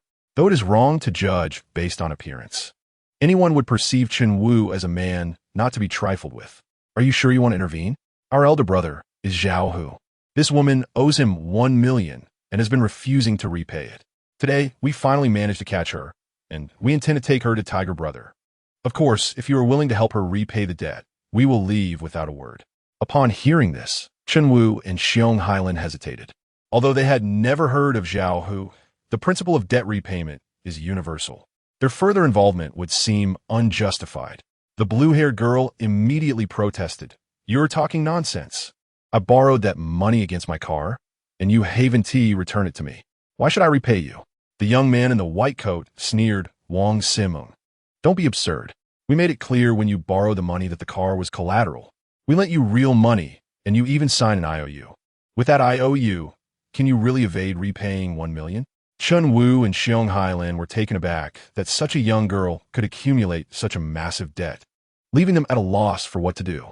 They turned to Wang Fei, hoping for his guidance. Wang Fei leisurely finished eating his crab and wiped his hands. Then, casting a glance at the three young men, he said, "What does her debt have to do with us? Can't you see we are dining? Now get out immediately." The young man in the white coat's expression changed. "Do you truly refuse to show Tiger Brother any respect?" Wang Fei scoffed. "What nonsense! I don't know him, and I owe him nothing." The young man in white, now furious, retorted, "Fine, if you want to respect us, don't blame us for not showing you any courtesy. Wang Simeng, you better come with us to see Tiger Brother. Don't force our hand." At this moment, Wang Simeng hid behind Wang Fei, realizing that he was the one in charge among the three. "Brother, please help me," Wang Simeng pleaded. Wang Fei ignored her, standing up to confront the young man in the white coat. "Did you not hear me say to leave?" The young man defiantly replied, "I'm not going anywhere." "What will you do about it?" Suddenly, Wang Fei seized his hair and forcefully pushed him, causing the young man to stumble backward, ultimately being thrust out of the room. Once steady, he seethed, "You dare lay hands on me?" Before he could finish, Wang Fei lunged forward, delivering a resounding slap that sent the young man spinning like a top, finally standing dazed with a swollen cheek, spitting out a mouthful of broken teeth. Wang Fei despised any insult directed at his mother, leading him to strike with considerable force. In a fit of rage, the young man in white drew a spring knife, brandishing it as he charged at Wang Fei. Yet before he could reach him, a massive fist crashed into his nose. With a cry of pain, he collapsed at the door, the spring knife clattering beside him. Lying on the ground, bloodied and possibly with a broken nose, he writhed in agony. The other two young men were paralyzed with shock, realizing that Wang Fei, who seemed quite unassuming, possessed terrifying strength. As Wang Fei's gaze shifted toward them, they immediately cowered. "Brother, we are leaving now." They quickly assisted their fallen companion and fled in haste. Inside the room, Wang Siming looked at Wang Fei with admiration. "Oh my, this man is so handsome. That was incredibly cool." Tentatively, she asked, "Brother, may I sit down and have a bite?" Wang Siming, with her outgoing nature, took a seat beside Wang Fei without hesitation. "Brother, I'm sorry for causing you trouble." Noticing a bottle of juice on the table, she poured herself a glass and raised it in a toast to Wang Fei. "Brother, the leader of that group is Zhao Hu, a notorious figure in Jingxing, well-connected and feared. If you offend him, you must tread carefully in the city." Wang Fei shrugged. "It's nothing. If Zhao Hu doesn't provoke me, all is well. If he does, it will be his misfortune." Seeing Wang Fei's nonchalance, Wang Siming's eyes sparkled, clearly impressed by his confidence. Wang Shiming.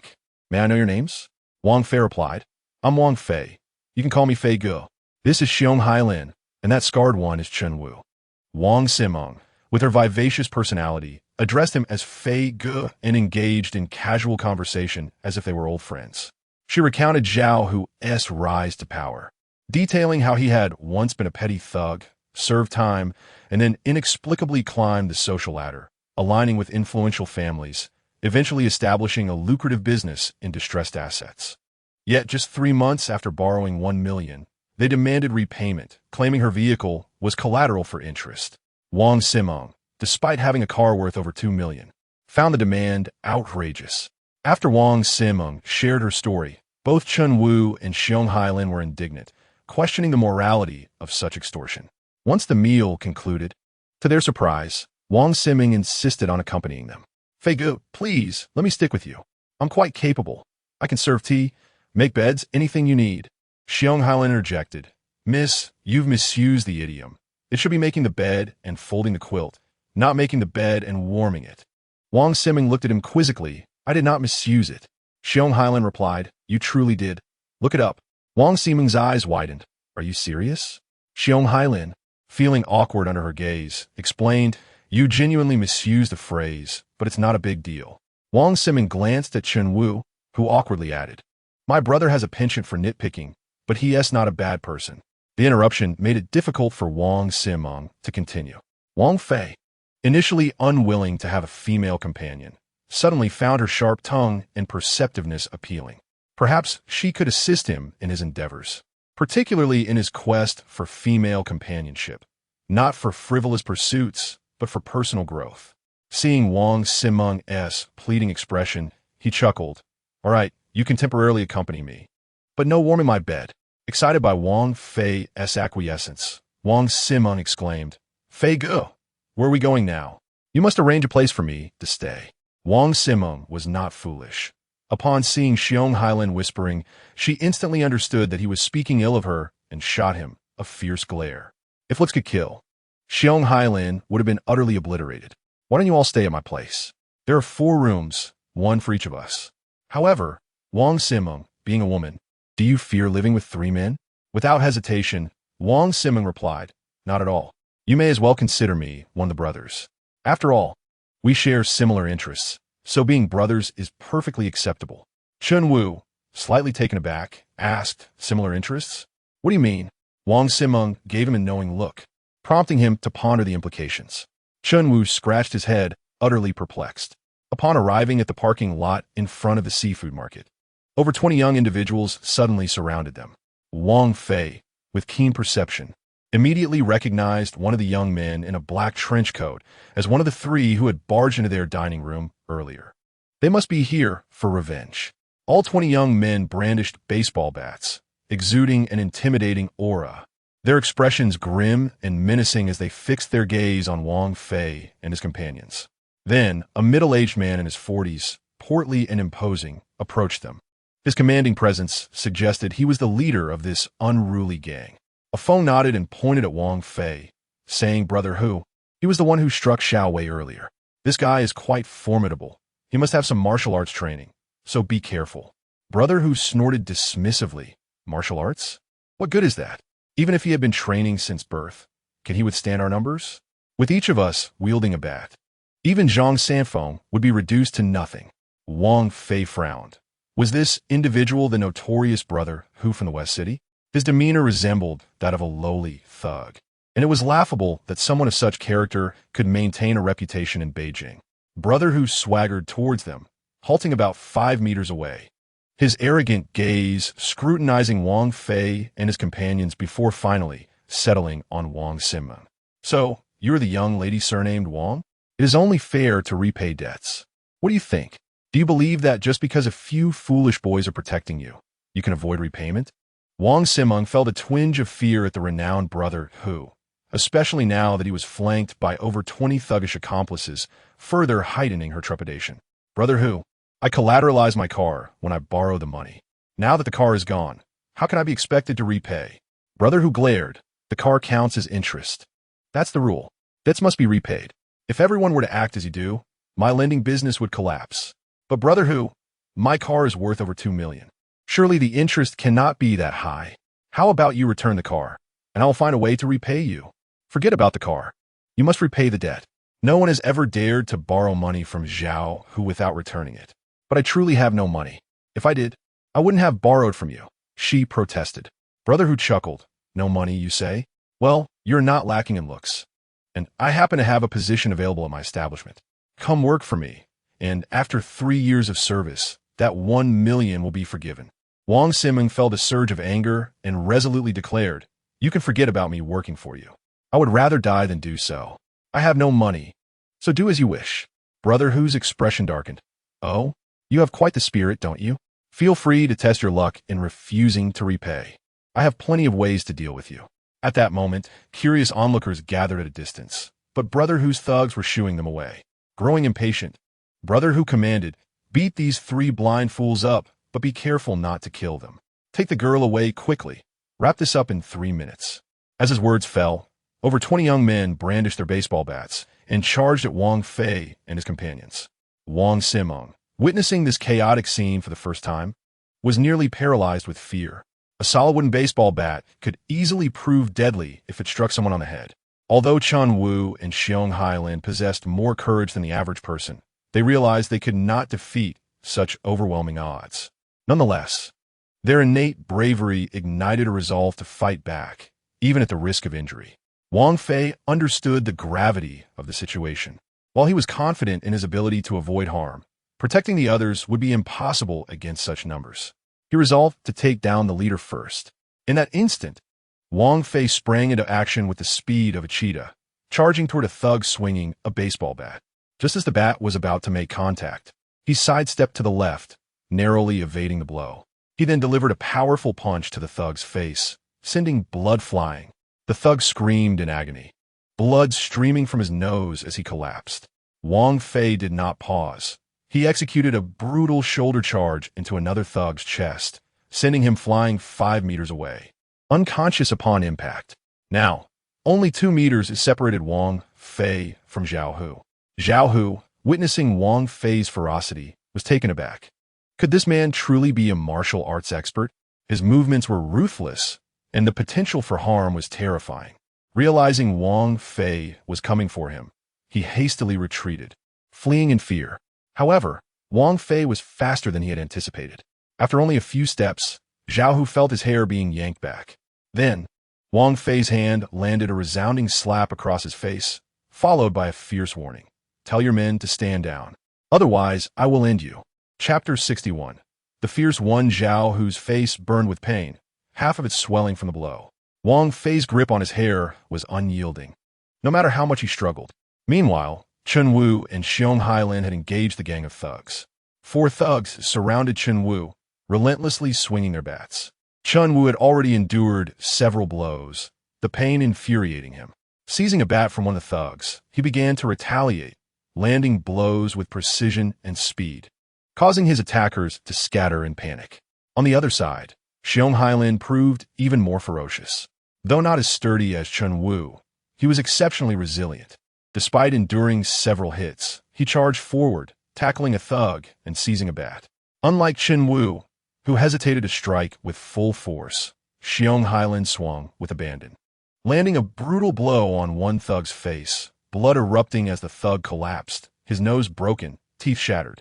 Another thug fell under a devastating strike to the head, collapsing in a pool of blood.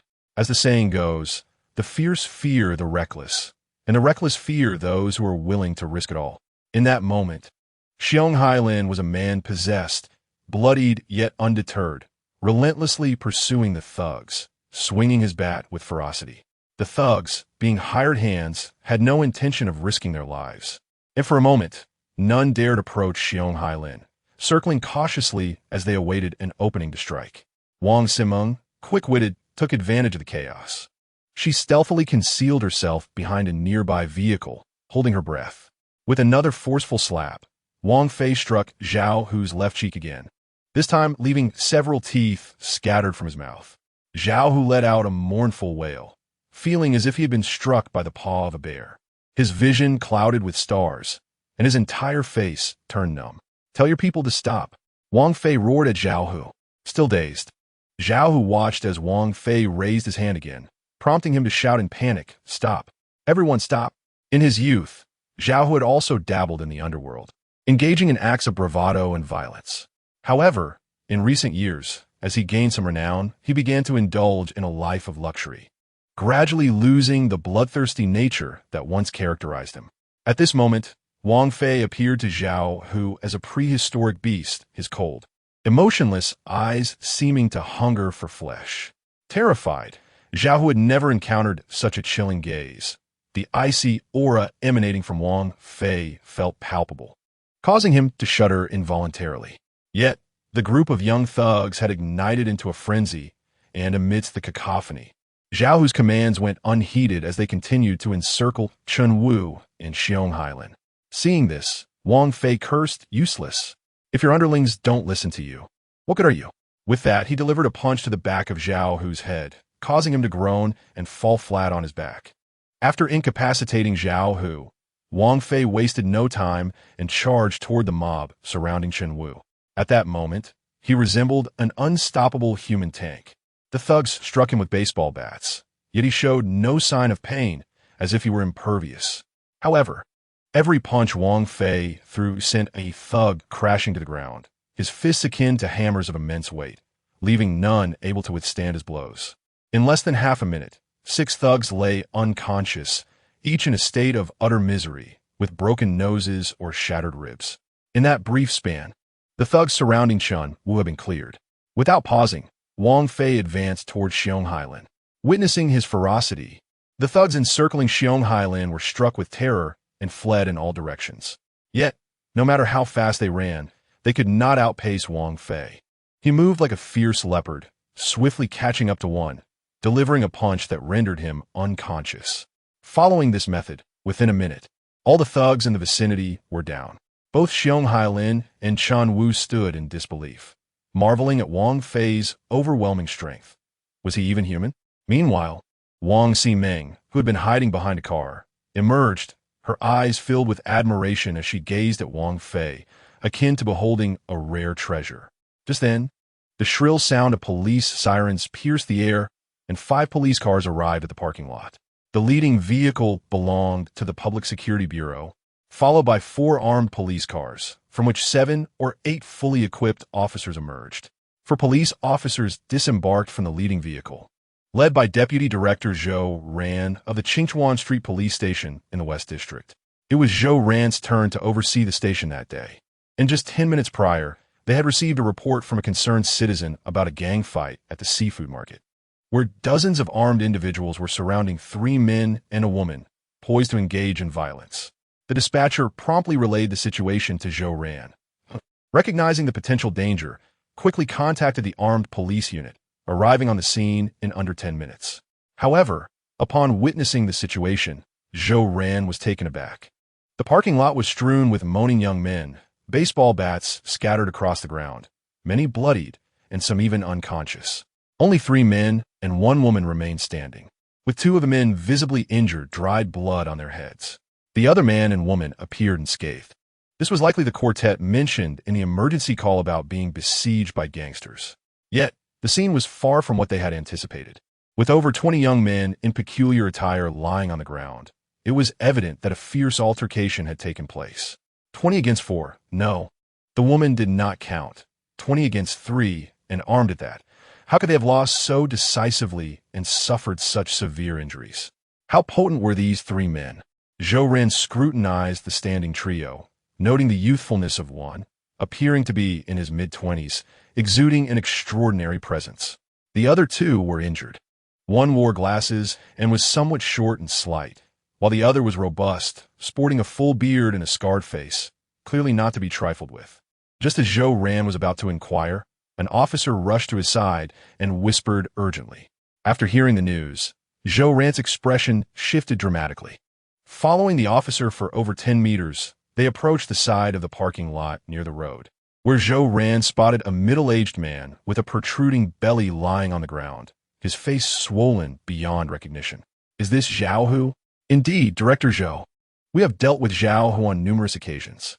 Although his face is somewhat swollen, it is unmistakably him, as evidenced by the Patek Philippe watch on his wrist. The officer confirmed. Zhao Hu, a notable figure in the West District, now lay on the ground like a pig, battered and unconscious. Zhou Ran crouched down to check Zhao Hu's breath and was relieved to find he was still alive, albeit unconscious. Zhou Ran approached Wang Fei and the others, stating, "Gentlemen, we need you to accompany us to the station for questioning." Wang Fei and his companions remained silent, but Wang Ximeng spoke up, "Officer, we acted in self-defense. This gang surrounded us in the parking lot, each wielding baseball bats. If we hadn't fought back, we would have been killed." Before she could continue, Wang Fei gently tugged at her shirt, whispering, "No need to elaborate. We'll go to the station, it'll be fine." Wang Fei understood that with so many injuries, regardless of their justification, they would inevitably have to visit the station. Wang Ximeng protested, "But if we must go to the station, shouldn't we at least check on Wu Ge and Hailin Ji's injuries? Look, they are still bleeding." Subsequently, Zhou Ran and 1 officer escorted Wang Fei and his companions to a police car, heading to the 5th hospital, while the remaining officers took Zhao Hu and his men in another police vehicle to the West District Hospital.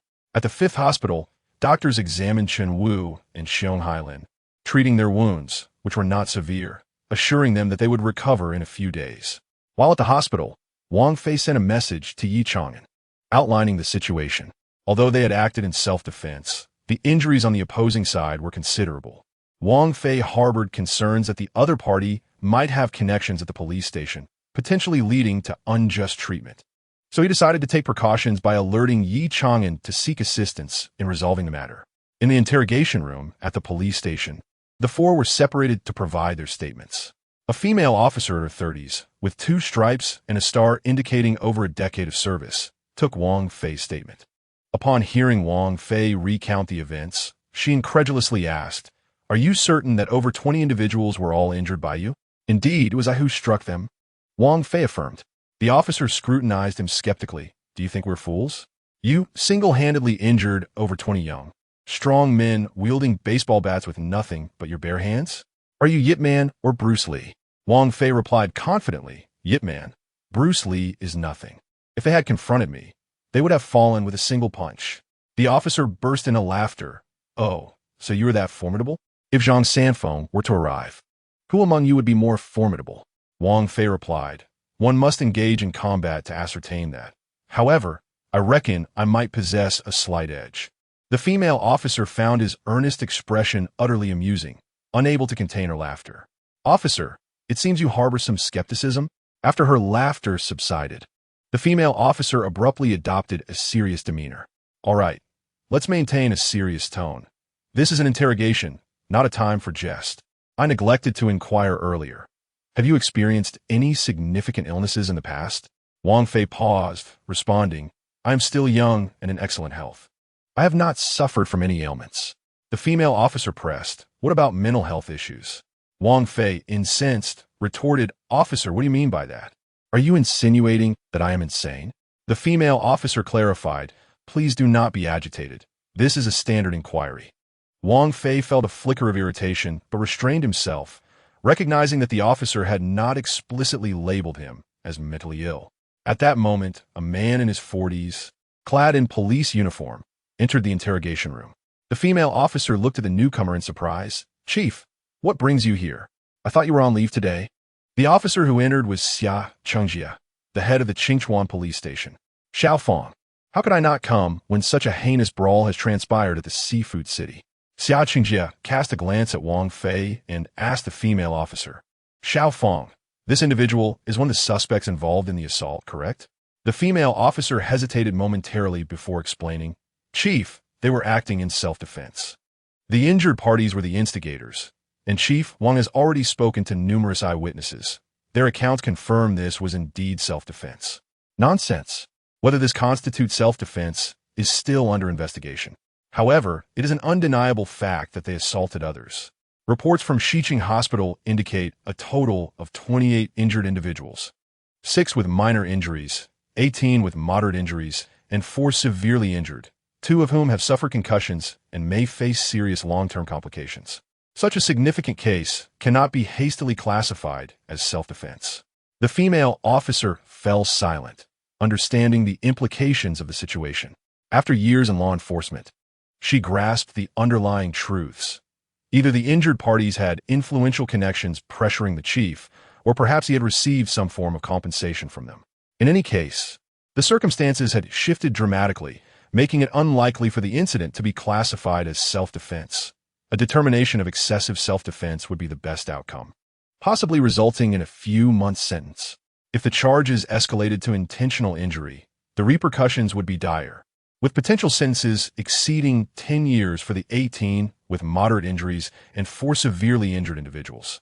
Reflecting on this, the female officer cast a sympathetic glance at Wang Fei, pondering the fate of this striking young man, who might very well face a lengthy prison term. Wang Fei, meanwhile, was seething with anger. Having spent time in prison before, he was familiar with police procedures and knew this was fundamentally a case of self-defense. If classified as excessive self-defense, several individuals could be criminally liable. With a stroke of luck, they might receive a suspended sentence, but worse outcomes could lead to a year or more in prison. What do you mean by that? We were clearly acting in self-defense, and you intend to imprison us? Xia Qingjie narrowed his eyes at Wang Fei, retorting, whether this is self-defense is not for you to decide. That is for our police department to determine. Wang Fei, incensed, challenged, have you accepted money from Zhao? Let me make this clear. You cannot compromise your integrity for money. The consequences will be yours to bear. Wang Fei continued, what kind of police officer are you? Don't disgrace the force. I am eager to see whether you will imprison us or if we will see you behind bars. Chapter 63. Coercion and Temptation. Xia Chengjie, being the head of the Qingchuan police station, felt humiliated by Wang Fei's insults in front of his subordinates. You certainly possess audacity. You dare to act so recklessly in the police station as if it were your home? I hope you maintain this bravado. Just don't beg for mercy later. With that, Xia Chengjie turned on his heel and exited the room. Wang Fei's keen ears could discern Xia Chengjie moving to the adjacent room, where a police officer was taking statements from Wang Simon. Wang Fei could hear their conversation clearly. Chief, you have arrived? Have the statements been completed?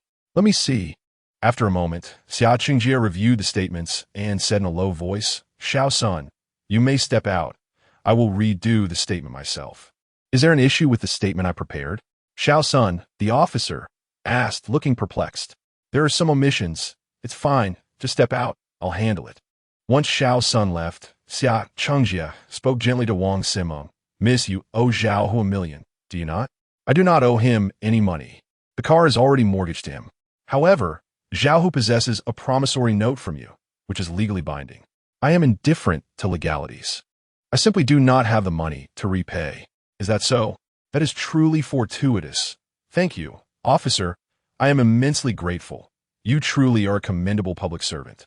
Of course, while we assist you, you must cooperate with us in preparing a new statement. Certainly, you must distance yourself from the three individuals. Just say you happened upon the scene and inadvertently witnessed the brawl. Wait, officer, what are you implying? If I were to say that, wouldn't Wang Fei and the others be charged with rioting? Oh, you are familiar with the law? Officer, I attended university. It is only natural to understand a bit of law. Making false statements carries legal repercussions. I'm afraid I cannot comply. You are the head of this police station, correct? What of it? Have you accepted money from Zhao Hu, intending for me to frame Wang Fei and the others? Do not even consider it. Though I am merely a woman, I still possess a moral compass. Wang Fei and the others became involved in this incident solely to assist me. Turning my back on them would be a betrayal of my principles. Xia Chengjie appeared furious. Raising his voice, do not be ungrateful. I initially intended to help you distance yourself from this. If you continue to resist, I will classify you alongside them and send you all to prison. You need not intimidate me. You are merely a lowly police chief, lacking the ability to distort the truth. After a moment of silence, Xia Chengjie said, Miss, if you agree, I can provide you with an additional 2 million afterward. I refuse. You need not persuade me. I cannot partake in such morally reprehensible actions. Even if you offer me 100 million, I would decline. I fail to understand. You share no bond with them, having only met today. What benefit is there in defending them? You wouldn't understand.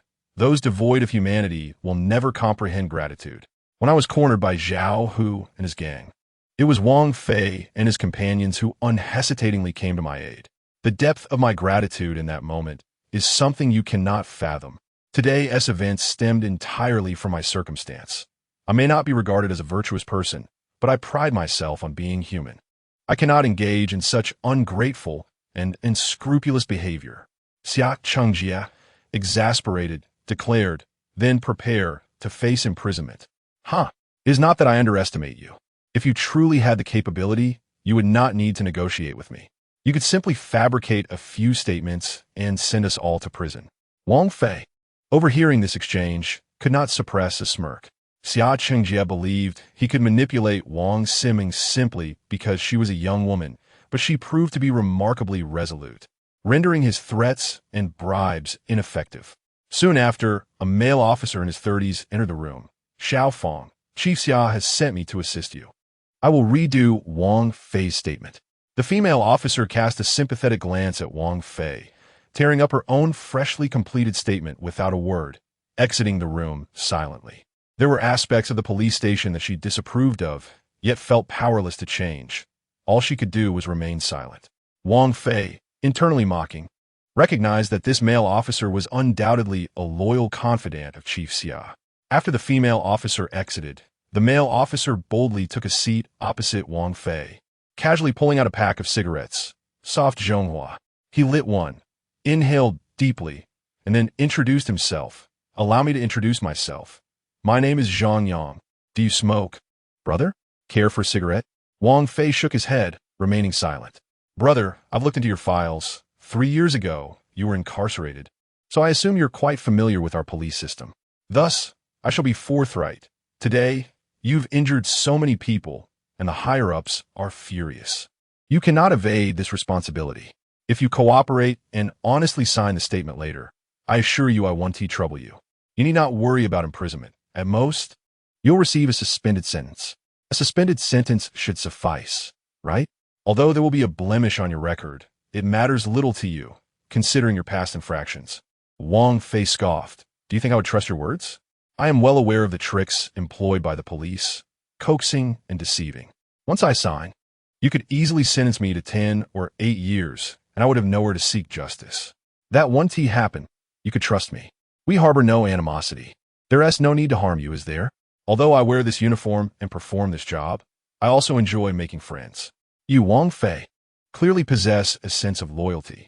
Once this matter is resolved, we could share a drink and become friends. Today's situation is truly unavoidable. The orders from above are stringent, and we are in a difficult position. I can only inconvenience you. Rest assured, it will definitely be a suspended sentence. If it's not, feel free to come find me.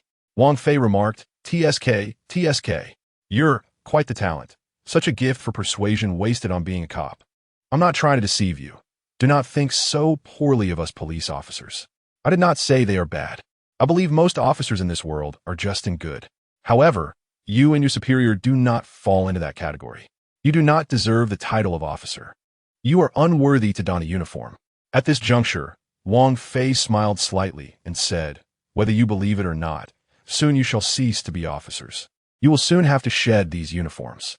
Those who commit too many wrongs will eventually face retribution. Unfortunately for you, you have encountered me today. Chapter 64. Is this a pair of handcuffs? Zhang Yang, exasperated, retorted, you're being ungrateful, aren't you? You've brought this upon yourself. So do not blame me for being impolite. Zhang Yang stood up angrily, retrieving a pair of handcuffs from his pocket, and commanded, put these on. Once Wang Fei donned the handcuffs, Zhang Yang fetched an electric baton from behind the office cabinet, approaching Wang Fei with a sinister grin, swinging the baton, and said, I'll give you one last chance. If you agree to what I just proposed, you won't have to suffer physical pain. Wang Fei scoffed, is that so? I thought you would have something more novel. Is this all? You intend to torture me into submission? Zhang Yang raised the electric baton high, ready to strike Wang Fei. If you wish to avoid physical suffering, you still have time. Upon hearing this, Wang Fei abruptly stood up, exerting force with his hands still in the handcuffs. With a resounding clang, the steel handcuffs shattered, splitting into two pieces. Zhang Yang stared at Wang Fei, bewildered. He had used these handcuffs on countless suspects and had never seen anyone break them. How could someone possess such strength? However, the astonishment did not end there. Wang Fei, seemingly uncomfortable with the two pieces of handcuff on his wrists, pressed down forcefully with his thumb and index finger on the steel ring of the left handcuff. Miraculously, it fractured as if cut by a wire cutter. Subsequently, Wang Fei replicated the action with the right hand, breaking that handcuff as well. Zhang Yang's eyes nearly bulged with shock. Is this still human? Wang Fei held the broken handcuffs in his hands, exerting a bit of pressure, transforming them into a perfectly round steel ball. Here you are, officer, your handcuffs returned. Zhang Yang's mind went blank, unable to process what had occurred. This man is a monster. Staring at the round ball Wang Fei offered, Zhang Yang felt like crying without tears. Who would believe this was once a pair of handcuffs? This person is definitely not human. He is a creature disguised in human skin. Zhang Yang's hand trembled as he grasped the baton, his initial resolve to strike Wang Fei evaporating in an instant. Wang Fei taunted Zhang Yang, officer, go ahead, strike me here. Let us see if you can force me to confess. With a clatter, the electric baton fell from Zhang Yang's hand in fright. Brother, I made a mistake. I will immediately discuss this with Director Xia and let you go. Wang Fei chuckled. No need. He should soon cease to be Director Xia. As he spoke, Wang Fei unceremoniously thrust the steel ball into Zhang Yang's hands, saying, officer, here are your handcuffs back. Don't later accuse me of damaging public property. At that moment, Wang Fei heard commotion in the courtyard of the police station. It seemed a director from the capital city bureau had arrived, accompanied by Yi Chang'an. Wang Fei heard Yi Chang'an's voice. Director Yin, Wang Fei is someone my grandfather holds in high regard. I do not wish for him to face any unjust treatment in the police station. Rest assured, Chang'an, Elder Yi has already personally called me. I am aware, said the director. Then, Yi Chang'an stopped a junior officer and inquired, where is Wang Fei? Which interrogation room is he in? The junior officer appeared flustered by the grandiosity of the situation, staring blankly at the leader clad in a white shirt with the rank of first-class police inspector. How could someone of such stature come to their police station? I'm asking you a question. Yi Chang'an impatiently demanded, where is Wang Fei? Then, Yi Chang'an and the leader in white hurried towards the interrogation room where Wang Fei was located. Yin Xiongfei and Yi Chang'an entered the room one after the other, immediately witnessing Wang Fei in a standoff with a police officer who was holding a steel ball with an electric baton lying at his feet. As if preparing to strike Wang Fei with the steel ball, Yin Xiongfei was taken aback. This was the very person Elder Yi had personally instructed him to watch over. If this officer were to injure Wang Fei, how could he explain it to Elder Yi? What are you doing? Yin Xiongfei barked. This had already classified Wang Fei as a suspect. Yin Xiongfei's face darkened. What do you have in your hand? Zhang Yang replied, reporting to the leader, these are handcuffs. Yin Xiongfei could hardly believe his ears. You call that iron ball handcuffs? Are you speaking nonsense? How audacious to mock a city bureau leader. How did such a person infiltrate the police force? Yi Chang'an could no longer contain himself, bursting into raucous laughter. Yin Xiongfei felt embarrassed. As the city bureau chief, technically, this junior officer was also his subordinate. How did such a fool infiltrate the police force? It seems necessary to conduct a self-examination within the police system and expel those who lack the requisite competence. Say that again. What is that? Reporting to the leader. Those are handcuffs. Is that how your handcuffs look? Do you think I am as foolish as you? Furious, Yin Xiongfei struck Zhang Yang across the face. He was genuinely infuriated. Otherwise, given his status, he would never resort to violence against a junior officer. Zhang Yang, feeling the sting of the slap, bristled. Even if you are a high-ranking leader, you cannot strike someone without reason. Moreover, I have not spoken falsely. What I hold is indeed a pair of handcuffs, albeit transformed into a ball by Wang Fei. It is handcuffs. Today, even if the King of Heaven arrives, it must remain as handcuffs. Yin Xiongfei was stunned. What does this junior officer mean? Is he trying to force me into absurdity? In ancient times, Zhao Gao identified a deer as a horse. Today, this junior officer identifies a ball as handcuffs? If this matter leaks out, then Yin Xiongfei will undoubtedly become the greatest laughingstock in the capital's officialdom. Oh dear, I can hardly contain my laughter. Yi Chang'an could no longer suppress his amusement, bending over in laughter until tears streamed down his cheeks. Observing Yi Chang'an's breathless laughter, Yin Xiongfei's face turned a deep shade of anger. This was no longer mere disregard for authority. It was mockery, treating a leader as a fool. How could such a disorganized and undisciplined individual infiltrate the police force? Yin Xiongfei glared fiercely at Zhang Yang, gritting his teeth as he spat out a few words. All right, you little rascal have some guts. You think that just because you have your chief's protection, I cannot deal with you? Just wait and see how I will handle you. Zhang Yang, with a pained expression, replied, Leader, this is really handcuffs. They were just turned into a ball by Wang Fei. Yin Xiongfei could no longer bear to listen. This was utterly absurd. Was he truly being treated like a fool? Even a more credible lie would have been more palatable to him. Handcuffs turned into a ball. They're not made of clay. How could one shape them into a ball? Yin Xiongfei was incredulous, but Yi Chang'an believed it. He had seen Wang Fei crush an ashtray into glass shards before. Wang Fei was indeed a remarkable person, effortlessly twisting handcuffs into shapes. However, Yi Chang'an would not share this with Yin Xiongfei. Yin Xiongfei chose to ignore Zhang Yang, deeming further conversation with such a simpleton futile, and turned his attention to Wang Fei. Mr. Wang, are you all right? Wang Fei responded, I am fine, but Chief Xia has already threatened to send me to jail. Yin Xiongfei, filled with rage, declared, I will send him in first. Our police force has been tarnished by scoundrels like him. Wang Fei inquired, Director Yin, when can I leave the police station? Yin Xiongfei replied, You may leave now. I sincerely apologize for the distress caused. I will ensure that this precinct is properly reformed. Wang Fei added, I have 3 friends. Yin Xiongfei assured him, They can leave with you. Subsequently, Yin Xiongfei led Wang Fei to a few adjacent rooms, releasing Wang Simeng, Chen Wu, and Xiong Hailin. Chen Wu and Xiong Hailin appeared somewhat intimidated by the police uniforms, remaining mostly silent, while Wang Simeng, seeing a powerful ally, eagerly recounted the threats and coercion she faced from Chief Xia. Hearing this, Yin Xiongfei was furious, gritting his teeth, vowing to thoroughly investigate Chief Xia and ensure he would be imprisoned. Wang Fei drove Wang Simeng, while Chen Wu took the Volkswagen with Xiong Hailin, and they journeyed to the Shengming Hua Fu community. Gazing at the exquisitely decorated house before them, Wang Simeng remarked, Brother Fei, this house is truly remarkable. In the capital, it's worth at least 20 million. Which room will I have? Wang Fei replied, The master bedroom is mine. You can choose from the remaining 3. Wang Simeng selected the room across from Wang Fei, while Chen Wu and Xiong Hailin opted for the rooms near the bathroom. After tidying up their rooms, they gathered in the living room. Brother Fei, Brother Wu, Brother Hailin, I appreciate the trouble I caused you today. I am truly grateful for your loyalty. It is a blessing to know you all. From now on, consider me your sister.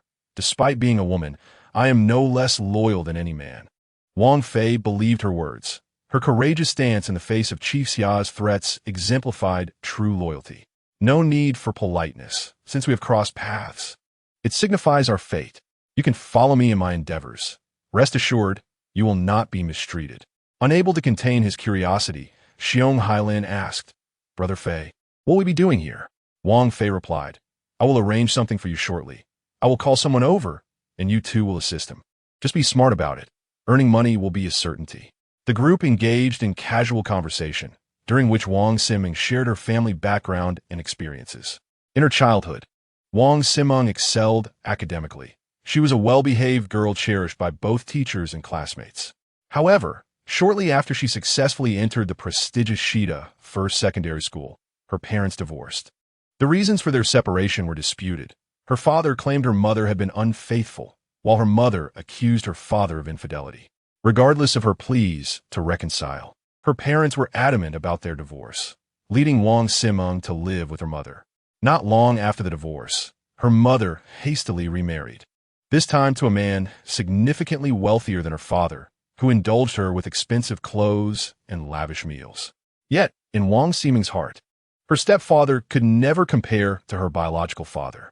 Notably, her stepfather was 18 years her mother's senior and had a son just 5 years younger than Wang Siming. This man, whom she was forced to call brother, appeared refined but was, in fact, a scoundrel, having attempted to take advantage of her on numerous occasions. Several times, under the influence of alcohol, he sought to assault her, but her cleverness thwarted his advances. When she confided in her mother about this, she expected her to take action against this scoundrel. To her dismay, her mother simply advised caution, stating that they both depended on him for survival, and stirring up trouble would bring shame. She was warned to keep the matter to herself. After recounting her life experiences, Wang Siming anticipated comfort and sympathy from the three men, but their reactions were strikingly indifferent. They busied themselves with tea, showing no signs of compassion. Wang Siming expressed her dissatisfaction. You are all so cold-hearted. With such a tragic experience, you offer no words of comfort, yet you claim to be my brothers. Xiong Hailin, astonished, exclaimed, Is that what you call tragic? I thought you were boasting. You are truly unaware of your blessings. Parents divorcing is quite common, you know? At least they are still alive, and your mother even found you a wealthy family. Aside from your worthless half-brother, what more could you want? Wang Siming glared at Xiong Hailin, retorting, You are a cold-blooded creature.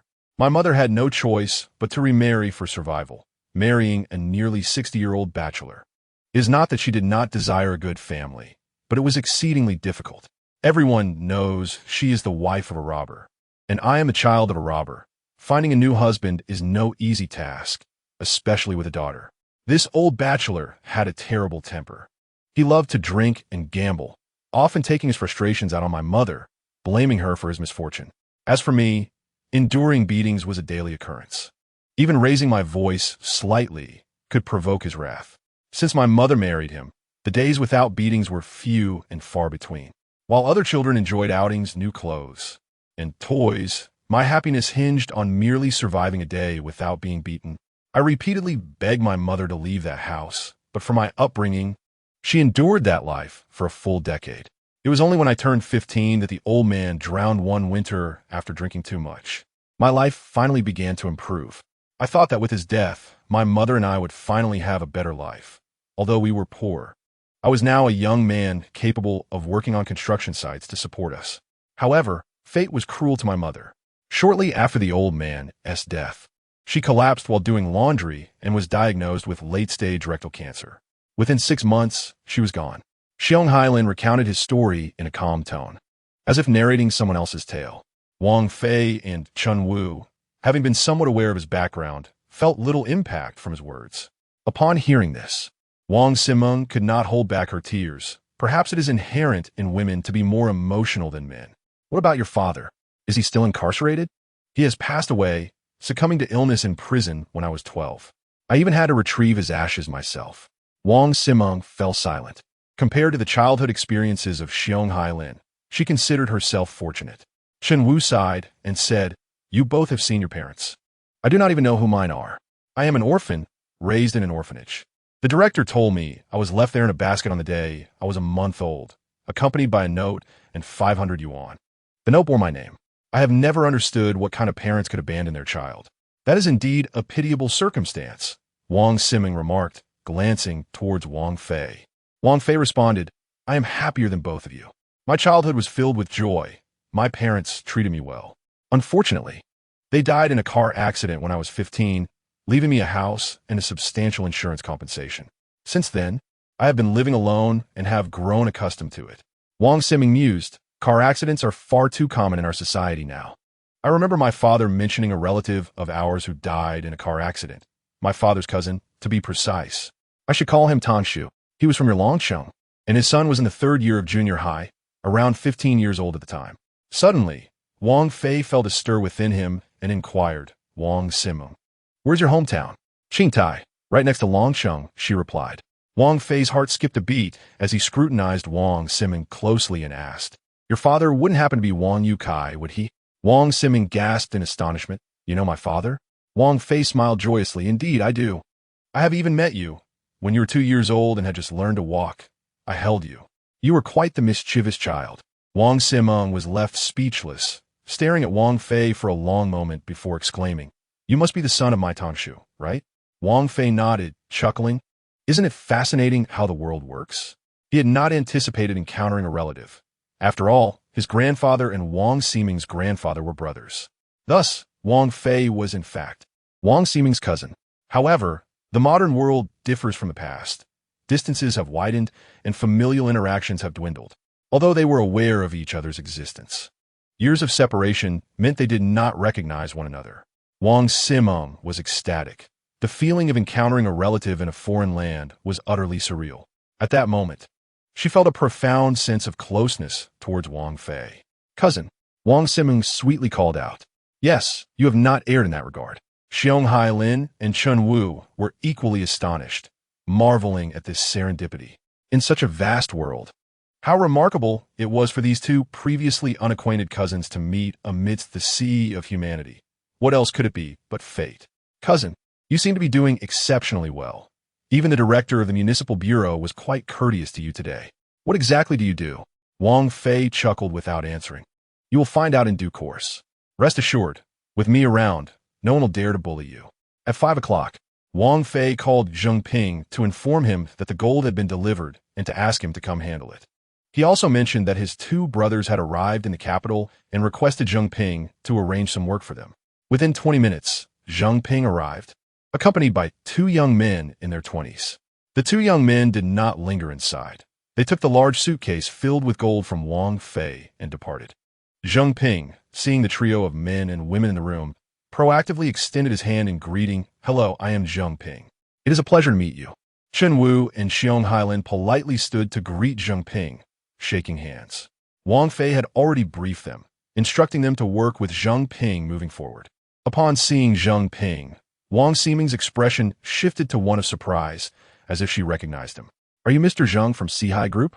Zheng Ping looked at Wang Siming in astonishment. You know me? You are a renowned figure in the business world of the capital.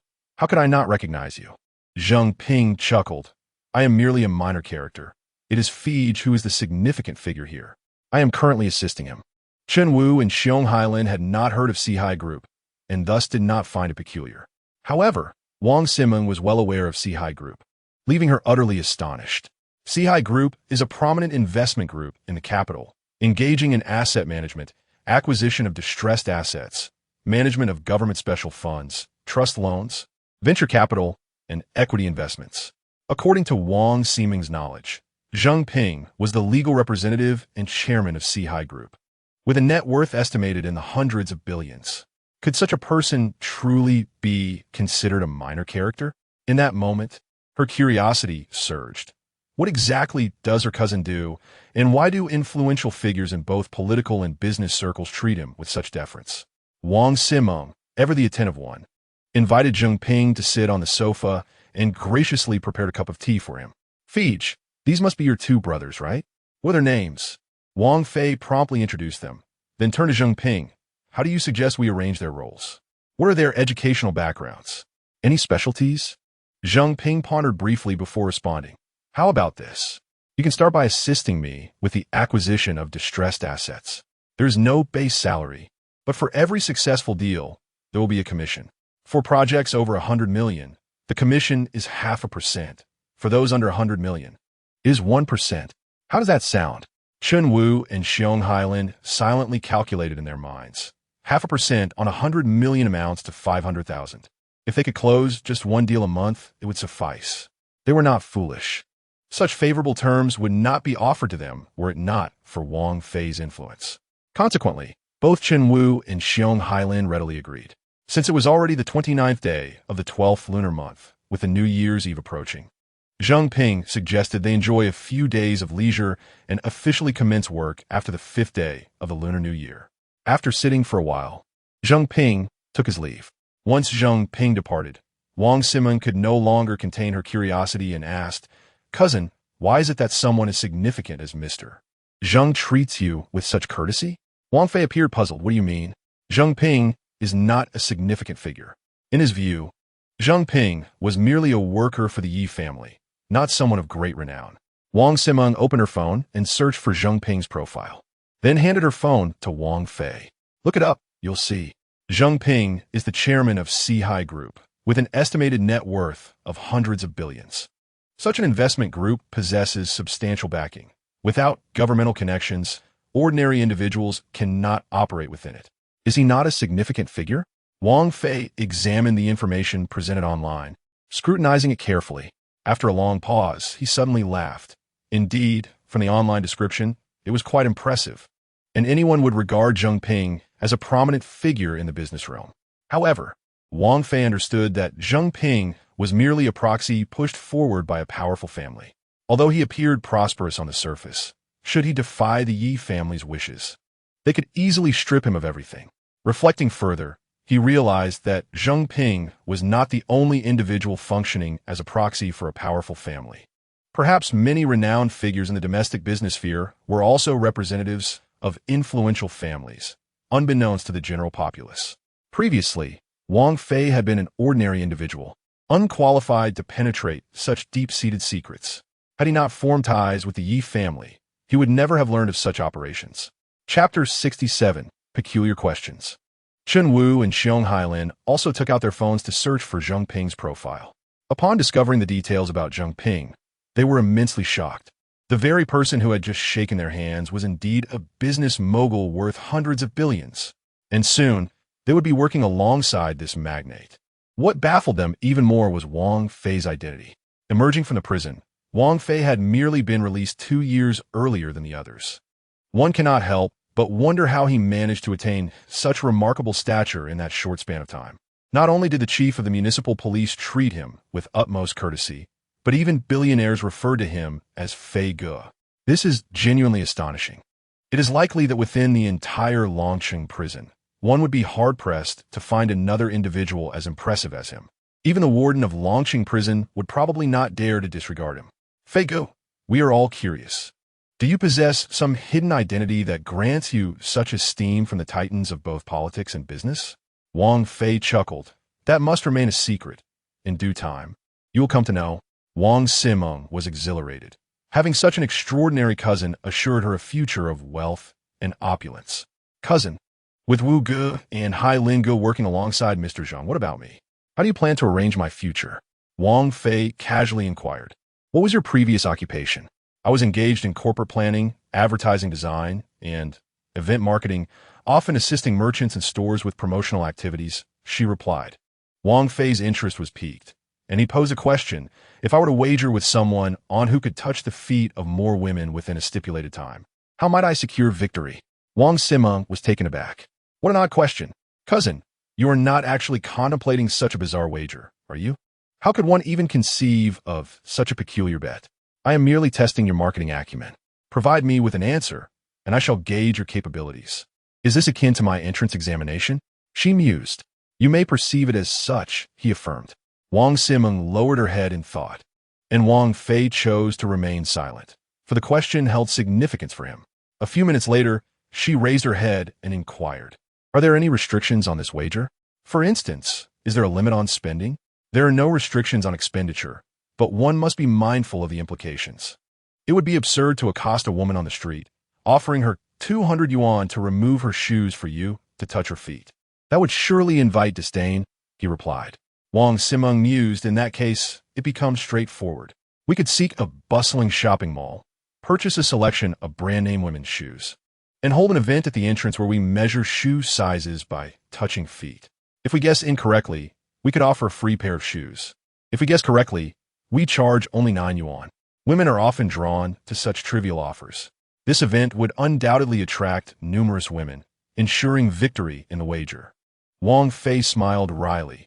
While the idea was indeed creative, it lacked practicality. He had forgotten to mention that each woman's foot must be touched for 3 minutes. Would this not be perceived as lewd? Wang Fei needed to absorb the innate energy of women, which could not be achieved with a mere touch. It required a duration of 2 to 3 minutes. Indeed, touching briefly may be acceptable, but lingering would surely lead to accusations of impropriety, Wang Simeng conceded. Let me ponder this further. Chen Wu and Xiong Hailin were equally captivated by Wang Fei's query, contemplating possible solutions. Fei Ge, I have an idea, Chen Wu interjected suddenly. Wang Fei eyed him skeptically, questioning the validity of his intelligence and whether a viable solution could emerge from him. In the capital, there are numerous elderly women who enjoy dancing in public squares. You could purchase some rice, oil, and eggs, don some makeup, wear a robe, and hold an event in the square, proclaiming that you are a celestial master bestowing blessings by touching feet. For every 3 minutes of foot touching, you could promise to bless their families, ensuring the prosperity and safety of their children. Each participant could receive a free bag of rice, a bottle of oil, and a pound of eggs. I am certain it would be effective. These women are quite superstitious and would seize any opportunity that benefits their children, especially with the allure of free gifts. Chen Wu beamed with pride, awaiting Wang Fei's approval. Before Wang Fei could respond, Xiong Hailin interjected, refuting the idea. Your plan is unfeasible. Others touch the head for blessings, not the feet. Chen Wu shot him a glare, retorting, what's wrong with touching feet for blessings? Who decreed that blessings can only be conferred through head touching? My celestial master teachings are all about touching feet. Xiong Hailin remained obstinate. You are espousing a heretical cult. The government will eradicate it. Chen Wu, exasperated, warned, if you continue to argue, I might just hit you. Xiong Hailin defiantly replied, come at me. Are you getting riled up because you can't counter my points? I grew up accustomed to being hit. I fear nothing. Chen Wu found this amusing. With your temperament, who would want to hit you? If I were your father, I would discipline you. Xiong Hailin fumed. Chen Wu, what do you imply? Taking advantage of me? Are you? Wang Fei, unable to tolerate their banter, interjected, enough of this. I neglected to mention a prerequisite. Only women aged 50 or younger qualify. Most of those dancing in the squares are in their 60s. That one do. Chen Wu felt a pang of disappointment as his brilliant idea was swiftly dismissed by Wang Fei. Fei Ge, you must disclose all restrictions up front, such as age limits. If there were no age restrictions, we could simply visit a kindergarten and offer candies to touch the feet of young girls, significantly reducing costs. Wang Fei, sweating, quickly clarified. The age must range from 18 to 50. Do not entertain notions regarding minors. Think of another approach. Are there any additional restrictions? For instance, those with athlete's foot are disqualified, or those with feet larger than size 44. None, just those conditions. Can foot odor be tolerated? Fei Ge, you are truly ambitious. What wager are you involved in to go to such lengths for victory? Wang Fei chuckled at the absurdity of the situation. He had been engaging in foot massages for over 10 days. While foot odor was not uncommon, it was indeed rare. For the sake of his spiritual pursuits, he could endure a slight unpleasantness. Chen Wu declared, Fei Ge, as long as you can tolerate foot odor, we have a solution. You could rent a small clinic and advertise online, in newspapers and on television, promoting a free foot treatment for foot odor and athlete's foot for women aged 18 to 50. If you're willing to invest in advertising, we could reimburse travel expenses for women from outside the city. Those who come for the free treatment could also receive a lovely gift. Soon, women suffering from foot odor nationwide would flock to you. What woman could resist the chance to treat foot odor for free? With travel expenses reimbursed and a gift to boot, victory in this wager is guaranteed. Wang Fei gazed at Chun Wu in astonishment. The proposal was indeed feasible, albeit with a certain unpleasantness. So, you mean to say that I should invite every woman with foot odor across the nation? One or two might be manageable, but a multitude? What a stench that would be. Would I risk poisoning? Would not be a joke if I succumb to the fumes? Fei Gu, you exaggerate. Death is hardly a possibility. At worst, you might faint from the odor. However, we must also consider that athlete's foot is contagious. Prolonged contact could lead to blisters on your hands. Undoubtedly, this idea too was dismissed. Inspired by Chun Wu's suggestion, Wang Simeng experienced a moment of clarity, conceiving a brilliant idea. Cousin, you might consider locating a foot massage establishment and engaging in dialogue with the proprietor regarding a promotional event. This would be a ladies' exclusive occasion where all women visiting the shop within 3 days would receive complimentary foot massages, accompanied by exquisite gifts. The shop would display an announcement indicating that all female patrons must first experience the latest massage techniques for a limited time of 3 minutes. This plan has been meticulously crafted for you. Even if Fij lacks massage skills, it matters not. Simply fumble through the motions, as surviving those 3 minutes is the only requirement. Afterward, the clients would be handed over to the skilled technicians at the foot massage parlor, and you would be responsible for purchasing the service for all female customers. Any proprietor of a foot massage establishment would likely embrace this idea, though there is a slight concern that they might perceive you as a simpleton, one who possesses ample money yet lacks wisdom. Wang Fei was somewhat taken aback. Wang Siming's proposal was entirely feasible and seemed tailor-made for him, warranting further exploration. Given the rarity of individuals with unique constitutions, if quality is insufficient, one must compensate with quantity. Seeking out more ordinary women would suffice, albeit with the understanding that it may require more effort. If one were to gather 20 units of innate energy per hour, working 10 hours a day would yield 200 units.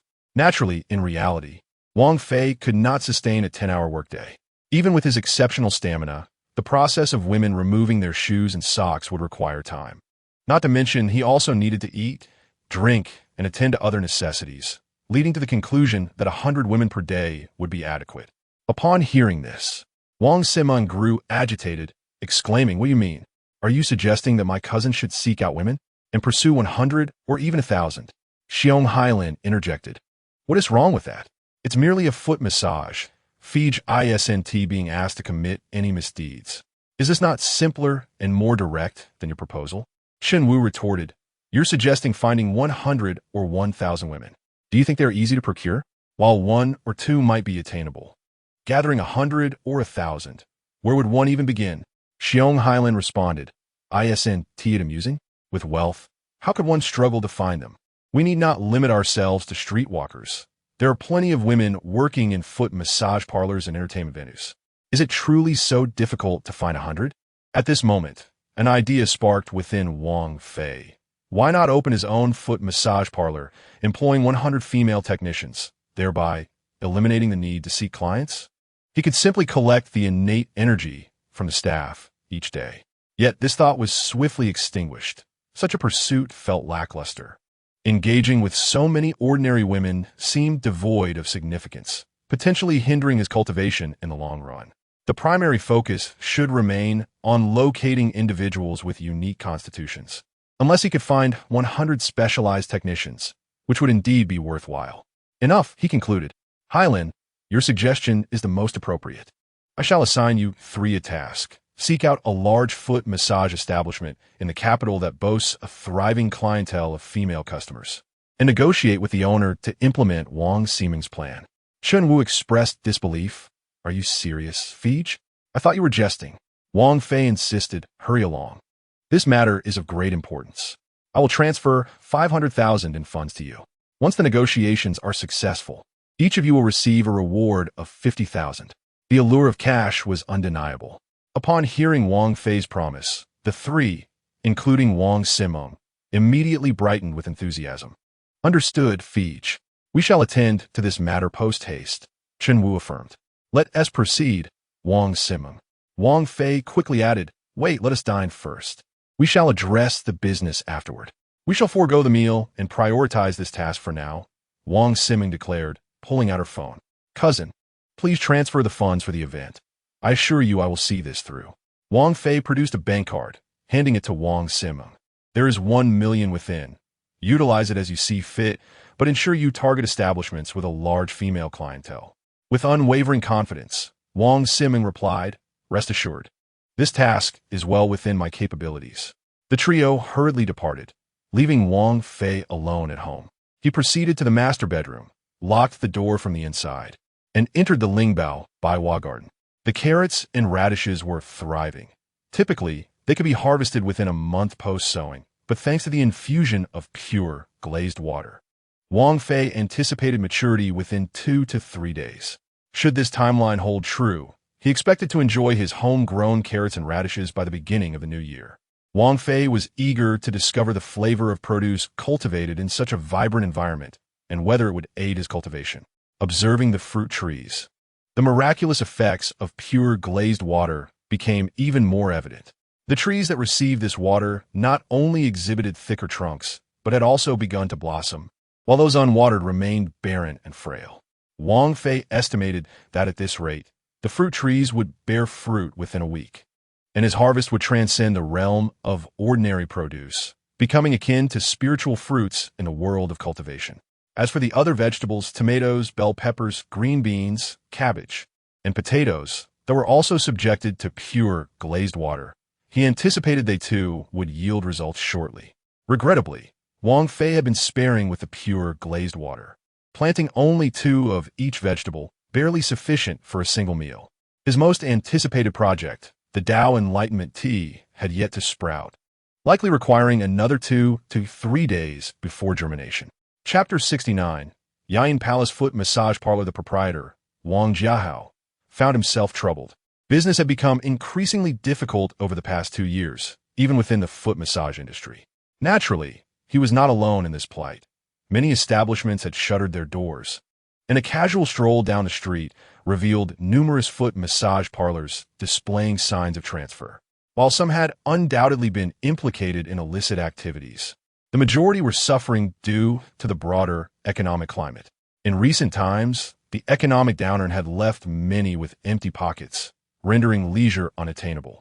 This past half year had seen a notable decline in clientele, with many patrons resorting to credit cards and borrowing funds, a troubling trend that could spell disaster once their credit limits were reached. Of course, affluent clients still existed, particularly in the capital where wealth was more common. However, it was impractical for his expansive establishment to rely solely on a handful of wealthy patrons who often had numerous social engagements and varied entertainment options, making regular visits for foot massages unlikely. Wang Jiahao was consumed with thoughts on how to enhance the shop's performance. In light of current circumstances, failure to devise a strategy would inevitably lead to closure. At that moment, a knock echoed from the office door. "Come in." The door opened to reveal the manager, Zhou Ran, accompanied by 2 men and a woman. One of the men was robust and muscular, sporting a prominent scar across his face, while the other was slight of build, adorned with gold-rimmed glasses. The woman, in her 20s, was fashionably dressed, her striking light blue hair making a bold statement. "Zhou Ran, who are these individuals?" Wang Jiahao inquired. Having served as the manager for 3 years, Zhou Ran had gained Wang Jiahao's utmost trust. "Mr. Wang, they wish to discuss a collaboration, proposing a 7-day promotional event at our establishment." I hesitated to make a decision without your input. Wang Jiahao's expression darkened, suspecting that these 3 were merely peddlers seeking to promote some product. Such occurrences were commonplace. It was not unusual for sales representatives or micro-business operators to approach his establishment, attempting to sell cosmetics, beverages, hair care sets, or even health supplements, often offering discount for those who placed orders for unfamiliar brands. Wang Jiahui had previously collaborated with a seller of the Tianshang shampoo set. During that time, every technician in the store incessantly promoted this shampoo to customers, which led to considerable dissatisfaction among them. Some customers, swayed by the persuasion, ended up purchasing the shampoo, only to return to the store later, arguing that they had been sold counterfeit products. Initially, they had only a few sparse strands of hair, but after using this supposedly hair-growing shampoo, they ended up completely bald. Consequently, Whenever Wang Jiahui hears about promotional activities now, he immediately dismisses people. Zhou Ran is not oblivious to this incident. So why is he still bringing people over? Boss Wang, hello, I am Wang Siming. I am here to discuss a potential collaboration. No need. Wang Jiahui interrupted Wang Siming, expressing his disinterest in their promoted products. Wang Siming was momentarily taken aback. How could the boss refuse without even giving her a chance to speak? Mr. Wang, they are not here to sell products. Please listen to them before making a decision, Zhou Ran quickly explained. Wang Jiahui, curious since Zhou Ran is a very prudent individual, felt there must be a reason behind his insistence. My apologies, Miss Wang. I assumed you were here for some product promotion. Wang Siming breathed a sigh of relief and elaborated on the planned activity, the collaboration model, and requirements. After hearing her out, Wang Jiahui was left in a state of astonishment. Is there truly such a good opportunity in this world?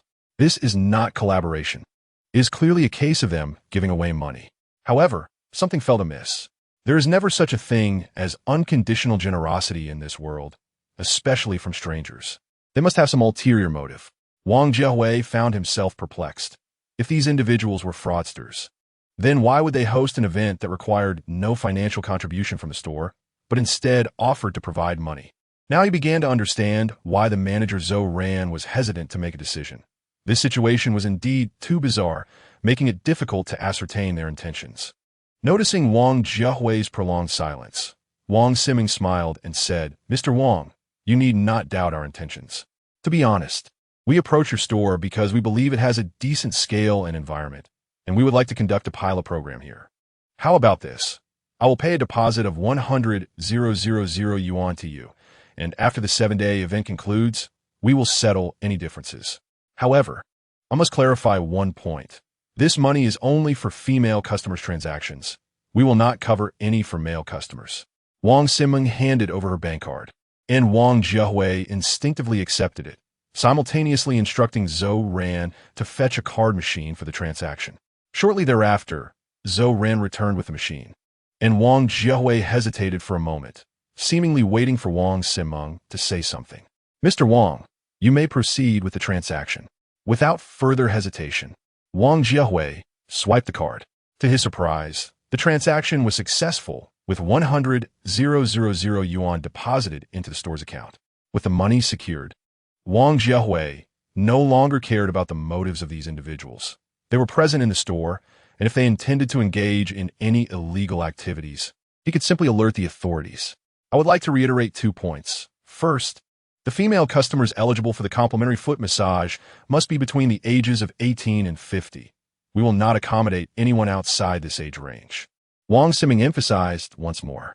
Secondly, each female customer can only enjoy the complimentary foot massage once per day, which means just 1 hour. We will not cover any additional charges. Rest assured, I can guarantee that. However, what exactly do you mean by exquisite small gifts? We need to know to properly promote it, Wang Jiahui inquired. Wang Siming replied, I've already arranged the gifts. Insulated cups, Bluetooth earphones, or snack gift packs. 3 options for the female customers to choose from. At this point, Wang Siming added, all of these are of good quality, with each item costing me over 20 yuan. They are not cheap trinkets. When does this event commence? Wang Jiahui asked. Please hold on. Let me call my boss to confirm, Wang Siming responded. Wang Jiahui turned to Zhou Ran and instructed, Zhou, please arrange for promotions immediately within our customer group. Also, have all the employed technicians post about it on their social media. Let us mobilize everyone. Although it will be a bit of hard work during the new year, once the event concludes, I will reward everyone with a substantial red envelope. The more people involved, the greater the impact. With money, tasks become easier. Wang Siming and her companions went to retrieve the designated small gifts while the store began advertising and hanging banners. They promoted it across various platforms, social media, WeChat groups, Douyin, and other channels. Chapter 70. The treasure girl Gu Qianqian was visiting Jingcheng for the first time. At 21 years of age, she hailed from a rural area in Jiangbei province. This trip to Jingcheng was to represent her parents at her cousin's wedding. The wedding was scheduled for the 28th day of the 12th lunar month and was held at a 5-star hotel, boasting 36 banquet tables, an extravagant and lively affair. In truth, she had initially been reluctant to attend. During her final moments in life, she merely wished to depart quietly. Despite Jingqing's splendor, it was never meant for her. The world, though beautiful, could hardly accommodate her for long. Ultimately, to avoid disappointing her parents, Gu Qianqian agreed to attend the wedding. Her cousin was kind and did not look down on her for coming from a rural background, treating her with politeness. However, her cousin Shun Yu had a rather acerbic tongue, mockingly suggesting that Gu Qianqian was merely there to feast and drink, having only contributed 500 yuan in cash gifts, which barely covered the cost of her meal. Gu Qianqian felt a pang of hurt upon hearing such words. Indeed, this society often judged based on wealth, and even relatives displayed such disdain. Little did they know, for Gu Qianqian's parents, 500 yuan was a culmination of their frugality over a long period. They had exhausted their savings for her medical treatment and still owed considerable debts to friends and relatives. Gu Qianqian wished to bear no additional burden for her parents. She longed only for peaceful departure. Although her parents could not provide her with a life of affluence, they had never neglected her. Despite their modest means, her food, clothing, and essentials were never inferior to those of other children. Her only regret was the lack of opportunity to repay her parents for their nurturing. Fate had been exceedingly cruel to her. The day after the wedding, her cousin and new cousin-in-law embarked on their honeymoon, while her aunt and uncle took her to visit a few attractions during the day. Everyone was rather fatigued. After dinner, Shun Yu suddenly expressed her enthusiasm to take Gu Qianqian out for a stroll. Initially reluctant, Gu Qianqian felt compelled to comply upon noticing Shun Yu's displeasure. Shun Yu drove a striking red Audi A3, which would have once evoked envy in Gu Qianqian, but since the onset of her illness, she had grown indifferent to many things. Life, beyond the duality of life and death, held little significance. What astonished Gu Qianqian was that Shun Yu intended to take her for a foot massage. Upon seeing the opulent decor of the Yuyun Palace foot massage parlor, Gu Qianqian's first instinct was to flee. Such establishments, by all rights, were places she, as a rural girl, should never enter. The luxurious furnishings suggested exorbitant charges. Yet she felt trapped. Shun Yu, sensing her trepidation, clung tightly to her arm and implored, "Qianqian, you can't just leave me here alone, can you? Please accompany me, won't you? Rest assured, this is a legitimate massage place. You've been out all day and must be tired. A foot soak and massage would be a perfect way to unwind." Gu Qianqian, feeling helpless, replied, "Cousin, I'll just wait for you in the lobby. I don't need a massage. You go ahead and enjoy it. It would save some money." At that moment, Shun Yu produced a promotional flyer for her to see. Gu Qianqian noticed the prominent word "free" on the flyer, which piqued her curiosity. Could there truly be such a thing as a complimentary meal in this world? However, she quickly rationalized that businesses in large cities often conducted such promotional activities to attract customers, and this was likely just another attempt to generate buzz. When Gu Qianqian spotted the exquisite gift options, which included Bluetooth earphones, she felt a flicker of desire upon seeing the petite pink device. She happened to be in need of a pair of Bluetooth headphones, yet her funds were limited, making her reluctant to make a purchase. Nevertheless, even if she was not inclined toward the massage for the sake of the headphones, she decided to experience it. Upon seeing Gu Qianqian's agreement, Shun Yu was elated and promptly registered at the front desk. A lady with light blue hair then led them to the door of a massage room. With a smile, the blue-haired beauty explained that they would first need to queue for a 3-minute special foot massage technique before a therapist would be assigned for their official massage. No one had any objections. After all, it was complimentary and required no expenditure. They would adhere to the store's arrangements. The line at the door was quite substantial, and Gu Qianqian noticed at least 10 women ahead of them.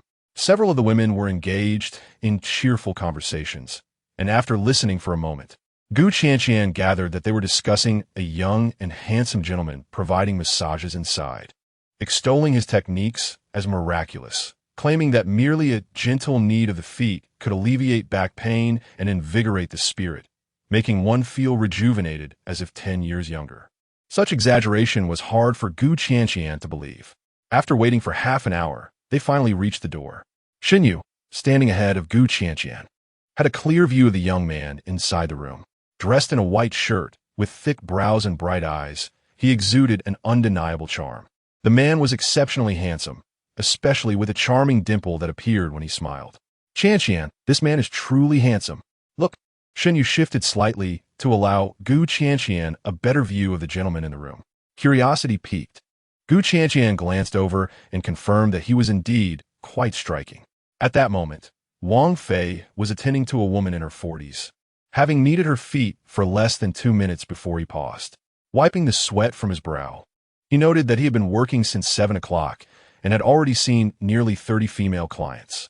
Absorbing their innate energy, he had been so busy that he hadn't even taken a sip of water. He felt a subtle increase in the true essence within him, and a sense of inexplicable satisfaction washed over him. For the sake of cultivation, every hardship was worth it. All right, next, the woman donned her shoes, lavishing praise on the man's massage techniques, promising to return often to support his business. Next in line was Shunyu. As she entered the room, she found herself momentarily captivated by Wang Fei's striking appearance. It was a pity he was working as a massage therapist.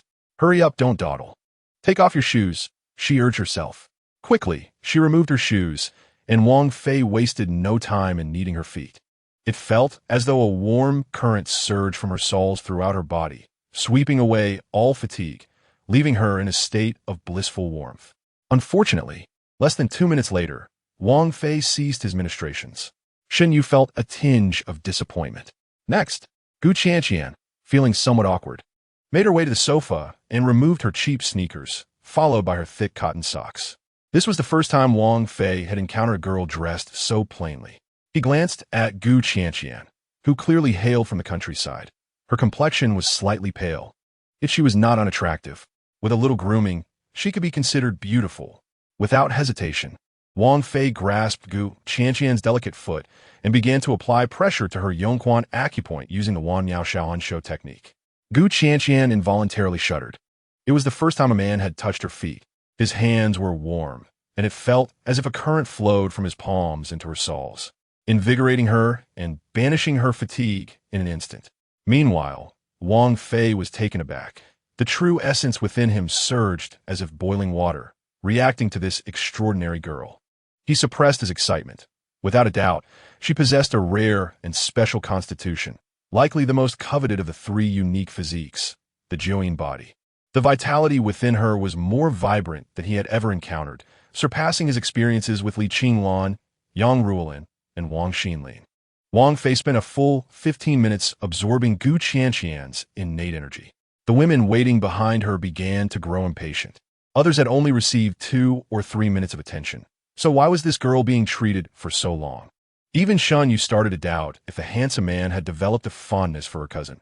It seemed improbable, considering her rural background and lack of extraordinary beauty. Wang Fei was utterly astonished. He had absorbed an astounding 200 strands of innate energy from this girl, which was simply unbelievable. Previously, the most he had collected from any of the 3 special constitution women was merely 30 strands.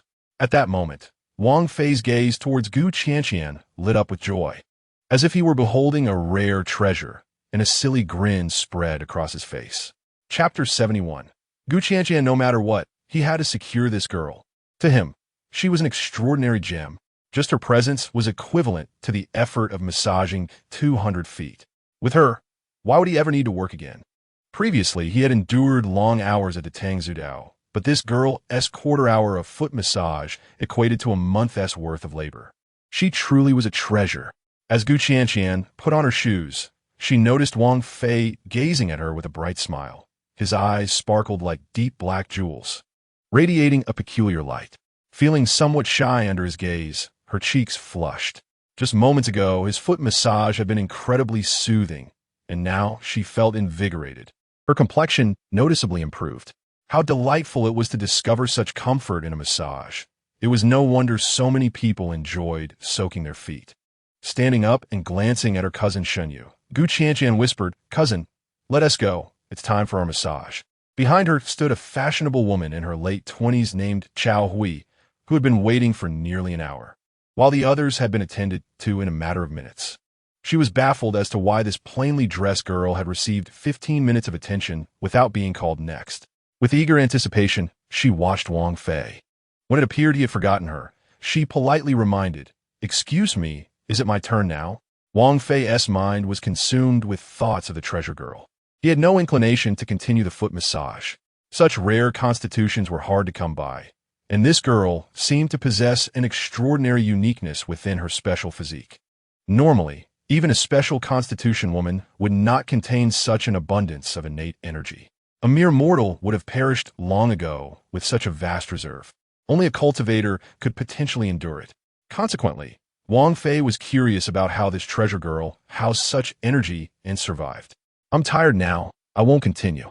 You can go to the front desk to have a therapist arrange for your massage," he said, watching the treasure girl exit with her cousin. Wang Fei tossed out the words and prepared to follow her. It was a rare opportunity to encounter someone with a special constitution. He couldn't let her slip away. If she left the foot massage shop in this vast city teeming with people, where would he ever find her again? However, Wang Fei was caught off guard when Chao Hui blocked his path, appearing quite indignant. "Hey, I've been waiting for an hour. Shouldn't I get a turn?" Wang Fei replied impatiently. "The store has therapists available. The front desk will arrange it for you. Please step aside. I have matters to attend to." Chao Hui could no longer contain her frustration. "Handsome, I insist that you give me a massage today." Wang Fei, irritated, retorted, "Are you out of your mind? Coming for a free massage and acting like a queen? Do you think everyone must cater to your whims? Get lost." He pushed her aside and exited, only to spot a female receptionist escorting a treasure of a girl along with her cousin to room 858.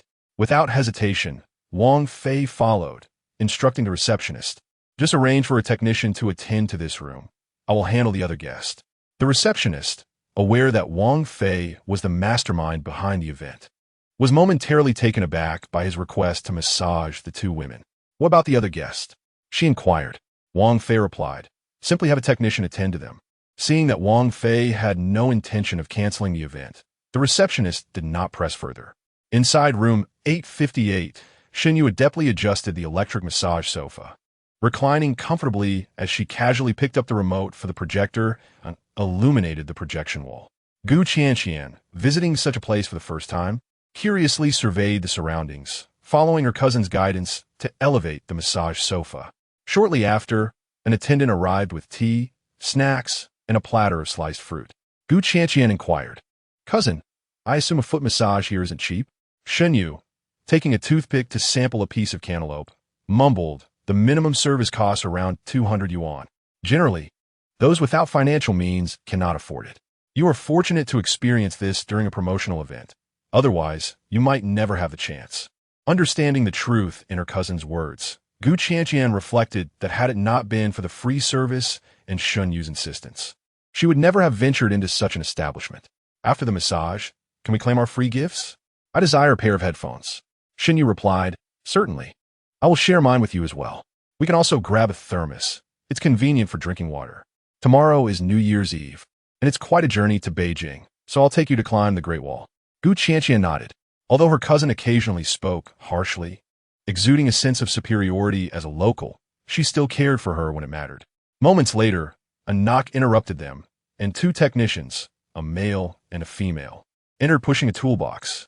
The female technician approached Xinyu with a professional smile. "Greetings, esteemed guest.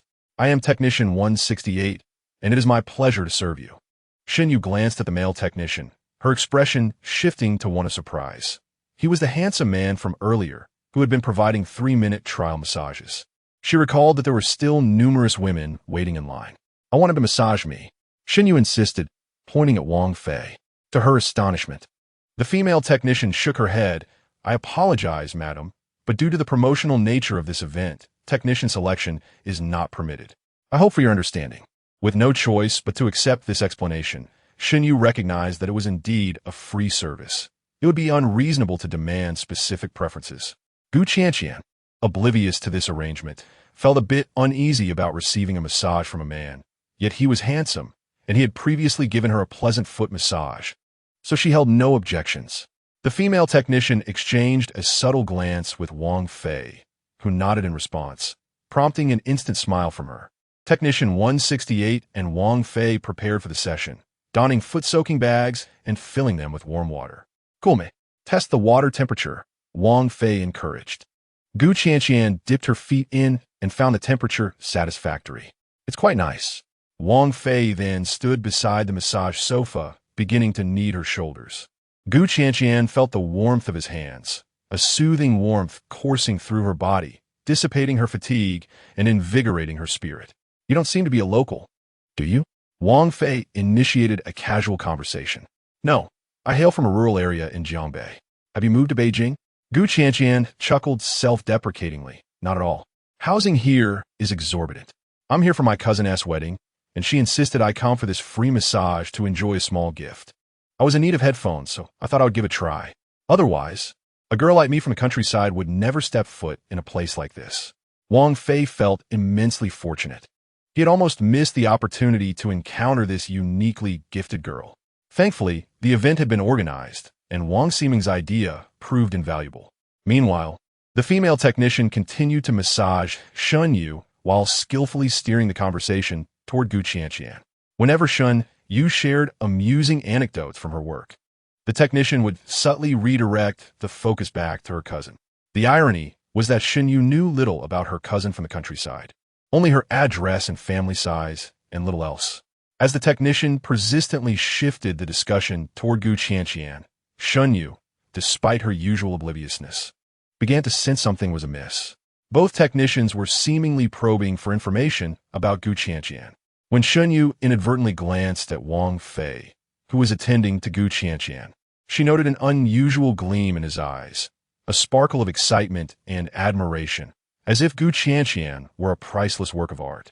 A startling realization struck Shun Yu. Could it be that this handsome gentleman had taken a liking to her cousin? She recalled the earlier oddity during their 3-minute trial massages.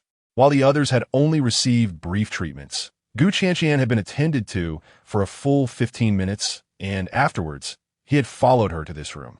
Various peculiar signs suggested that this man was infatuated with her cousin. Shun Yu felt a pang of bitterness. She perceived herself as more attractive than Gu Qianqian, who was rather ordinary in appearance, not ugly, but certainly lacking the allure of beauty. With her modest attire and height of barely 1.6 meters, she appeared frail and pale, as if suffering from inadequate nutrition. What could possibly attract this man to such a rural girl? Are you interested in my cousin? Shun Yu queried bluntly. Indeed, I am, Wang Fei confessed unabashedly. I've been captivated by her from the very first moment I laid eyes on her. Gu Qianqian was left speechless, her mind blank. Could it be that she had just heard a man express his affection for her? And he was quite handsome too. Having never experienced romance, she had always felt unworthy, her health poor, her family impoverished, and her appearance unremarkable. Throughout her life, no boy had ever pursued her. Occasionally, she would wonder if there existed a boy who might like her. After her recent health scare, realizing she had less than 3 months to live filled her with regret. She lamented never having tasted love before departing this world, feeling that her life would have been in vain. However, today, while accompanying my cousin to a foot spa, I unexpectedly encountered a man who professed his affection for her. What should I do? Gu Qianqian felt a surge of panic, rendered speechless and unsure of how to respond, ultimately opting to feign ignorance. Yet, despite her desire to play the fool, Shun Yu would not allow it. Qianqian, did you hear that? This handsome gentleman has expressed his liking for you. Should you not consider it? Gu Qianqian could no longer evade the situation and replied, Cousin, this young man must be joking. How could he possibly have feelings for a rural girl like me? However, as soon as the words left her lips, Wang Fei declared emphatically, I am not joking. I truly like you. Their eyes met, and Gu Qianqian retreated, captivated by the brilliance in his gaze, akin to the stars that illuminate the night sky. Just a fleeting glance made her heart race uncontrollably. Please do not like me. You cannot like me. Wang Fei was taken aback by Gu Qianqian's unwavering rejection. Since his transformation into a cultivator, his appearance and demeanor had undergone a significant change. Even he could sense that he was now quite appealing to women. Yet, Gu Qianqian rejected him without a second thought. Why? With her head bowed, Gu Qianqian calmly stated, There is no reason. I am unworthy. What could that possibly mean? Wang Fei's hand faltered momentarily. He could not discern why, but her words resonated with a sense of sorrow, a deep-seated unwillingness and helplessness. Surely, she must harbor a story. After a brief silence, Gu Qianqian resolutely shook her head. No, I cannot bring you harm. Wang Fei grew increasingly curious, sensing that she was apprehensive about something deep within. That cannot be. If you're facing any difficulties, tell me, perhaps I can assist you. Gu Qianqian shook her head and responded, No one in this world can aid me. It is simply fate. I can only blame my unfortunate destiny. Wang Fei felt a surge of urgency. This girl spoke in riddles, refusing to clarify her troubles, which was utterly exasperating. In that case, let's exchange contact information. If you have any concerns, you can share them with me, and we can address them together. I am sincere. You should contemplate it. There is no need for consideration. I will not accept. Do not waste your time on me. I am not worth it. How could you say you are not worth it? You are my hope for future cultivation. One person can be as valuable as 200. Investing effort and resources into such a rare gem is entirely justified. Cousin, let us also exchange WeChat. Please enlighten me about your cousin's situation and help persuade her. I shall send you a red envelope. Xinyu interjected, Do not call me cousin. I am only 23. Do not make me sound old. The man had quite the audacity to address her as such. Sister Xinyu, please assist. Xinyu, already favorably impressed by Wang Fei, smiled and accepted his friend request. Just as she completed the addition, a transfer notification appeared. Xinyu's eyes widened in shock. Was it 10,000 yuan? Did he mean the red envelope was 10,000 yuan? Such an amount was astonishing. She had just graduated, earning barely 5,000 a month. This man was offering a sum equal to 2 months' salary. Could she accept it? Hesitating, Xinyu refrained from clicking accept, intending to inquire further, when suddenly she received another message from Wang Fei. Do not be surprised. Accept the money. Keep it discreet. And help me. If successful, I will grant you an additional 100,000. Xinyu's breath quickened. Had she not seen that 10,000, she would have dismissed Wang Fei's words as mere bravado. In this day and age, how many men boasted without substance? Yet now, she began to believe him. To hand out 10,000 yuan to a stranger upon their first meeting indicated a man of considerable means. After Gu Qianqian departed, Wang Fei resumed his 3-minute massage experience, working diligently until 1 in the morning. For the sake of cultivation, he was truly giving it his all. Despite being a cultivator, he felt an overwhelming fatigue. Wang Fei mused that he might be the most beleaguered cultivator in existence. Which cultivator had to massage mortals? Unfortunately, he had attended to over 90 female clients that night, with Gu Qianqian being the only one of a unique constitution. Nevertheless, Wang Fei was satisfied, as the cultivation results from that single night surpassed those he had achieved during a week at the Tong Foot Spa. That evening, he absorbed 290 strands of innate energy, feeling the true essence within his dantian growing increasingly abundant, which filled him with elation. If this pace continued, he might advance to the mid-foundation stage within 3 to 5 days. All credit was due to Wang Ximing's brilliant idea. The only pressing concern now was Gu Qianqian. This treasure of a girl was inexplicably stubborn. Without winning her over, his cultivation speed would not progress so swiftly.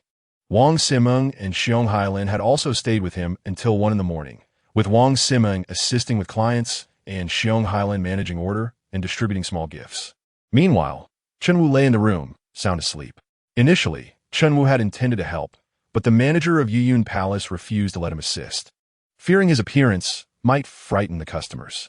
Infuriated, Chenwu nearly lost control and wanted to hit that judgmental manager. Had Wang Fei not intervened, the manager would surely have faced retribution. The night passed without incident. The next day marked New Year's Eve, the official commencement of a new year. Early in the morning, as Wang Fei remained blissfully asleep, his phone rang. Upon checking, he saw it was a voice call from the treasure girl's cousin, Xinyu. Wang Fei answered promptly. Fei Gu, wait a moment. I am preparing to take my cousin to climb the Great Wall. Would you like to join? This is an excellent opportunity to strengthen our bond. Before Xinyu could finish, Wang Fei interrupted. Send me your location. I will come to pick you up immediately. It seemed that 10,000 yuan had not been spent in vain. The power of money was boundless. With Xunyu's assistance, Wang Fei was confident he could win over the young girl, even if it meant persistent pursuit. He hurriedly dressed, washed up, and was on his way within 10 minutes, while Wang Ximing and the others remained sound asleep. On the way, Wang Fei thought to himself that climbing the Great Wall would be delightful. Once Gu Qianqian grew weary, he could find an excuse to give her a foot massage, effectively completing the majority of his cultivation goals for the day. It was an excellent plan. Today, they would ascend the Great Wall. Tomorrow, they would explore the Forbidden City, and the day after that, they would visit the Summer Palace. He would have Xinyu take Gu Qianqian out to play every day. Once she was tired, he would have the perfect opportunity to offer her a massage. Gu Qianqian felt quite out of place. Although she was a girl, she had rarely ever applied makeup throughout her life. Yet which woman does not appreciate beauty? After over half an hour of coaxing from her cousin, Gu Qianqian transformed into a charming and delightful young beauty. Cousin, you mentioned that another friend would join us. So why not take your car? I don't want to drive. Do you know how? Why don't you take the wheel? Gu Qianqian shook her head. She had no driving skills at all. After a brief wait, an incredibly sleek sports car rolled up to the entrance of the community, halting before the two. The silver-gray vehicle appeared exceedingly stylish. To Gu Qianqian, it was merely aesthetically pleasing, as she had no knowledge of car brands. However, Xinyu was well informed. This is a Lamborghini. Xinyu's conviction that Wang Fei was indeed wealthy solidified. As the window descended, Gu Qianqian was taken aback upon seeing Wang Fei in the driver's seat, and she queried Xinyu with mild displeasure. Cousin, is this friend really him? Is he coming along with us? Xinyu replied with a smile. Yes, he heard you wanted to hike the Great Wall today and volunteered to accompany and protect us. Gu Qianqian fell silent. It seemed her cousin was intent on matchmaking, eagerly contriving opportunities for her and Wang Fei. Hesitating and reluctant to go, she found herself being persuaded and pulled into the car by Xinyu. Shortly thereafter, they arrived at the Great Wall. Gazing at the magnificent structure, Gu Qianqian felt her mood brighten slightly, her frown lifting. Qianqian, you look truly beautiful today. A change of clothes makes you even more stunning. I'm not beautiful. You don't have to flatter me. I am well aware that there are countless more attractive women in this world. With your qualities, finding a young and beautiful one should be effortless. Yet in my eyes, you're the most beautiful girl in existence. Don't you think that sounds insincere? Not at all. To me, you are a treasure bestowed upon me by the heavens, destined to be mine for life. No one can take you away. Gu Qianqian felt flustered under Wang Fei's intense gaze. Could you refrain from being so direct? And please, don't look at me like that. What is wrong with my gaze? Can't you feel it? It feels as if you're about to devour me. I'm just curious. What do you see in me? Am I that captivating? Fate is a mysterious thing. Do you believe in love at first sight? From the moment I laid eyes on you, I was captivated. Didn't you notice how differently I treated you compared to others yesterday at the foot massage parlor? You have a problem with your gaze. I'm just an ordinary girl from the countryside. Why would you like me? Not far behind Gu Qianqian and Wang Fei, Xinyu observed the two engrossed in conversation, a smile involuntarily gracing her lips. It was as if she could see a fortune beckoning to her. Chapter 74. My 3 months is forever. Most girls tend to be contradictory. Even though Gu Qianqian claimed to dislike Wang Fei, after spending a day together, she gradually became accustomed to his kindness, accepting the food and drinks he provided without hesitation. Notably, during their outing, Gu Qianqian overheard Wang Fei receiving a phone call, seemingly informed that a deal had gone through for a total of 110 million. Wang Fei merely responded with a calm, okay, before hanging up. Gu Qianqian, possessing an extraordinary sense of hearing since childhood, could discern even the faintest sounds from afar. She was certain she hadn't misheard. The caller had indeed mentioned 110 million. Consequently, Gu Qianqian was astonished. Wang Fei was indeed the wealthy individual her cousin had described. 100 million. What a staggering amount. This was wealth that an average person could never amass in 10 lifetimes. Yet Wang Fei seemed unfazed by it. Why would someone so affluent still work at a foot massage parlor? And why would he take an interest in an unremarkable girl from the countryside like her?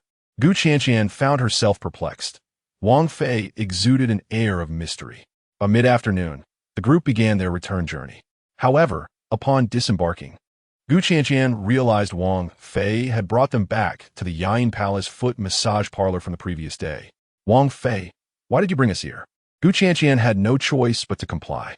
They ascended to the upper floor and entered a serene massage room. Wang Fei first attended to Xinyu's feet. Though the session was brief, lasting only 3 minutes, While Shenyu didn't possess a unique constitution, her body contained a trace of innate yin energy. Yet, even the smallest amount should not go to waste. Furthermore, a brief massage could alleviate her fatigue and invigorate her spirit. Shenyu's response was commendable and warranted acknowledgement. Afterward, Shenyu reclined on a nearby massage chair, watching as Wang Fei massaged Gu Qianqian's feet. Wang Fei was astonished when he absorbed 400 strands of innate yin energy from Gu Qianqian during this session, double what he had obtained the previous day. This was truly remarkable. It was the first time he had encountered such an anomaly in his cultivation journey. Even the Yin-Yang Transformation Sutra did not mention such a peculiar constitution. The sutra described 3 special constitutions with innate yin energy levels several times greater than that of ordinary individuals. Yet, Gu Qianqian's was 400 times that of an average person. What did it signify to absorb 400 strands at once? Under normal circumstances, it would take Wang Fei more than 2 months to accumulate such a quantity. Yet, that was not the most crucial aspect. The most significant detail was that Gu Qianqian's innate yin energy was actually doubling. Yesterday, it was 200 strands. Today, it was 400. Would it become 800 tomorrow? And the day after? What would it amount to in a year? Even with Wang Fei's mediocre math skills, he understood that it would yield an alarming figure. If it truly doubled every day, there would be no need for him to work at a foot massage parlor. Merely staying close to Gu Qianqian would suffice. She alone was more than enough. Gu Qianqian was indeed his treasure girl. If this doubling persisted, Wang Fei could break through to the mid-foundation stage by tomorrow, certainly achieving the late foundation stage within half a month, advancing to the Dao seed realm in a month, attaining the Dao fruit within a year, and transcending to the Dao tribulation realm in a decade. Such a pace was utterly astonishing. Just days prior, he had encountered Xia Qingqing at Tongtian's shop, who had cultivated for over 6,000 years and had only recently entered the Dao tribulation realm, placing her among the top echelon in the cultivation world. This meant that Wang Fei could become a top-tier figure in the cultivation realm in less than 10 years. The prospect was utterly delightful and filled with anticipation. If it were true, did it signify that his hardships were finally coming to an end? Wang Fei was overwhelmed with excitement, unable to contain his emotions. He had previously considered himself the most unfortunate cultivator, believing the Yin-Yang Transformation Sutra to be rather subpar. It required him to massage women's feet, and the cultivation speed was particularly slow. Yet, now it appeared that the Yin-Yang Transformation Sutra was not a mediocre technique. It was, in fact, a divine method. Gu Qianqian noticed that Wang Fei seemed rather off, trembling, alternating between laughter and tears. Wang Fei, what is wrong? Gu Qianqian anxiously nudged him. I'm just overly excited. I apologize for my outburst. Gu Qianqian was bewildered. Excited? Why would he be excited? Was he crying just from giving her a foot massage? That seemed excessive. Qianqian, I'll buy you an apartment in the capital. Would you move there? But they had only just met yesterday. He was already proposing to buy her a house. Shenyu was nearly frantic, wishing to answer for Gu Qianqian. Her cousin was too naive. An apartment in the capital was something that most young people could not hope to achieve in a lifetime. It was being offered to her on a silver platter. Yet she hesitated. It's all right. I'll also bring your parents to the capital and buy them a place. And I'll get you a car so you can visit them anytime. Shen Yu's eyes widened in astonishment. 2 apartments and a car. Surely this must be an agreeable offer. No need, I can't drive. She protested. It's perfectly fine. I shall hire you a dedicated chauffeur. Shen Yu was on the verge of tears, lamenting her misfortune in never encountering such an extraordinary gentleman. Observing Wang Fei's fervor, one could almost sense his desire to bestow the entire world upon Gu Qianqian. What woman could remain unmoved by Wang Fei's adoration for Gu Qianqian? Even her cousin, who was as stubborn as a rock, should have felt a twinge of emotion. Yet, she seemed to have underestimated her cousin's obstinacy. Unable to bear witnessing such lavish fortune slip away, even if it were not meant for her, Shen Yu resolved to intervene. Qianqian, Wang Ji's sincerity is evident. You ought to reluctantly accept. Did you not mention that aunt and uncle still owe considerable debts? If you were to be with Wang Ge, he would undoubtedly assist them in repaying their debts. As their daughter, shouldn't you show some filial piety and help alleviate your parents' burdens? Qian, one cannot be too selfish. You must consider your parents' plight. They have endured a lifetime without enjoying any comforts. Why not allow them to relish their twilight years? Gu Qian remained silent, seemingly engaged in a fierce internal struggle. Upon hearing of Gu Qian's parents' deaths, Wang Fei recognized a golden opportunity to demonstrate his intentions. Qian, how much do your parents owe? I can transfer you 10 million immediately. Have them settle their debts, and if that's insufficient, I can arrange for more. Be it 100 million or even a billion, I would cover it all. To Wang Fei, the worth of treasure like Gu Qian far surpassed monetary concerns, as true cultivation was paramount. In his eyes, Gu Qian was an invaluable gem, worth trading the entire world for. Shen Yu, at this moment, was utterly flabbergasted, scarcely believing her ears. 10 million? Good heavens! Wang Ge just offered 10 million without hesitation, and he even inquired if it was sufficient. If not, more could certainly be arranged. What merit does Gu Qian possess to garner the affections of such an extravagant and remarkable man? Gu Qian meekly replied, "That's far too much. My parents only owe around 100,000. Shen Yu felt at a loss. Couldn't her cousin express a bit more? Wang Fei waved his hand dismissively. No worries. I'll give them 100 million, allowing them to enjoy life properly. After all, they brought you into this world. It's only fitting they be rewarded." This sentiment seemed rather peculiar to hear. "I have one request. If you can agree to it, I will follow you." Gu Qian finally made her decision. Her cousin was right. She could not be so selfish. She had yet to repay her parents for their nurturing. How could she leave this world without doing so? If Wang Fei was willing to look after her parents and provide them with enough security for their later years, she could depart this life with peace of mind. Don't mention just one request.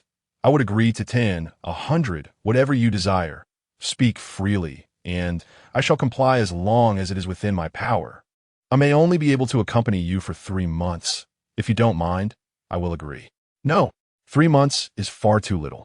Losing such a treasure of girl would be nearly impossible to replace. I want you to be with me forever. 3 months is insufficient. My 3 months is equivalent to an eternity. Chapter 75. New Year's Eve dinner. Wang Fei sensed the helplessness in Gu Qian's tone, his heart stirring with concern. Qian, you haven't been diagnosed with a terminal illness, have you? Indeed, since childhood, my health has been poor. I often faint for no apparent reason. Over 2 months ago, I collapsed in the school dormitory. After being taken to the hospital, the doctor informed me that I have leukemia, a particularly rare type, and my life expectancy is at most a few months. Hence, a suspension of my studies. Seeing me remain at home, my parents insisted I attend my cousin's wedding, claiming I should not have come to this world in vain and ought to see the beautiful landscapes of our homeland, at least visit the capital. Gu Qian spoke calmly, as if recounting someone else's tale, yet Shen Yu's eyes brimmed with tears, finding her cousin's plight unbearable. What a cruel twist of fate that she had finally met an admirable man only to face the end of her life. Wang Fei exhaled with relief. To him, no ailment was insurmountable. With Tai Wei Lingjiu, any terminal illness could be cured. He simply could not allow his treasure of a girl to perish. I have only 3 months left to live. Do you still wish to be with me? Gu Qian gazed earnestly into Wang Fei's eyes. Absolutely, he declared resolutely. However, who decreed that your life is limited to merely 3 months? Gu Qian was momentarily taken aback. The doctor said so. Did they consult me? Did I agree? Gu Qian was momentarily at a loss, unsure of the meaning behind his words. Are you the king of the underworld? Who can determine how long one lives without your consent? Rest assured, with me around, you will not perish. I vow you shall never die. What do you mean by forever? When I say forever, I mean forever. Wang Fei offered no further explanation, merely smiling. Rest assured, I will take good care of your parents. They will be with us shortly after the new year. Meanwhile, a game of dodiju was underway, with stakes high, 10 as the base, 500 as the cap. At this moment, Chun Wu and Xiong Hailan were losing their patience, while Wang Siming had amassed a considerable stack of cash, likely amounting to several thousand. Damn it, Chun Wu, do you even know how to play? Why do you blow my hand? Siming is the landlord. Didn't I have to blow you up for inserting yourself in my hand? My bomb was a hard hit. And Simon couldn't manage it. How was I to know you'd insert a small 3? Do you even know how to play? Can't you calculate that I inserted a small 3? What idiot. Damn it. Chen Wu threw down his cards. I can't play cards. I can only fight. He stood up, ready to confront Xiong Hailin, while Wang Siming struggled to contain her laughter. Wang Fei quickly shouted, Chen Wu, what do you think you're doing? Can't handle the loss, can you? Xiong Hailin protested. I lost over 2,000 as well. This is unacceptable, Siming. You must treat us. Wang Fei glanced at the time. It was just past 4. What is the point in continuing this? Is it easy for me to earn a little money? That girl Siming has taken it all. After returning to his room and locking the door, Wang Fei entered Lingbao by Huiyuan. At this moment, the carrots and white radishes were flourishing. At this rate, they should be ready for harvest by tomorrow, and the fruit trees had also begun to blossom, soon to bear fruit. Other vegetables had already matured: tomatoes, green beans, bell peppers, potatoes, and cucumbers. All appeared vibrant and of excellent quality. Unfortunately, the yield was somewhat limited, with only 2 of each remaining. However, it should suffice for a dish. Today being New Year's Eve, he planned to harvest the vegetables tonight to sample their flavor and see if they might enhance his true essence. The Wudao tea had yet to sprout. This particular plant grew rather slowly. Wang Fei was anxious, but there was nothing to be done. He had already watered it with Qingjing Liuli water and could only wait patiently. Exiting the Baihuiyuan, Wang Fei took a shower and messaged Zheng Ping to come over. They would dine together shortly. Zheng Ping arrived shortly, bringing with him 2 bank cards, one with 100 million and the other with 10 million. Brother Fei, I've consulted Miss Yi, and we've acquired a batch of bad asset from the Municipal State-Owned Assets Supervision and Administration Commission, all registered under your company. Once processed, the entire income will be yours. Wang Fei understood this was the remuneration promised by the Yi family. However, it required laundering to ensure the money had a legitimate source. How much do you expect to earn? It should range between 1 and 2 billion, depending on the negotiation during the sale. Upon hearing such a sum, Wang Fei ceased to inquire further. Please assist me in acquiring 2 more apartments, preferably in the same community. Zheng Ping did not inquire about Wang Fei's intentions regarding the house, as it was not his concern. There's a house available. How large does Fei good desire? 100 square meters would suffice, with decent decoration. I possess numerous listings. Is Fei Gu in a hurry? If so, he could move in immediately. And after the new year, I will arrange for the property certificate. Fine. Let us say the day after tomorrow. I won't bother you tomorrow, as it's the first day of a new year. Please send me the locations of the 2 houses, along with the keys. Very well. Thus, this year's New Year's Eve dinner was attended solely by Wang Fei and 3 others. Meanwhile, Gu Qianqian enjoyed a lavish reunion dinner at her aunt's home, with a table overflowing with dishes. During the meal, Xinyu deliberately brought up Wang Fei's matters to her parents. After hearing about Wang Fei's exploits, Xin's parents were somewhat incredulous. Consequently, the reunion dinner transformed into a discussion forum centered around Wang Fei, with the Shun family deliberating whether Wang Fei truly possessed such wealth and whether he would indeed purchase a house for Gu Qianqian's parents to settle debts. Simultaneously, in a secluded courtyard in the western hills of the capital, Hua Dongming was attending the Hua family's traditional reunion gathering, an event that all direct descendants were required to partake in. He inadvertently overheard a conversation between his 2nd and 3rd uncles. Indeed, there had been rumors that the hospital had issued a critical condition notice for Yi Yuansheng. How could he recover so swiftly? Furthermore, he appeared remarkably youthful and energetic, which was quite strange. Yes, this matter has spread throughout the capital. It is exceedingly peculiar. Some have asked old Yi, but he merely offered vague comments about a mysterious benefactor coming to the rescue. Who could possess such extraordinary capabilities to revive a dying individual? Our father still lies in his sickbed. We cannot know how much longer he can endure. Perhaps we should visit old Yi tomorrow and attempt to ascertain the identity of that benefactor. I fear old Yi may refuse to divulge any information. Regardless, we must pay a visit to the Yi residence tomorrow. It is worth a try. Perhaps there is hope for our father. Hua Dongming, upon hearing these words, was suddenly reminded of Fei Ge from Longchen. He distinctly recalled Fei Ji's proclamation that he could save anyone as long as they were not deceased. Others might dismiss such claims, yet he found himself somewhat inclined to believe Wang Fei's words. At that moment, a thought surged into his mind. Could it be that Wang Fei is the one who helped Yi Yuanqing recover? Second uncle, third uncle, Hua Dongming suddenly exclaimed. Perhaps I know which extraordinary individual rescued old Yi. Wang Fei felt his cultivation level nearing the mid-stage of foundation establishment, perhaps only a step away from breaking through. He dined with Wang Simeng, Chen Wu, and Xiong Hailin on New Year's Eve, initially planning to rest for the night and not visit the foot massage parlor for cultivation. Wang Fei found himself yearning for advancement to the mid-stage of foundation establishment. Consequently, after dinner, he returned to Yuyun Palace foot massage parlor. Although Wang Simeng and Chen Wu intended to assist him, Wang Fei declined, allowing them a respite during the festive season.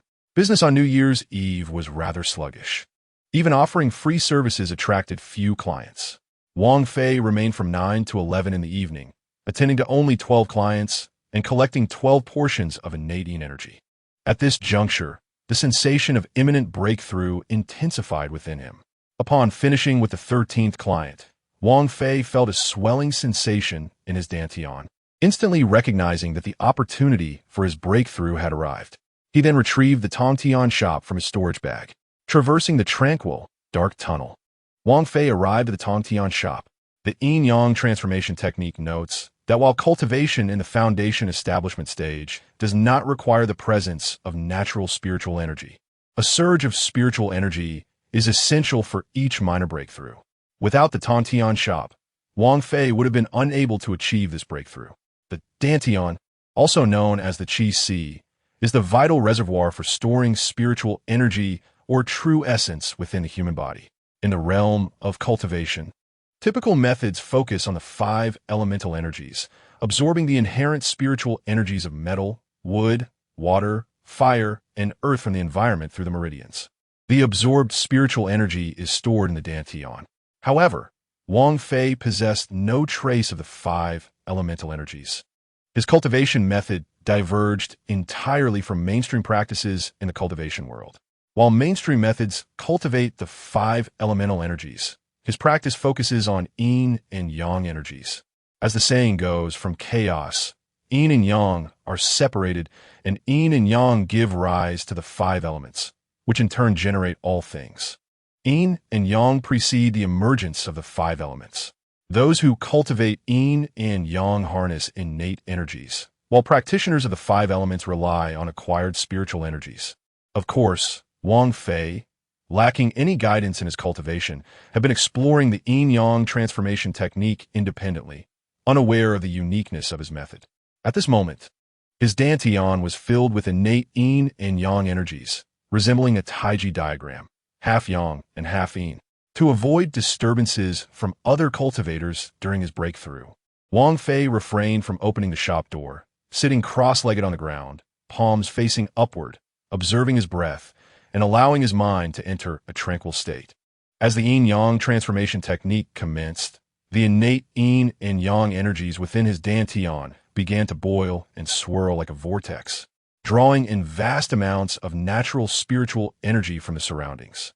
The influx of spiritual energy surged through Wang Fei's pores, vigorously washing and cleansing his meridians and acupoints. Wang Fei was reminded of the sensation he experienced when consuming the cleansing pill. His meridians and acupoints expanded under the onslaught of natural spiritual energy, igniting a fiery heat within him, as if he had overeaten. He understood that this overwhelming sensation was a necessary phase in the progression toward mid-stage foundation establishment. Wang Fei endured this torment, refusing to allow his focus to waver. Time passed, and the sensation of fullness intensified, as if he were on the verge of bursting. Suddenly, Wang Fei let out a pained cry.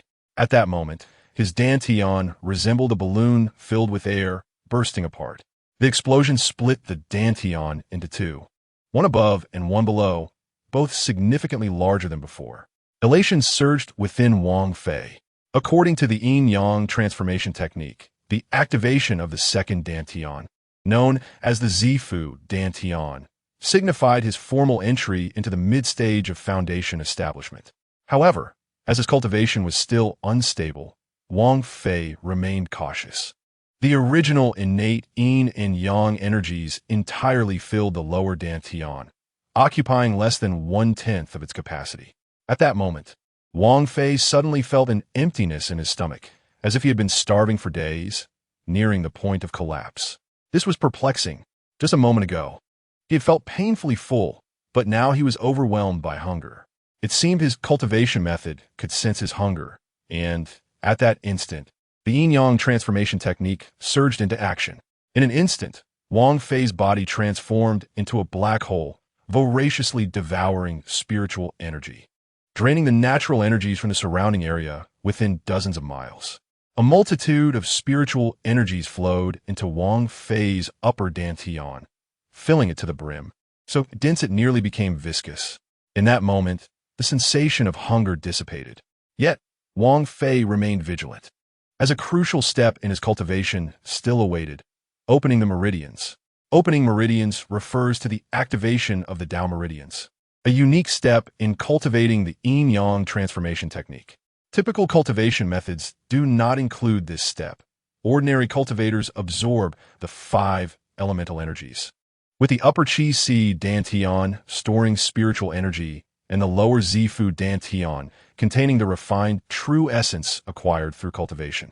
For instance, if a cultivator possesses a fire elemental affinity, the refined fire true essence would reside in their Zifu dantian. And a cultivator with multiple elemental affinities could store various types of true essence in the Zifu dantian. Wang Fei cultivates the innate yin-yang energy, with a refined innate true essence stored within the Zifu dantian. What if one lacks the elemental true essence? Would that not render all elemental spells unexecutable? Thus, an alternative path must be forged. The genius who conceived the yin-yang transformation technique undoubtedly possessed an extraordinary imagination. He proposed a brilliant idea to construct a fictitious meridian within the body, referred to as the Daomai, utilizing the yin-yang energy as a conduit. The concept of yin-yang giving rise to the 5 elements suggests that through the transformation of yin-yang true essence via the Daomai, one can transmute it into the 5 elemental true essences. In simpler terms, the Daomai serves as a true essence converter. When Wang Fei wishes to employ water-based spells, the innate true essence can be transformed into water true essence, and similarly for fire-based spells. This allows Wang Fei to wield spells from all 5 elements, akin to possessing a rare quintuple spirit root in the realm of cultivation, something deemed impossible. It is essential to elucidate why the existence of a complete 5-element spirit root is unattainable in the cultivation world. Perfection is a myth. This is an immutable law. The way of heaven compensates for deficiencies while diminishing excess. If one truly possessed all 5 elements, they would transcend humanity and embody the heavenly path. Therefore, the finest spirit roots in the cultivation realm are merely 4-element roots, and even these are exceedingly rare, with most cultivators possessing single or dual spirit roots. Constructing the Tao Mai is not particularly arduous. It involves nurturing acupoints with yin-yang energy. Once several acupoints have been successfully nurtured, one can then open a brand new meridian to connect these acupoints, creating a fresh pathway for the flow of spiritual energy. This newly developed Tao Mai does not belong to the body's innate meridians, hence it is termed a virtual meridian or Tao Mai. To illustrate simply, the acupoints are akin to bus stops, while the meridians represent the bus routes. Generally, every cultivator's practice must adhere to established routes. Yet the yin-yang transformation technique forges an entirely new path. After 2 hours of effort, Wang Fei successfully opened his Tao Mai. At that moment, a cacophony of thunder echoed from the heavens, as if the heavens themselves were enraged. If Wang Fei had opened the doors to a celestial marketplace, one would witness a spectacular sight. Around him, countless thunderbolts crackled incessantly. High above, amidst the dark clouds, a colossal eye seemed to peer down at the remnants of the heavenly court, as if searching for something. After a prolonged vigil, finding nothing amiss, the eye dissipated along with the roaring thunder. At last, he had ascended to the mid-stage of foundation establishment. Wang Fei felt an exuberance that compelled him to laugh towards the sky. In comparison to his initial foundation establishment, he felt immeasurably more powerful. His true essence had grown significantly. and even his spiritual consciousness had intensified several-fold. Previously, his spiritual consciousness could only vaguely perceive movements within a radius of 10 feet. Now, with a mere thought, he could sense the slightest stirrings within a mile, clearer than any high-definition camera. Chapter 77, Sword Flight. Wang Fei was overwhelmed with excitement. For having reached the mid-stage of foundation establishment allowed him to practice sword control techniques. In his eyes, the ability to fly on a sword was the hallmark of a qualified cultivator. Upon returning to his room, it was already 3 in the morning. Wang Simeng and the others were fast asleep. Curiously, Wang Fei extended his spiritual consciousness, which flowed like water, passing through the walls. He clearly saw Wang Simeng in the adjacent room, curled up in bed, her head completely covered, with only a cascade of pale blue hair visible. On her bedside table lay an unwrapped package of 7 degrees of space, and Wang Fei could even discern the writing on the packaging: 360-degree leak-proof, deep sleep all night. Not wishing to stare, Wang Fei's consciousness drifted into the other 2 rooms, where Chun Wu and Xiong Hailin were both soundly asleep, with Chun Wu's snores echoing like thunder. Subsequently, Wang Fei's consciousness expanded throughout the building. At that hour, most residents were peacefully slumbering. However, as he lingered on the 21st floor, he noticed the door of Unit 2103 opening, revealing a man in pajamas who stealthily approached the door of Unit 2104 and sent a WeChat message. Wang Fei focused intently, managing to read the text on a man's phone. The man was messaging a woman named Xiao Keilei, and curiously, he had saved her contact as Butterfly, a rather uncommon nickname that piqued Wang Fei's curiosity about its significance. The message contained only 4 words: "I'm at the door." Shortly thereafter, the door swung open, and a woman in scanty attire pulled the man inside. "Is your wife asleep?" "Yes, and yours?" "She's asleep too." "Baby, I miss you so much." With that, the couple entered the room, entwined in each other's embrace, while the man in the adjacent room remained blissfully unaware of his wife's midnight rendezvous. Wang Fei refrained from watching any further. He was not a voyeur, and infidelity was hardly a rarity in contemporary society. At this moment, sleep was the last thing on Wang Fei's mind. He was eager to practice the sword control technique. Silently, he slipped out, descended the stairs, entered his vehicle, and drove to a secluded grove on the outskirts. He opened his storage pouch and retrieved the flying sword. The sword given to him by Gu Tianlong was named the Ice Soul Cold Light Sword, a low-tier superior flying sword of the water element. For someone at the mid-stage of foundation establishment to possess such a sword is quite remarkable. The sword, initially no larger than a hand, expanded to about 3 feet in length and 1 inch in width once Wang Fei infused it with true essence. The first step of the sword control technique involves imprinting one's spiritual consciousness onto the sword. This imprint serves as the ownership mark for the magical artifact. Without it, anyone can wield the artifact. However, once the imprint is placed, even if another cultivator steals the artifact, they cannot use it unless they erase the imprint. Wang Fei had no prior experience with the sword control technique and lacked a manual. Thus, he had to rely on intuition. In his mind, this was akin to driving a car. If the flying sword were a vehicle, then the spiritual imprint would function as the key, with his consciousness acting as the steering wheel and his true essence as the fuel. After imprinting the Ice Soul Cold Light sword with his consciousness, he began to practice controlling it. His consciousness maneuvered the sword through the air, initially clumsily, but after half an hour practice, the sword flew smoothly. At this point, Wang Fei began to practice flying on the sword. When he first stood upon it, he felt uneasy, as though he might tumble off at any moment. However, within minutes, he adapted. Flying on the sword was reminiscent of riding a skateboard, and soon Wang Fei could perform various acrobatic maneuvers with ease. He soared above the city, circling the skyline, the gusts of wind rustling his clothes, a sensation of exhilarating freedom that surpassed even driving.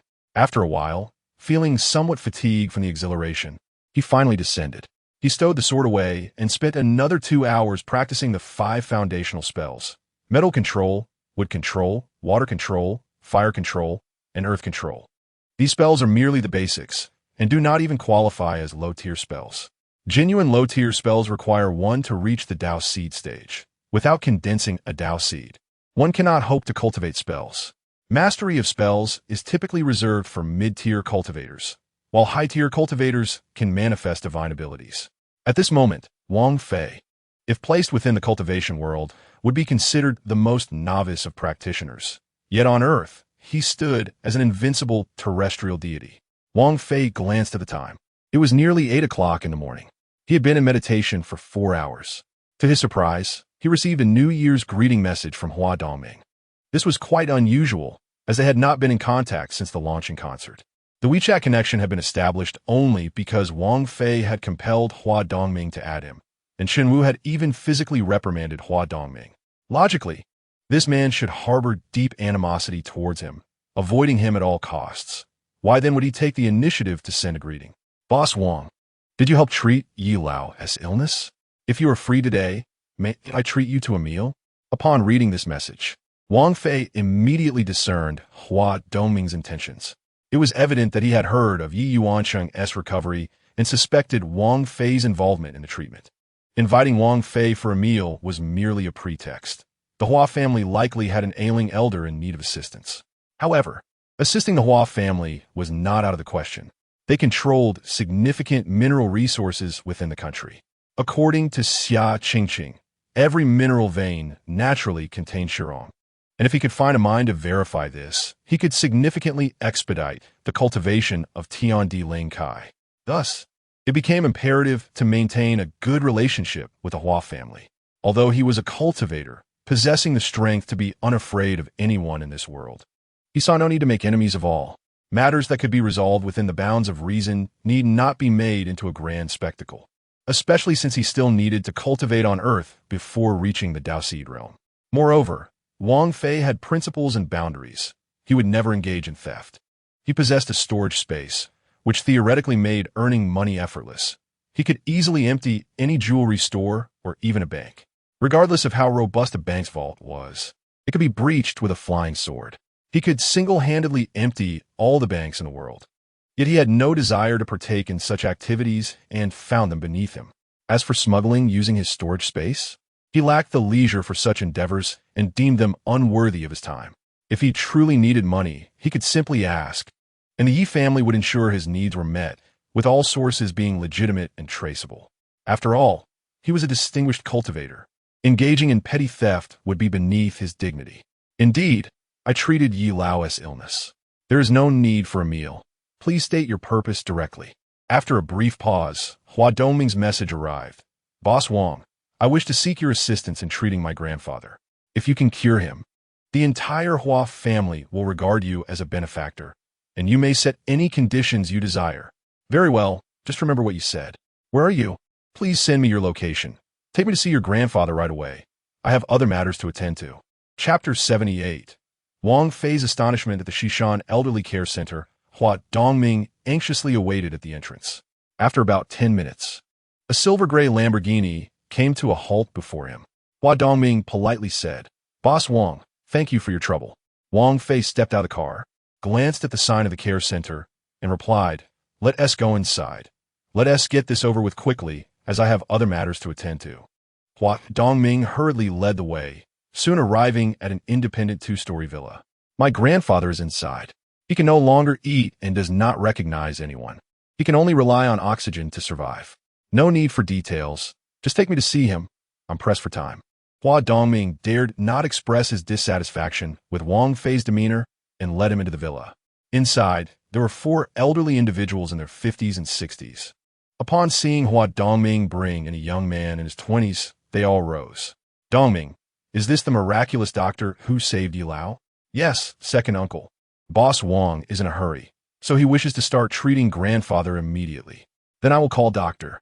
Zhu to bring grandfather's medical records for Boss Wang to review. Wang Fei interjected, There is no need for the medical records. I will only stay for 3 minutes and must leave soon.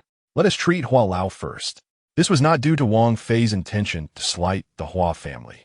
He genuinely had pressing matters, as he had promised to take Gu Qianqian out later, without regard for the displeasure that may have crossed the faces of Hua Dongming's elders. He proceeded into an adjacent room. On the hospital bed lay a gaunt old man, eyes closed, with an oxygen tube inserted in his nose, laboring for breath, the sound reminiscent of a wheezing bellows. Wang Fei did not linger. He took out a small porcelain bottle containing Tai Wei Ling Jiao and uncorked it. A refreshing, fruity aroma pervaded the room, filling the air with its fragrance. Hua Dongming's second uncle had initially intended to admonish Wang Fei for his impulsiveness. But at that moment, Hua Lao suddenly opened his eyes. His skeletal hands flailed about, fixating on the small porcelain bottle in Wang Fei's grasp. The awakening of Hua Lao, coupled with his unusual reaction, was unmistakably linked to the bottle Wang Fei held. Seeing this unexpected turn, Hua Dongming's second uncle withheld his comments, a glimmer of hope igniting within him. Perhaps the old man could indeed recover. This young man's confident demeanor suggested he possessed genuine skill. Wang Fei poured the Tai Wei Ling Jiao into Hua Lao's mouth, and to everyone's astonishment, Hua Lao even moved his lips as if savoring it. After drinking, Hua Lao emitted a soft snore. That's enough. He will be fine once he wakes up. I have to leave now, Wang Fei said as he turned to exit, neglecting to acknowledge the Hua family members. It was noteworthy that among those present were two high-ranking officials, yet Wang Fei disregarded them entirely. Second uncle, third uncle. Boss Wang has a unique temperament. Please don't take offense. Humph. If the old man recovers, we certainly won't hold it against him. We will regard him as a great benefactor of the Hua family. While the second uncle left his statement unfinished, Hua Dongming grasped the underlying meaning. If anyone in the Hua family had faith in Wang Fei, it was undoubtedly Hua Dongming himself, who had witnessed Wang Fei's prowess firsthand. He was indeed an extraordinary individual. Meanwhile, Wang Fei exited the Shishan Elderly Care Center and hurriedly made his way to Shunyu's neighborhood. Shunyu had been waiting here with Gu Qianqian for over 10 minutes. Upon seeing Wang Fei arrive, Shunyu greeted him cheerfully. Fei Ge, Happy New Year. I wish you well. Wang Fei pulled 2 red envelopes from his pocket and casually handed one to Shunyu, saying here, a New Year's gift. Shunyu beamed upon seeing the bulging envelope, unable to contain her joy. Judging by its thickness, it likely contained 10,000 yuan. Wang Fei's generosity was evident. A simple New Year's greeting had garnered such a substantial gift. Wang Fei then presented the other red envelope to Gu Qianqian, saying, This is your New Year's gift. Gu Qianqian hesitated for a moment, but ultimately accepted it. Shunyu playfully pushed Gu Qianqian into the car, saying to Wang Fei, Fei Ge, I'm leaving my cousin in your care today. Please take her around. I want to intrude. Wang Fei took Gu Qianqian to the Temple of Heaven, explored the Forbidden City, and strolled around Shikahai. By around 4 in the afternoon, Gu Qianqian began to feel fatigued, prompting Wang Fei to lead her back.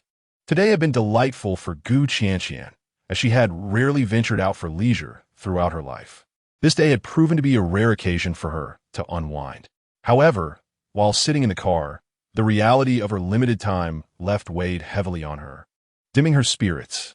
As long as you are happy, I will always be by your side, ensuring you find joy every day. Fei Ge, after much contemplation yesterday, I believe it's unnecessary for you to buy me a house. Helping my parents clear their debts is sufficient. They have lived their entire lives in the countryside and likely wouldn't adapt to city life. And since I have little time left, purchasing a house for me would be meaningless. Rest assured, Qianqian, you must trust me. With me around, you will not perish. Fei Ge, there is no need to comfort me. I am aware of my condition. Even the doctor said I wouldn't survive beyond 3 months. The words of the doctor seemed futile. Only my own words could hold weight. Gu Qianqian smiled slightly, dismissing it, thinking Wang Fei was merely trying to comfort her. Gazing out at the ever-changing scenery beyond the car window, she remarked, Honestly, I truly do not wish to depart from this world just yet. There are so many things I have yet to accomplish, and I cannot bear to part with you. Qianqian, how many times must I tell you? As long as I am here, you will not perish. If I provide you with daily foot massages to ease your muscles and invigorate your blood flow, your leukemia will ultimately improve. Feej, you must be joking. How could a massage possibly cure leukemia? Others might not succeed, but my technique is unique. Have you not felt significantly more energetic after our sessions? As long as you allow me to massage you daily, your health will gradually recover. A flicker of hope sparkled in Gu Qianqian's eyes. If what Wang Fei said were true, how wonderful that would be. But would it not be too much trouble for you? Not at all. For me, giving you massages is the happiest thing in the world. Wang Fei refrained from revealing that a single cup of fruit wine could cure her leukemia. He intended to provide her with the wine, yet the daily massages were imperative. His cultivation relied entirely on Gu Qianqian. Wang Fei drove directly to the Yain Palace Foot Massage Center. Gu Qianqian seemed to accept Wang Fei's decision to take her to the massage parlor without prior notice, obediently following him upstairs into the massage room. She had grown accustomed to his daily massages, and Wang Fei believed this was a beneficial habit that should be maintained indefinitely. Gu Qianqian had become notably more proactive, no longer shy and hesitant as before. Upon entering the room, she removed her shoes and socks, eagerly sitting on the massage table, awaiting Wang Fei's touch. Having advanced to the mid-stage of foundation building, Wang Fei's true essence and spiritual awareness had improved significantly. The speed at which he gathered innate yin energy had also increased dramatically. Yesterday, it took him half an hour to collect 400 strands of innate yin energy. But today, in just 10 minutes, he successfully gathered 800 strands. Wang Fei was elated. My goodness, it's true. The innate yin energy within Gu Qianqian doubles each day. At this rate, it would not be long before he advanced to the later stage of foundation building. How could such a miraculous constitution exist in this world? Wang Fei found it hard to fathom that this girl seemed almost like a character from a game. He wondered if there was a limit to the innate yin energy within her. If it could indeed double indefinitely, wouldn't that mean the prospect of immortality was within reach? The once mighty Emperor Longting, who established the heavenly realm, could not achieve immortality. Could it be that Wang Fei surpassed him and was destined for the path of eternal life? Such thoughts were utterly astonishing to him. At that moment, an idea sparked in his mind. He released his spiritual awareness to probe Gu Qianqian's body. Do not misunderstand. Wang Fei was not intentionally prying. His curiosity was genuine. His spiritual awareness penetrated through her thick down jacket, revealing her physique. Her skin was remarkably fair, and she had a petite figure. Wang Fei was taken aback. She truly resembled a cute little bun. However, when his spiritual awareness reached the jade pendant hanging on her chest, his expression shifted drastically. He detected a faint fluctuation of spiritual energy emanating from the pendant. Despite its subtlety, Wang Fei was certain of his perception. But how could this be? There was no trace of spiritual energy on Earth. Where could the energy from her pendant originate? In that instant, an epiphany struck Wang Fei. Perhaps the reason for the daily doubling of the innate energy within Gu Qianqian was related to the jade pendant she wore. This pendant was peculiar. Qianqian, may I ask if you are wearing any accessories, perhaps a necklace or jade? Gu Qianqian removed the pendant from her neck and handed it to Wang Fei. Wang Fei curiously inquired, is this called a ping and qua? Shouldn't it be referred to as a jade pendant?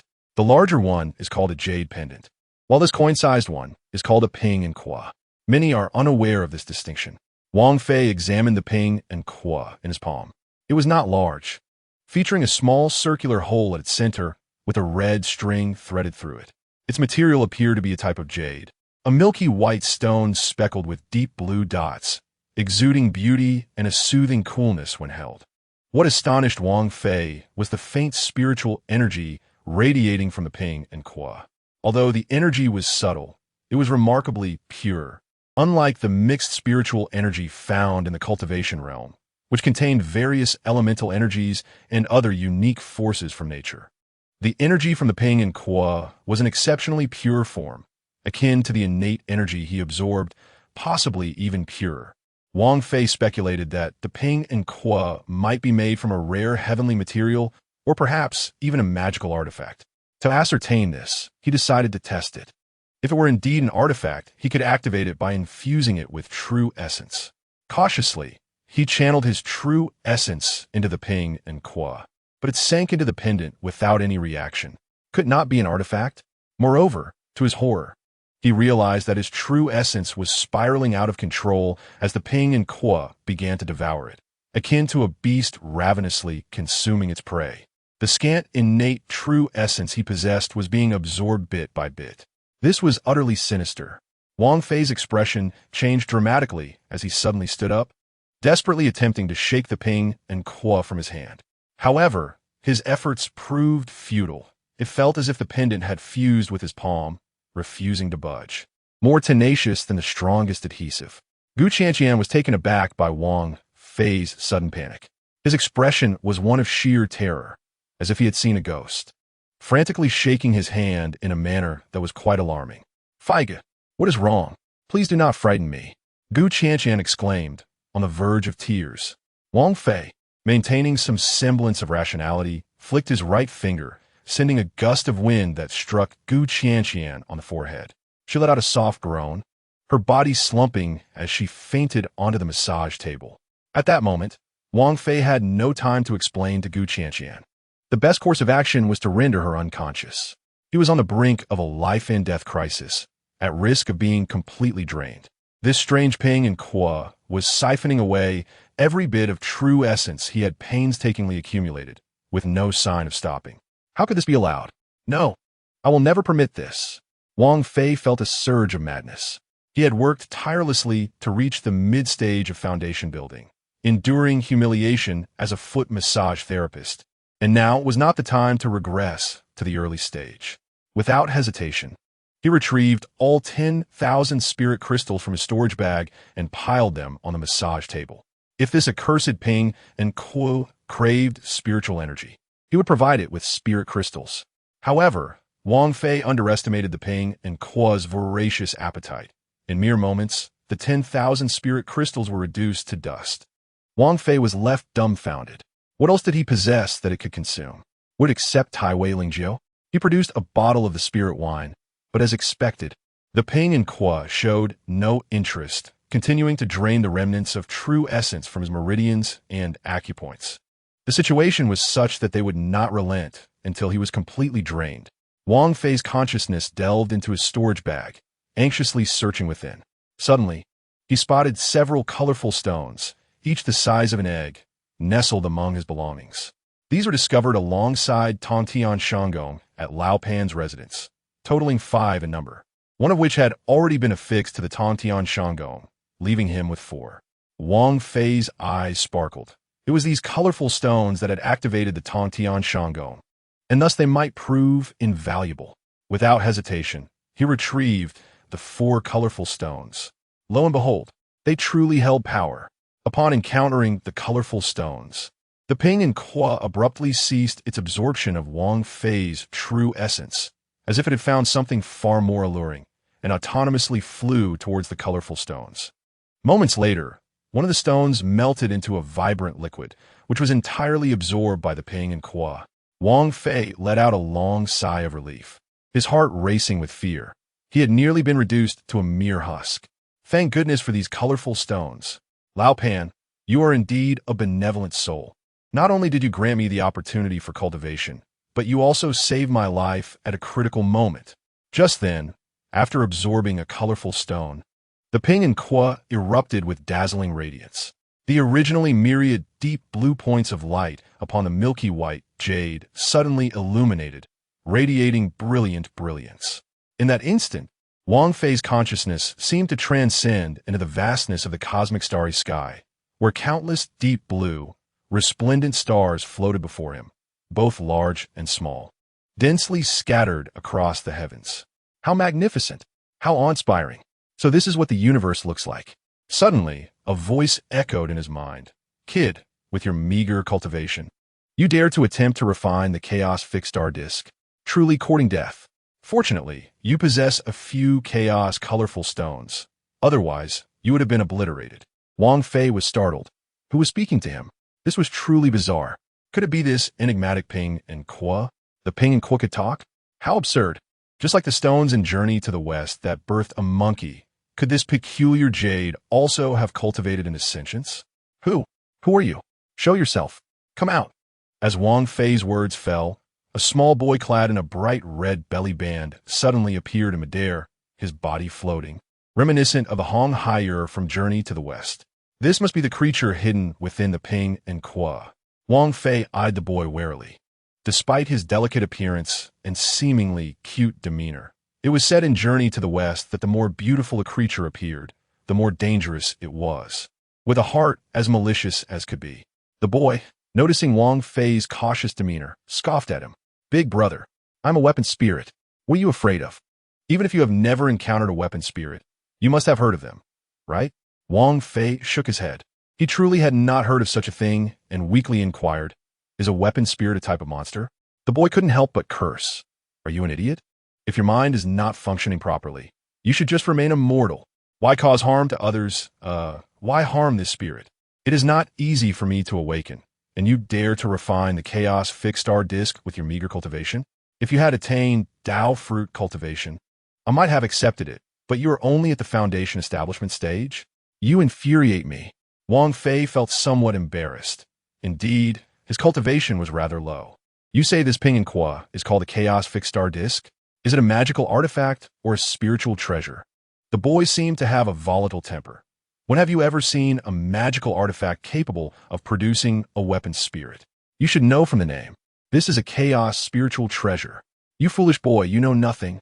To attempt to refine a chaos spiritual treasure at the foundation establishment level is absurd. And yet, you somehow survived. I, a dignified chaos spiritual treasure, have a foundation establishment level master. What a joke.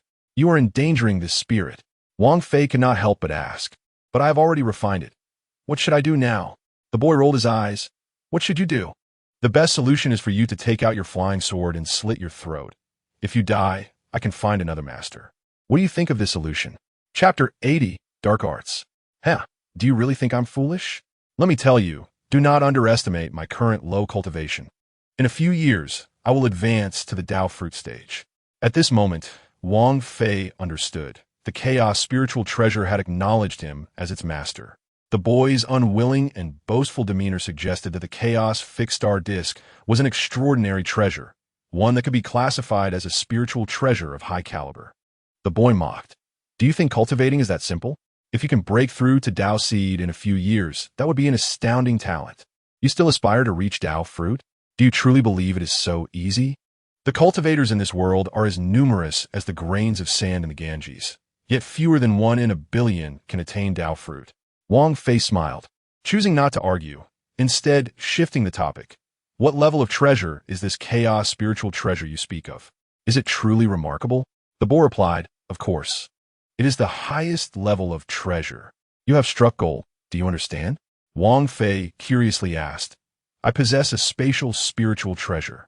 How does it compare to the chaos fixed star disk in terms of value?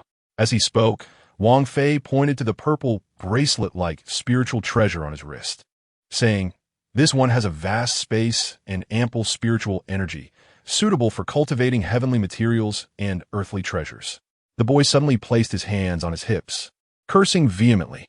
Are you insulting me? Comparing a piece of trash spiritual treasure with me? I am a chaos spiritual treasure. Do you understand? A chaos spiritual treasure. Wang Fei was taken aback. Although he did not know the exact ranking of a chaos spiritual treasure, the boy's offended expression suggested that the chaos fixed star disk was indeed extraordinary. Are spiritual treasures categorized into levels? Is the chaos spiritual treasure the highest tier? The boy stomped his feet in anger. How did you even embark on the path of cultivation without knowing basic knowledge? Even if you're a rogue cultivator without a sect, you should not lack fundamental understanding. Wang Fei awkwardly replied, I have cultivated all by myself, without any guidance. So I am unaware of any common knowledge in the cultivation world. Besides, this world lacks any spiritual energy. Perhaps I am the only cultivator in existence. The boy sneered. Who are you trying to fool? How could you cultivate without any spiritual energy? Wang Fei responded, it is true. The technique I practice can cultivate without spiritual energy. Since my first master refined me into a chaos spiritual treasure and awakened my intelligence, I have experienced 3,987 masters. You are the 3,988th. In terms of knowledge and experience in the current cultivation world, there is likely no one who can surpass me. However, I have never heard of any technique that allows cultivation without spiritual energy. Do not think that just because I'm a weapon spirit, I know nothing. Although I cannot practice your human techniques, I still possess insight. The technique I practice is called Yin-Yang Zhao Huaju. It relies on absorbing the innate yin energy from within a woman's body for cultivation. However, the only drawback is that it can only absorb innate yin energy through the Yongquan acupoint at the soles of a woman's feet, which forces me, as a cultivator, to massage mortals' feet. Upon hearing Wang Fei's explanation of Yin-Yang Zhao Huaju, the boy fell into a state of stupor. After a long contemplation, he finally spoke. The creator of this technique is truly a genius. To devise such a brilliant idea of using mortals for cultivation is remarkable. However, this technique can only take you to the Dao seed stage. Beyond that, you must change your technique. Wang Fei was puzzled. Why must I change techniques? I think this technique is quite good. The boy coldly replied, if you do not switch techniques, you will become the enemy of the entire cultivation world.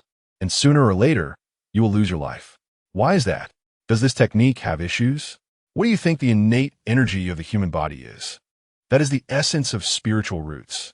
The reason humans are regarded as the spirits of all beings is due to their possession of these roots. Mortals cannot cultivate. For them, the pseudo-spiritual roots within are of little significance, while extracting them may be inconsequential. Drawing out a female cultivator's spiritual roots would be tantamount to destroying their foundational path, which would engender a deadly enmity. Wang Fei was taken aback. Is innate energy synonymous with spiritual roots? He queried in astonishment. Isn't that incorrect? This innate energy can recover daily. It doesn't vanish after a single absorption. Spiritual roots inherently possess the ability to self-recover, yet with each restoration, their essence diminishes slightly. For mortals, this is inconsequential, as they lack the capacity for cultivation and possess only pseudo-spiritual roots, which are of no use. However, for cultivators, the importance of spiritual roots cannot be overstated. So why does the innate energy within a human dissipate entirely after the age of 50? You speak of mortals. Pseudo-spiritual roots are not true spiritual roots. It is entirely normal for them to vanish after reaching a certain age.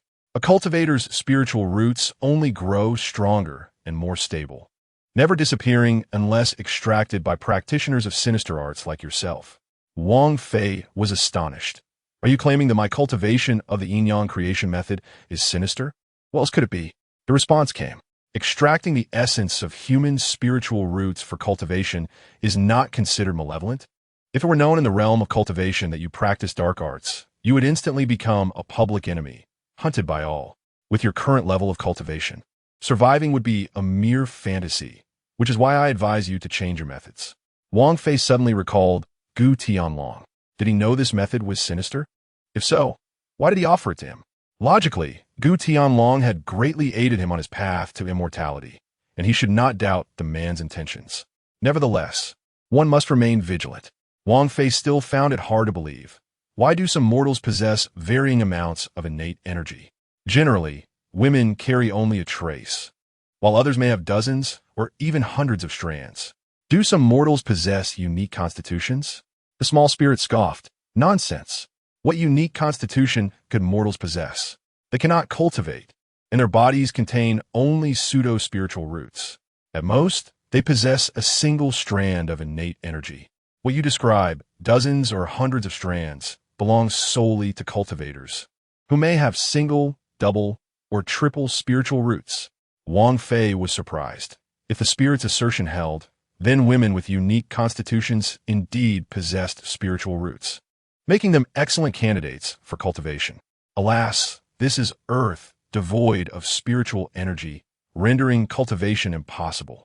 Even if they possess spiritual roots, they remain indistinguishable from mortals. What kind of cultivators would have hundreds of strands of innate energy? Those with 5 spiritual roots? The small spirit sighed. You truly understand nothing. Humans cannot possess 5 spiritual roots. At most, they can have 4. Even with 4 roots, having hundreds of strands of innate energy is impossible. Wang Fei pointed at the unconscious Gu Qianqian nearby. When I first harvested her innate energy, there were 200 strands. Yesterday, it was 400. Today, it's 800. How do you explain that? The small spirit glanced at Gu Qianqian, then suddenly erupted. Now I understand why my essence was damaged. I thought I'd been dormant too long, without energy replenishment. You wretched boy, you absorbed my chaotic essence. Chapter 81. The Celestial Fixation What? Wang Fei stared in shock at the furious spirit. Are you saying the innate yin energy I absorbed is your chaotic essence? What else could it be? You think this girl is a true, celestial being? How could she possess an endless supply of innate energy that doubles daily? Use your brain, Wang Fei retorted. Why are you so furious? While I did absorb your chaotic essence, you also drained my innate energy. We're even. The spirit cursed vehemently. Is that the same? Your consumed innate energy can recover in no time, but my essence is damaged. Were it not for the chaotic multicolored stone, I would fall from a chaotic spiritual treasure to an innate spiritual treasure. Wang Fei suddenly inquired. Hypothetically, if I had not attempted to refine the chaotic celestial disk and merely continued to absorb your chaotic essence daily, would I eventually attain immortality? The small spirit rolled its eyes. This boy was deluded. What are you thinking? I was in a dormant state and unaware of your absorption of my chaotic essence. Besides, the amount you absorbed was minimal. If you had taken too much, once I awoke, I would crush you to dust. You think you could just keep absorbing indefinitely? Wang Fei realized the fallacy. Indeed, if cultivation were so easy, there would be countless immortals. Alas, his dream of effortless ascension was dashed. Since you claim the chaotic spiritual treasure is the highest grade of treasure, what about the power of this chaotic celestial disk? What special functions does it possess? Wang Fei was eager to learn what this artifact, which nearly drained him dry, could do. The small spirit declared proudly, it can fix the stars. It can traverse the myriad realms. It can break through myriad formations. Wang Fei was momentarily stunned. Those 12 words required much contemplation. To traverse the myriad realms and break through formations is understandable. But what does fixing the stars entail? It means to stabilize a star. Is that so? Wang Fei was skeptical, finding the claim a tad exaggerated. In his youth, he enjoyed reading martial arts novels filled with grandiose techniques and names, like the heaven-breaking sword or immortal slaying blade, which were impressive in title but lacked substance. Then show me how to fix the earth. The small spirit rolled its eyes, clearly exasperated. I am merely a spirit. You are the master. The power of the spiritual treasure depends on your cultivation. The higher your level, the greater its power. You are only in the mid-stage of foundation building. Stabilizing stars is beyond your reach. You might manage to stabilize a space of 1 yard. But should you face someone with a cultivation level exceeding yours by a single realm, you would be unable to stabilize them. Do not assume that possessing a chaotic spiritual treasure makes you invincible. Wang Fei's eyes sparkled. While stabilizing stars seemed exaggerated, it resembled the immobilization techniques for myths, which was indeed impressive. Is traversing the myriad realms also literal? Of course, provided you possess sufficient cultivation. Once you reach the Tao tribulation stage, you can teleport freely across the myriad realms. However, with your current cultivation, do not think about breaking through realms. Teleporting 1,000 miles is likely your limit. You mean I can teleport 1,000 miles now? At most 1,000 miles. It may only be a few hundred. You would need to test it to know, for sure. Wang Fei was exhilarated. It seemed the chaotic celestial disk was indeed an extraordinary treasure. With it in hand, he could conveniently attend to clients without needing to bind several uniquely gifted women to his side. While he might not be able to cater globally, serving clients nationwide would pose no issue. Previously, he had seen advertisements online from beautiful women offering services, promoting advanced bookings with nationwide availability. Such advertisements seemed tailor-made for him. For instance, he could be massaging Gu Qianqian's feet in Beijing one moment, and the next, he could arrive in Longcheng to attend to Yang Rulin. Now, that was true nationwide service. At this moment, Wang Fei was eager to experiment with the treasure, but regrettably, all of his true essence had been drained by the device's spirit, the little rascal. He could only wait for his true essence to recover before trying out the teleportation function of this remarkable artifact. As for the third ability, which could break through myriad formations, it was of no immediate use to him. He would only need it when he ventured into the realms of cultivation at a later stage, once his skills had improved. The little rascal, perhaps due to a prolonged lack of interaction, was in high spirits and continuously educated Wang Fei on some fundamental knowledge of the cultivation world. It was from this spirited dialogue that Wang Fei began to form a rough understanding of the world of cultivation.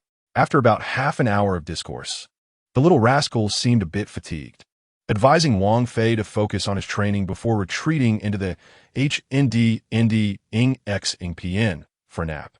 Wang Fei gazed thoughtfully at the in his hand. A pressing dilemma lingered: how to broach the subject of acquiring this artifact from Gu Qianqian. Considering it originally belonged to her, should he offer money to purchase it? But what price could possibly suffice for such a divine treasure? In terms of true value, even the entirety of Earth could not afford such an item, and Wang Fei certainly could not meet that price. Thus, he would have to devise another means of compensating Gu Qianqian. Suddenly, an idea illuminated his mind. Perhaps he could assist Gu Qianqian in embarking on her own path to immortality. She must possess a spiritual root, and it was likely that she had the rare spiritual roots talent. In the cultivation world, such a person would be the most sought-after candidate for cultivation by various sections. Unfortunately, Gu Qianqian was on Earth, where spiritual energy was non-existent, rendering her unable to cultivate. The only viable solution would be for her to practice his Yingzi Ohu Ju. As a woman, she would inherently embody the yin aspect, and should she cultivate she would need to absorb the innate yang energy from men. Thus, Gu Qianqian would have to work as a female technician, providing foot massages to male clients. As this thought crossed his mind, an epiphany struck him. Perhaps he could lead Yang Rulin, Li Qinglan, and Wang Xinlin onto the path of immortality as well. He could then open a foot massage establishment with several female technicians who were cultivators. This business would undoubtedly thrive, attracting daughters of wealthy families, deputy district heads, and even female celebrities. Men across the nation would flock to experience such services. Consequently, he would no longer need to toil away massaging feet. He could simply recruit more female technicians with spiritual roots, aiding them in their ascension. In turn, the female technicians would absorb the innate yang energy from male clients, while he would absorb the innate yin energy from the female technicians, creating a perfect closed loop. It was nothing short of a stroke of genius. Of course, this notion was merely a fanciful daydream of Wang Fei. In reality, he knew he could never enact such a plan. Observing Gu Qianqian still lost in slumber, Wang Fei approached and gently patted the top of her head. Gu Qianqian stirred awake, her gaze meeting his deep, luminous eyes, causing her cheeks to flush slightly. "Fei Gu, what happened to me?" she inquired. "Nothing much," Wang Fei replied with a smile. "You might have just been too tired and fell asleep." Suddenly recalling something, Gu Qianqian anxiously asked, "Are you all right? I just saw you tossing my PNKU around as if possessed." Wang Fei reassured her, "It's fine now, but that has a bit of a sinister quality. I disposed of it. You won't hold it against me, will you?"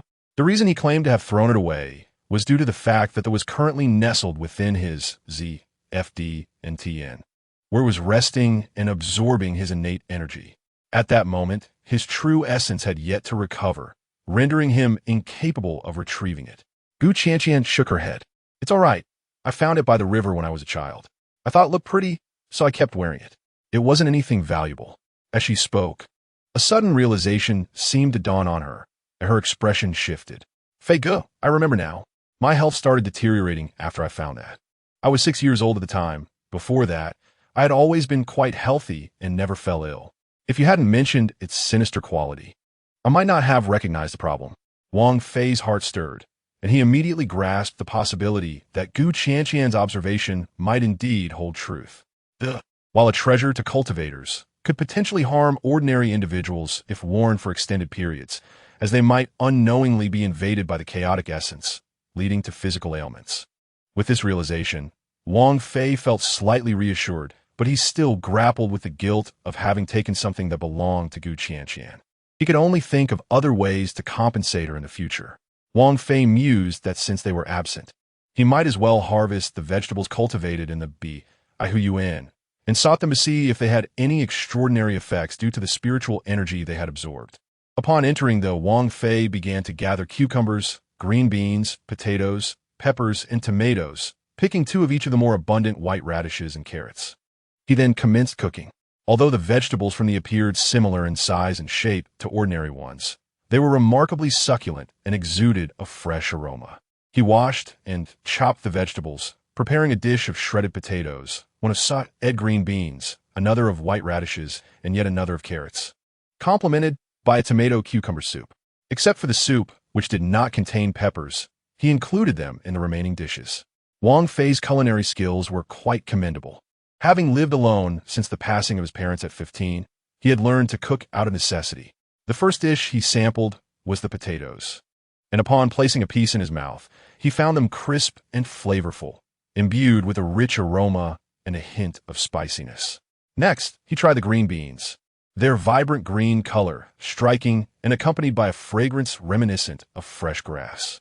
After a few bites, he found the texture delightful. However, Wang Fei found himself puzzled.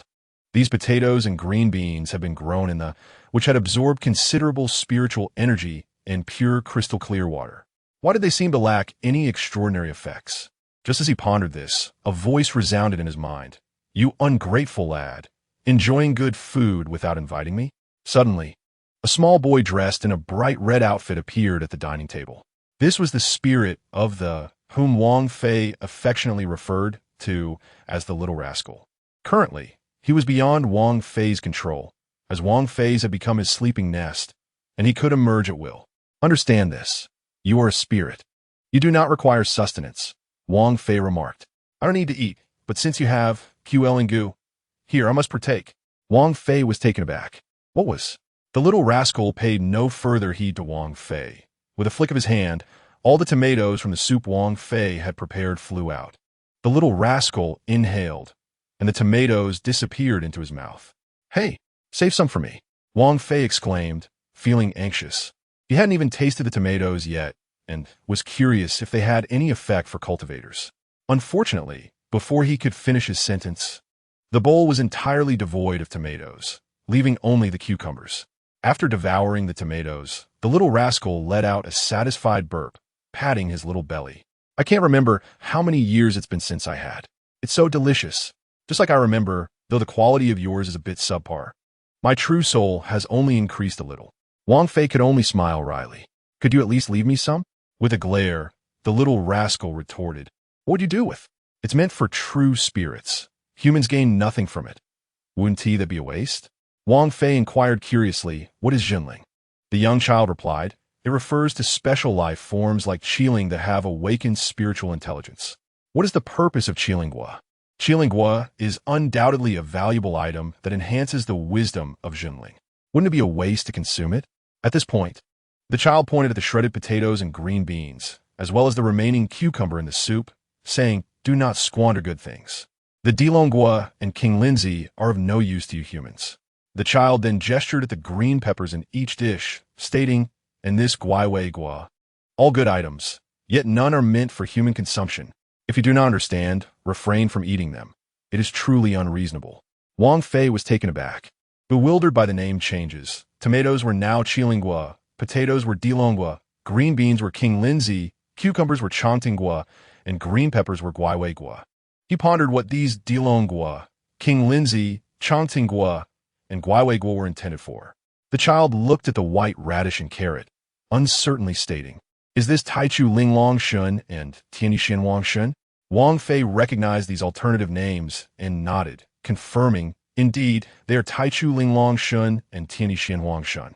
The child, in a fit of rage, exclaimed, "You are truly a wasteful child. Such treasures are primary materials for refining 5th grade or higher elixirs, and you dare eat them raw?" "I did not eat them raw. They were cooked," Wang Fei protested. The child rolled his eyes. "I find it strange how a mere foundation-building cultivator like you acquired such treasures." At this moment, Wang Fei's heart swelled with joy, realizing that Earth, which he thought to be barren and lacking in specialties, was actually rich in treasures. "Haha, I shall prosper now. These items are abundant on Earth. There is no limit to their quantity." Nonsense. Such treasures are exceedingly difficult to cultivate, and the seed survival rate is low. How could they be everywhere? If you don't believe me, I will take you to the market later, and you will see. Perhaps there are even more treasures. Haha, I am filled with confidence now. Although my cultivation is still low, I will undoubtedly become a prominent figure in the realm of cultivation in the near future, and perhaps even attain longevity. Wang Fei understood that the child looked down on him, which was reasonable given his current weakness.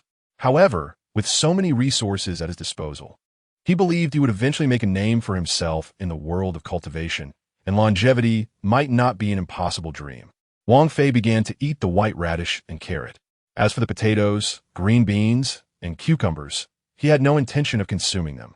He would not eat the food meant for magical beasts. From now on, these dishes would no longer grace his table. The quality of the white radish was exceptional. The ones grown in Baihuayuan were indeed different, appearing translucent and fragrant. Wang Fei picked up a piece of white radish and placed it in his mouth. The crisp texture and subtle sweetness filled his palate with a refreshing aroma. Delicious. Suddenly, Wang Fei felt a cool sensation arise within him, coursing through his limbs and organs, nourishing his meridians, including the Tao meridian that had recently opened. Every pore in his body expanded, greedily absorbing this refreshing essence. Wang Fei could not help but shudder.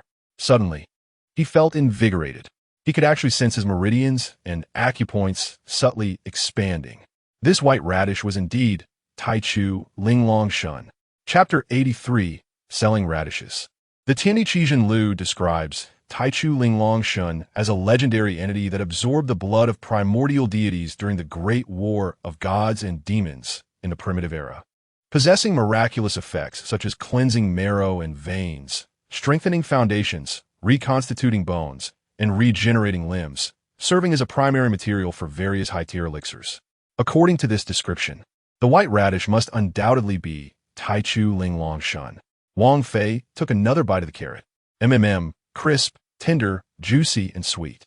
As he swallowed the carrot, he was astonished to discover that his sea of consciousness began to boil, as if some mysterious power was refining his soul's consciousness. His Zifu Dantian also began to expand, and the innate true essence, which had been nearly depleted by the chaotic star plate, slowly started to recover.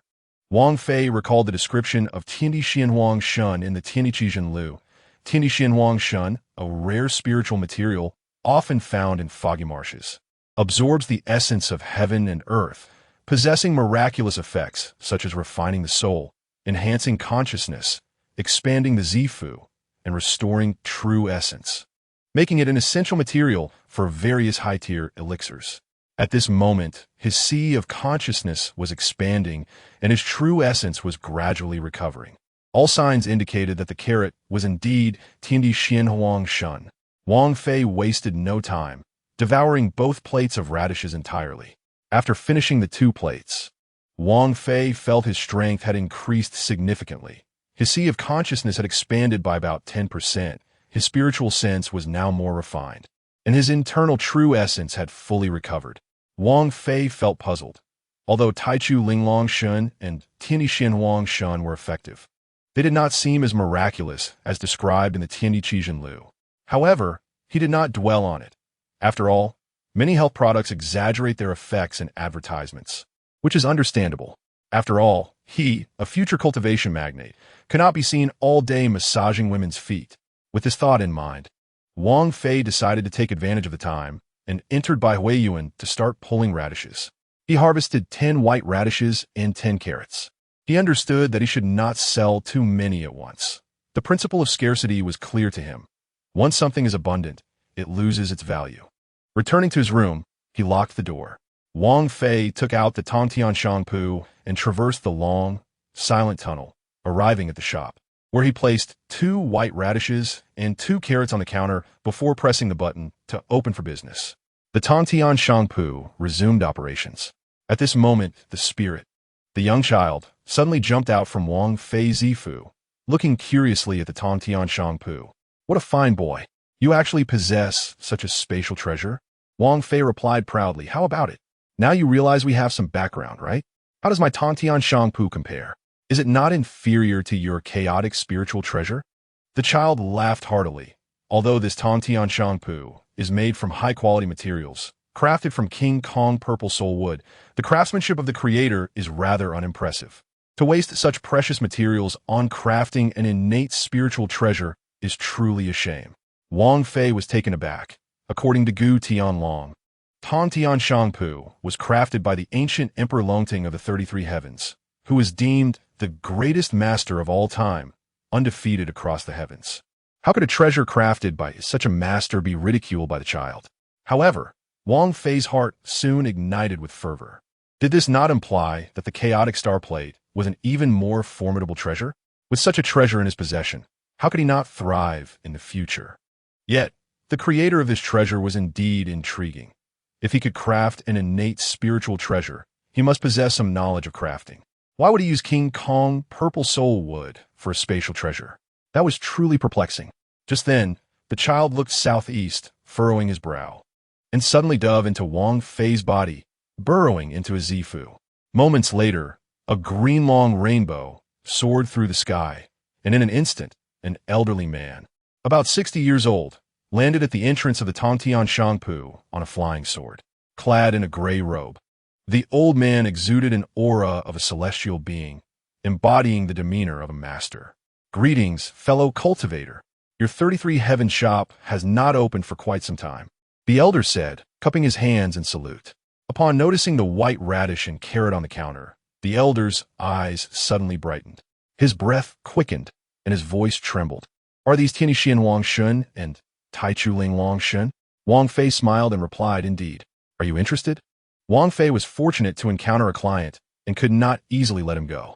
If the fellow cultivator lacked sufficient Ling Jing, he could offer other items as collateral, such as magical artifacts, elixirs, or secrets of cultivation. The esteemed guest was overjoyed and inquired about the price of the Tian Di Xian Huang Shun and Tai Chu Ling Long Shun. Wang Fei, unfamiliar with the value of these items, smiled and replied, "You're the first customer of my shop. How about you name your price, and, if it is reasonable, I shall sell it to you." After pondering for a moment, the guest proposed a price of 500 million Lingjing for the Tian Di Xian Huang Shun and 400 million Lingjing for the Tai Chu Ling Long Shun. Wang Fei was astonished.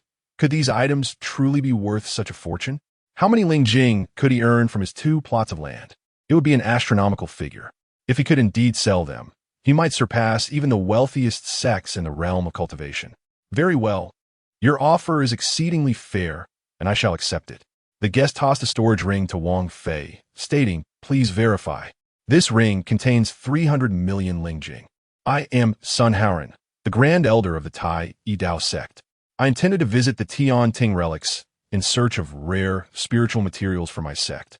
I never expected to encounter you here with the Tian Di Xian Huang Shun and Tai Chu Ling Long Shun. Had I known, I would have brought more Ling Jing." Wang Fei accepted the storage ring, which was of a far superior quality compared to a storage pouch, possessing a space nearly 100 times larger, filled with mountains of Ling Jing. After scanning with his divine sense, he confirmed the approximate amount to be 300 million.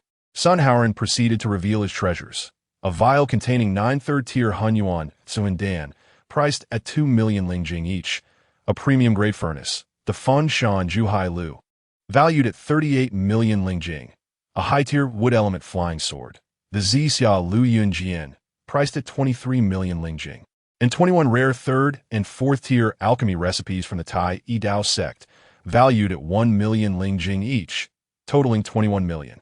Wang Fei recognized that even if he could not utilize these items immediately, they would undoubtedly serve him well in the future. Thus he accepted everything Sun Haoran offered.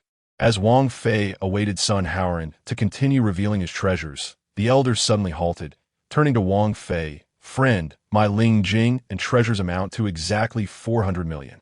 According to our agreement, might I first receive a Tai Chu Ling Long Shin?" Wang Fei understood and promptly retrieved a white radish from the counter, tossing it to Sun Haoran.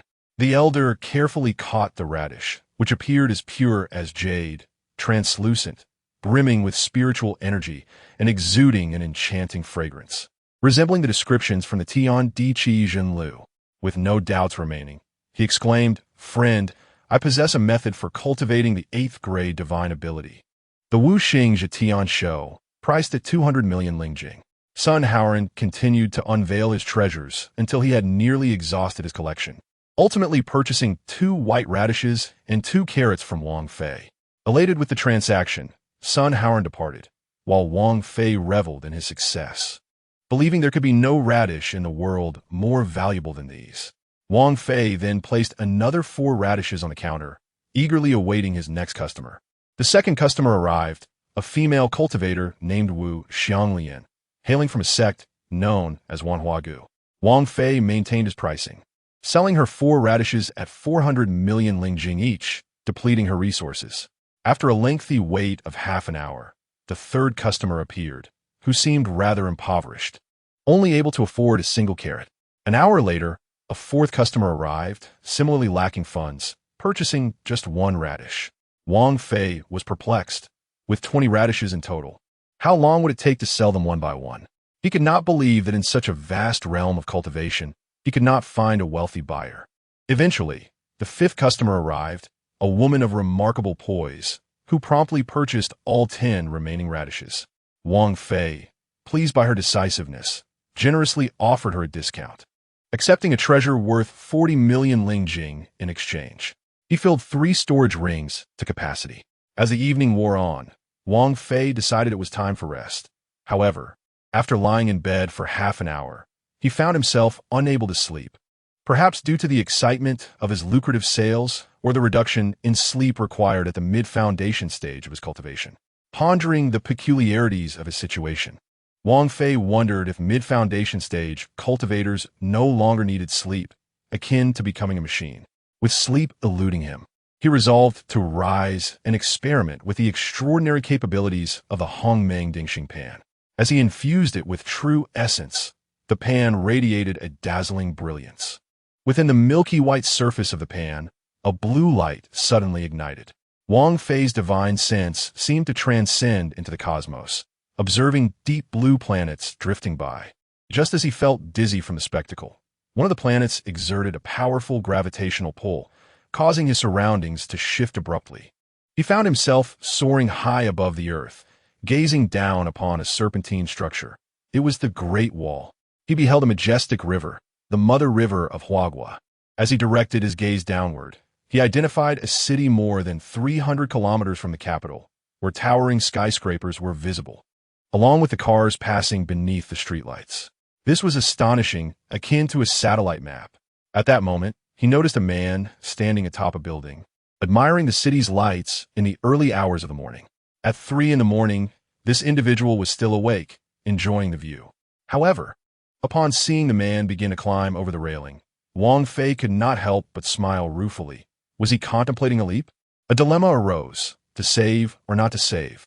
If he had not seen it, it would have been one thing, but to witness such an act and remain indifferent felt callous. Additionally, Wang Fei was curious if he could indeed rescue a man attempting to end his life hundreds of kilometers away from his residence in the capital. A thought ignited within him, and in an instant he vanished from his room, reappearing on the rooftop of the building over 300 kilometers away. "Hey, friend, what a refined taste you have, coming up here to enjoy the view at this hour." The sudden voice startled Su Huan, nearly causing him to fall. "What do you want? Stay back." Wang Fei ignored him, approaching and climbing over the railing to join him on the rooftop. "I am genuinely curious and would like to interview you. Since you are contemplating death, why not share what troubles you so deeply?" Su Huan found the situation absurd. He was preparing to take his own life, yet this stranger wanted to interview him. "Leave me alone. I don't want to talk. Don't bother me. Please, do indulge my curiosity. You are about to die anyway. Just tell me what insurmountable obstacle you face. Are you insane? Just go away." Wang Fei's demeanor shifted suddenly. "Speak, or I shall throw you off." Xuan was startled. "Brother, do not act impulsively. If you throw me down, you'll be in trouble too. Taking a life comes with a price."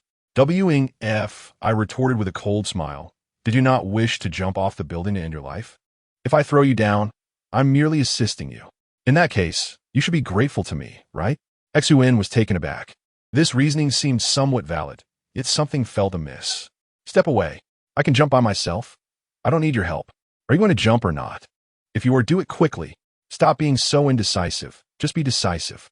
Xuan, in a fit of rage, exclaimed, "What does my decision to jump have to do with you? Are you insane?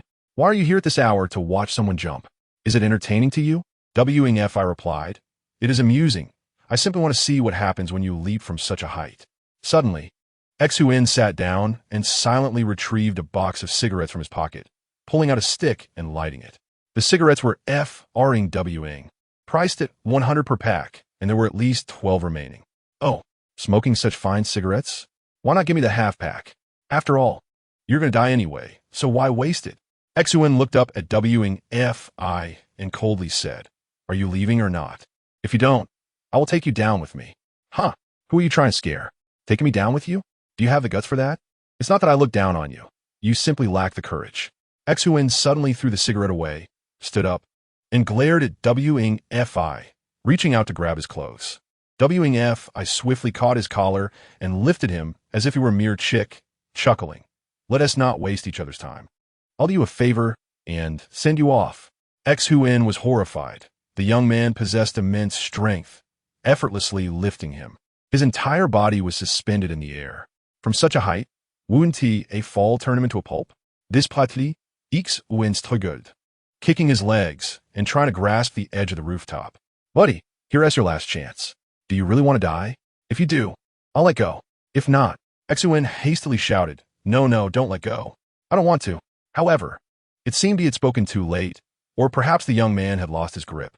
Before he could finish his sentence, he suddenly plummeted downwards, his ears ringing and his mind blank. Yet, just as Xuan thought he was doomed, he heard a faint voice. Stop. This voice was somewhat familiar. It seemed to belong to that insane young man. But why was he shouting stop in his ear? Soon, Xuan discovered the absurdity of his situation. He found himself inexplicably suspended 2 meters above the ground, his body rigid in midair, able only to move his eyes and think. Even the howling wind around him had come to a standstill, as if some mysterious force had pressed the pause button on reality. Was this an illusion? I'm not dead, falling from more than 30 stories, yet surviving. Then, Xuan noticed the young man beside him, grinning. So, how does it feel to have died once? Thrilling, isn't it? Do you want to try again? Xuan's legs weakened, and he could barely stand. Collapsing onto the ground, gazing blankly at this handsome youth, the young man suddenly burst into laughter, and then his entire form gradually faded away, vanishing into thin air. Xuan rubbed his eyes in disbelief. Had he just encountered a ghost? A living person had just disappeared before him. He shivered, a wave of inexplicable fear rising within him. The unknown is indeed the most terrifying. What was that young man, human or ghost? Chapter 85, Little Thief. Returned by Ling Jing W. Ing Fi's figure reappeared in his residence. The only downside was the considerable depletion of his spiritual awareness and true essence. The innate true essence within his ZF was nearly exhausted, and his spiritual awareness was languid. Checking the time, it was past 4 in the morning, and he felt fatigued, promptly collapsing into slumber. He slept soundly until noon, awakening refreshed. Upon glancing at his phone, he noticed numerous unread messages. Among them was one from Ji Qin Qian, inquiring if he was awake and expressing her desire to go hiking that day. After several days of interaction, Ji Qin Qian had gradually accepted him. Her tone suggested she unconsciously regarded him as her boyfriend.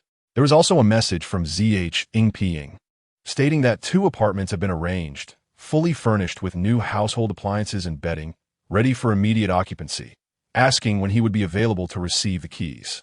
Hu Dngm Ing also sent 2 messages, informing him that his grandfather had fully recovered and felt rejuvenated, inquiring if he had time to meet. I replied to Ji Qin Qi and that he had matters to attend to and likely could not join her for the hike, but would take her to view the apartments later. He messaged H. Ing Ping to bring the keys over now and informed Hu Dngm Ing that a meeting was unnecessary as he was quite busy but might need to trouble the Hu family soon. He also sent a message to W. Ing SM Ing, asking her to take good care of CH and W, and Xing HILN for a couple of days. After replying to the messages, W. Ing I got up to wash up. At noon, he went to be IHUUN and harvested a couple of radishes, stir-frying them with carrots. After enjoying the dish, W. Ing I instantly regained his optimal state. Radishes truly are remarkable. Before long, ZH Ing Ping arrived, delivering 2 sets of keys and sending W. Ing I the addresses of the apartments before departing. Venga if I promptly messaged en Kuayen, saying he was on his way to pick her up to view the apartments. At the entrance of SHNU's community, SHNU and Ji Qin Qi and awaited W. Ing Fi's arrival. Kuyen. Did W. Ing Fi really say he would take you to see the apartments?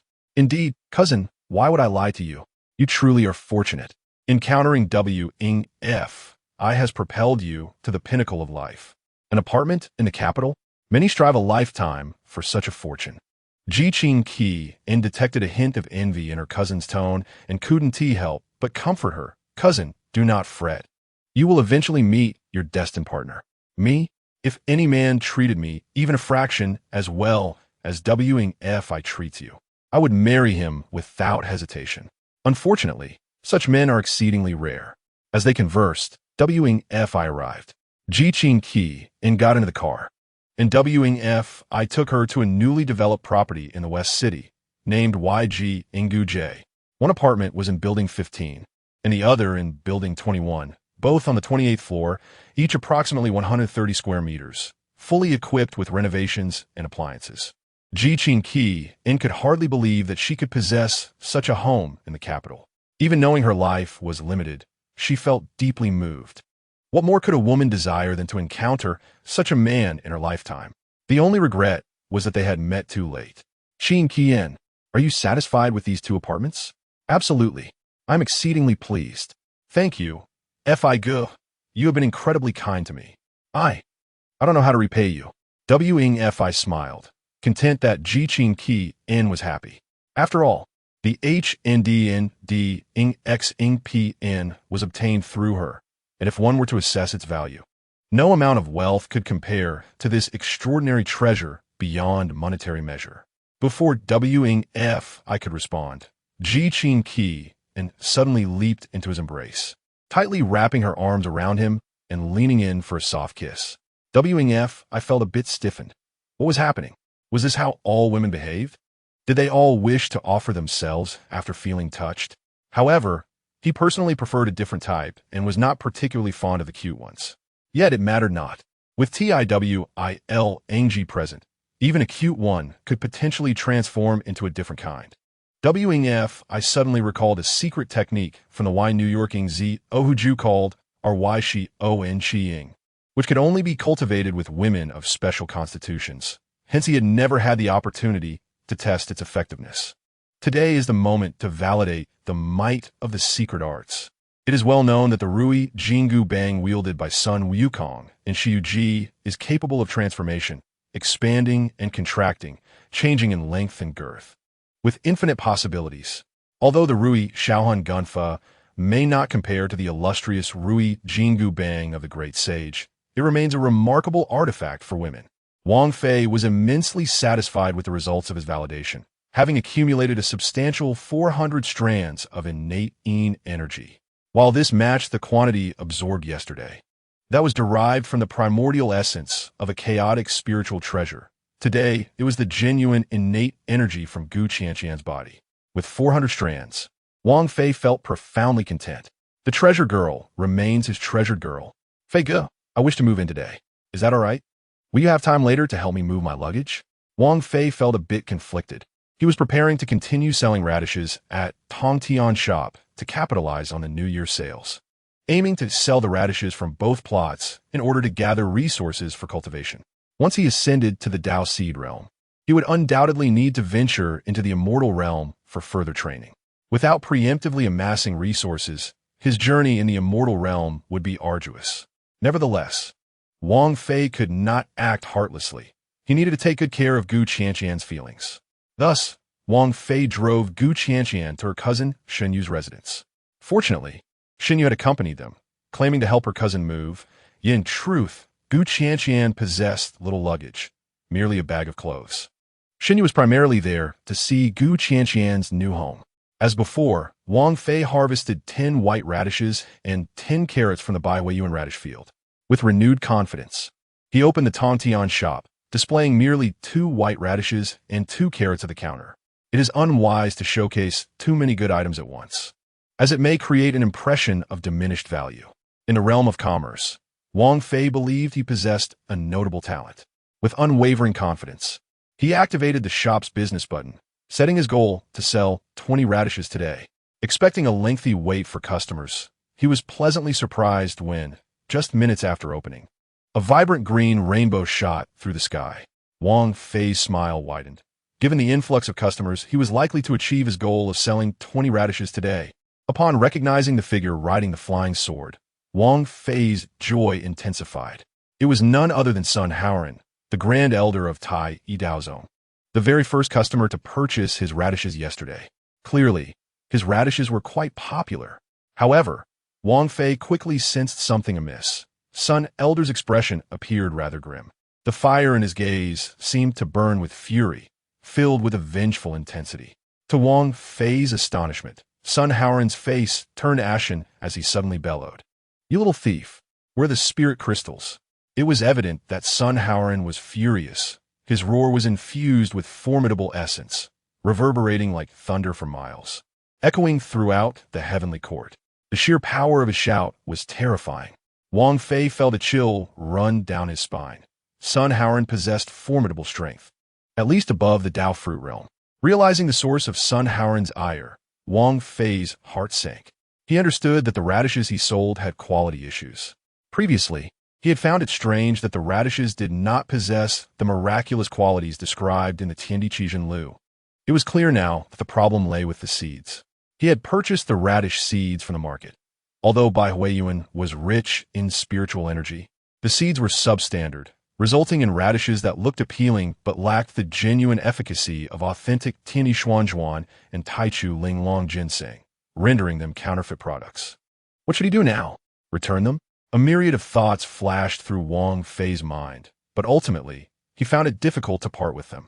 Moreover, in Wang Fei's heart, only the people of Huagua could be considered compatriots. These cultivators from the ninth heavenly realm were akin to foreigners, mere extraterrestrials, and he felt no obligation to uphold any moral standards with them. Thus, Wang Fei feigned ignorance, gazing blankly at Sun Haoran. "Dao friend son, what do you mean by that?" Sun Haoran glared at Wang Fei with bloodshot eyes, gritting his teeth as he retorted, "What do you mean? Are you truly unaware? You deceived me with counterfeit goods. I entrusted Tai Daozong's annual income and treasures to you, and you dare to give me a fake. You had better obediently return the spirit crystals and my treasures, or else." Wang Fei chuckled coldly. "In this shop, all items sold are non-refundable." Sun Haoran erupted in fury. "Are you truly refusing to return them?" Wang Fei replied coolly, "No returns. If you have the ability, feel free to smash my shop." Wang Fei's confidence was founded on the fact that when he acquired Tongtian's shop, Gu Tianlong had stated that anyone other than the shop owner who entered would meet a fatal end, ensuring his safety as long as he remained within the shop. Infuriated to the point of smoke billowing from his 7 orifices, Sun Haoran found himself powerless against Wang Fei. As long as Wang Fei stayed inside the shop, he could do nothing. Wang Fei remained resolute. "I am sorry, but any item sold in the shop is non-refundable. That is the rule." Sun Haoran spat curses. "Is this a black market?" Though the heavenly court may no longer exist, the 33 Tongtian shops remain. No shopkeeper has the audacity to behave as you do. You are tarnishing your reputation. How will you conduct business here in the future? Consider the consequences. Do not sacrifice the greater for the lesser." Wang Fei calmly replied, "There is no need for further discussion. Dao friend son, my stance on returns is unwavering." Just then, several more rainbows appeared in the sky, as 4 cultivators soared toward him on their swords. 2 men and 2 women. Wang Fei recognized them all. They were the other 4 customers who had purchased radishes from his shop yesterday. One of the women Wang Fei knew was an elder from Wanhua Valley named Wu Xianglian. It was evident that these individuals had come to seek retribution. Wu Xianglian glanced at the 3 cultivators who had arrived nearly simultaneously and said, "Fellow Taoists, are you here to purchase rare spiritual materials from the shop? I advise you not to buy from here. The shopkeeper conducts business unethically, deceiving customers with counterfeit goods." The speaker was a middle-aged man in purple robes, whom Wang Fei recognized as the impoverished cultivator who had bought a single radish. "I had a similar experience. I spent nearly my entire fortune on a piece of Tiandi Xuanzhuan ginseng, only to discover it was fake. This unscrupulous shopkeeper must compensate me for my losses." The speaker was another cultivator clad in a blue robe, a fellow impoverished individual who had also bought a radish from Wang Fei's shop. "You may have purchased 1 piece of Tiandi Xuanzhuan ginseng, but I purchased 4, along with 6 Taichu Linglong ginseng. I am the one who has suffered the most." The speaker was an elegant woman, her gaze fixated on Wang Fei, seemingly wishing to flay him alive. Upon hearing that the female cultivator had purchased so many, everyone was astonished. The middle-aged man in purple bowed and inquired, "May I ask for your name, esteemed friend?" "I hail from Fengming Mountains, Wuzhigong, and my name is Lu Linger." Following Lu Linger's introduction, the expressions of the other cultivators shifted to one of respect as they approached to greet her. Even Sun Haoran from Tai E Daozong exchanged pleasantries with Lu Linger. Clearly, Lu Linger was of considerable significance. Although Wang Fei had little knowledge of the ninth heavenly realm, he could infer the strength and reputation of Fengming Mountains Wuzhigong from the attitudes of the cultivators. Sun Haoran embellished his account of Wang Fei's unscrupulous behavior to the newly arrived cultivators, indicating that they intended to unite in pressuring Wang Fei. Indeed, Lu Linger was the first to step forward, her furious gaze fixed on Wang Fei. "Shopkeeper, the 33 Tongtian shops have been passed down since ancient times, and never has there been a shopkeeper who conducts business as you do. You have tarnished your reputation. I fear that your shop will see no business henceforth. In the long run, this is a loss that far outweighs the gain. You must weigh this carefully and not sacrifice the significant for the trivial." "Yes, shopkeeper." Another voice chimed in. "With your wealth, you surely do not regard our meager Lingjing. However, for us, these Lingjing represent nearly all our savings. You are a person of stature. Why must you make things difficult for us poor cultivators?" Several cultivators began to take turns persuading Wang Fei to refund their losses. In their view, owning a Tongtian shop meant that each owner was a formidable figure in their respective realms. Earning a bit of Lingjing was a trivial matter. The proprietors of the 33 Tongtian shops may not be the most powerful cultivators, but they were undoubtedly the wealthiest. Lu Linger, having had enough, threatened Wang Fei, "Shopkeeper, do you think we are powerless against you? Humph. Since you refuse to return our Lingjing, there is no need for you to keep this shop open. We shall see who incurs the greater loss." With that, Lu Linger produced a palm-sized cloth strip and began inscribing it with a talisman pen. Upon finishing, she once again inquired of Wang Fei, "Shopkeeper, I asked you one last time. Are you truly unwilling to return the Lingjing?" Wang Fei sighed and replied, "I can refund you, but you must return my Luobo, my Tianyi Xin Huang Shun and Taichu Ling Long Shun to me." At this, several were left dumbfounded. "The Tianyi Xin Huang Shun has already been used in my alchemy. How could I have any left? You have caused me to lose a precious material. That is counterfeit." Another exclaimed, "We are fortunate not to have asked you for compensation for our losses." Wang Fei retorted, "I do not care. The Tianyi Xin Huang Shun is merely of slightly inferior efficacy and quality. It is still considered a precious material. If you do not return my materials, I shall refund only half at most." Reluctantly, Wang Fei returned half of what he had earned the previous day, primarily in valued items, and only a small portion of the Lingjing. Lu Linger, incensed, declared, "Then you may forget about reopening this Tongtian shop." As she spoke, Lu Linger waved her delicate hand, casting the cloth strip into the air. The strip billowed in the wind, transforming into a massive sail several dozen meters long and several meters wide. This sail floated before Wang Fei's 33 Tian shop, emblazoned with a line of elegant characters. "This shop is a black market. The shopkeeper sells counterfeit goods. Fellow cultivators, please be vigilant and do not be deceived." Lu Linger of Fengming Mountains, Wuzhigong. Wang Fei's face darkened as he beheld the inscription. With this, his Luobo would surely never sell again. As expected, shortly thereafter, a customer approached, curious about the inscription on the sail. After Lu Linger embellished the tale, the customer shook his head and sighed, departing on his sword. Wang Fei realized he would not sell a single Luobo that day and saw no reason to waste any more time there. Chapter 87. Do you think you are Wu Ziqian? Wang Fei felt somewhat disheartened. He had initially believed he had found a path to wealth through the Luobo from his fields, but it seemed he was merely indulging in empty hopes. Now, with these cultivators spreading rumors, it would likely be difficult for him to conduct business in the future. Fortunately, he had sold 20 Luobo the day prior, accumulating a considerable amount of cultivation materials. Once he achieved the late stage of foundation establishment, he would need to devise a method to condense his Dao seed, at which point he would require access to the cultivation realm. The cultivation of the Dao seed realm differs from that of the foundation establishment realm. The latter primarily involves accumulating true essence, strengthening the body, and solidifying the foundations of cultivation. Opening the Ren and Du meridians establishes a bridge to commune with the spiritual energy of heaven and earth, while opening the Shun Gong acupoint activates the sea of consciousness. Successfully achieving foundation establishment is merely the first step in cultivation, known as the initial stage of foundation establishment.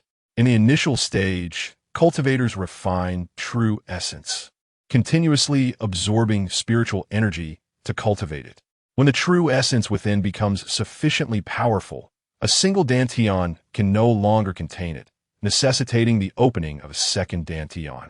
The opening of the Zifu marks the transition to the mid-stage of foundation establishment. In the mid-stage, true essence continues to accumulate. When the true essence in the Zifu reaches its maximum capacity and cannot contain more, a qualitative change occurs from quantity to quality, transforming the essence from gaseous to liquid, and then to solid. The solidification of true essence signifies the advancement to the late stage of foundation establishment. At this point, the focus shifts from merely refining true essence to absorbing violent energy to successfully condense the solidified essence into a seed.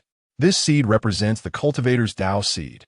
In the Tao seed realm, the focus shifts from simply refining true essence to cultivating magical power. Only with magical power can one practice various extraordinary spells. Since it is a seed, it will take root and sprout, with magical power akin to fertilizer for the seed. Once the seed takes root and sprouts, it will grow into a great tree of the Tao. After absorbing sufficient magical power, it will bear fruit. The resulting fruit is referred to as Tao fruit. Seeds come in 7 colors, while fruits are classified into 9 grades. The foundation establishment realm serves as the groundwork for cultivation. The more solid the foundation, the higher the quality of the Tao seed. A higher quality seed yields fruit of greater quality. Thus, each fruit represents a unique magical ability. A cultivator possessing Tao fruit with magical abilities is considered powerful, with some 9-grade abilities capable of moving mountains and parting rivers. Of course, the Tao seed realm and Tao fruit realm remain distant for Wang Fei, as his primary focus must be on quickly advancing to the late stage of foundation establishment.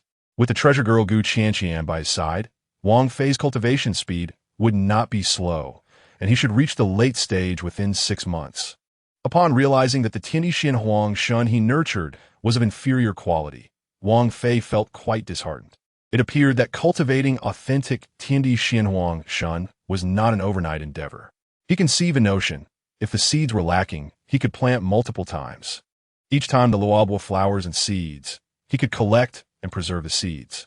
By repeating this process multiple times, the seed quality should improve, and the quality of the luobo would likewise enhance with each iteration. Of course, this would be a lengthy process, possibly requiring dozens or even hundreds of seed collections before the final quality could achieve that of genuine Tiandi Xianhuang Shun. Such matters cannot be rushed. Patience is essential. Upon entering the Baiwa garden, Wang Fei noticed that the Wudao tea had already sprouted. He once again watered each tender shoot with pure, clear liquid. The fruit-bearing plants had begun to bear fruit, and within 2 or 3 days, all the fruit trees would be ripe. Soon, there would be fruit, or rather, spiritual fruit, available for consumption. Exiting the Baiwa garden, Wang Fei noted that it was just past 6 in the evening. With nothing pressing to attend to, he decided to visit the Yayun Palace Foot Massage Parlor to tend to the women's feet. Even if he did not encounter any women of special constitution, he could still enhance his cultivation. Cultivation values perseverance. Without accumulating small steps, one cannot traverse great distances, and without gathering small streams, one cannot form rivers. Cultivation also relies on gradual accumulation. However, before he could set out for the foot massage parlor, he suddenly received a message from Wang Simeng. "Cousin, we are surrounded in a restaurant. A woman insists on seeing you." Wang Fei furrowed his brow. Could it be Zhao Hu and his gang? Surely they would be spending a few days in jail, especially since Zhao Hu was the head and could not escape his fate, as it was the city bureau's leadership who had personally assured him of this. "Send me your location." Before long, Wang Fei received the location map sent by Wang Simeng. They were at a restaurant in the capital called Dingshan Cuisine. The staircase leading to the 2nd floor of the restaurant was currently blocked by several burly men, preventing many diners from ascending to the private rooms above. They warned patrons that important guests were discussing matters upstairs and advised them to either dine on the first floor or choose another restaurant. At this moment, on the second floor, Wang Simeng, Chen Wu, and Xiong Hailin were seated in one of the private rooms. At the entrance of the private room, a few young men clad in black suits obstructed the exit, while seated opposite them was a short-haired woman in her 30s. This woman lounged casually, crossing her legs, holding a slender cigarette between her fingers. After exhaling a puff of smoke, she spoke, "I have no intention of causing you trouble. I merely wish to speak with your superior, Fei Ge." Wang Simeng inquired, "What is it that you wish to discuss? Perhaps you can enlighten us." The woman shook her head. "You lack the authority to make decisions. Fetch your Fei Ge and inform him that when Jie is here to see him. I trust he has heard of my reputation." Upon hearing this, Wang Simeng looked at the short-haired woman in astonishment. "Huang, Jia Huang Xiuan." The woman smiled. "You know my name? That is splendid. I need not elaborate further. Bring your Fei Ge here promptly." Chen Wu, already feeling uncomfortable, could no longer contain his frustration. "Is this how you invite someone? What do you mean by surrounding us like this?" Huang Xiuan shot him a glance. "I'm already being quite courteous. Had it been a few years ago, you would not have been able to speak to me so calmly. Enough of your prattling. Hurry and summon Fei Ge." Chen Wu was incensed. "What an arrogant woman. If it were a few years ago, I would have slapped you for speaking to me like that." Huang Xiuan suddenly slammed her hand on the table, glaring at Chen Wu. "What did you say? Say it again, if you dare." Chen Wu, known for his temper, glared back. "What is the matter? Trying to intimidate me? You think just because you have a bit of background and wealth, you're untouchable?" Huang Xiuan abruptly stood up, walked to Chen Wu, and pointed at her own face. "Come on. If you dare, strike me. If you can still walk out of here after laying a hand on me, I'll acknowledge you as a man. It has been years since anyone has spoken to me in such a manner in this city." Before Huang Xiuan could finish her words, a sharp slap echoed through the room. She felt a searing pain on her face, turning in disbelief to look at Xiong Hailin. The bespectacled man appeared quite refined.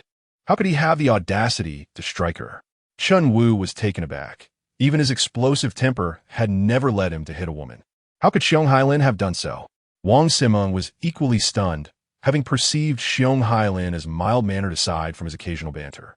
How could he suddenly resort to violence against a woman, especially one from the Huang family? This situation had just become complicated.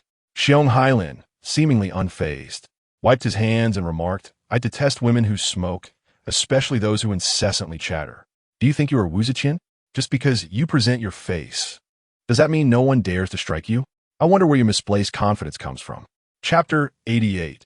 "You may not believe in evil." Huang Xiuan suddenly screamed hysterically. "What are you waiting for? Hit him. Break both of his hands."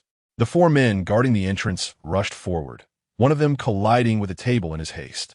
Wang Simeng, Chen Wu, and Xiong Hailin reacted swiftly, dodging just in time, while Huang Xiuan, slower to react, found herself splattered with food and looking quite disheveled. Fuming, Huang Xiuan cursed, "Are you blind? You handle things so clumsily. It drives me mad." In terms of a brawl, neither Chen Wu nor Xiong Hailin feared confrontation. Having engaged in countless fights since childhood, even against four opponents, they remained confident. However, when the altercation commenced, they realized their miscalculation. Unlike their previous adversaries, these four exhibited a fierce and coordinated fighting style, likely stemming from military backgrounds. Before long, Chen Wu and Xiong Hailin found themselves on the ground. Xiong Hailin, in particular, bore the brunt of the punishment, having struck Huang Xiuan first, thus attracting extra attention from the bodyguards. A few heavy punches landed on his face and chest, overwhelming him. Seeing Xiong Hailin pinned down by two bodyguards, Huang Xiuan regained her bravado, approaching him to grab his hair, preparing to slap him once more. "Stop!" A loud voice boomed from behind. A handsome young man in his 20s stood at the door, coldly observing her. This man must be Fei Ge. Yet, as she raised her hand, he dashed forward, seizing her wrist with a grip akin to a vice, causing her considerable pain. "Did you not hear me tell you to stop?" Upon releasing Huang Xiuan, he expressed his aversion to striking women. However, he showed no mercy toward the four bodyguards restraining Chen Wu and Xiong Hailin. Although he initially wished to avoid violence, he felt compelled to act, as both men were his former cellmates and now worked alongside him. His movements were extraordinarily swift. The bodyguards barely registered his presence before he kicked each of them in the chest, sending them crashing against the wall, rendered unconscious. Wang Simeng and the others were not surprised by Wang Fei's prowess, having witnessed it before. However, Huang Xiaowen was left speechless. Was this man even human? He was astonishingly powerful. She could scarcely comprehend how the 4 bodyguards had been dispatched so effortlessly. Chen Wu and Xiong Hailin rose, exchanging weary smiles with Wang Fei. They were too numerous. We couldn't win. Wang Fei replied with a grin. No worries, I'll handle the numbers. I'm not afraid. Wang Siming leaned close to Wang Fei, whispering, Fei Ge, this woman is from the Huang family. Unfazed, Wang Fei remarked, as long as I am on this earth, I fear no one, regardless of their status or wealth. If they provoke me, they shall face the consequences. However, he was not a bloodthirsty man, only willing to take action when necessary. Turning his gaze toward Huang Xiaowen, he inquired, what is your reason for violence? Huang Xiaowen, realizing the gravity of the situation, stated, you work for the Yi family, correct? One of my subordinates inadvertently offended you. I ask you to show mercy, and I will provide compensation. Wang Fei was taken aback. Who informed her of his association with the Yi family? Did the Yi family truly possess such influence over him? Who is this subordinate of yours? Zhao Hu. The city bureau is pursuing him, and despite my efforts to intervene, Director Yin remains obstinate. He sent me to find you, stating that if you agree to let Zhao Hu go, he will comply with your wishes. What is the matter? Is Zhao Hu someone significant to you? Are you willing to go to such lengths for him? Huang Xiaowen's expression shifted, and she replied, mind your words.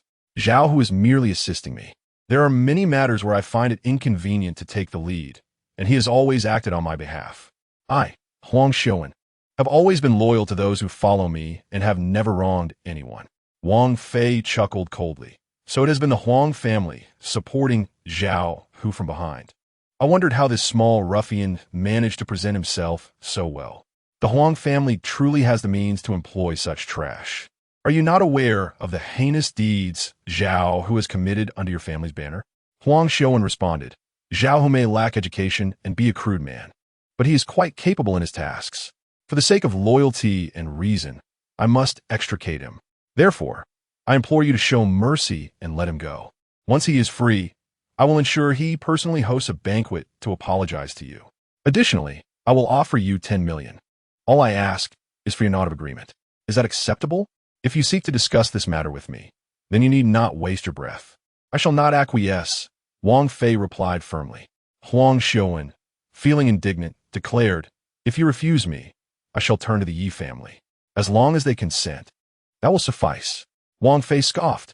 I believe you are mistaken. I do not serve the Yi family. No one dares to make decisions on my behalf. Huang Xiaowen grew increasingly defiant.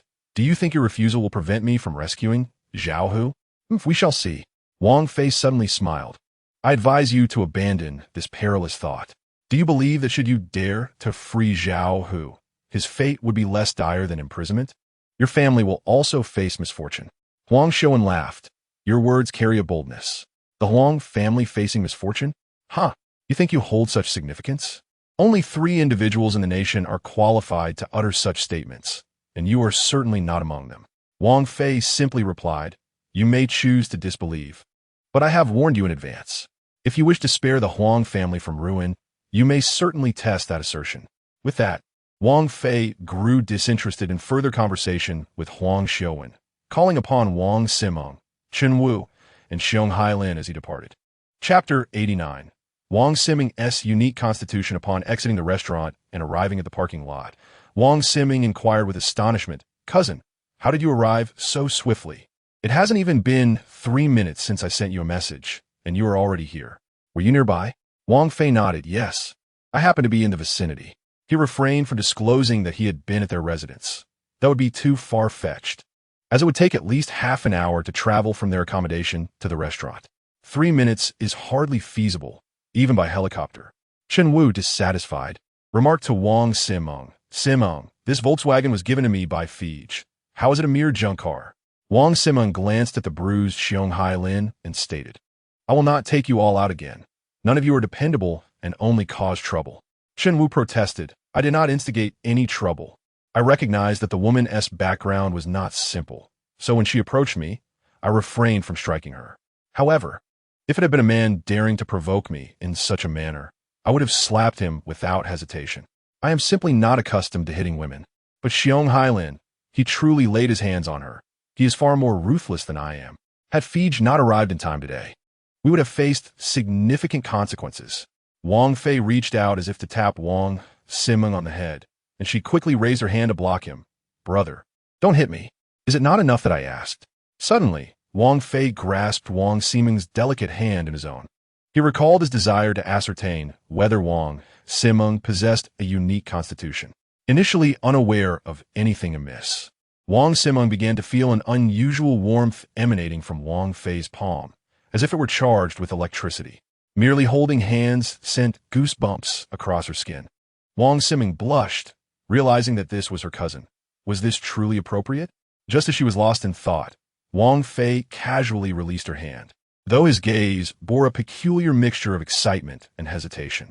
Wang Fei's emotions were complex. He had indeed discovered that Wang Simeng possessed a unique constitution. Yet she was his cousin. While he could absorb innate energy through foot massages, doing so daily for his cousin seemed improper and would not reflect well if disclosed. Was fate toying with him? To finally uncover a unique constitution only to find it belonged to his cousin. Should he abandon or pursue this path? Brother, you should hurry and go on a date. We shall not disturb you further. Your temper is rather high. Go cool off before it becomes an issue, Wang Simeng exclaimed, calling for Chun Wu and Xiong Hailin to get in the car. She assumed the role of driver. As Chun Wu and Xiong Hailin climbed into the vehicle, they barely had time to greet Wang Fei before Wang Simeng started the car and sped out of the parking lot onto the street, accelerating rapidly. Chun Wu, jostled in the back seat, complained, "Hey Simeng, slow down. This isn't a sports car or an airplane. How can you drive like this? I'm not ready to die yet." Xiong Hailin, feeling nauseous, lamented, "Female drivers are terrifying.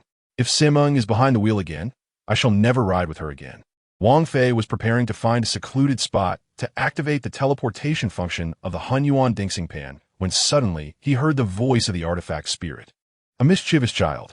Kid, that woman possesses a tri-elemental root, fire, earth, and wood, an excellent cultivation talent, akin to my 755th master. Wang Fei was astonished. Wang Simeng indeed had a tri-elemental root. He could only determine whether a woman possessed a unique constitution through the vitality of his own blood and true essence. He had no means to accurately discern the type. Yet this little spirit could correctly identify her elemental affinity. Did this imply he could merely stroll through crowded places and have the spirit point out women with unique constitutions? You can perceive a woman's elemental affinity, of course, but it requires contact with you to sense it. If there is no contact, can you identify a woman's elemental affinity? That is impossible. Such abilities are reserved for true immortals. Wang Fei felt somewhat disheartened. It seemed he still needed to make physical contact to gather this information. The artifact spirit and he were on similar levels. Perhaps the spirit was just slightly more accurate. Kid, your two friends also possess elemental affinities. Both have single elemental roots. The scarred one has a fire root, while the shorter one possesses a metal root. Wang Fei was astonished. How do you know this? I already mentioned, as long as you have physical contact, I can sense their elemental affinities. Does this apply to men as well? Of course. If they are human, it applies. Then why can't I? You cultivate the yin-yang zao huaju, and you wish to absorb innate yang energy? Wang Fei was drenched in sweat. While massaging a woman's feet was one thing, massaging a man's feet was a thought too dreadful to entertain. At that moment, Wang Fei recalled a pressing question. He still did not know his own elemental affinity. What is my elemental talent? You do not even know your own elemental affinity? How would I know? You possess the 4 elemental roots: water, wood, fire, and earth. That is quite a remarkable talent, similar to the girl you slept with yesterday. She also has 4 elemental roots. Wang Fei laughed triumphantly, 4 elemental roots is the best talent, is it not? I knew my potential was extraordinary. Having you by my side is hardly a waste. Do you think that if it weren't for your elemental talent, I would go to such lengths to guide you? I could simply sleep peacefully without a care. Wang Fei was filled with confidence. Just you wait. It will not be long before I become a prominent figure in the cultivation world. One must cultivate their own allies, relying solely on oneself, a solitary individual. One cannot possibly establish a foothold in the realm of cultivation. In Chapter 90, who is aiding her? Are you suggesting nurturing allies on Earth? Wang Fei was taken aback. There is no spiritual energy on Earth, and even the initial step of foundation establishment is unattainable. Without the ability to establish a foundation, how can one speak of cultivation? Silly boy, do you not possess the Tongtian shop? The spatial spiritual treasure known as Kixuantai, acquired through your sale of counterfeit goods, can transport individuals to the ninth heaven realm. Once there, you can easily find a sect for them to join and cultivate. When they attain success, they shall become your trusted aides. A young child was strategizing for Wang Fei. I observed that these two individuals possess commendable character and are remarkably loyal. They are indeed worthy of cultivation. Wang Fei's eyes brightened. The child's suggestion was worth considering. Chen Wu and Xiong Hailin are undoubtedly loyal, but their tempers leave much to be desired. Can such temperament thrive in the cultivation world? What if they inadvertently offend a formidable figure and meet with disaster? Furthermore, regarding Gu Qianqian, you must cease absorbing her innate energy. She possesses a rare four spiritual roots talent. If you continue to draw upon her innate essence, her spiritual root source will eventually be depleted, and her talent will inevitably vanish. What if it disappears? She does not cultivate, so what use is her spiritual root talent? As long as her health remains intact, it is of no consequence. Silly boy, she is, after all, your woman, and her cultivation talent is exceptional. Such a remarkable prospect should not be wasted on idleness. If you bring her to the cultivation realm and provide her with some guidance, barring any unforeseen circumstances, reaching the Tao fruit stage will be entirely within her grasp, and she shall be a significant asset on your path to enlightenment. Do not commit the folly of killing the goose that lays the golden eggs. Wang Fei fell silent. If he refrained from absorbing Gu Qianqian's innate energy, his cultivation speed would slow considerably. He might find himself unable to progress to the later stages of foundation establishment for a year or two. After sharing these thoughts, the child ceased to disturb Wang Fei, sensing that he required time to ponder.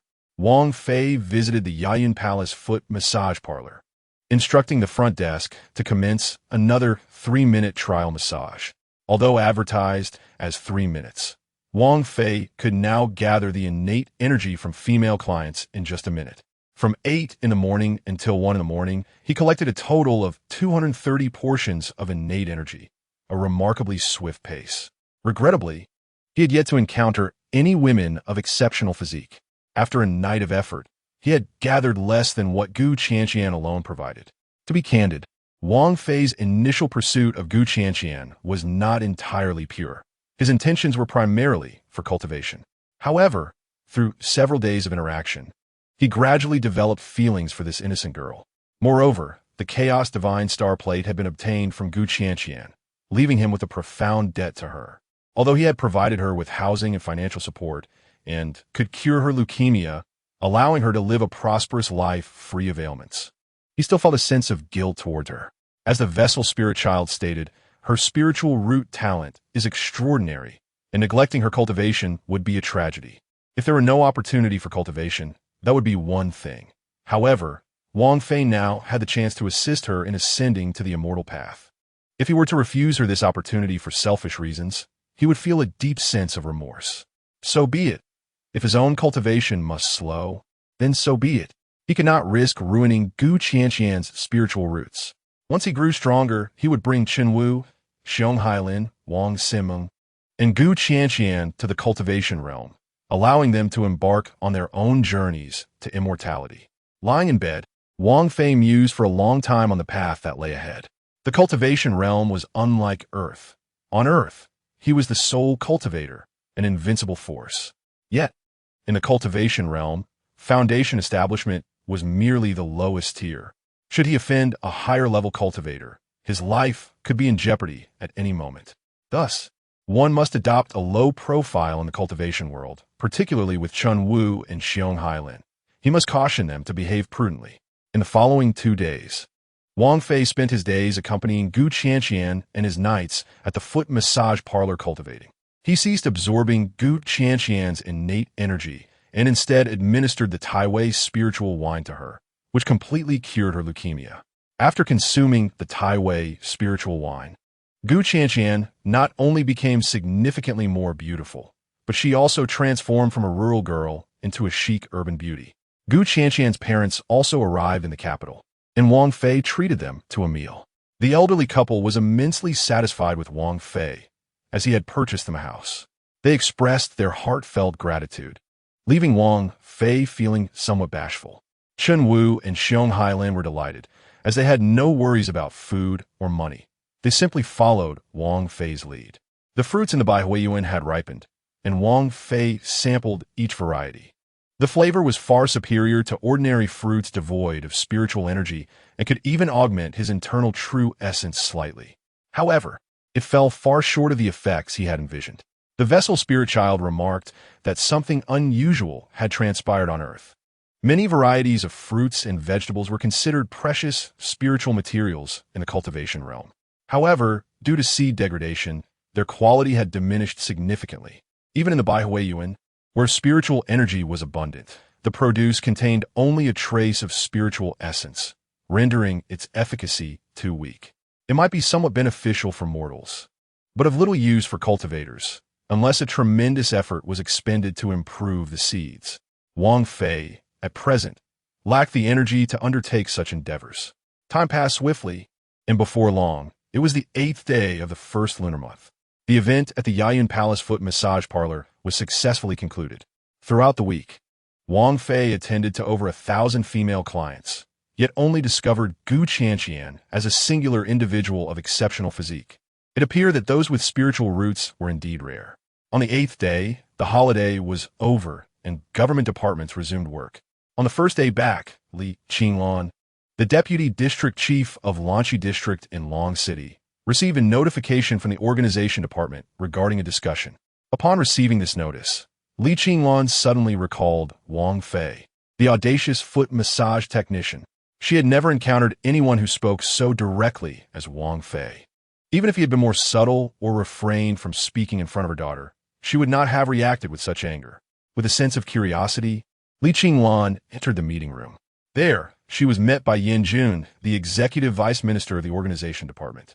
After inquiring about her basic circumstances, Yin Jun tactfully informed her that the organization might assign her additional responsibilities.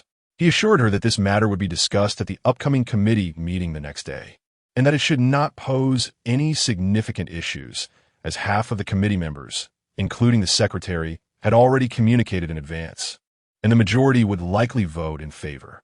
After a series of encouraging remarks, as the conversation drew to a close, Li Qinglan prepared to leave when Yin Jun suddenly called out to her, softly posing a question. District Chief Li, may I ask what your connection is with the Hua family? This time, Minister Hua from the Provincial Organization Department personally called the secretary to request your position. Given such influential connections, why have you never mentioned it before? Li Qinglan experienced a revelation. It was indeed Wang Fei who had assisted her. Yet, she could not comprehend why, despite her rejection, he would still extend his help. In Chapter 91, Wang Fei's scheme unfolds. On the afternoon of the 8th, Zheng Ping arrived, presenting Wang Fei with a bank card containing 18 billion, the proceeds from his company's disposal of non-performing assets. This was rather amusing. Wang Fei did not even know the name of his own company. He had merely provided an ID card to facilitate the business license process, while Zheng Ping handled everything else. How could one earn 18 billion so effortlessly? Of course, Wang Fei understood that this money had been discreetly given to him by the Yi family, ensuring that the transaction appeared legitimate and transparent. With funds now at his disposal, Wang Fei could finally commence laying the groundwork for his cultivation endeavors. Wang Fei dined with Wang Simeng, Chen Wu, and Xiong Hailan. The feast was sumptuous, prepared by Xiong Hailan, who had once worked as a chef in a small restaurant and possessed commendable culinary skills. He tirelessly cooked for the group daily without a hint of complaint, in addition to several hearty dishes. The table featured 2 platters of radishes, one of white radishes and another of carrots. Unable to sell the surplus from 2 plots, Wang Fei resorted to consuming them himself. Although they lacked a bit of spiritual energy, they still offered some benefits. Previously, he refrained from sharing them, fearing that their potency could be harmful to mortals. But now that concern had dissipated. Wang Simeng and the others had developed a fondness for radishes, captivated by their crisp and delightful taste. Since their first encounter with these radishes 3 days prior, they had become enamored, ensuring that radishes graced the table at every meal. Remarkably, they noticed their health improving, with significant enhancements in memory and reaction time. Even their appearance and demeanor had improved. They inquired about the origin of these extraordinary radishes. Not long after the 2 platters had been placed on the table, they were quickly devoured.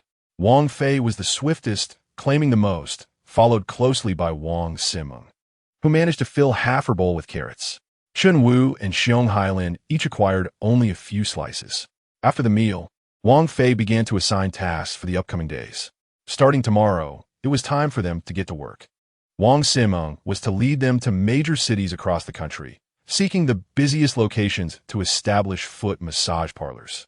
Ideally, they would purchase existing establishments, as many had gone out of business in recent years. It should not be too difficult to acquire a reputable, large-scale foot massage parlor. Wang Simeng was puzzled, asking, "Brother, are you at odds with foot massage parlors or something? You mentioned a bet last time, and now you're considering opening one." "Why?" Wang Fei replied. "Don't question too much, just follow my instructions. How many should we open? The more, the better. At least one in every province. My vision is to have foot massage parlors across the nation and eventually worldwide."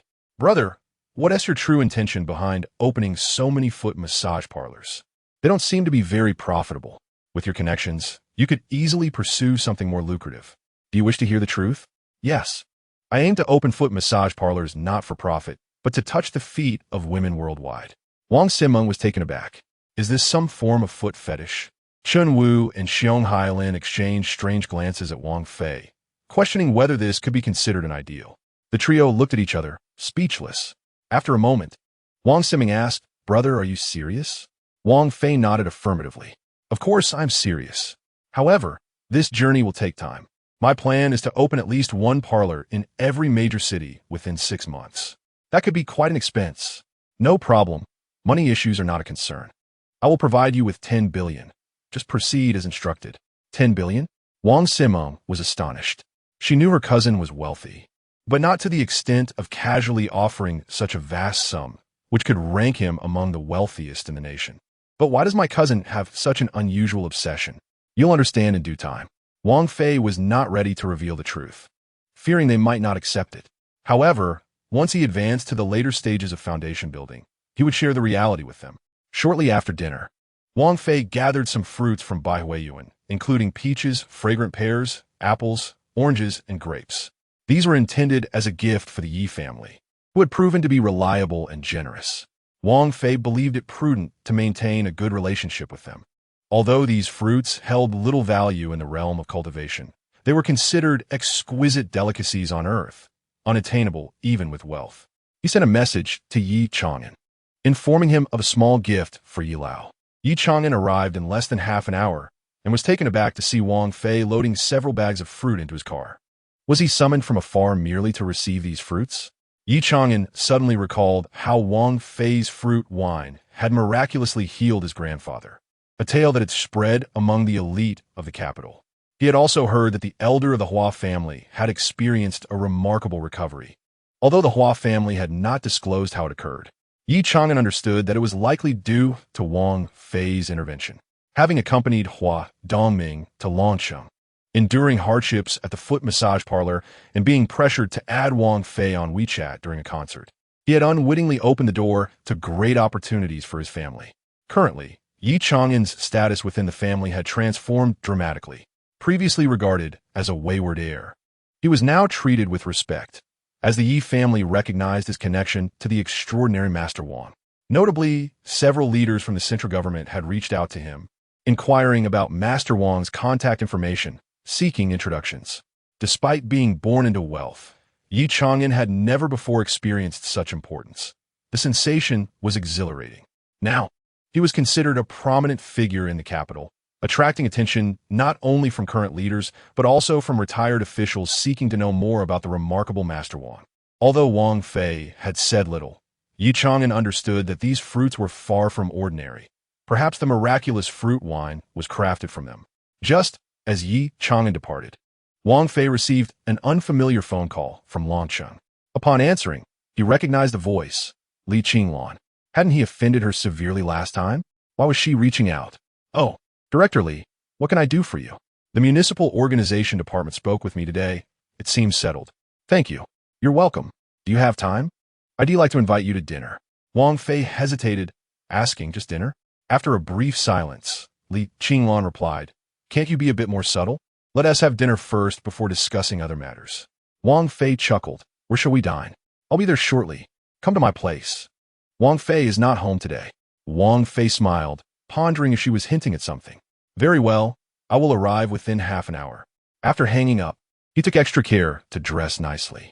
Wang Siming noticed his effort and curiously asked, Brother, why are you dressing so sharply at this hour?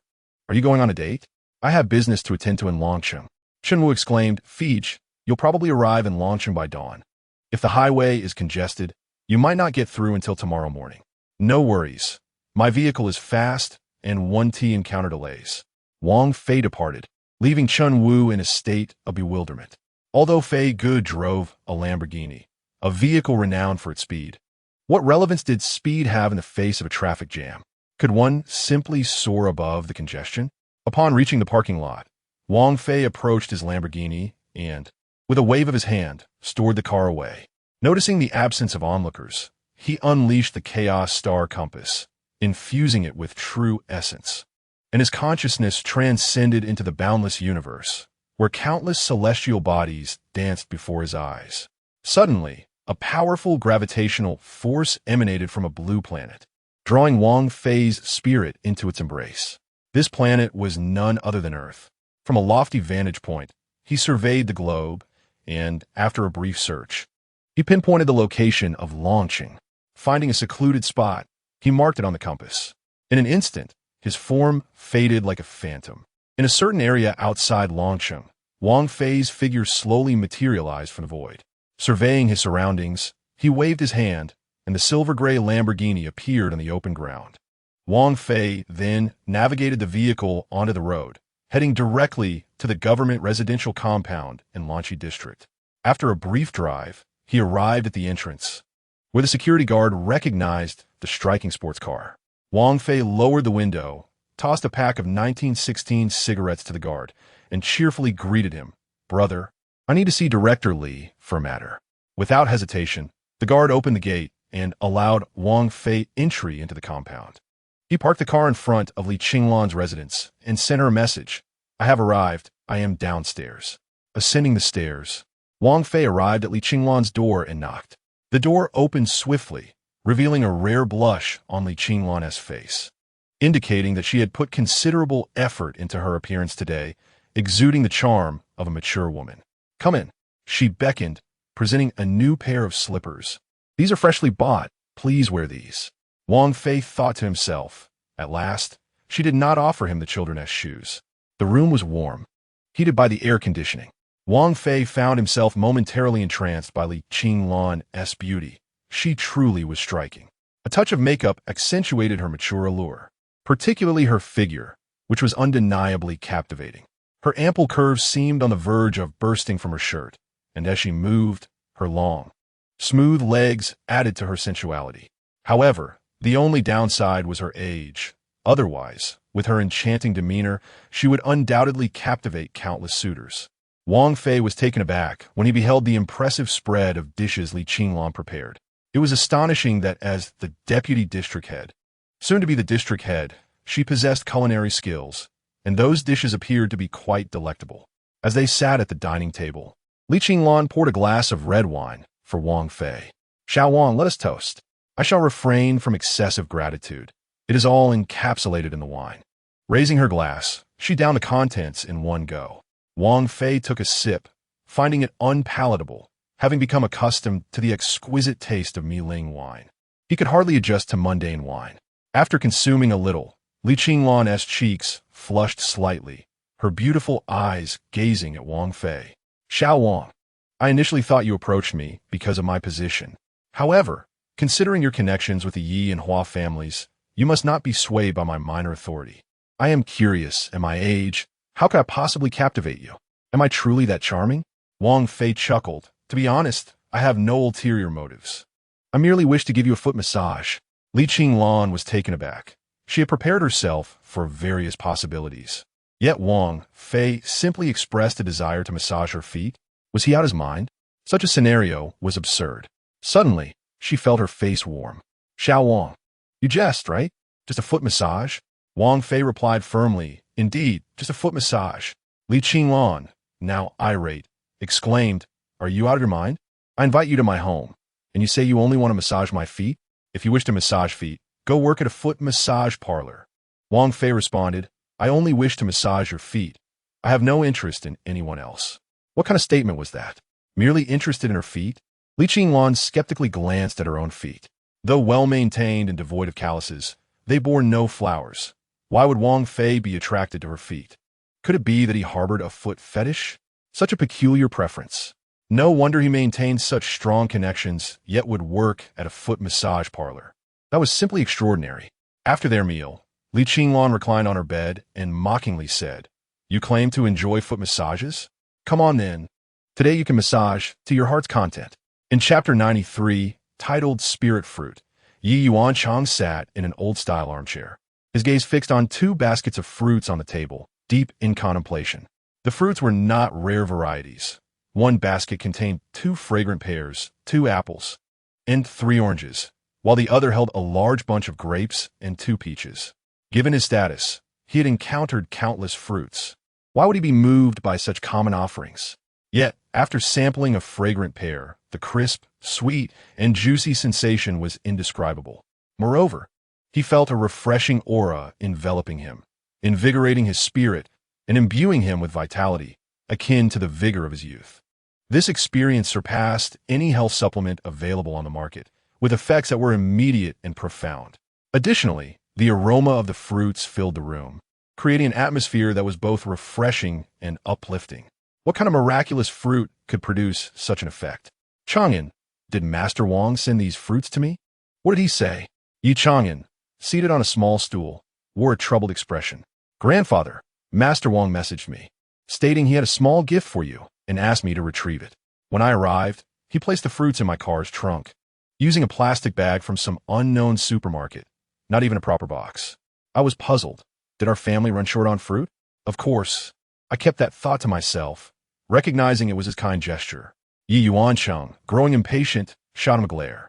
Stop rambling. Get to the point. Yi Chang'an hastidurepliet. Master Wang insisted these are not ordinary fruits, claiming they are treasures that money cannot buy. If it weren't for our family's reputation, he would not have gifted them to us. Yi Yuanchang murmured to himself, could Master Wang truly be an immortal? Is there such a thing as immortals in this world? It was no wonder Yi Yuanchang harbored doubts. He had been gravely ill, and under normal circumstances, he would have been deemed hopeless. Yet, Master Wang had miraculously revived him with a cup of fruit wine, and not only had he survived, but his health had improved remarkably. The fruit wine seemed to possess a mysterious essence, and the fragrant pear he just consumed appeared to contain that same aura. Was this essence perhaps the breath of the immortals? Upon hearing his grandfather's musings, Yi Chang'an quickly interjected, Grandfather, whether Master Wang is an immortal is uncertain, but he is undoubtedly an extraordinary individual. The 2 bodyguards assigned to me by the family are still in the hospital. They were injured by Master Wang. I witnessed him crush a glass ashtray to pieces with his bare hands. Such strength is beyond that of an ordinary human. Yi Yuanchang's fury ignited. Why didn't you inform me of this sooner? Yi Chang'an, glancing at his furious grandfather, felt a tinge of fear and muttered, You never asked me. Yi Chang'an, feeling compelled to speak the truth, candidly recounted to his grandfather the incident of attending a concert in Longcheng with Hua Dongming, where they encountered Wang Fei at a foot massage parlor. He also divulged the peculiar affair of Wang Fei seeking 20 women for foot massages. Upon hearing the tale, Yi Yuanchang's skepticism deepened. Could it be that celestial beings truly existed? Before his illness, he would never have entertained such notions. But since Wang Fei miraculously cured him with a cup of fruit wine, doubts began to creep in. Yet, if such celestial beings were real, why would they frequent foot massage establishments and exhibit such bizarre preferences? After a prolonged contemplation, Yi Yuancheng instructed Chang'an, remember to cultivate a good relationship with Master Wang. At all costs. Do you comprehend my meaning? Yi Chang'an nodded affirmatively. Grandfather, rest assured, I hold Master Wang in high esteem. Yi Yuancheng, satisfied, dismissed him with a wave. Then, eyeing him sternly, remarked, did you not just consume an orange? Are you still hungry? There are only a few left. Oughtn't we leave some for your father and uncle and aunts? Yi Chang'an, chastened, prepared to exit, when Yi Yuancheng's voice called him back, eliciting a joyful grin. Grandfather, you truly care for me, he exclaimed, reaching for a peach, only to have his hand swatted away. With a crestfallen expression, he gazed at his grandfather, who then said, your recent conduct has been commendable. Maintain it. Here, this is a reward for you. Yi Chang'an observed as his grandfather plucked several grapes from a bunch and placed them in his palm, opening his mouth to speak, but was met with Yi Yuancheng's piercing gaze. What's wrong? Do you find it insufficient? If not, then forget it. The trio, including Wang Simeng, dismissed the matter, recognizing that Wang Fei's dubious excuse suggested his unwillingness to elaborate. Lying in bed, Wang Fei could not help but reflect on the old adage that at 30, one is like a wolf, and at 40, like a tiger. How true it was. He had merely intended to give Li Qinglan a foot massage. Yet when the fierce woman revealed her weapon, he unceremoniously capitulated. The big white rabbit was indeed a formidable tool, in the face of such menacing intent. How could any man resist surrendering? Wang Fei mused about the peculiarities of women. When he last harbored such intentions, Li Qinglan had scolded him and expelled him. Now, lacking that desire, she was incensed enough to wield a weapon to compel compliance. However, did she think she was the only one possessing a treasured artifact? Wang Fei's Rui Shaohun gun was the ultimate divine instrument. With such meager combat prowess, how dare she challenge him? Of course, the spoils were gratifying. Having acquired nearly 100 strands of innate yin energy, a treasure far exceeding previous gains, Wang Fei was thoroughly pleased with the outcome of this encounter, realizing that actual combat yielded at least 4 times the rewards compared to mere foot massages. Naturally, he would not resort to his artifact lightly. Only women who ignited his combat fervor were deserving of such measures.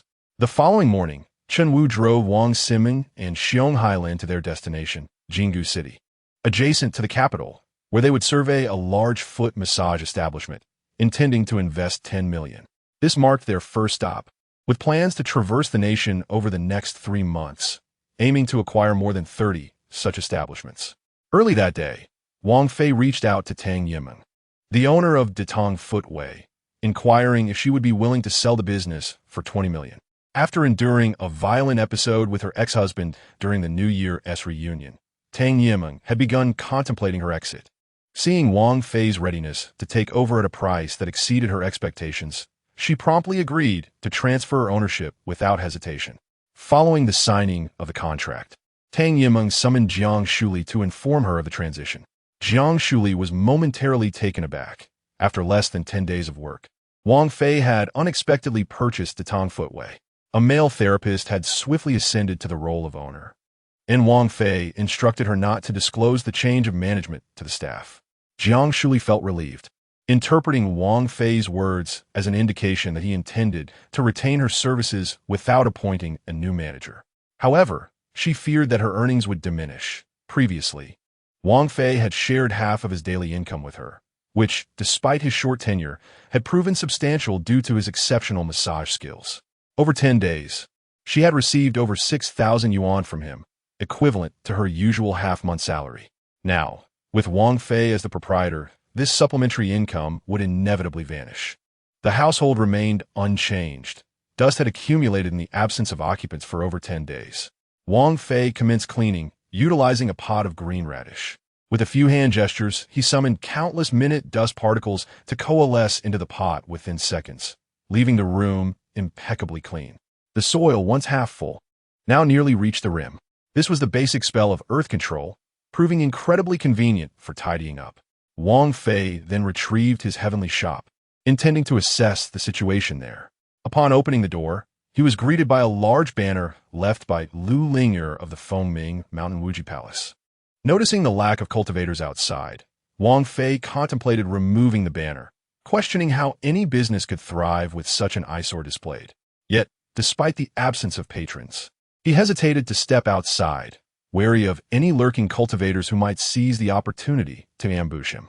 Given his current cultivation level, he would be a vulnerable target outside the safety of the heavenly shop. After a moment's deliberation, he abandoned the idea of removing the banner, realizing that until a better plan emerged, the shop would remain temporarily closed. A visit to the Baihuiyuan revealed that the Wudao tea trees had begun to thrive, suggesting a potential harvest within 2 months.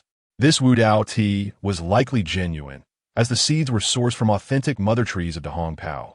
Unlike ordinary radish seeds bought from the market, the radishes in the 2 plots had nearly been consumed, leaving only a few behind for breeding purposes. Cultivating quality seeds required patience and dedication over an extended period. Just as Wang Fei exited Baihuiyuan, he received a message from Yi Chang'an.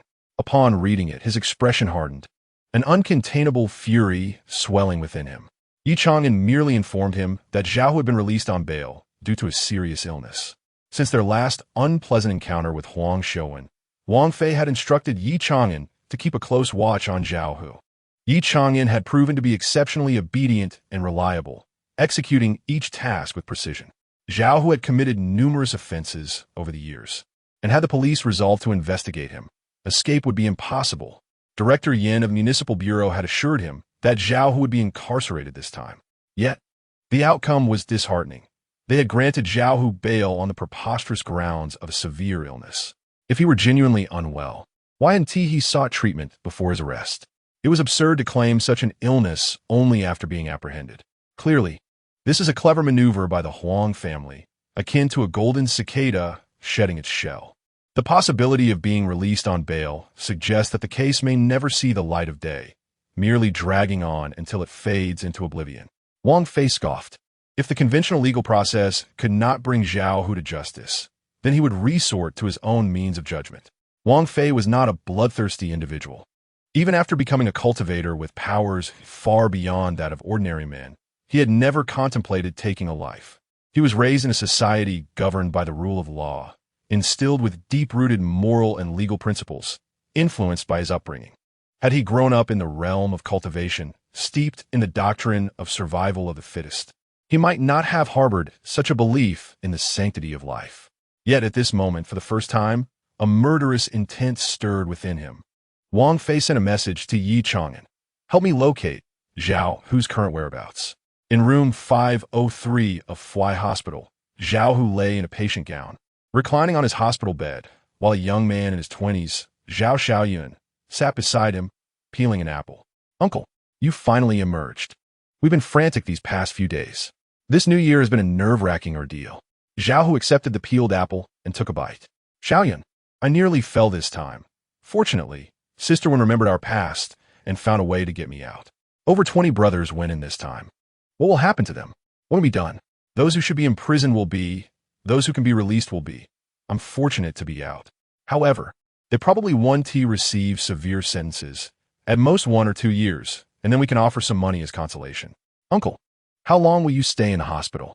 At the very least, I'll be here for 10 days to half a month. My condition requires at least that much time for recovery. We cannot afford any slip-ups. Xiaoyun, hand me a cigarette. I'm craving one. Zhao Xiaoyun produced a box of cigarettes. Soft Zhonghua. As Uga only smoked soft Zhonghua. He handed it to Zhao Hu, who placed it between his lips. Zhao Xiaoyun leaned forward with a lighter to ignite it. With a click, a blue flame appeared, and Zhao Hu took a satisfying drag. Suddenly, an unforeseen calamity struck. The flame from the lighter did not extinguish. Instead, it inexplicably expanded into a massive blue flame dragon, roaring as it engulfed Zhao Hu. He let out a piercing scream. His features instantly charred beyond recognition, and the fire dragon continued for a full minute before extinguishing. Chapter 95. Was the lighter the cause of death? Outside the room, medical personnel heard the chilling screams from room 503. A doctor and a nurse rushed inside. Upon entering, they were met with the horrifying sight of the patient. his face nearly reduced to charred remains. There was no need for further examination. It was evident he was beyond saving. The doctor and nurse turned their gaze to Zhao Xiaoyan, who sat frozen beside the bed. The doctor subtly signaled to the nurse, who nodded and hurriedly exited the room to call the police. Wang Fei passed by the nurse, overhearing her trembling voice on the phone. "Hello, police station? This is Fly Hospital. A murder has just occurred here, and the perpetrator is still in the room. We have locked the door. We want to let the murderer escape." Wang Fei made his way to the hospital's fire escape, ensuring no one was around, and took out activating its teleportation feature. In the blink of an eye, Wang Fei vanished from his location. Inside the hospital room, Zhao Xiaoyun was left in a state of shock. What had he done? Lighting a cigarette for his uncle had resulted in his uncle's death? This was utterly absurd. It was merely a lighter, not a flamethrower. How could it have killed his uncle? This question bewildered Zhao Xiaoyun. The doctor quietly exited the room and locked the door behind him. Minutes later, a police car arrived at Fly Hospital, and officers hurriedly disembarked, racing up the stairs to the 5th floor, arriving at the door of room 503. The doctor stood at the entrance, quickly explaining the situation to the police. As the officers entered room 503, the alleged murderer, Zhao Xiaoyun, remained dazed, clutching the lighter tightly. The police were puzzled. The extent of the burns on the victim suggested that only certain high-pressure flamethrowers could inflict such damage. However, no incendiary devices were found at the scene, leaving only the lighter in Zhao Xiaoyun's hand as a potential source of ignition. Could it be that a lighter had caused the death? Could a lighter truly kill someone? The officers found this notion preposterous and sought out the first responders to gather detailed accounts of the incident. At the police station, several officers were interrogating Zhao Xiaoyun. Name? Zhao Xiaoyan. Age? 25. Where are you from? Zhao Family Village, Shangtangu, Jinggu City. What was your relationship with the victim? Why would you want to harm him? Zhao Xiaoyan suddenly grew agitated, shouting, I didn't kill him. I didn't kill him. I merely lit a cigarette for my uncle. And the flame from the lighter suddenly grew enormous, igniting him. The lighter is the culprit. It killed my uncle, not me. The officer in charge of the interrogation was taken aback. The suspect seemed to be losing his grip on reality. If he claimed he was lighting a cigarette and the lighter had killed someone, then the real murderer was the lighter. This was unequivocally the most bizarre excuse an officer had ever heard in their career. If it documented his statement as such, he might as well resign. This was not merely disrespecting authority. It was treating the law as a joke. The officer certainly would not record such a ludicrous defense in the testimony and continued the questioning. Yet no matter how they pressed, Zhao Xiaoyan insisted that the lighter was responsible for the death, even swearing on his family's life that if he spoke a single falsehood, may his entire lineage suffer. In a tranquil tea house in the capital, Yi Chang'an sat alone in a tea room, savoring his drink. This was one of his favorite spots, known for its serenity and tasteful decor.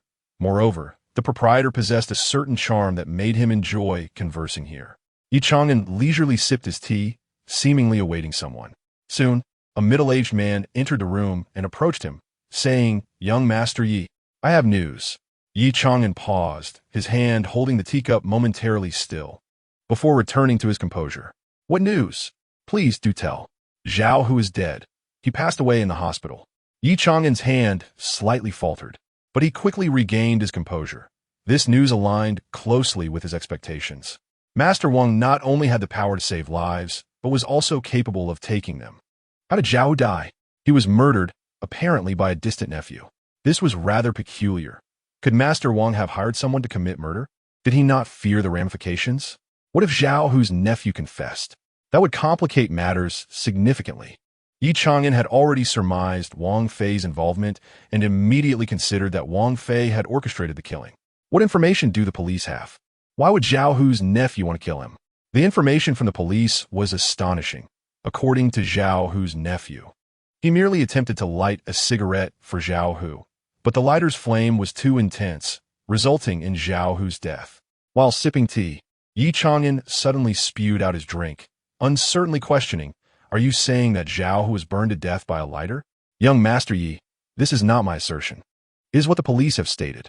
Almost simultaneously, Huang Shouwen received the news of Zhao Hu's demise. Upon learning that Zhao Hu had perished in such a bizarre manner, She felt a sense of absurdity wash over her, and suddenly recalled Wang Fei's warning from that fateful day. Do you believe that if you dare to bring Zhao Hu out, his fate will be far worse than imprisonment, and your Huang family will also face misfortune? Now, Wang Fei's ominous words had come to fruition. Indeed, Zhao Hu's fate was dire. He had died, in the most peculiar way imaginable, burned by a lighter. How had such an eerie event been orchestrated by Wang Fei?